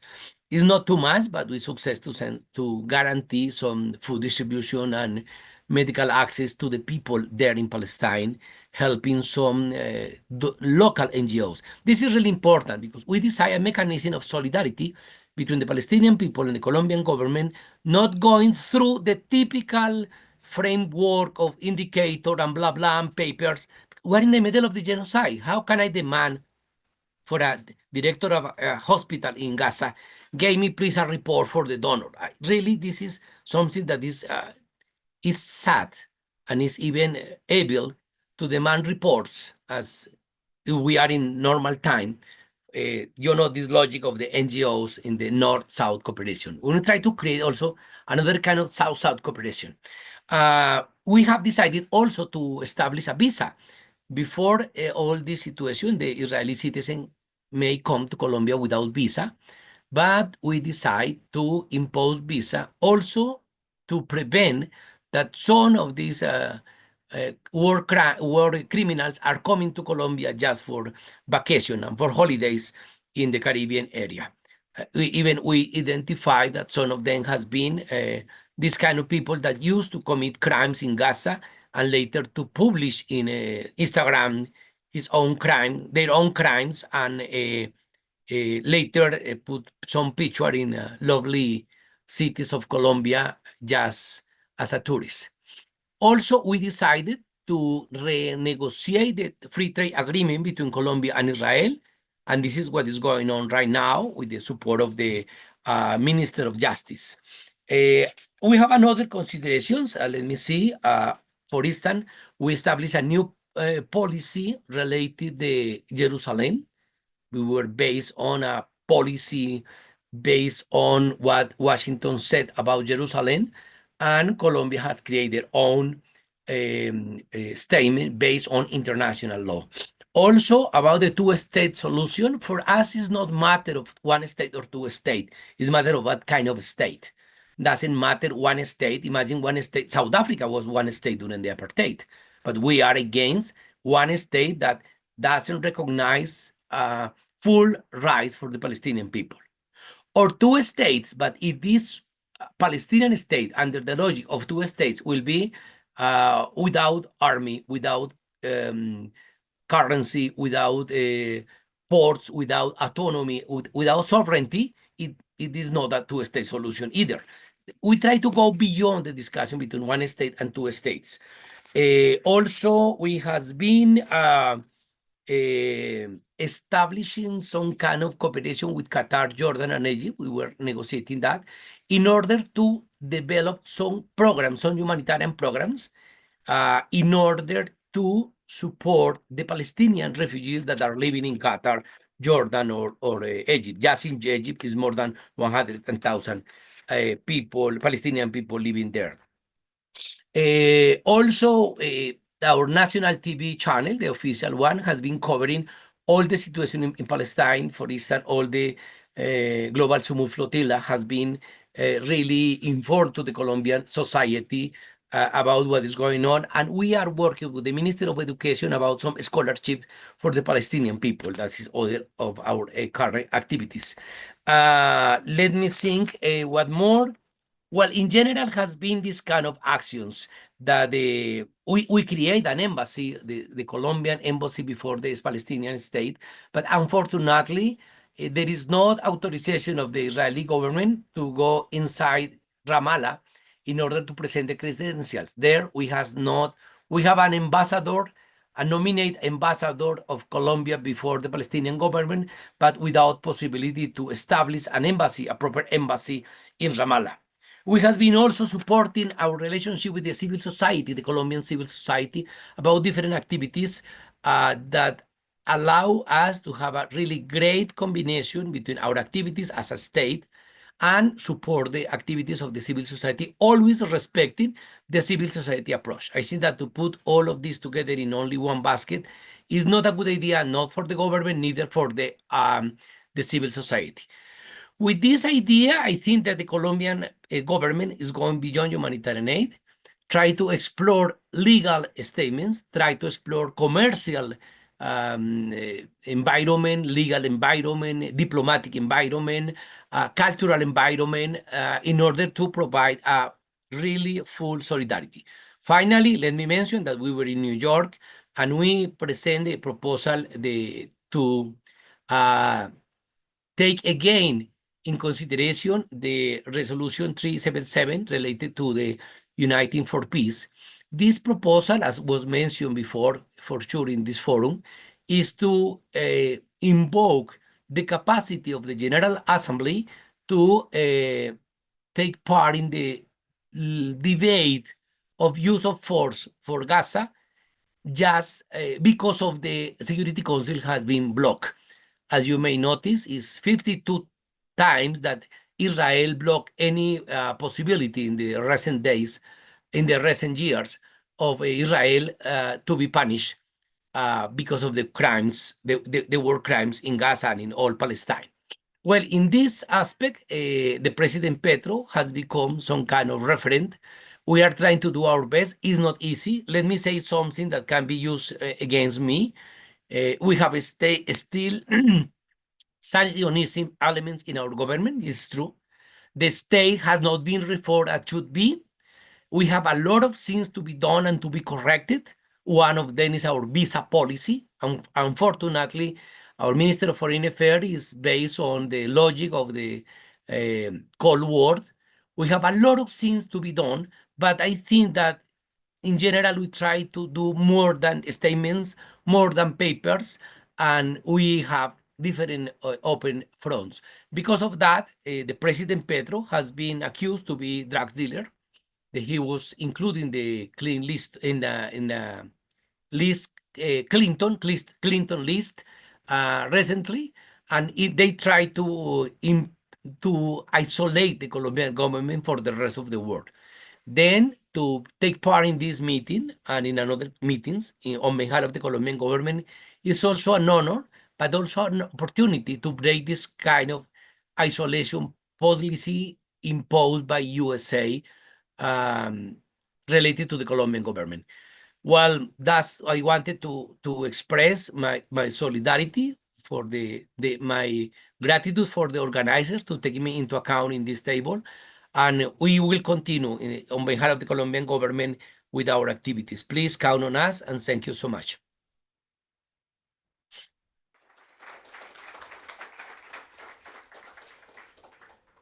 Thank you very much, Dr. Victor. Actually, I wanted to say that if other states have done what Colombia has been doing ever since, well, what Petro has done and what you have been behind, the current situation would definitely be different, since it would help make Israel a pariah state.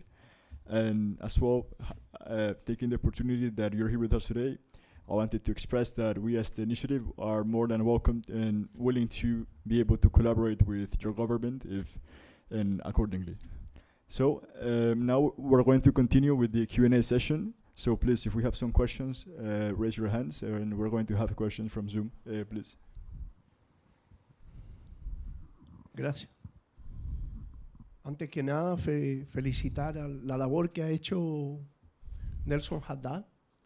Yo lo he visto en Chile trabajar día y noche, porque ustedes saben lo que es conseguir 620 abogados, coordinarlos y luchar contra un tremendo poder fáctico que está combatiendo y colocando problemas.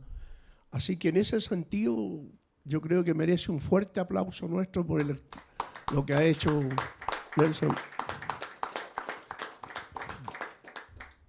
Y bueno, la verdad que lo que él ha planteado, hacer que las Naciones Unidas es una realidad. Desgraciadamente, mi pregunta sería, Nelson, ¿cómo desde el punto de vista del derecho, a través de los países, pudiera presentarse algo para terminar con esto? El derecho al veto y, segundo, reordenar las resoluciones que hubieron hacia atrás y que no han sido tampoco respetadas.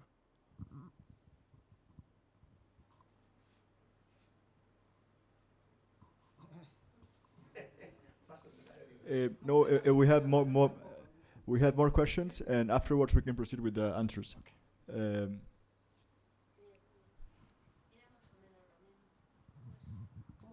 Hablar aquí cerca. Era solo eso, si en los estatutos, en la Carta Fundacional de Naciones Unidas, existe alguna posibilidad de reforma de ese derecho de veto. O sea, si desde dentro se puede hacer, si hay algo en los estatutos que lo permita hacer esa reforma. No, I just...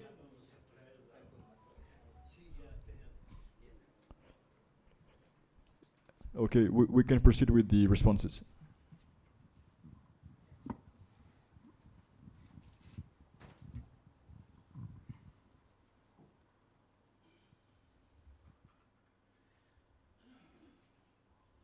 La reforma está en un proyecto, es decir, no es todavía una realidad. Y si han pasado 25 años y no se han puesto de acuerdo, ustedes pueden comprender las dificultades profundas que hay entre los miembros permanentes. No sé cuándo esto puede modificarse. Ya eso constituye un problema, porque en el fondo un solo país pone en jaque a todo el resto del Consejo de Seguridad y pone en jaque a la Asamblea General, porque en el fondo, si ustedes analizan esto, los tomadores de decisiones históricamente desde la creación de la ONU han sido los países occidentales, los europeos junto a Estados Unidos. Esa es la realidad.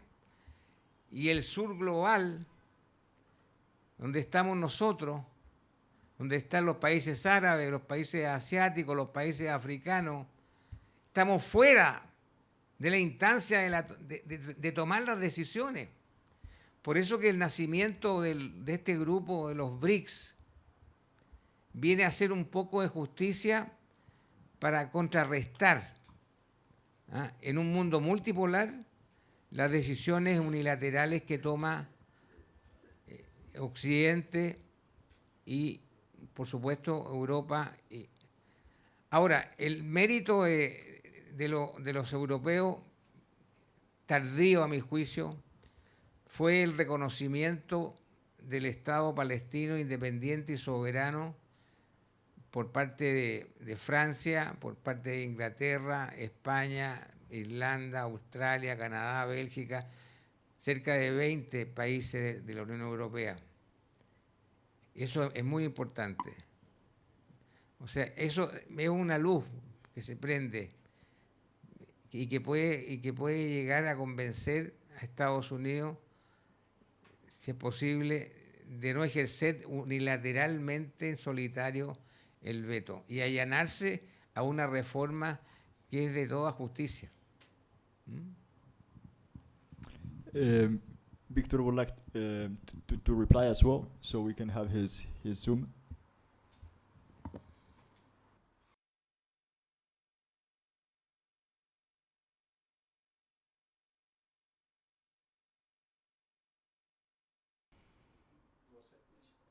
Wait. Thank you so much. Do you hear me? Yes, we hear you. Okay. Okay. Sorry to be impolite in this environment when people talk too much, and we have a lot of hope in the international law. This is my personal opinion, it's not an official statement of the government of Colombia. After Guantanamo, I saw really difficult the possibility to talk about the third Geneva Conventions related to the prisoner of war. Is possible to talk about Geneva Convention after Guantanamo? This is a question, and it's a philosophical question. It's not only procedimental questions. Can we talk about international law with some kind of, like responsibility after Gaza? There is not a single crime included in the international law that has not been committed in Gaza. No one single. But also is clear in international law since the 1947, some rights of the Palestinian people, and they have not been respected. And no one single crime committed after October 2023 is a new one. Demolish houses, attack hospital, kill civilians, kill medical personnel. It happened all the time. I was working in Gaza and in Alcott during the second Intifada, and we saw in the streets every single day was exactly the same. Means how responsible is to put all the eggs in the basket of international law to solve the problem. If we know that international law is totally according to what the power said. Thomas Hobbes, the author of Leviathan, said that the international agreements without without a sword is just words. I think that this is the big problem. I don't want to diminish the importance of international law, but international law today is just useful when we talk about torture. Everyone knows in the room what means torture or genocide or apartheid. It's like Esperanto, like language to talk between each other, and we understand what means, disappearances or killing civilians. But in practice, what can be offered by international law today, so far, to the Palestinian people? Nothing, really nothing. Can we continue pushing too much hopes in international law? I don't know.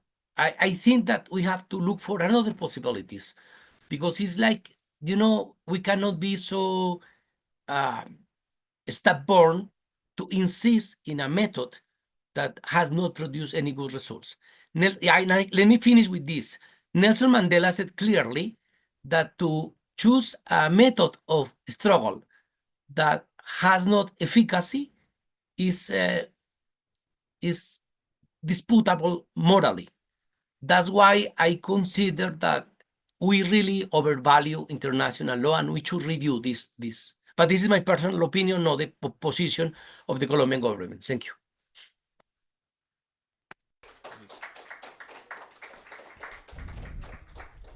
We actually have one Zoom question for Victor, which the question is, The person says, I can understand the reluctance of the Colombian government to speak of one versus two states. Can different wording be used, though? Like, for example, can it say that no matter the number of states, it is not acceptable for any state to discriminate on the basis of identity, to be a state exclusive to one identity? Yeah, of course. Let me start breaking this or at least challenging this idea of nation state. There is not a state of the world that is equal one nation. All the states are multinational. Not only Bolivia, not only Colombia. You see, we have minorities in Belgium, in Sweden, in Germany, in the Netherlands, and any country. Then this utopia of one nation, one state is out of discussion, at least for me. Now, the problem is what to do that can solve the real problem in the field. When you have one state solution, what is possible, it means we may consider that the willing of the Israeli people, the Israeli society, most of them Zionists, will be ready to be in a own single country with the Palestinians? Be practical, please. It's possible? Second one, it's possible to talk about two-state solution because of the wall. West Bank is just half Israel, let's say, and half Palestinian, and without any connection between Gaza and West Bank, and also all this kind of settlement around West Bank. It's possible to talk about the territory. What is the geography of the two-state solution? There is no two-state solution geography.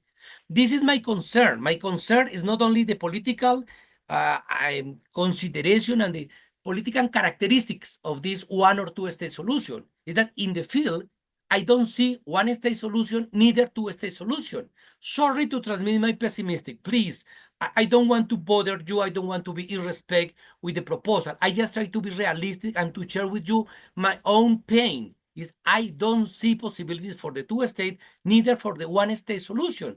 Then I prefer to do the step back and think about what is possible. I consider that the self-determination is out of discussion. You know, it's like I'm really afraid that all, including myself, wanted to say to the Palestinians what they should do.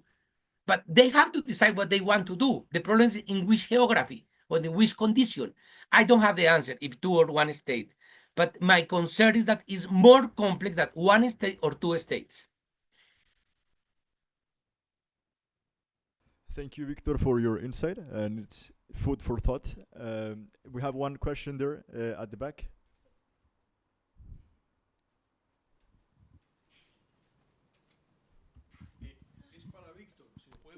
Yes, Victor again. Can you put in? Saludos, Víctor. Estuvimos compartiendo con Ian Papé una par de conferencias hace ya poco más de un año atrás con usted y fue muy agradable haber participado contigo. Colombia siempre ha sido un país que ha sido víctima de Israel. De por sí el paramilitarismo en Colombia fue una creación de la Mossad israelí y del narcotráfico apoyado en su momento por el ejército colombiano. Es nefasta la participación del famoso Yair Klein, el coronel del ejército israelí, Yair Klein, que a través de una sociedad privada israelí vino a entrenar a los primeros sicarios y paramilitares israelíes, sicarios colombianos que causaron tantos crímenes de guerra en Colombia. Enseñaron a hacer los asesinatos en moto, las explosiones de bombas en carro, enseñaron a hacer los secuestros. La historia de Yair Klein en Colombia ha sido escrita por muy pocas personas. En mi libro Palestina arde el silencio, publicado en el año 89, publico precisamente la historia de Yair Klein, gracias a que el mentor ideológico de nuestro presidente Gustavo Petro, a quien le solicito, Víctor, que no le mande los saludos a Petro, sino que le digas a Petro que le mande saludos a Javier Giraldo, al padre Javier Giraldo jesuita, que es el mismo mentor ideológico de Petro y mío. En ese orden de ideas, Zachary Foster fue el promotor de todo el sufrimiento que Colombia tuvo por más de 40 años. Fui yo el segundo en haber escrito de él, junto con Javier Giraldo, y dentro de ese mismo orden de ideas, hace menos de 2 meses, el presidente Gustavo Petro hace una clara referencia a Zachary Foster y a la complicidad israelí en Colombia por el hecho de que tuvo Petro que pedir perdón por los crímenes que había cometido el ejército colombiano y los gobiernos anteriores, luego de las condenas que la Corte Interamericana de Derechos Humanos habían condenado a Colombia. Y es increíble que haya tenido que ser el hidalgo de Petro el que ha hecho y ha pedido ese perdón, y allí, al lado de él, estaba precisamente nuestro mentor ideológico Javier Giraldo. Yo quiero preguntarle brevemente, dentro de las infidencias de lo que se puede decir, ¿por qué las tropas colombianas que ofreció Petro enviar a Gaza no pudieron ser recibidas? ¿Fue por Egipto o fue por otro interventor con quien Petro se reunió la semana pasada en el Cairo? Esa es la pregunta. Gracias, estimado Radi, por tu pregunta. Okay, sorry, I will answer in English because most of the people speak or understand English. First of all, thank you so much for your question. Okay, I will be totally honest. I was in New York and we started the draft of the resolution about uniting for peace. And our task after the speech of the president in New York was to collect a bunch of countries which support the proposal of resolution, the draft resolutions. As you may know, to get the support of this draft resolution, because of the nature of the resolution, should be 2/3 parts of the General Assembly. To collect this bunch of countries means a great effort. And the idea is not just to present a resolution, but to success in this presentation. We started the process to talk to Malaysia, to Indonesia, to even some countries in the Middle East. And in that moment appeared Donald Trump plan.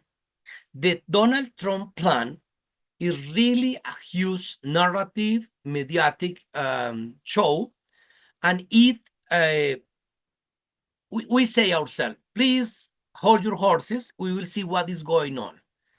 I would love that the good part, the few good parts of the Trump plan success, but we know, all of in this room know what will happen. Unfortunately, this is not a peace plan. It's a dismantle of the resistance and to give up all the struggle. Now, what is the decision of President Petro? In this new context, we decide to talk about not to send troops, but to send engineers, doctors, and so on. Now, I was with the president last week in Egypt. We were in Saudi Arabia and Qatar. And I was myself in all this meeting with the bilateral meeting with the states representatives and the presidents, and there was not any single pressure against the proposal of the President Petro. On contrary, it was a lot of support and respect for the Palestinian issue. The question is, Colombia has few military capacity. Malaysia offers some troops, it's true. Indonesia was talking in the same way. Now, what this has been really clear is that Trump appeared in the middle of the invocation of the Uniting for Peace process. This is Uniting for Peace is still weak. We need to make it stronger in order to success. Now, what we are doing is to look for another possibilities. We have to play the game of the real politics. I don't say to betray the Palestinian people, please don't misunderstand me, is to notice how to adapt to the new realities. For instance, we are preparing a new kind of medical approach and diplomatic approach for the new days. And this is really what I can tell you. I cannot tell you, as you mentioned, all the details. But you are also trying to play the game in the best favor of the Palestinian people. If we present a resolution to lose, doesn't make sense to do it. That's why we decide to postpone a little bit and to reorganize the situation. Look how many governments of the Middle East and even in Asia say hi to the President Trump, and they manifest publicly to support the Trump plan. In that case, we will not be isolated. We are already a minority. We have to be stronger to success with that. But there is not a single pressure, and we don't send the troops because we as a state member of the United Nations who has to play the game of the legality.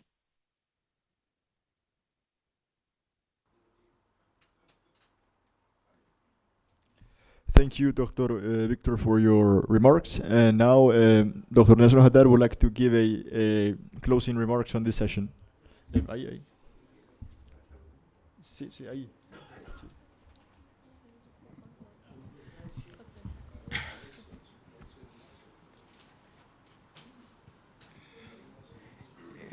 Doctor Víctor, ¿se acuerda de mí? Soy Nelson Haddad.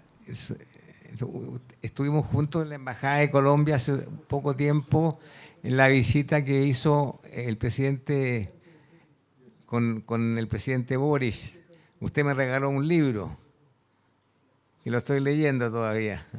Lo quería felicitar y también al presidente Petro por esta labor patriótica a favor de Palestina.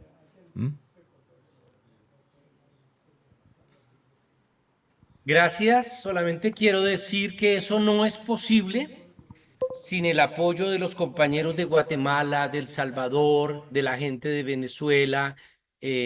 No es posible sin el apoyo de los propios palestinos y palestinas, sin ver a la gente en las calles de Europa. Es decir, nuestro trabajo es un granito de arena que es posible únicamente gracias a ustedes. Perfect. Thank you very much, Victor, for being here with us today for this session, and as well, Dr. Nelson Haddad, for all the legal initiatives you are taking for Palestine and for ending the lack of accountability of the Zionist state. So we proceed with the next session.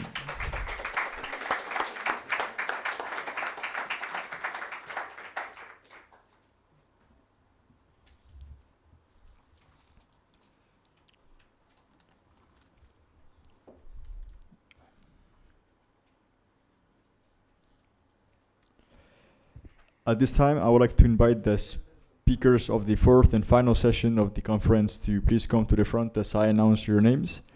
Yoav Haifawi, one democratic state activist, founder of blogs Free Haifa and Free Haifa Extra, is going to come in some minutes. Dr. Ghada Kharmi, author of One State, the Only Democratic Future for Palestine, Israel, and she will be joining us on Zoom. And Haim Bresheet, anti-Zionist historian, documentarist, and film scholar.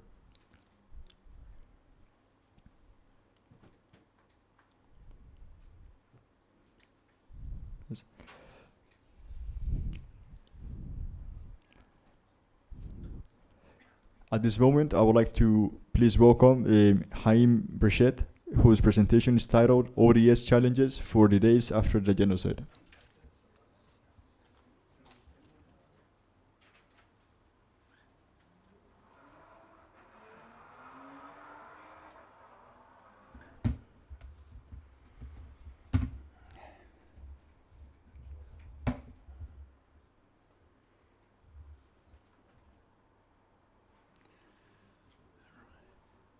It's been a long day, 2 long days, and this is the last session.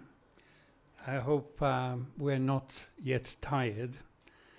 I'm going to try, thanks for inviting me and all the other speakers.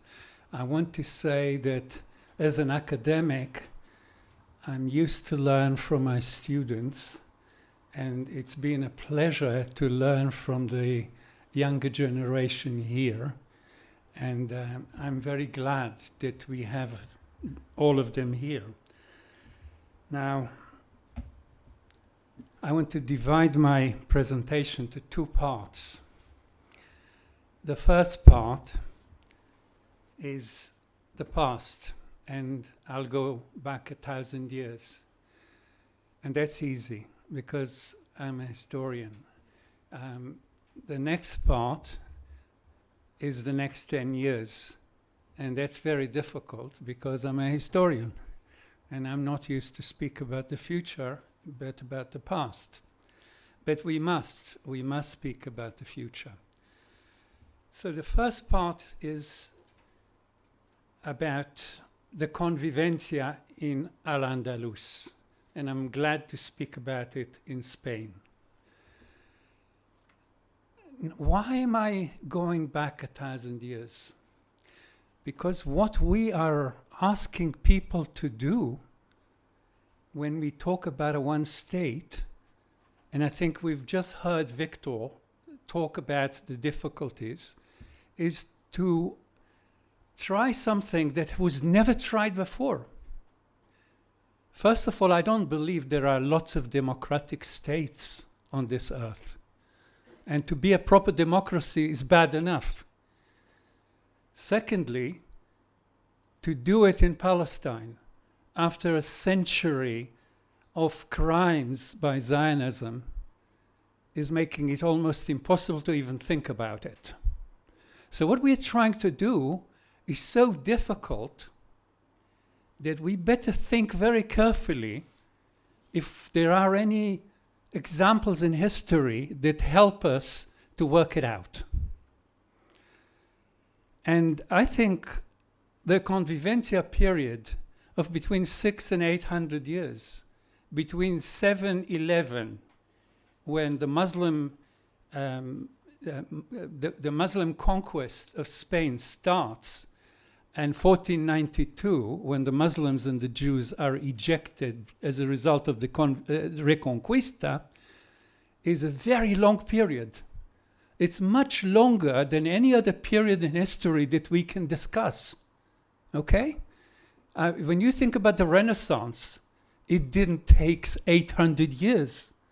When you think about the periods of the Dark Ages, they were shorter than 800 years. So to have the convivencia for such a long time, for hundreds of years, yeah, you can argue that it didn't last 800 years because there were breaks, but it lasted hundreds of years. So that's the first thing to remember. Secondly about the convivencia, everything that we know about the period is unprecedented and incredible. And I will spend 5 minutes trying to persuade you if you are not already knowledgeable about it. In the period between 711 and 1492, Europe is one of the worst places to live in. It is a religious, mad society. It's a society that burned the texts of its precedents. If you think today how important the Roman and Greek documents, plays, poems, histories are to Europe, and they are the classics of European culture, they were burnt by the Christian church well before 711. I'll give you just one simple fact.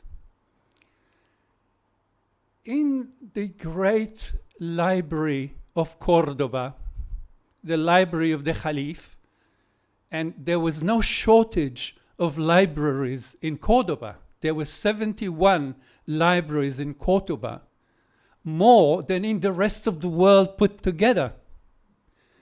In the library of the Caliph in Cordoba, there were 1,000 times more books than in the rest of Europe.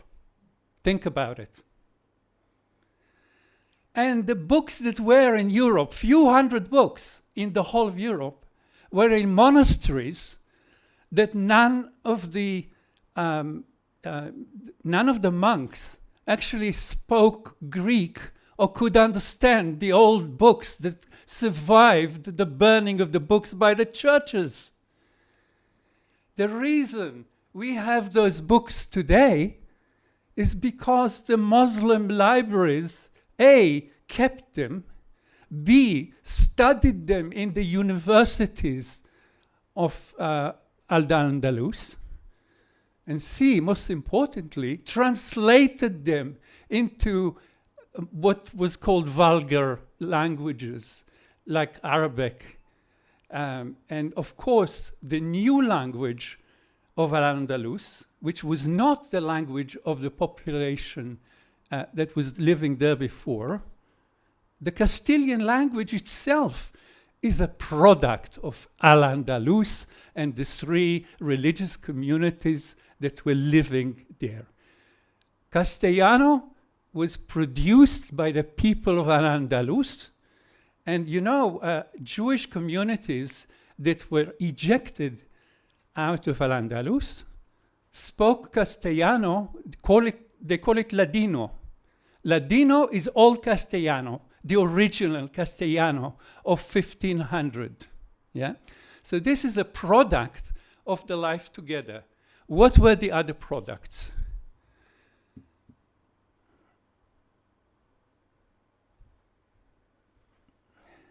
Well, they were almost all the plays produced in Athens that survived in Al-Andalus. They were available partly in Greek and partly in Arabic translation. All the Roman plays that survived in Al-Andalus. All the books of Plato, of Aristotle, we would not be able to read them today if they did not exist in the libraries of Al-Andalus. They preserved the mathematics, the physics, the medicine, the astronomy, the philosophy, the poetry. If it is called culture, it survived Al-Andalus. Anything which today is crucial for Europe actually was provided by the rulers of Al-Andalus that were Muslim Arabs and Jews and Christians that lived with them in harmony. So what we have in Al-Andalus is an incredible, rare event that lasted hundreds of years. And we have a life together that produced the most amazing cultural benefits, without which the Renaissance does not exist. Without which Columbus will never find his way anywhere. Yeah? Because he wouldn't have the astronomy, he wouldn't have the charts, he wouldn't have anything to lead them neither to India nor to the Caribbean islands. He wouldn't have crossed the ocean successfully. And the same about Vasco da Gama and the other famous travelers. Not to talk about the fact that the clock, the device of finding out where you are on the planet, was preserved by the Arabs and Muslims. So what we're talking about is not only a society of science, a society of culture, a society which is very modern, but we're talking about a society that made the benefit of the three religions, the three cultures, rather than use identity against parts of that society. And the Muslims who took over Spain at the time in 1711 understood that. And that was never understood by any European colonial power. Every European colonial power has destroyed every society they arrived at. Think about Mexico. Think about Peru.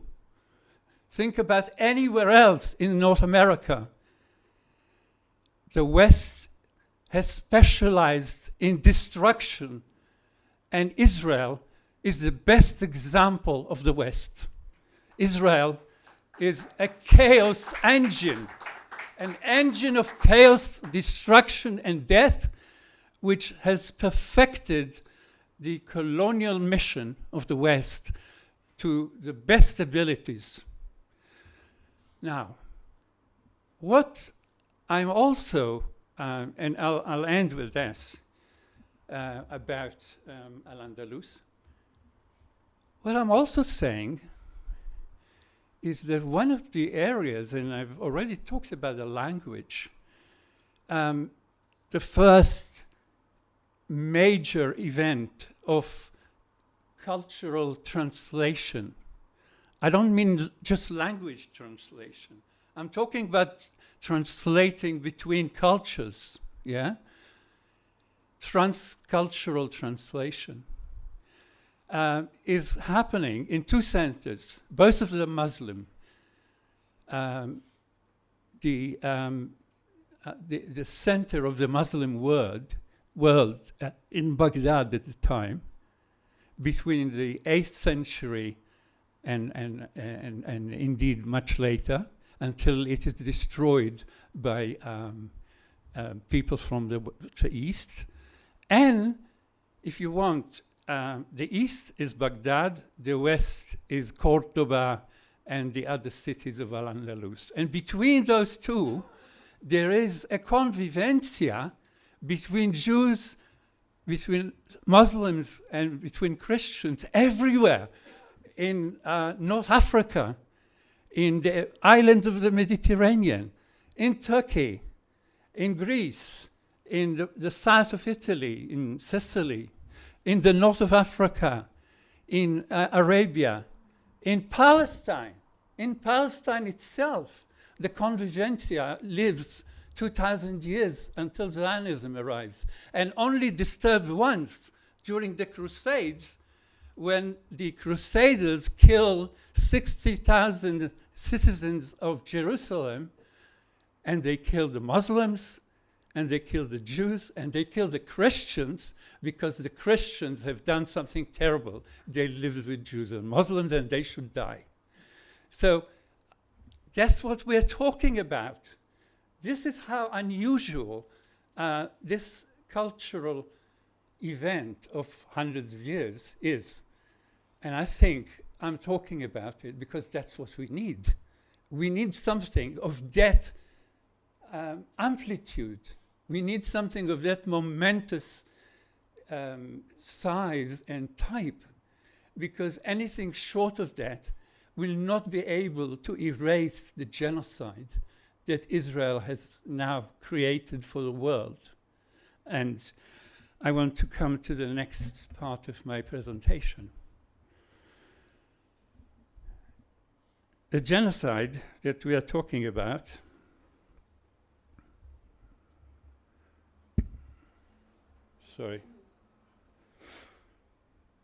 is not a very usual thing. Just one thing about the convivencia, because I think it's really beautiful and I forgot to mention it. Talking about languages. You would know about Maimonides, very important philosopher, not just for Judaism, and a very great follower of Greek philosophy, and especially of Plato. Now, Maimonides knew a whole number of languages, and obviously he spoke and wrote in Castellano, in Hebrew, and in Arabic. These were the three languages of Spain at the time. But what he did invent, and this is really interesting, he would write Hebrew text in Arabic characters, and then he would write Arabic text in Hebrew characters. What is this about?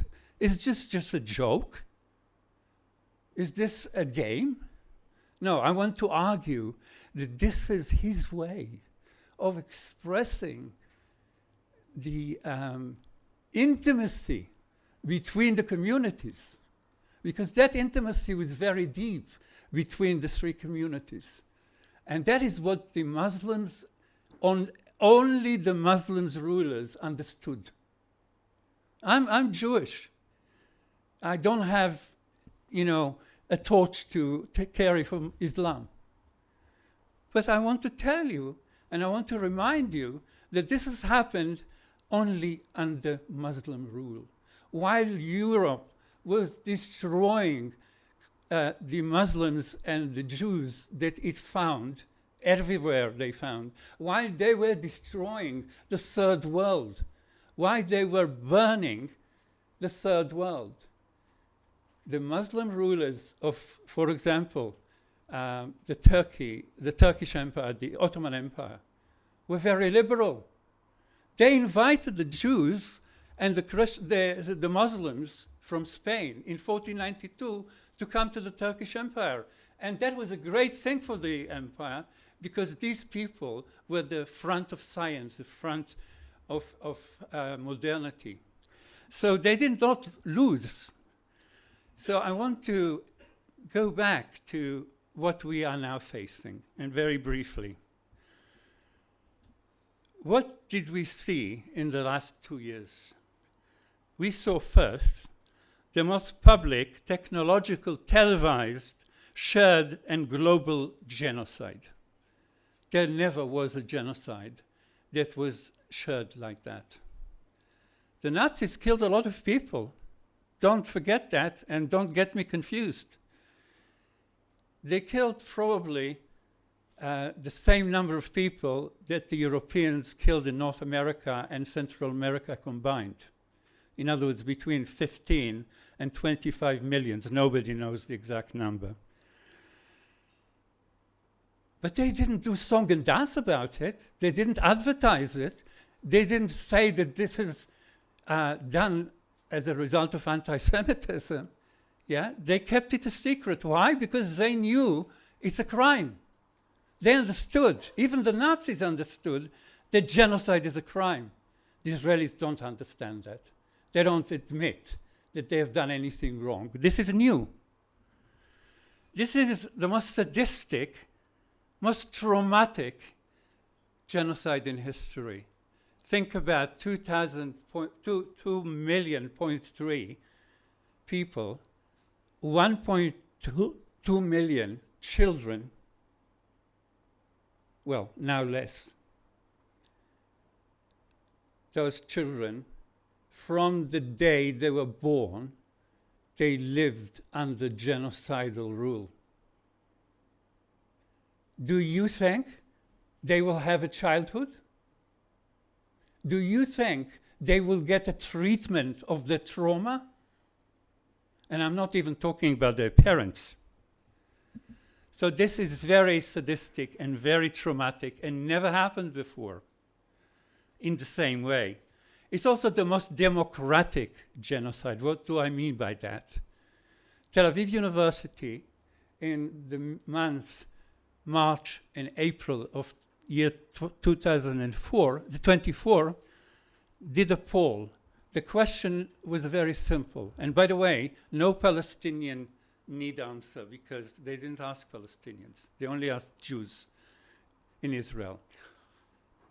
Do you consider what we are doing in Gaza just right in terms of violence? In other words, just the right amount of violence? Just too much violence? Or too little violence? This was the question. And the answers combining just right and too little violence were 97% of Israeli Jews. Even the most barbaric communist regime has not achieved 97% of the population voting for something that it has ever done. So 97% of Jews thought that not only is it just right, but actually the majority of them thought it's not enough. And we need more violence in Gaza. 97%. You cannot be more democratic than that. Now, this is the opposite of classic genocides. Classic genocides were kept as a secret. They were made, you know, the whole machinery of destroying people in the Holocaust, not just Jews, just never forget that Jews were a minority of people dying in the Holocaust, about 6 million, when we talk about probably 20 million. But leave that to aside. In Auschwitz, where both my parents survived, only less than 200 SS members were involved in the destruction process. 200. And every day, they killed 20,000 people. So this is a modern genocide. It's a technological genocide. It's actually very cheap. You know, the gas was cheap. The money that was taken from the Jews financed the process. It was one of the cheapest genocides ever. The Gaza genocide is the most expensive genocide ever. It already cost just the United States more than 22 billion. Okay? I'm not even sure how much it cost Israel. But the most important thing is hundreds of thousands of Israelis were involved. Israel put more than 300,000 soldiers into Gaza. So this is not few hundred people in the SS, either, you know, poisoning people with gas or shooting people on the head. But this is hundreds of thousands of Israeli men and women doing the killing. So it's not only democratic, but it's actually popular. It's a popular genocide. It's obviously consensual. With the 97%, it is a consensual genocide. Do you know about another genocide that was totally consensual? It's also the most hated one by people around the world. Never before did so many people come out into the streets to protest against anything. It's also the most destructive genocide. The Nazis may have killed people. They didn't destroy their homes. They didn't destroy the schools. They didn't destroy the hospitals.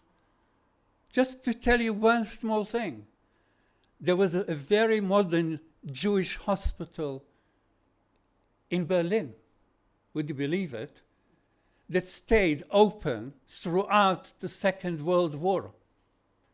Okay, it was built in 1930. It was only closed in 1946. It was open throughout the genocide, and Jews were coming to and being treated in this Berlin hospital throughout the war. Now, could this happen in Gaza? Sorry, I've lost my...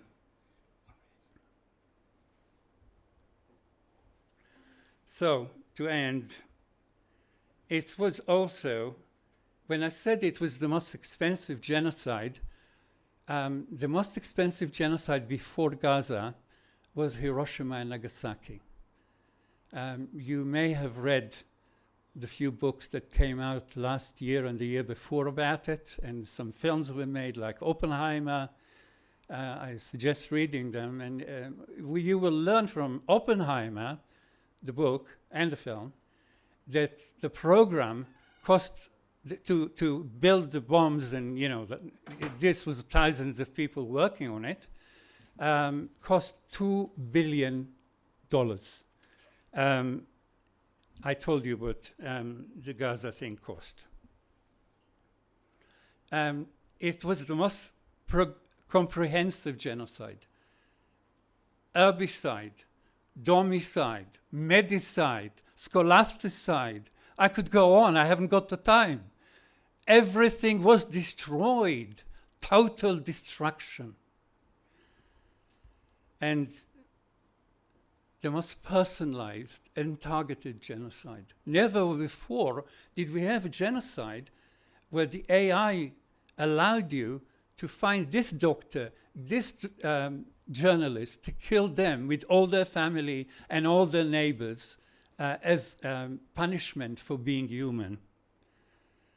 And to end the description, I want to say this is the only genocide I know about that the people involved are proud enough to share it on social media with millions of people they have never met by saying, showing us a university or a school they are blowing up and saying, my dear wife, for your holiday, or my dear son, for your birthday, I'm blowing this up for you in your name.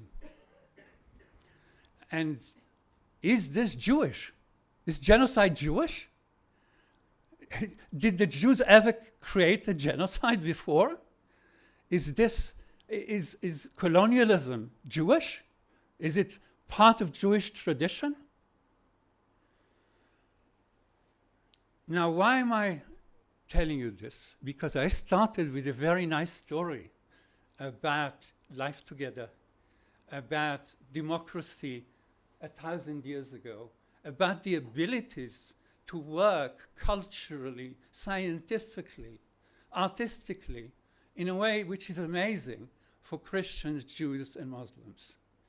And now I'm asking myself and I'm asking you, and I have supported one state for 35 years. I've written about it 30 years ago or more. And throughout this, I had no doubt, and I still have no doubt, that this is the only solution, this is the only just solution, only logical solution, and only moral and legal solution. Do we say to Palestinians, do you say to Palestinians, go and live with your genociders? And to end my presentation, I want to talk about what it means very briefly. There are 7.5 million Israeli Jews and 14 million Palestinians, not all of them in Palestine, of course, but half of them are in Palestine. There are more Palestinians than Israeli Jews in Palestine. You all know that. I don't need to prove it to you. So the most, if our solutions work, in the fullness of time, Jews could only be a third of the people in Palestine. If the Palestinian state will allow return, and of course we are only talking about a Palestinian state will not allow return, but welcome and enable it. Are we actually saying that anything less than a total banning of any form of Zionism, supremacism, racism, and any hatred towards the other is allowed in a country like that? Because if it isn't, then what do we do about not probably 7.5 million Jewish people living there, but how do we actually say to them now, and we need to do that, we need to say to them today, or we need to say to them in the next years that the one-state solution is discussed by all of us and many others. Israelis, the Palestinians were very generous to you, always were generous with you.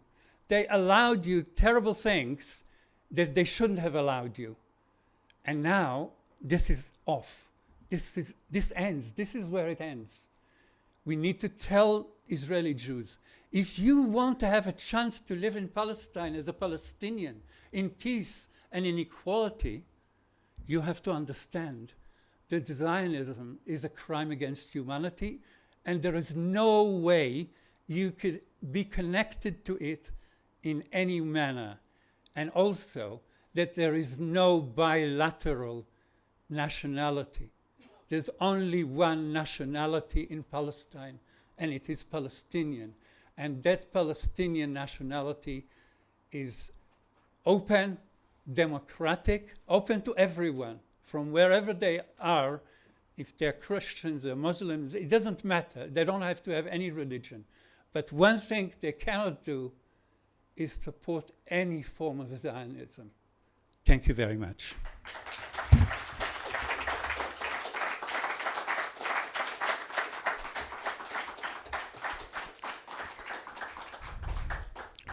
Thank you, Haim. I think your conclusion pretty much, it's very central part of the vision of ODS in Palestine. So we appreciate it. And now I would like to please introduce Dr. Ghada Kharmi, whose presentation is titled Challenges Facing the Future of ODS Today, and she will be joining via Zoom.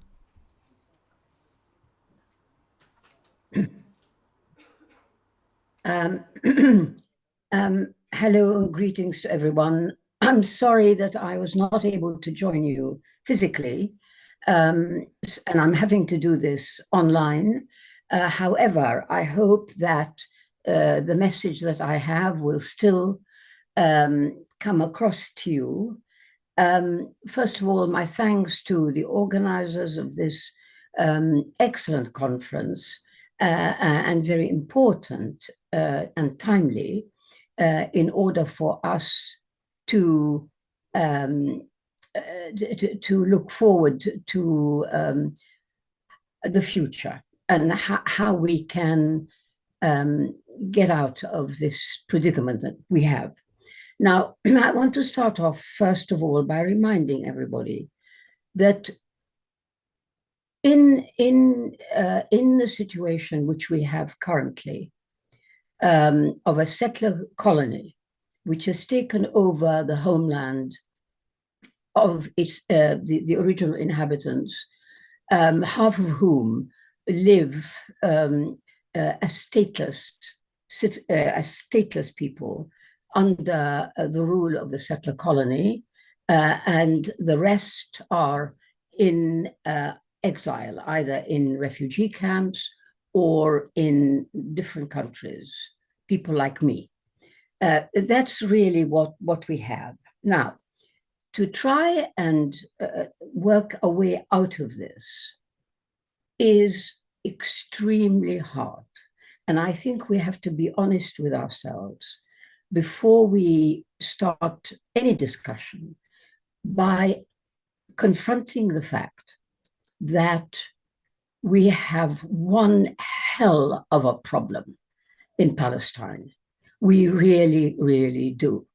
I sometimes wonder whether Arthur Balfour, whose declaration fell, the date of the declaration over 108 years ago, fell at the beginning of November, whether this man had the faintest idea what he was unleashing on the Palestinians and what it would lead to.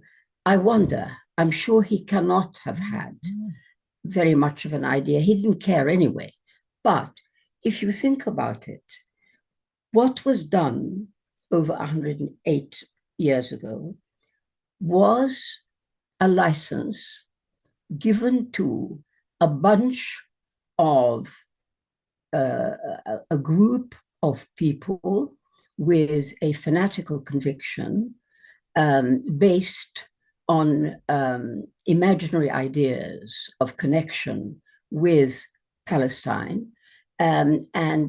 What Balfour did was to unleash people like this onto a very innocent agrarian population, which is with the population of Palestine.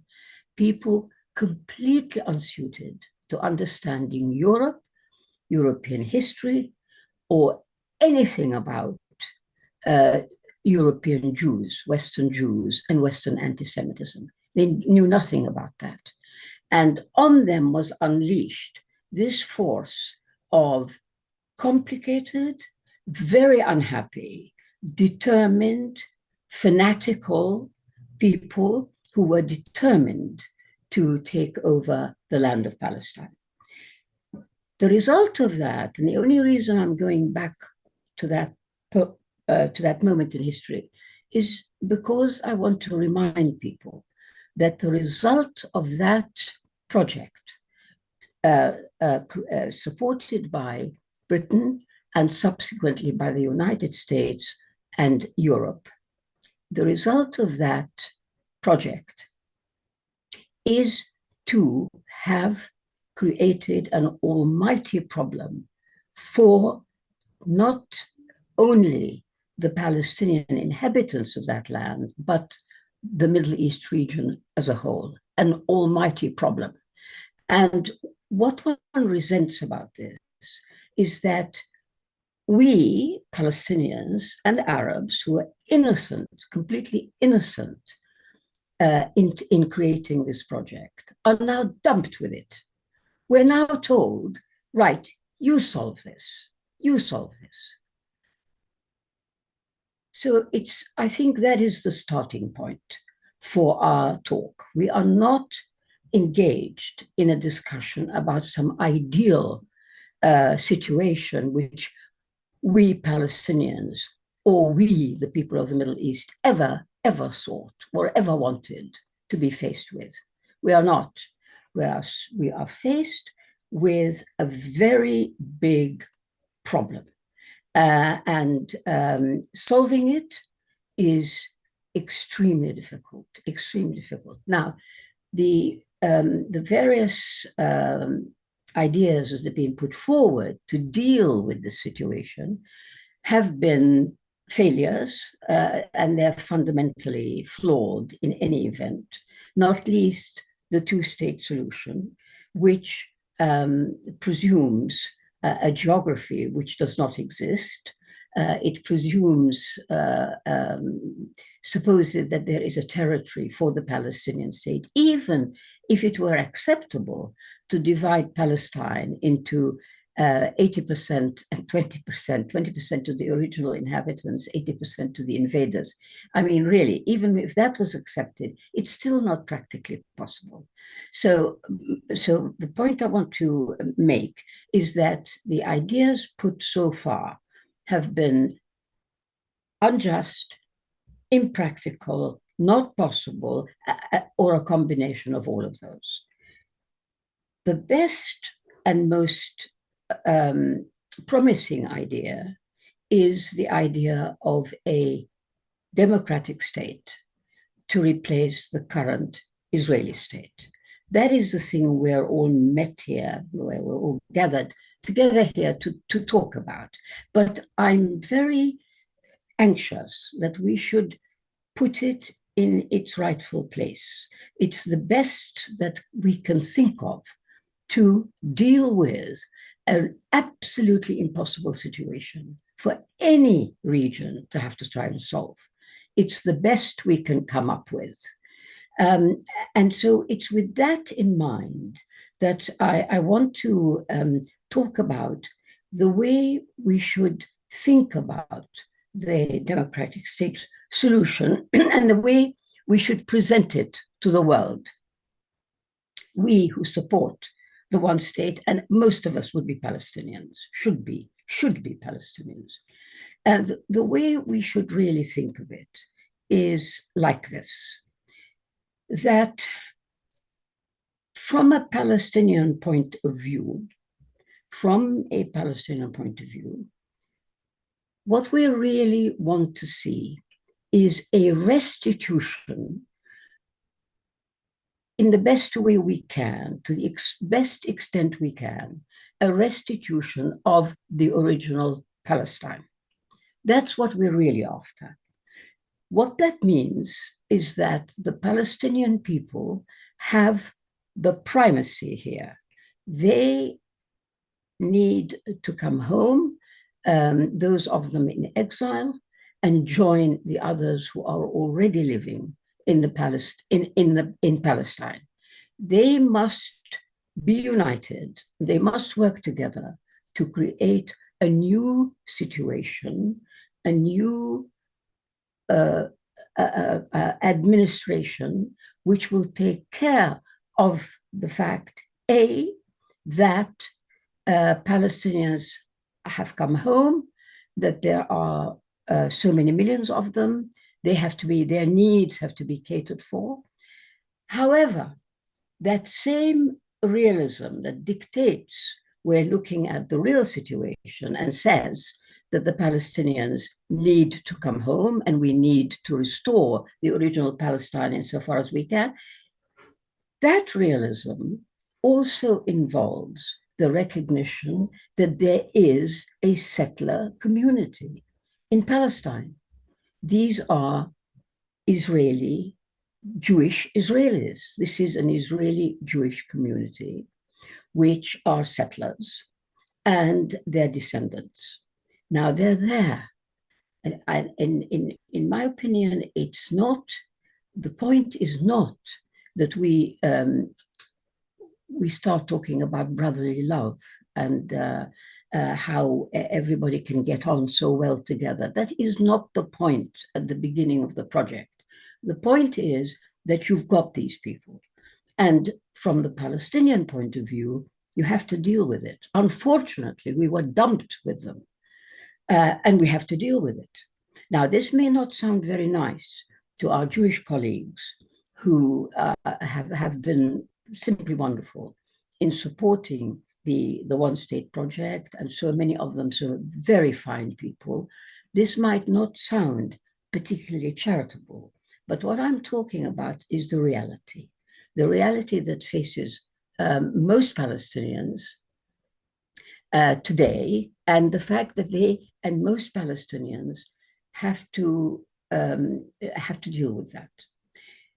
So therefore, what would be the best way that we can sort out this situation? The best way would be to have a democratic context in which people living in the Palestine I'm talking about enjoy equal citizenship and equal rights. It's the only way forward. It's the only way forward.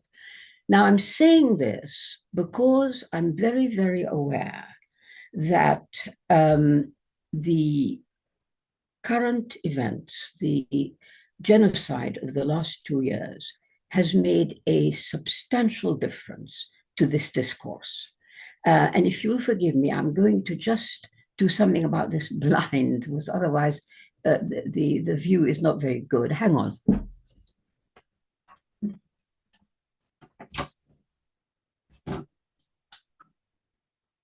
All right, I really hope that's better.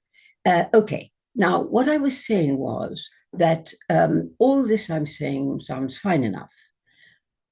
But when you consider that the last 2 years we have seen a genocide very, very ably described by Haim, this genocide has made a very big difference. It's not only made a big difference in terms of public support for Palestine. We know that it has turned the world upside down in the way people understand what's going on, and have now become very sympathetic with the Palestinians. It's not only in those terms that I'm reminding people, but it's in terms of our one democratic state initiative. We cannot ignore the fact that if you want to present this project to Palestinians, what you're doing is saying to them, never mind about this genocide, we're all going to have to live together. Now, this is not acceptable, I can tell you, from my own personal experience in an Arab country in the last few months. It's not acceptable. People will not swallow it. I'm talking about Palestinians and Arabs, but particularly Palestinians.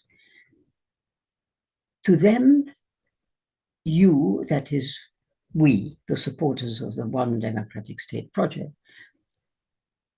you are really proposing to ask them to in quotes, embrace their murderers, the child murderers, the slaughterers, the monsters who have carried out this genocide in the last 2 years.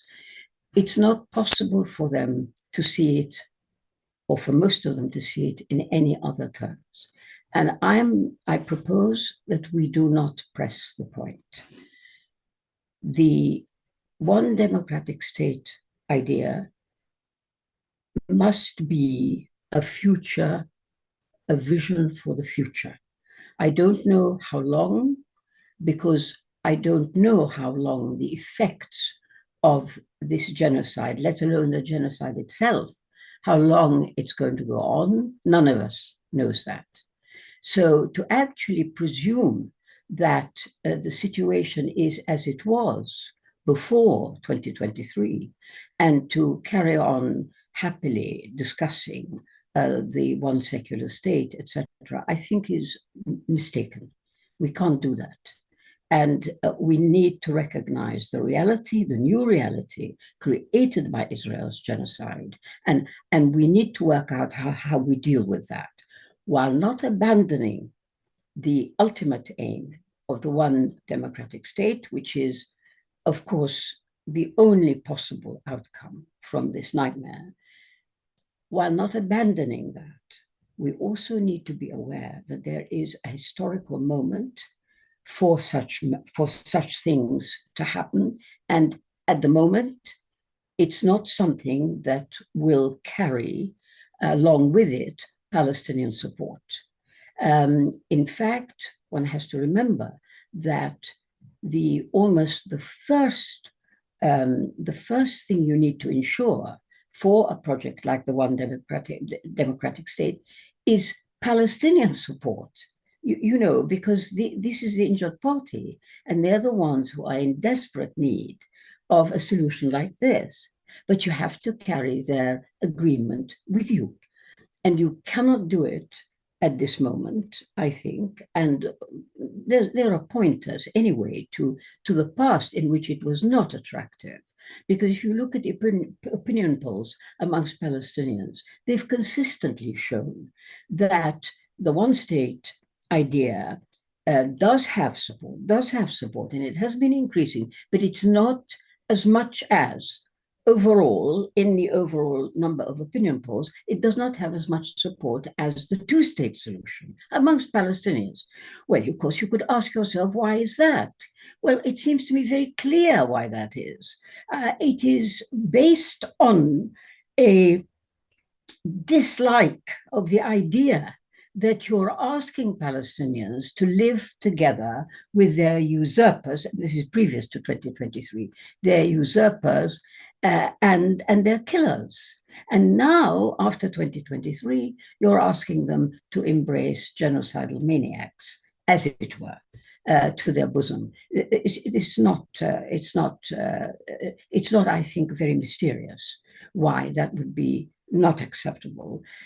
So my suggestion is that if the one democratic state project is presented in the way that I have proposed, that it is a Palestinian initiative designed to ensure that Palestinians have their rights, including the right of return, and that they have primacy in this matter. And it's presented like that as a Palestinian initiative. My guess is that more Palestinians would be attracted to it than if it were presented as some joint project between Jewish Israelis or Jews anywhere with Palestinians. This is not fair to the brave and principled Jews who support this idea and have contributed to it. This is not fair, but I think we really have to face facts, that in order to take the Palestinian people, or a majority of them, along with us, we have to put the whole project in a very different way. that it is not about rescuing Jewish Israelis who find themselves in Palestine, but that it is about Palestinian rights. And I just want to end on a story that something that happened to me in the summer. I was in Amman, Jordan, and I did speak about the one-state project, and I received a very hostile response, I can assure you, very hostile, of the type I've just been describing. However, several of the points that were made to me during that talk and during my time in Amman have stayed with me, and they're very interesting, and I want to share them with you. I received the response when I said to people, listen, look, we never set out to share our homeland with European Jews. Certainly we never did. And so, you know, but they're there. Their answer was, well, that's tough. That's their problem. It's not ours to solve. So I said, well, what's going to happen to them? They don't have a home country. And the answer was, well, they should have thought of that before they came to our country and set themselves up and had children and had grandchildren. So we, that is we Palestinians, are under no obligation to provide any kind of solution for these settlers and children and grandchildren of settlers. So it's an answer that stayed with me because it reflects a reality. It reflects something that made sense to many Palestinians, and it's something we have to reckon with when we're considering all the factors we need to consider in aiming for the one democratic state. So I want to end on this. It has not changed my mind. The 2 years of genocide have not changed my mind about the ultimate destination of this horrible journey. We are on a journey which the Palestinians never invited, never sought to be on. Nevertheless, we are on it. And the termination of this journey and the destination has to be the one democratic state, which includes all the people who live in Palestine, plus all the Palestinians who were expelled from Palestine and their descendants. That, I think, is the only way forward, and a future I will work for.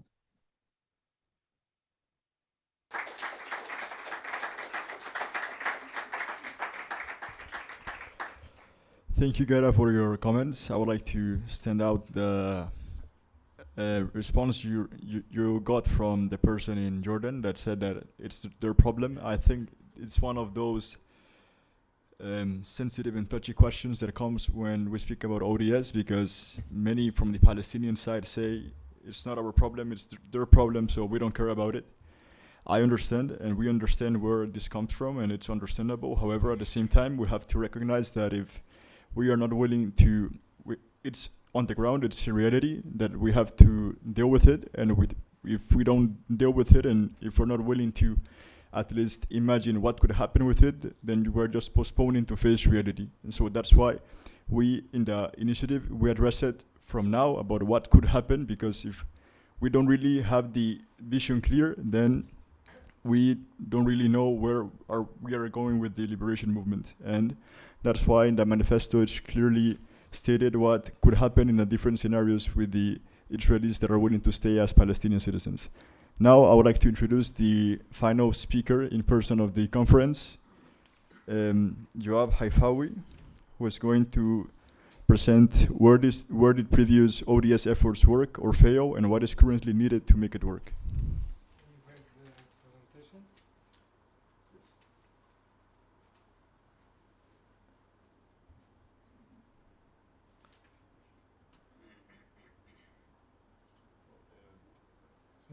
There was a presentation.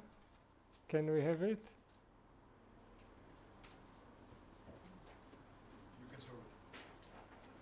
I wanted to start synchronize with the presentation. Anyway, I say I am already working for ODS 53 years as of now. So it's just because I am old and because I was lucky to find the true path when I was 17. So I had a lot of things to say about it. Much of it, not all of it, is written in my blog, Free Haifa blog. You can find it easily. And also in the Free Haifa blog, you will find the documentation from, I think, more than 10 different movements, initiative, conferences for ODS. So you are welcome. And what about the presentation? What? Okay. What? I sent you it.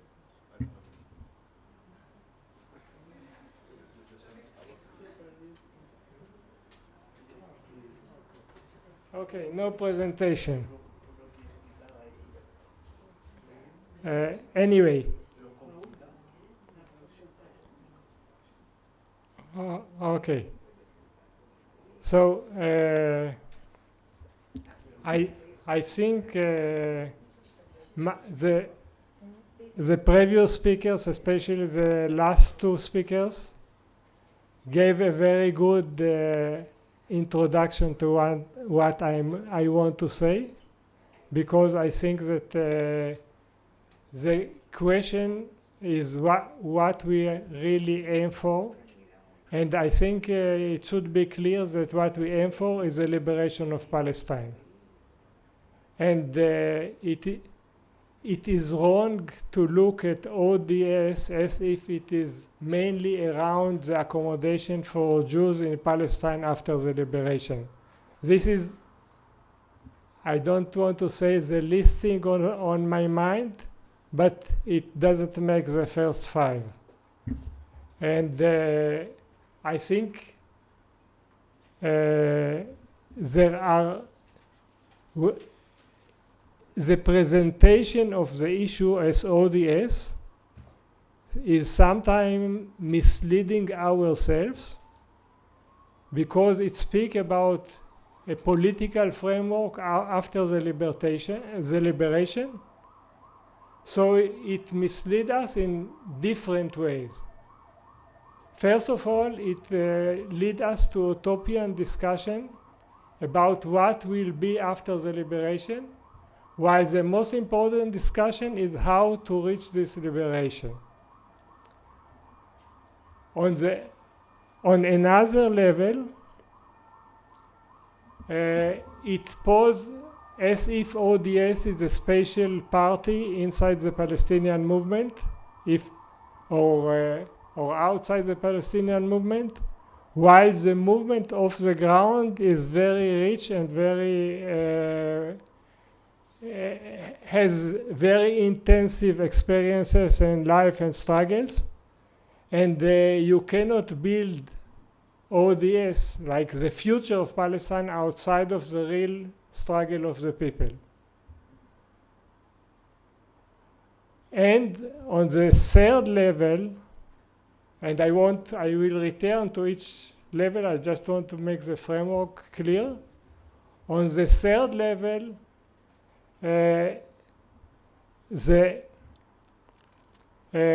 looking at the map of Palestine is speaking about political framework for Palestine is also misleading, because the Palestinian problem is not special to Palestine. For example, we have the Golan Heights, which is already occupied. We don't occupy after the Israelis, so we don't add it to the map of the Palestinian problem. But the fate of the people that are under occupation also for 50 years in the Golan Heights is the same fate as the fate of the Palestinians in Palestine. But also, there is, as the Arab world failed to solve the Palestinian problem, there is Palestinization of the Arab world. Like today, Israel is on daily military aggression against Lebanon. So Lebanon is not an independent state when it is bombed every day and it cannot be replied in any way. It is also acquiring new territories in Syria and bombing all along Syria, not only on the border area. So Syria cannot be an independent state as long as Palestine is not independent. And it actually, because of American hegemony, it is also actually part of a system that prevents any kind of independence in the Arab world and beyond, because also Iran is attacked and also Turkey is under pressure and so on. So we have to look in the wider context, but if I have time, I wanted to start with some success before I speak about the challenges. So I say I am a member of a movement called Abna al-Balad, which is Sons of the Country, which is a Palestinian movement that exists from '69 in Palestine, and call for the liberation of Palestine and for the establishment of democratic secular Palestine. And we had the experience of, we failed, okay? First I say we failed all along and not alone. We failed in the main task of liberating Palestine, but we don't feel that we are to blame. There are strong forces working against us. But we succeeded in many things. Actually, we succeeded, even that Abna al-Balad is a small, relatively small movement. We succeeded to set the schedule, the political schedule for the Palestinian population in '48. We were raising the Palestinian flag when it was illegal, and later, and when it was illegal, some other parties were attacking us for raising the Palestinian flag, and now everybody is accepting and how much they can raise the Palestinian flag, it depends on the level of oppression at every point, but it is accepted as the flag of all Palestinians also inside '48. We were, I remember in 49 years to the Nakba, we issued the first pamphlet inside the Green Line that called it a Nakba and said that the establishment of the State of Israel was a Nakba of the Palestinian people. And the people that wrote this pamphlet were arrested for writing the word Nakba at this occasion. And today everybody, even in the Knesset, they speak of the Nakba. This word became an international word. And what is more important, the right of return. I remember myself in the first day of activity, we were speaking about the right of return, and all the other Palestinian parties were saying you are unrealistic, you are, we want real political solutions and you are disturbing the political process. And now nobody will dare speak about the right of return in 48 Palestinians. So we actually, the main issues that we worked about became from a niche of a small group of radicals became the consensus of the Palestinian population in '48. So we can continue to set by working, not because we are so strong or so smart, but because the truth is stronger than lies. and so we can set the agenda also on this issue of the solution of one democratic state. So this is on the strong part. I want to say some problematic issues from our short experience. In 2000, then we had two big ODS conferences, but the conferences, to be exact, were under the title, The Right of Return and the Secular Democratic Palestine. This was the title of the two conferences that we held in Haifa in 2008 and in 2009. In each conference, there were about 300 participants, very mixed population. So it was really unbelievable success, even for us, for the people that organize these conferences. The first conference concentrated on the internal public within the 48, and there was big presence, including all the Arab parties, and including many activists, Jewish activists, mainly from democratic NGOs and so on. And there was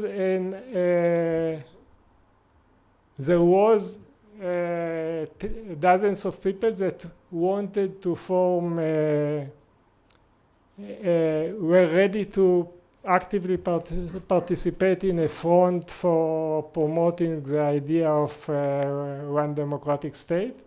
And unfortunately, we didn't follow up on it. Not the people that were in the conference, but we didn't have the organizational potential to really follow up on it.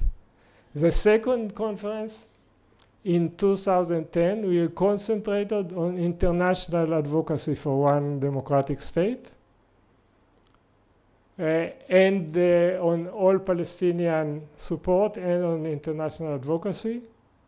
We had congratulations to the conference from Ahmed Saadat from prison. And we had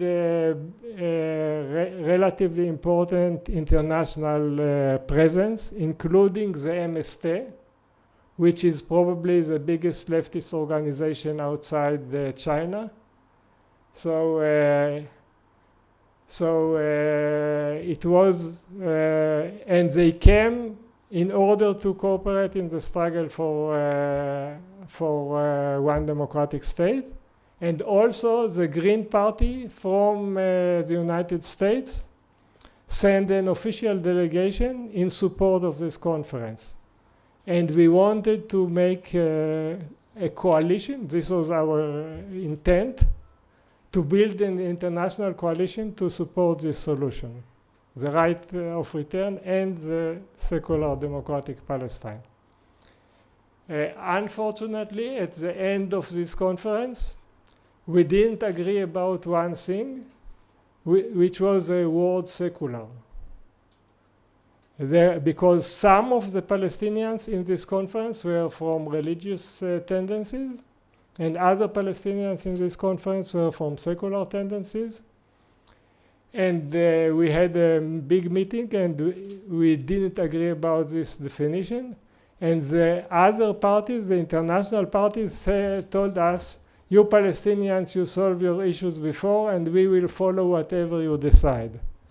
And this was about the end of this attempt to build an international coalition for ODS. Then there were, I don't say about all the situations, but I just highlights. So in 2012, there was a meeting in Munich, which was about the side of this meeting, or not so big, but it was not lectures, but it was a workshop, which tried to solve the problem that was stayed open in 2010. And we discussed people from different Palestinian tendencies. What was special about it? It was not organized by one tendency, but an attempt to bring together people from different Palestinian tendencies to find the common platform for ODS. And we came out with the Munich Declaration of 2012. And after this declaration, we made a working group to follow up and to establish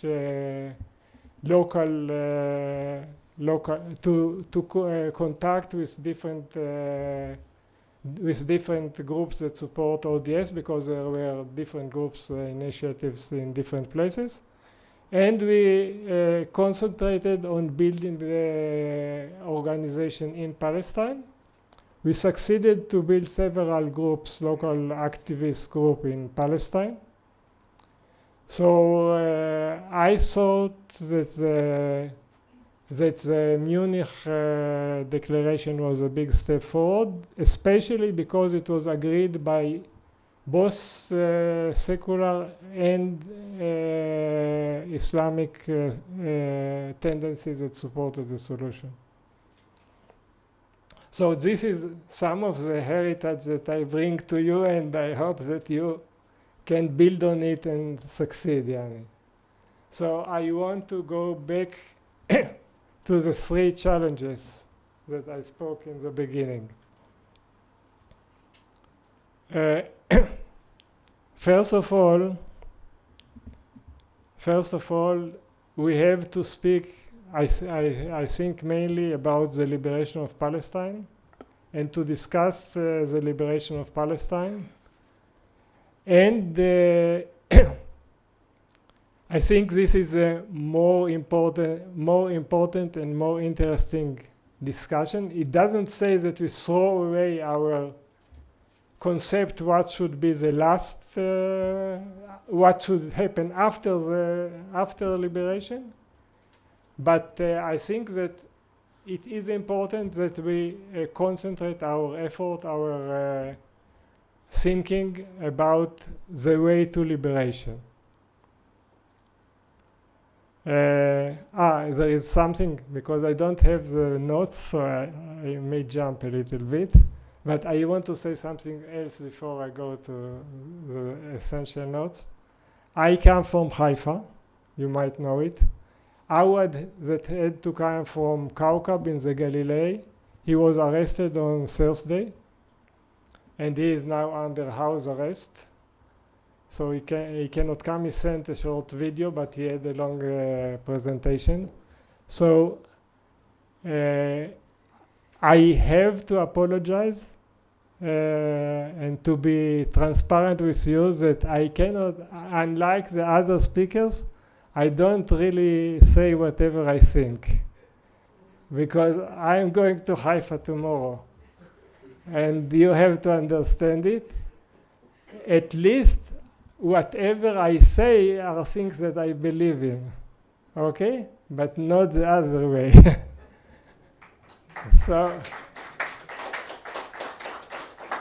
So in ODS, and this is something I spoke also with Awad, he wanted me to clarify it. In ODS, we have to give some organizational leniency to the fact that we are like the fish that live in aquarium, okay? And we are not free to go wherever we like and to speak whatever we like, and we try to be to find whatever margins of political expression and movements that we can exploit in order to work with masses, because we still can do some work with the masses inside 48 within the limits that will not put us for long periods in jail. Especially it's not, you know that Israeli jails today are much worse than they have ever been. Like torture is it's not the exception but the rule. So never mind even if you are in prison for Facebook expression or something. Like some people were, because they wrote on Facebook in the 7th of October, they somehow wrote on the Facebook "Good morning." They were arrested and tortured, claiming that this was the support of Hamas. So so there is some, and you maybe heard of Raja Arbaria. That was just a few months ago. He was in 4 months of administrative detention. And as we speak, there is a, like I was in the court a week ago, and we happened to be near the room where they bring administrative detention. So on one day they brought 5 new administrative detainees to the court in Haifa, and nobody knows how many there are and where they put them. So it's not very easy situation to be active in. Okay, so I want to go back to how I think we concentrate on the main task of liberating Palestine, and why I think it is not separated from our vision of ODS, but I think that the vision of the activity of ODS and the narrative of ODS should change in order to orient more on this on the struggle for liberation of Palestine. I think it is a mistake to think that ODS is all the time we contrast ODS to the two-state solution.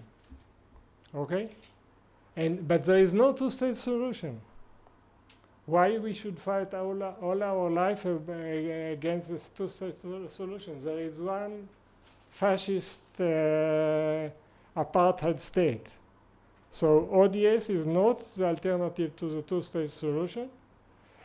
ODS is an alternative to the fascist apartheid state. Okay? So this is one thing. So I think we waste much of our time in discussion against the two-state solution. What we have to say is that there is no two-state solution. And I think that there was sometimes a slogan, we are for the establishment of a Palestinian state on any liberated Palestinian land. I think this is a reasonable position, which is not like the two-state solution.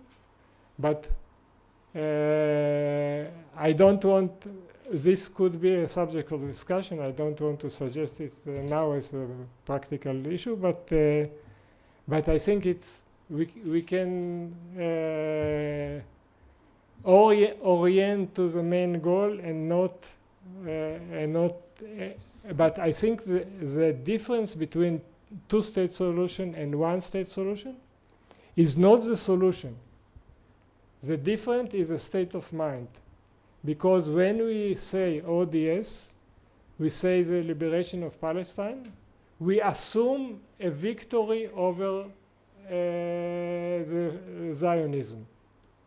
We assume changing of the balance of forces so that the Palestinian people will be able to decide their fate and will be able to decide what will happen in Palestine.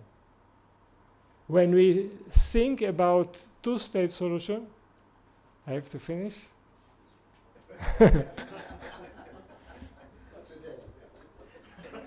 When we think about two-state solution, we assume that Israel and the imperialist hegemony will stay, and we find a place for Palestinians in some corner of Palestine in a way that will not threaten the Israeli and Palestinian and American hegemony. So when we speak about ODS translated to current tactic, we do everything that we can in order to dismantle or to lessen the powers of Zionism. When we think about two-state solution, we think how to assure the Zionists that they are here forever. Okay? So when we think about ODS, we think to delegitimize the apartheid regime. When we think about two-state solution, one way is to, most of the people that speak about the two-state solution, they actually act to legitimize the apartheid regime in this way or that. So actually the question is not what I have in my dreams after the victory. The question is what I am doing today. Am I doing whatever I can in order to make the forces of evil less powerful, or am I trying to make myself more acceptable to the forces of evil? This is a different approach. I am ready to finish, but if you give me a little bit more, I will be thankful. 30 seconds. What? 30 seconds. Okay. So I'll jump to the other issues which I think very important. I think it is like people ask us, we are working on ODS, we are making no progress. I don't think so. I think that if we have today, we hear the slogan, from the river to the sea, I think it is great progress for ODS all around the world. And it is not by chance that the slogan, from the river to the sea, is the thing that frightens the Zionists most, that is fought against by the imperialist powers everywhere. And of course, as far as the Palestinian struggle is getting stronger and get more solidarity, then this is a slogan that you hear everywhere. So we are making a great progress.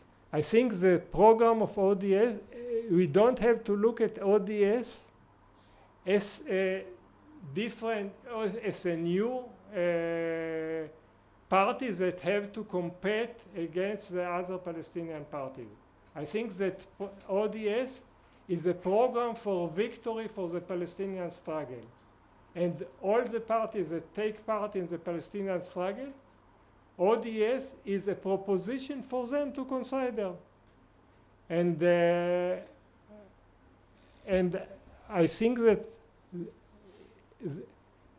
what is changing, what is important in acceptance or not acceptance of ODS, if you look at it in the right way, is how much people are inclined to believe that they can win.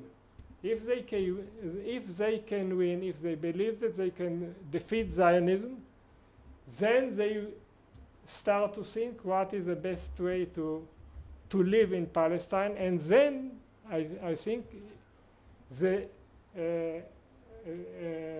choosing ODS is a question for Palestinians to think what kind of state they want to live after victory. If somebody say, okay, after victory I want to live in a dictatorship and monarchy, okay, it is right. It doesn't, by the way, it doesn't disturb me to work with him against the genocide or against or for the toppling of apartheid. But this is a discussion along the way. But I think the natural thing for people today, the natural things for people today is to, when they believe that they can win, they naturally think of democratic Palestine. When they believe that they cannot win, when they believe that the Zionists will always be stronger, then they look for a niche to live, for a place to live when the Zionists will not be able to beat them, like Bantustan state or whatever. So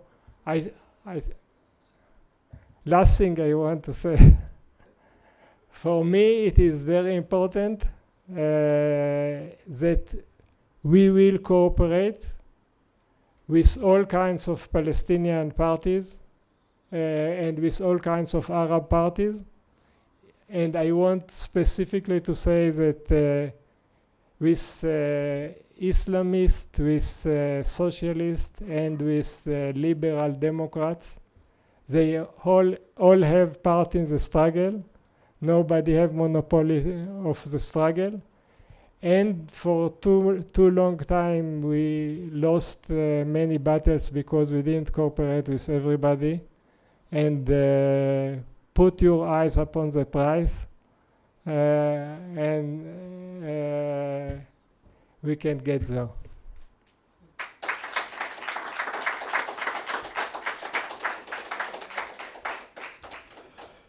Thank you, Yoav, for your position and vision for of ODS in the past and for the future. And now we are just going to show Awad's video since he sent it. Dear friends, members of the One Democratic State Initiative, and all the participants, I send you my warmest greetings and deep respect. I also welcome the growing cooperation between our movements and all who are dedicated to justice and equality in our land. I must begin with an apology for not being able to be with you in person. Only 2 hours before I was due to leave for the airport, Israeli police raided my home, as they have done many times before. I was arrested, interrogated for 6 hours, placed under house arrest, and my phone and computer were confiscated. I had prepared a detailed paper proposing practical steps toward building a one-state movement, which I had hoped to share with you today. Despite these repeated attempts to silence me, I will not be broken. I will continue to struggle with my people and all freedom fighters across the world. We gather today at a time of genocide, destruction, and immense pain. Yet in this moment of darkness, the vision of one democratic state, a state for all its inhabitants and refugees, based on equality, justice, and shared humanity, shines as both a moral and political necessity. The challenge before us is to transform this moral principle into an organized political project. The one-state idea must move from words to deeds, from vision to movement. This means building structures of cooperation, creating shared strategies, and mobilizing across communities, Palestinians, progressive anti-colonial Israelis, and international allies around the common goal of decolonization and equality. This project is not just resistance to occupation and apartheid. It is a struggle for life, for freedom, and for human dignity. Our moral clarity must become a collective political force capable of shaping the future. Though I am physically confined, my voice and commitment remain free. Together, we will continue to build a movement rooted in justice and humanity, a movement that no wall, army, or prison can stop. Thank you for your solidarity and steadfastness.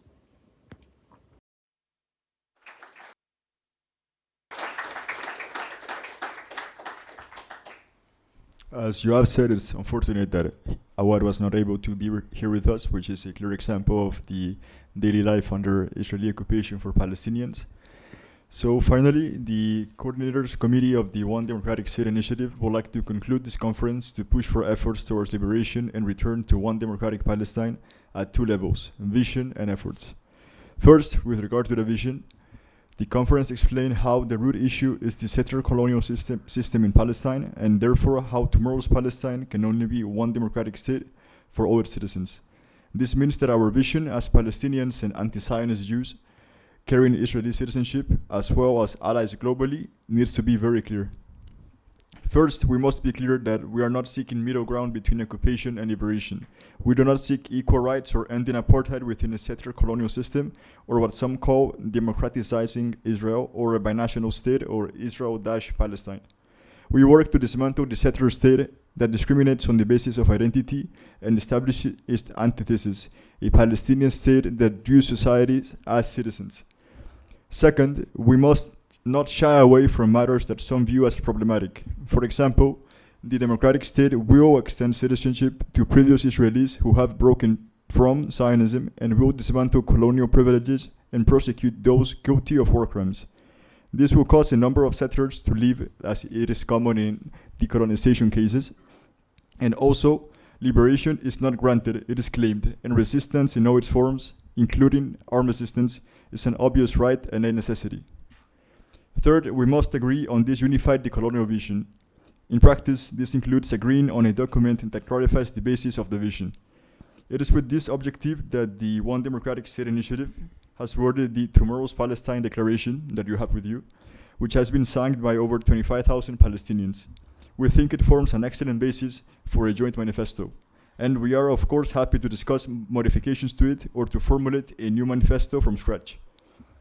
What matters is to reach a common text that clearly expresses the vision for tomorrow's Palestine. Second, with regards to the efforts, the current balance of power is not in favor of democracy. We should go on the offensive to change this. We propose two areas of work: narrative warfare and political organizing. First, the narrative warfare. The One Democratic State Initiative is not only a political vision, it is also a weapon of confrontation that delegitimizes the identitarian and racist foundations of Zionism. We must normalize the question: a Jewish state or a democratic state, impose it as the frame of any discussion on Palestine, be it by friends or foes, and force Zionists in particular to position themselves relative to our vision for democracy, equality, and liberation.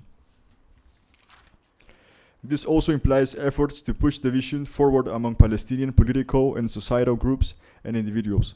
And it also includes helping allies to understand that being vocal about the Palestinian right to dismantle the colony and establish democracy is a decolonial stance. The One Democratic State Initiative is already engaged in this narrative warfare in its fieldwork, media, and social media efforts, and political relation building in Palestine, Al-Sham, and worldwide. We invite you to join our political organization or to coordinate the efforts.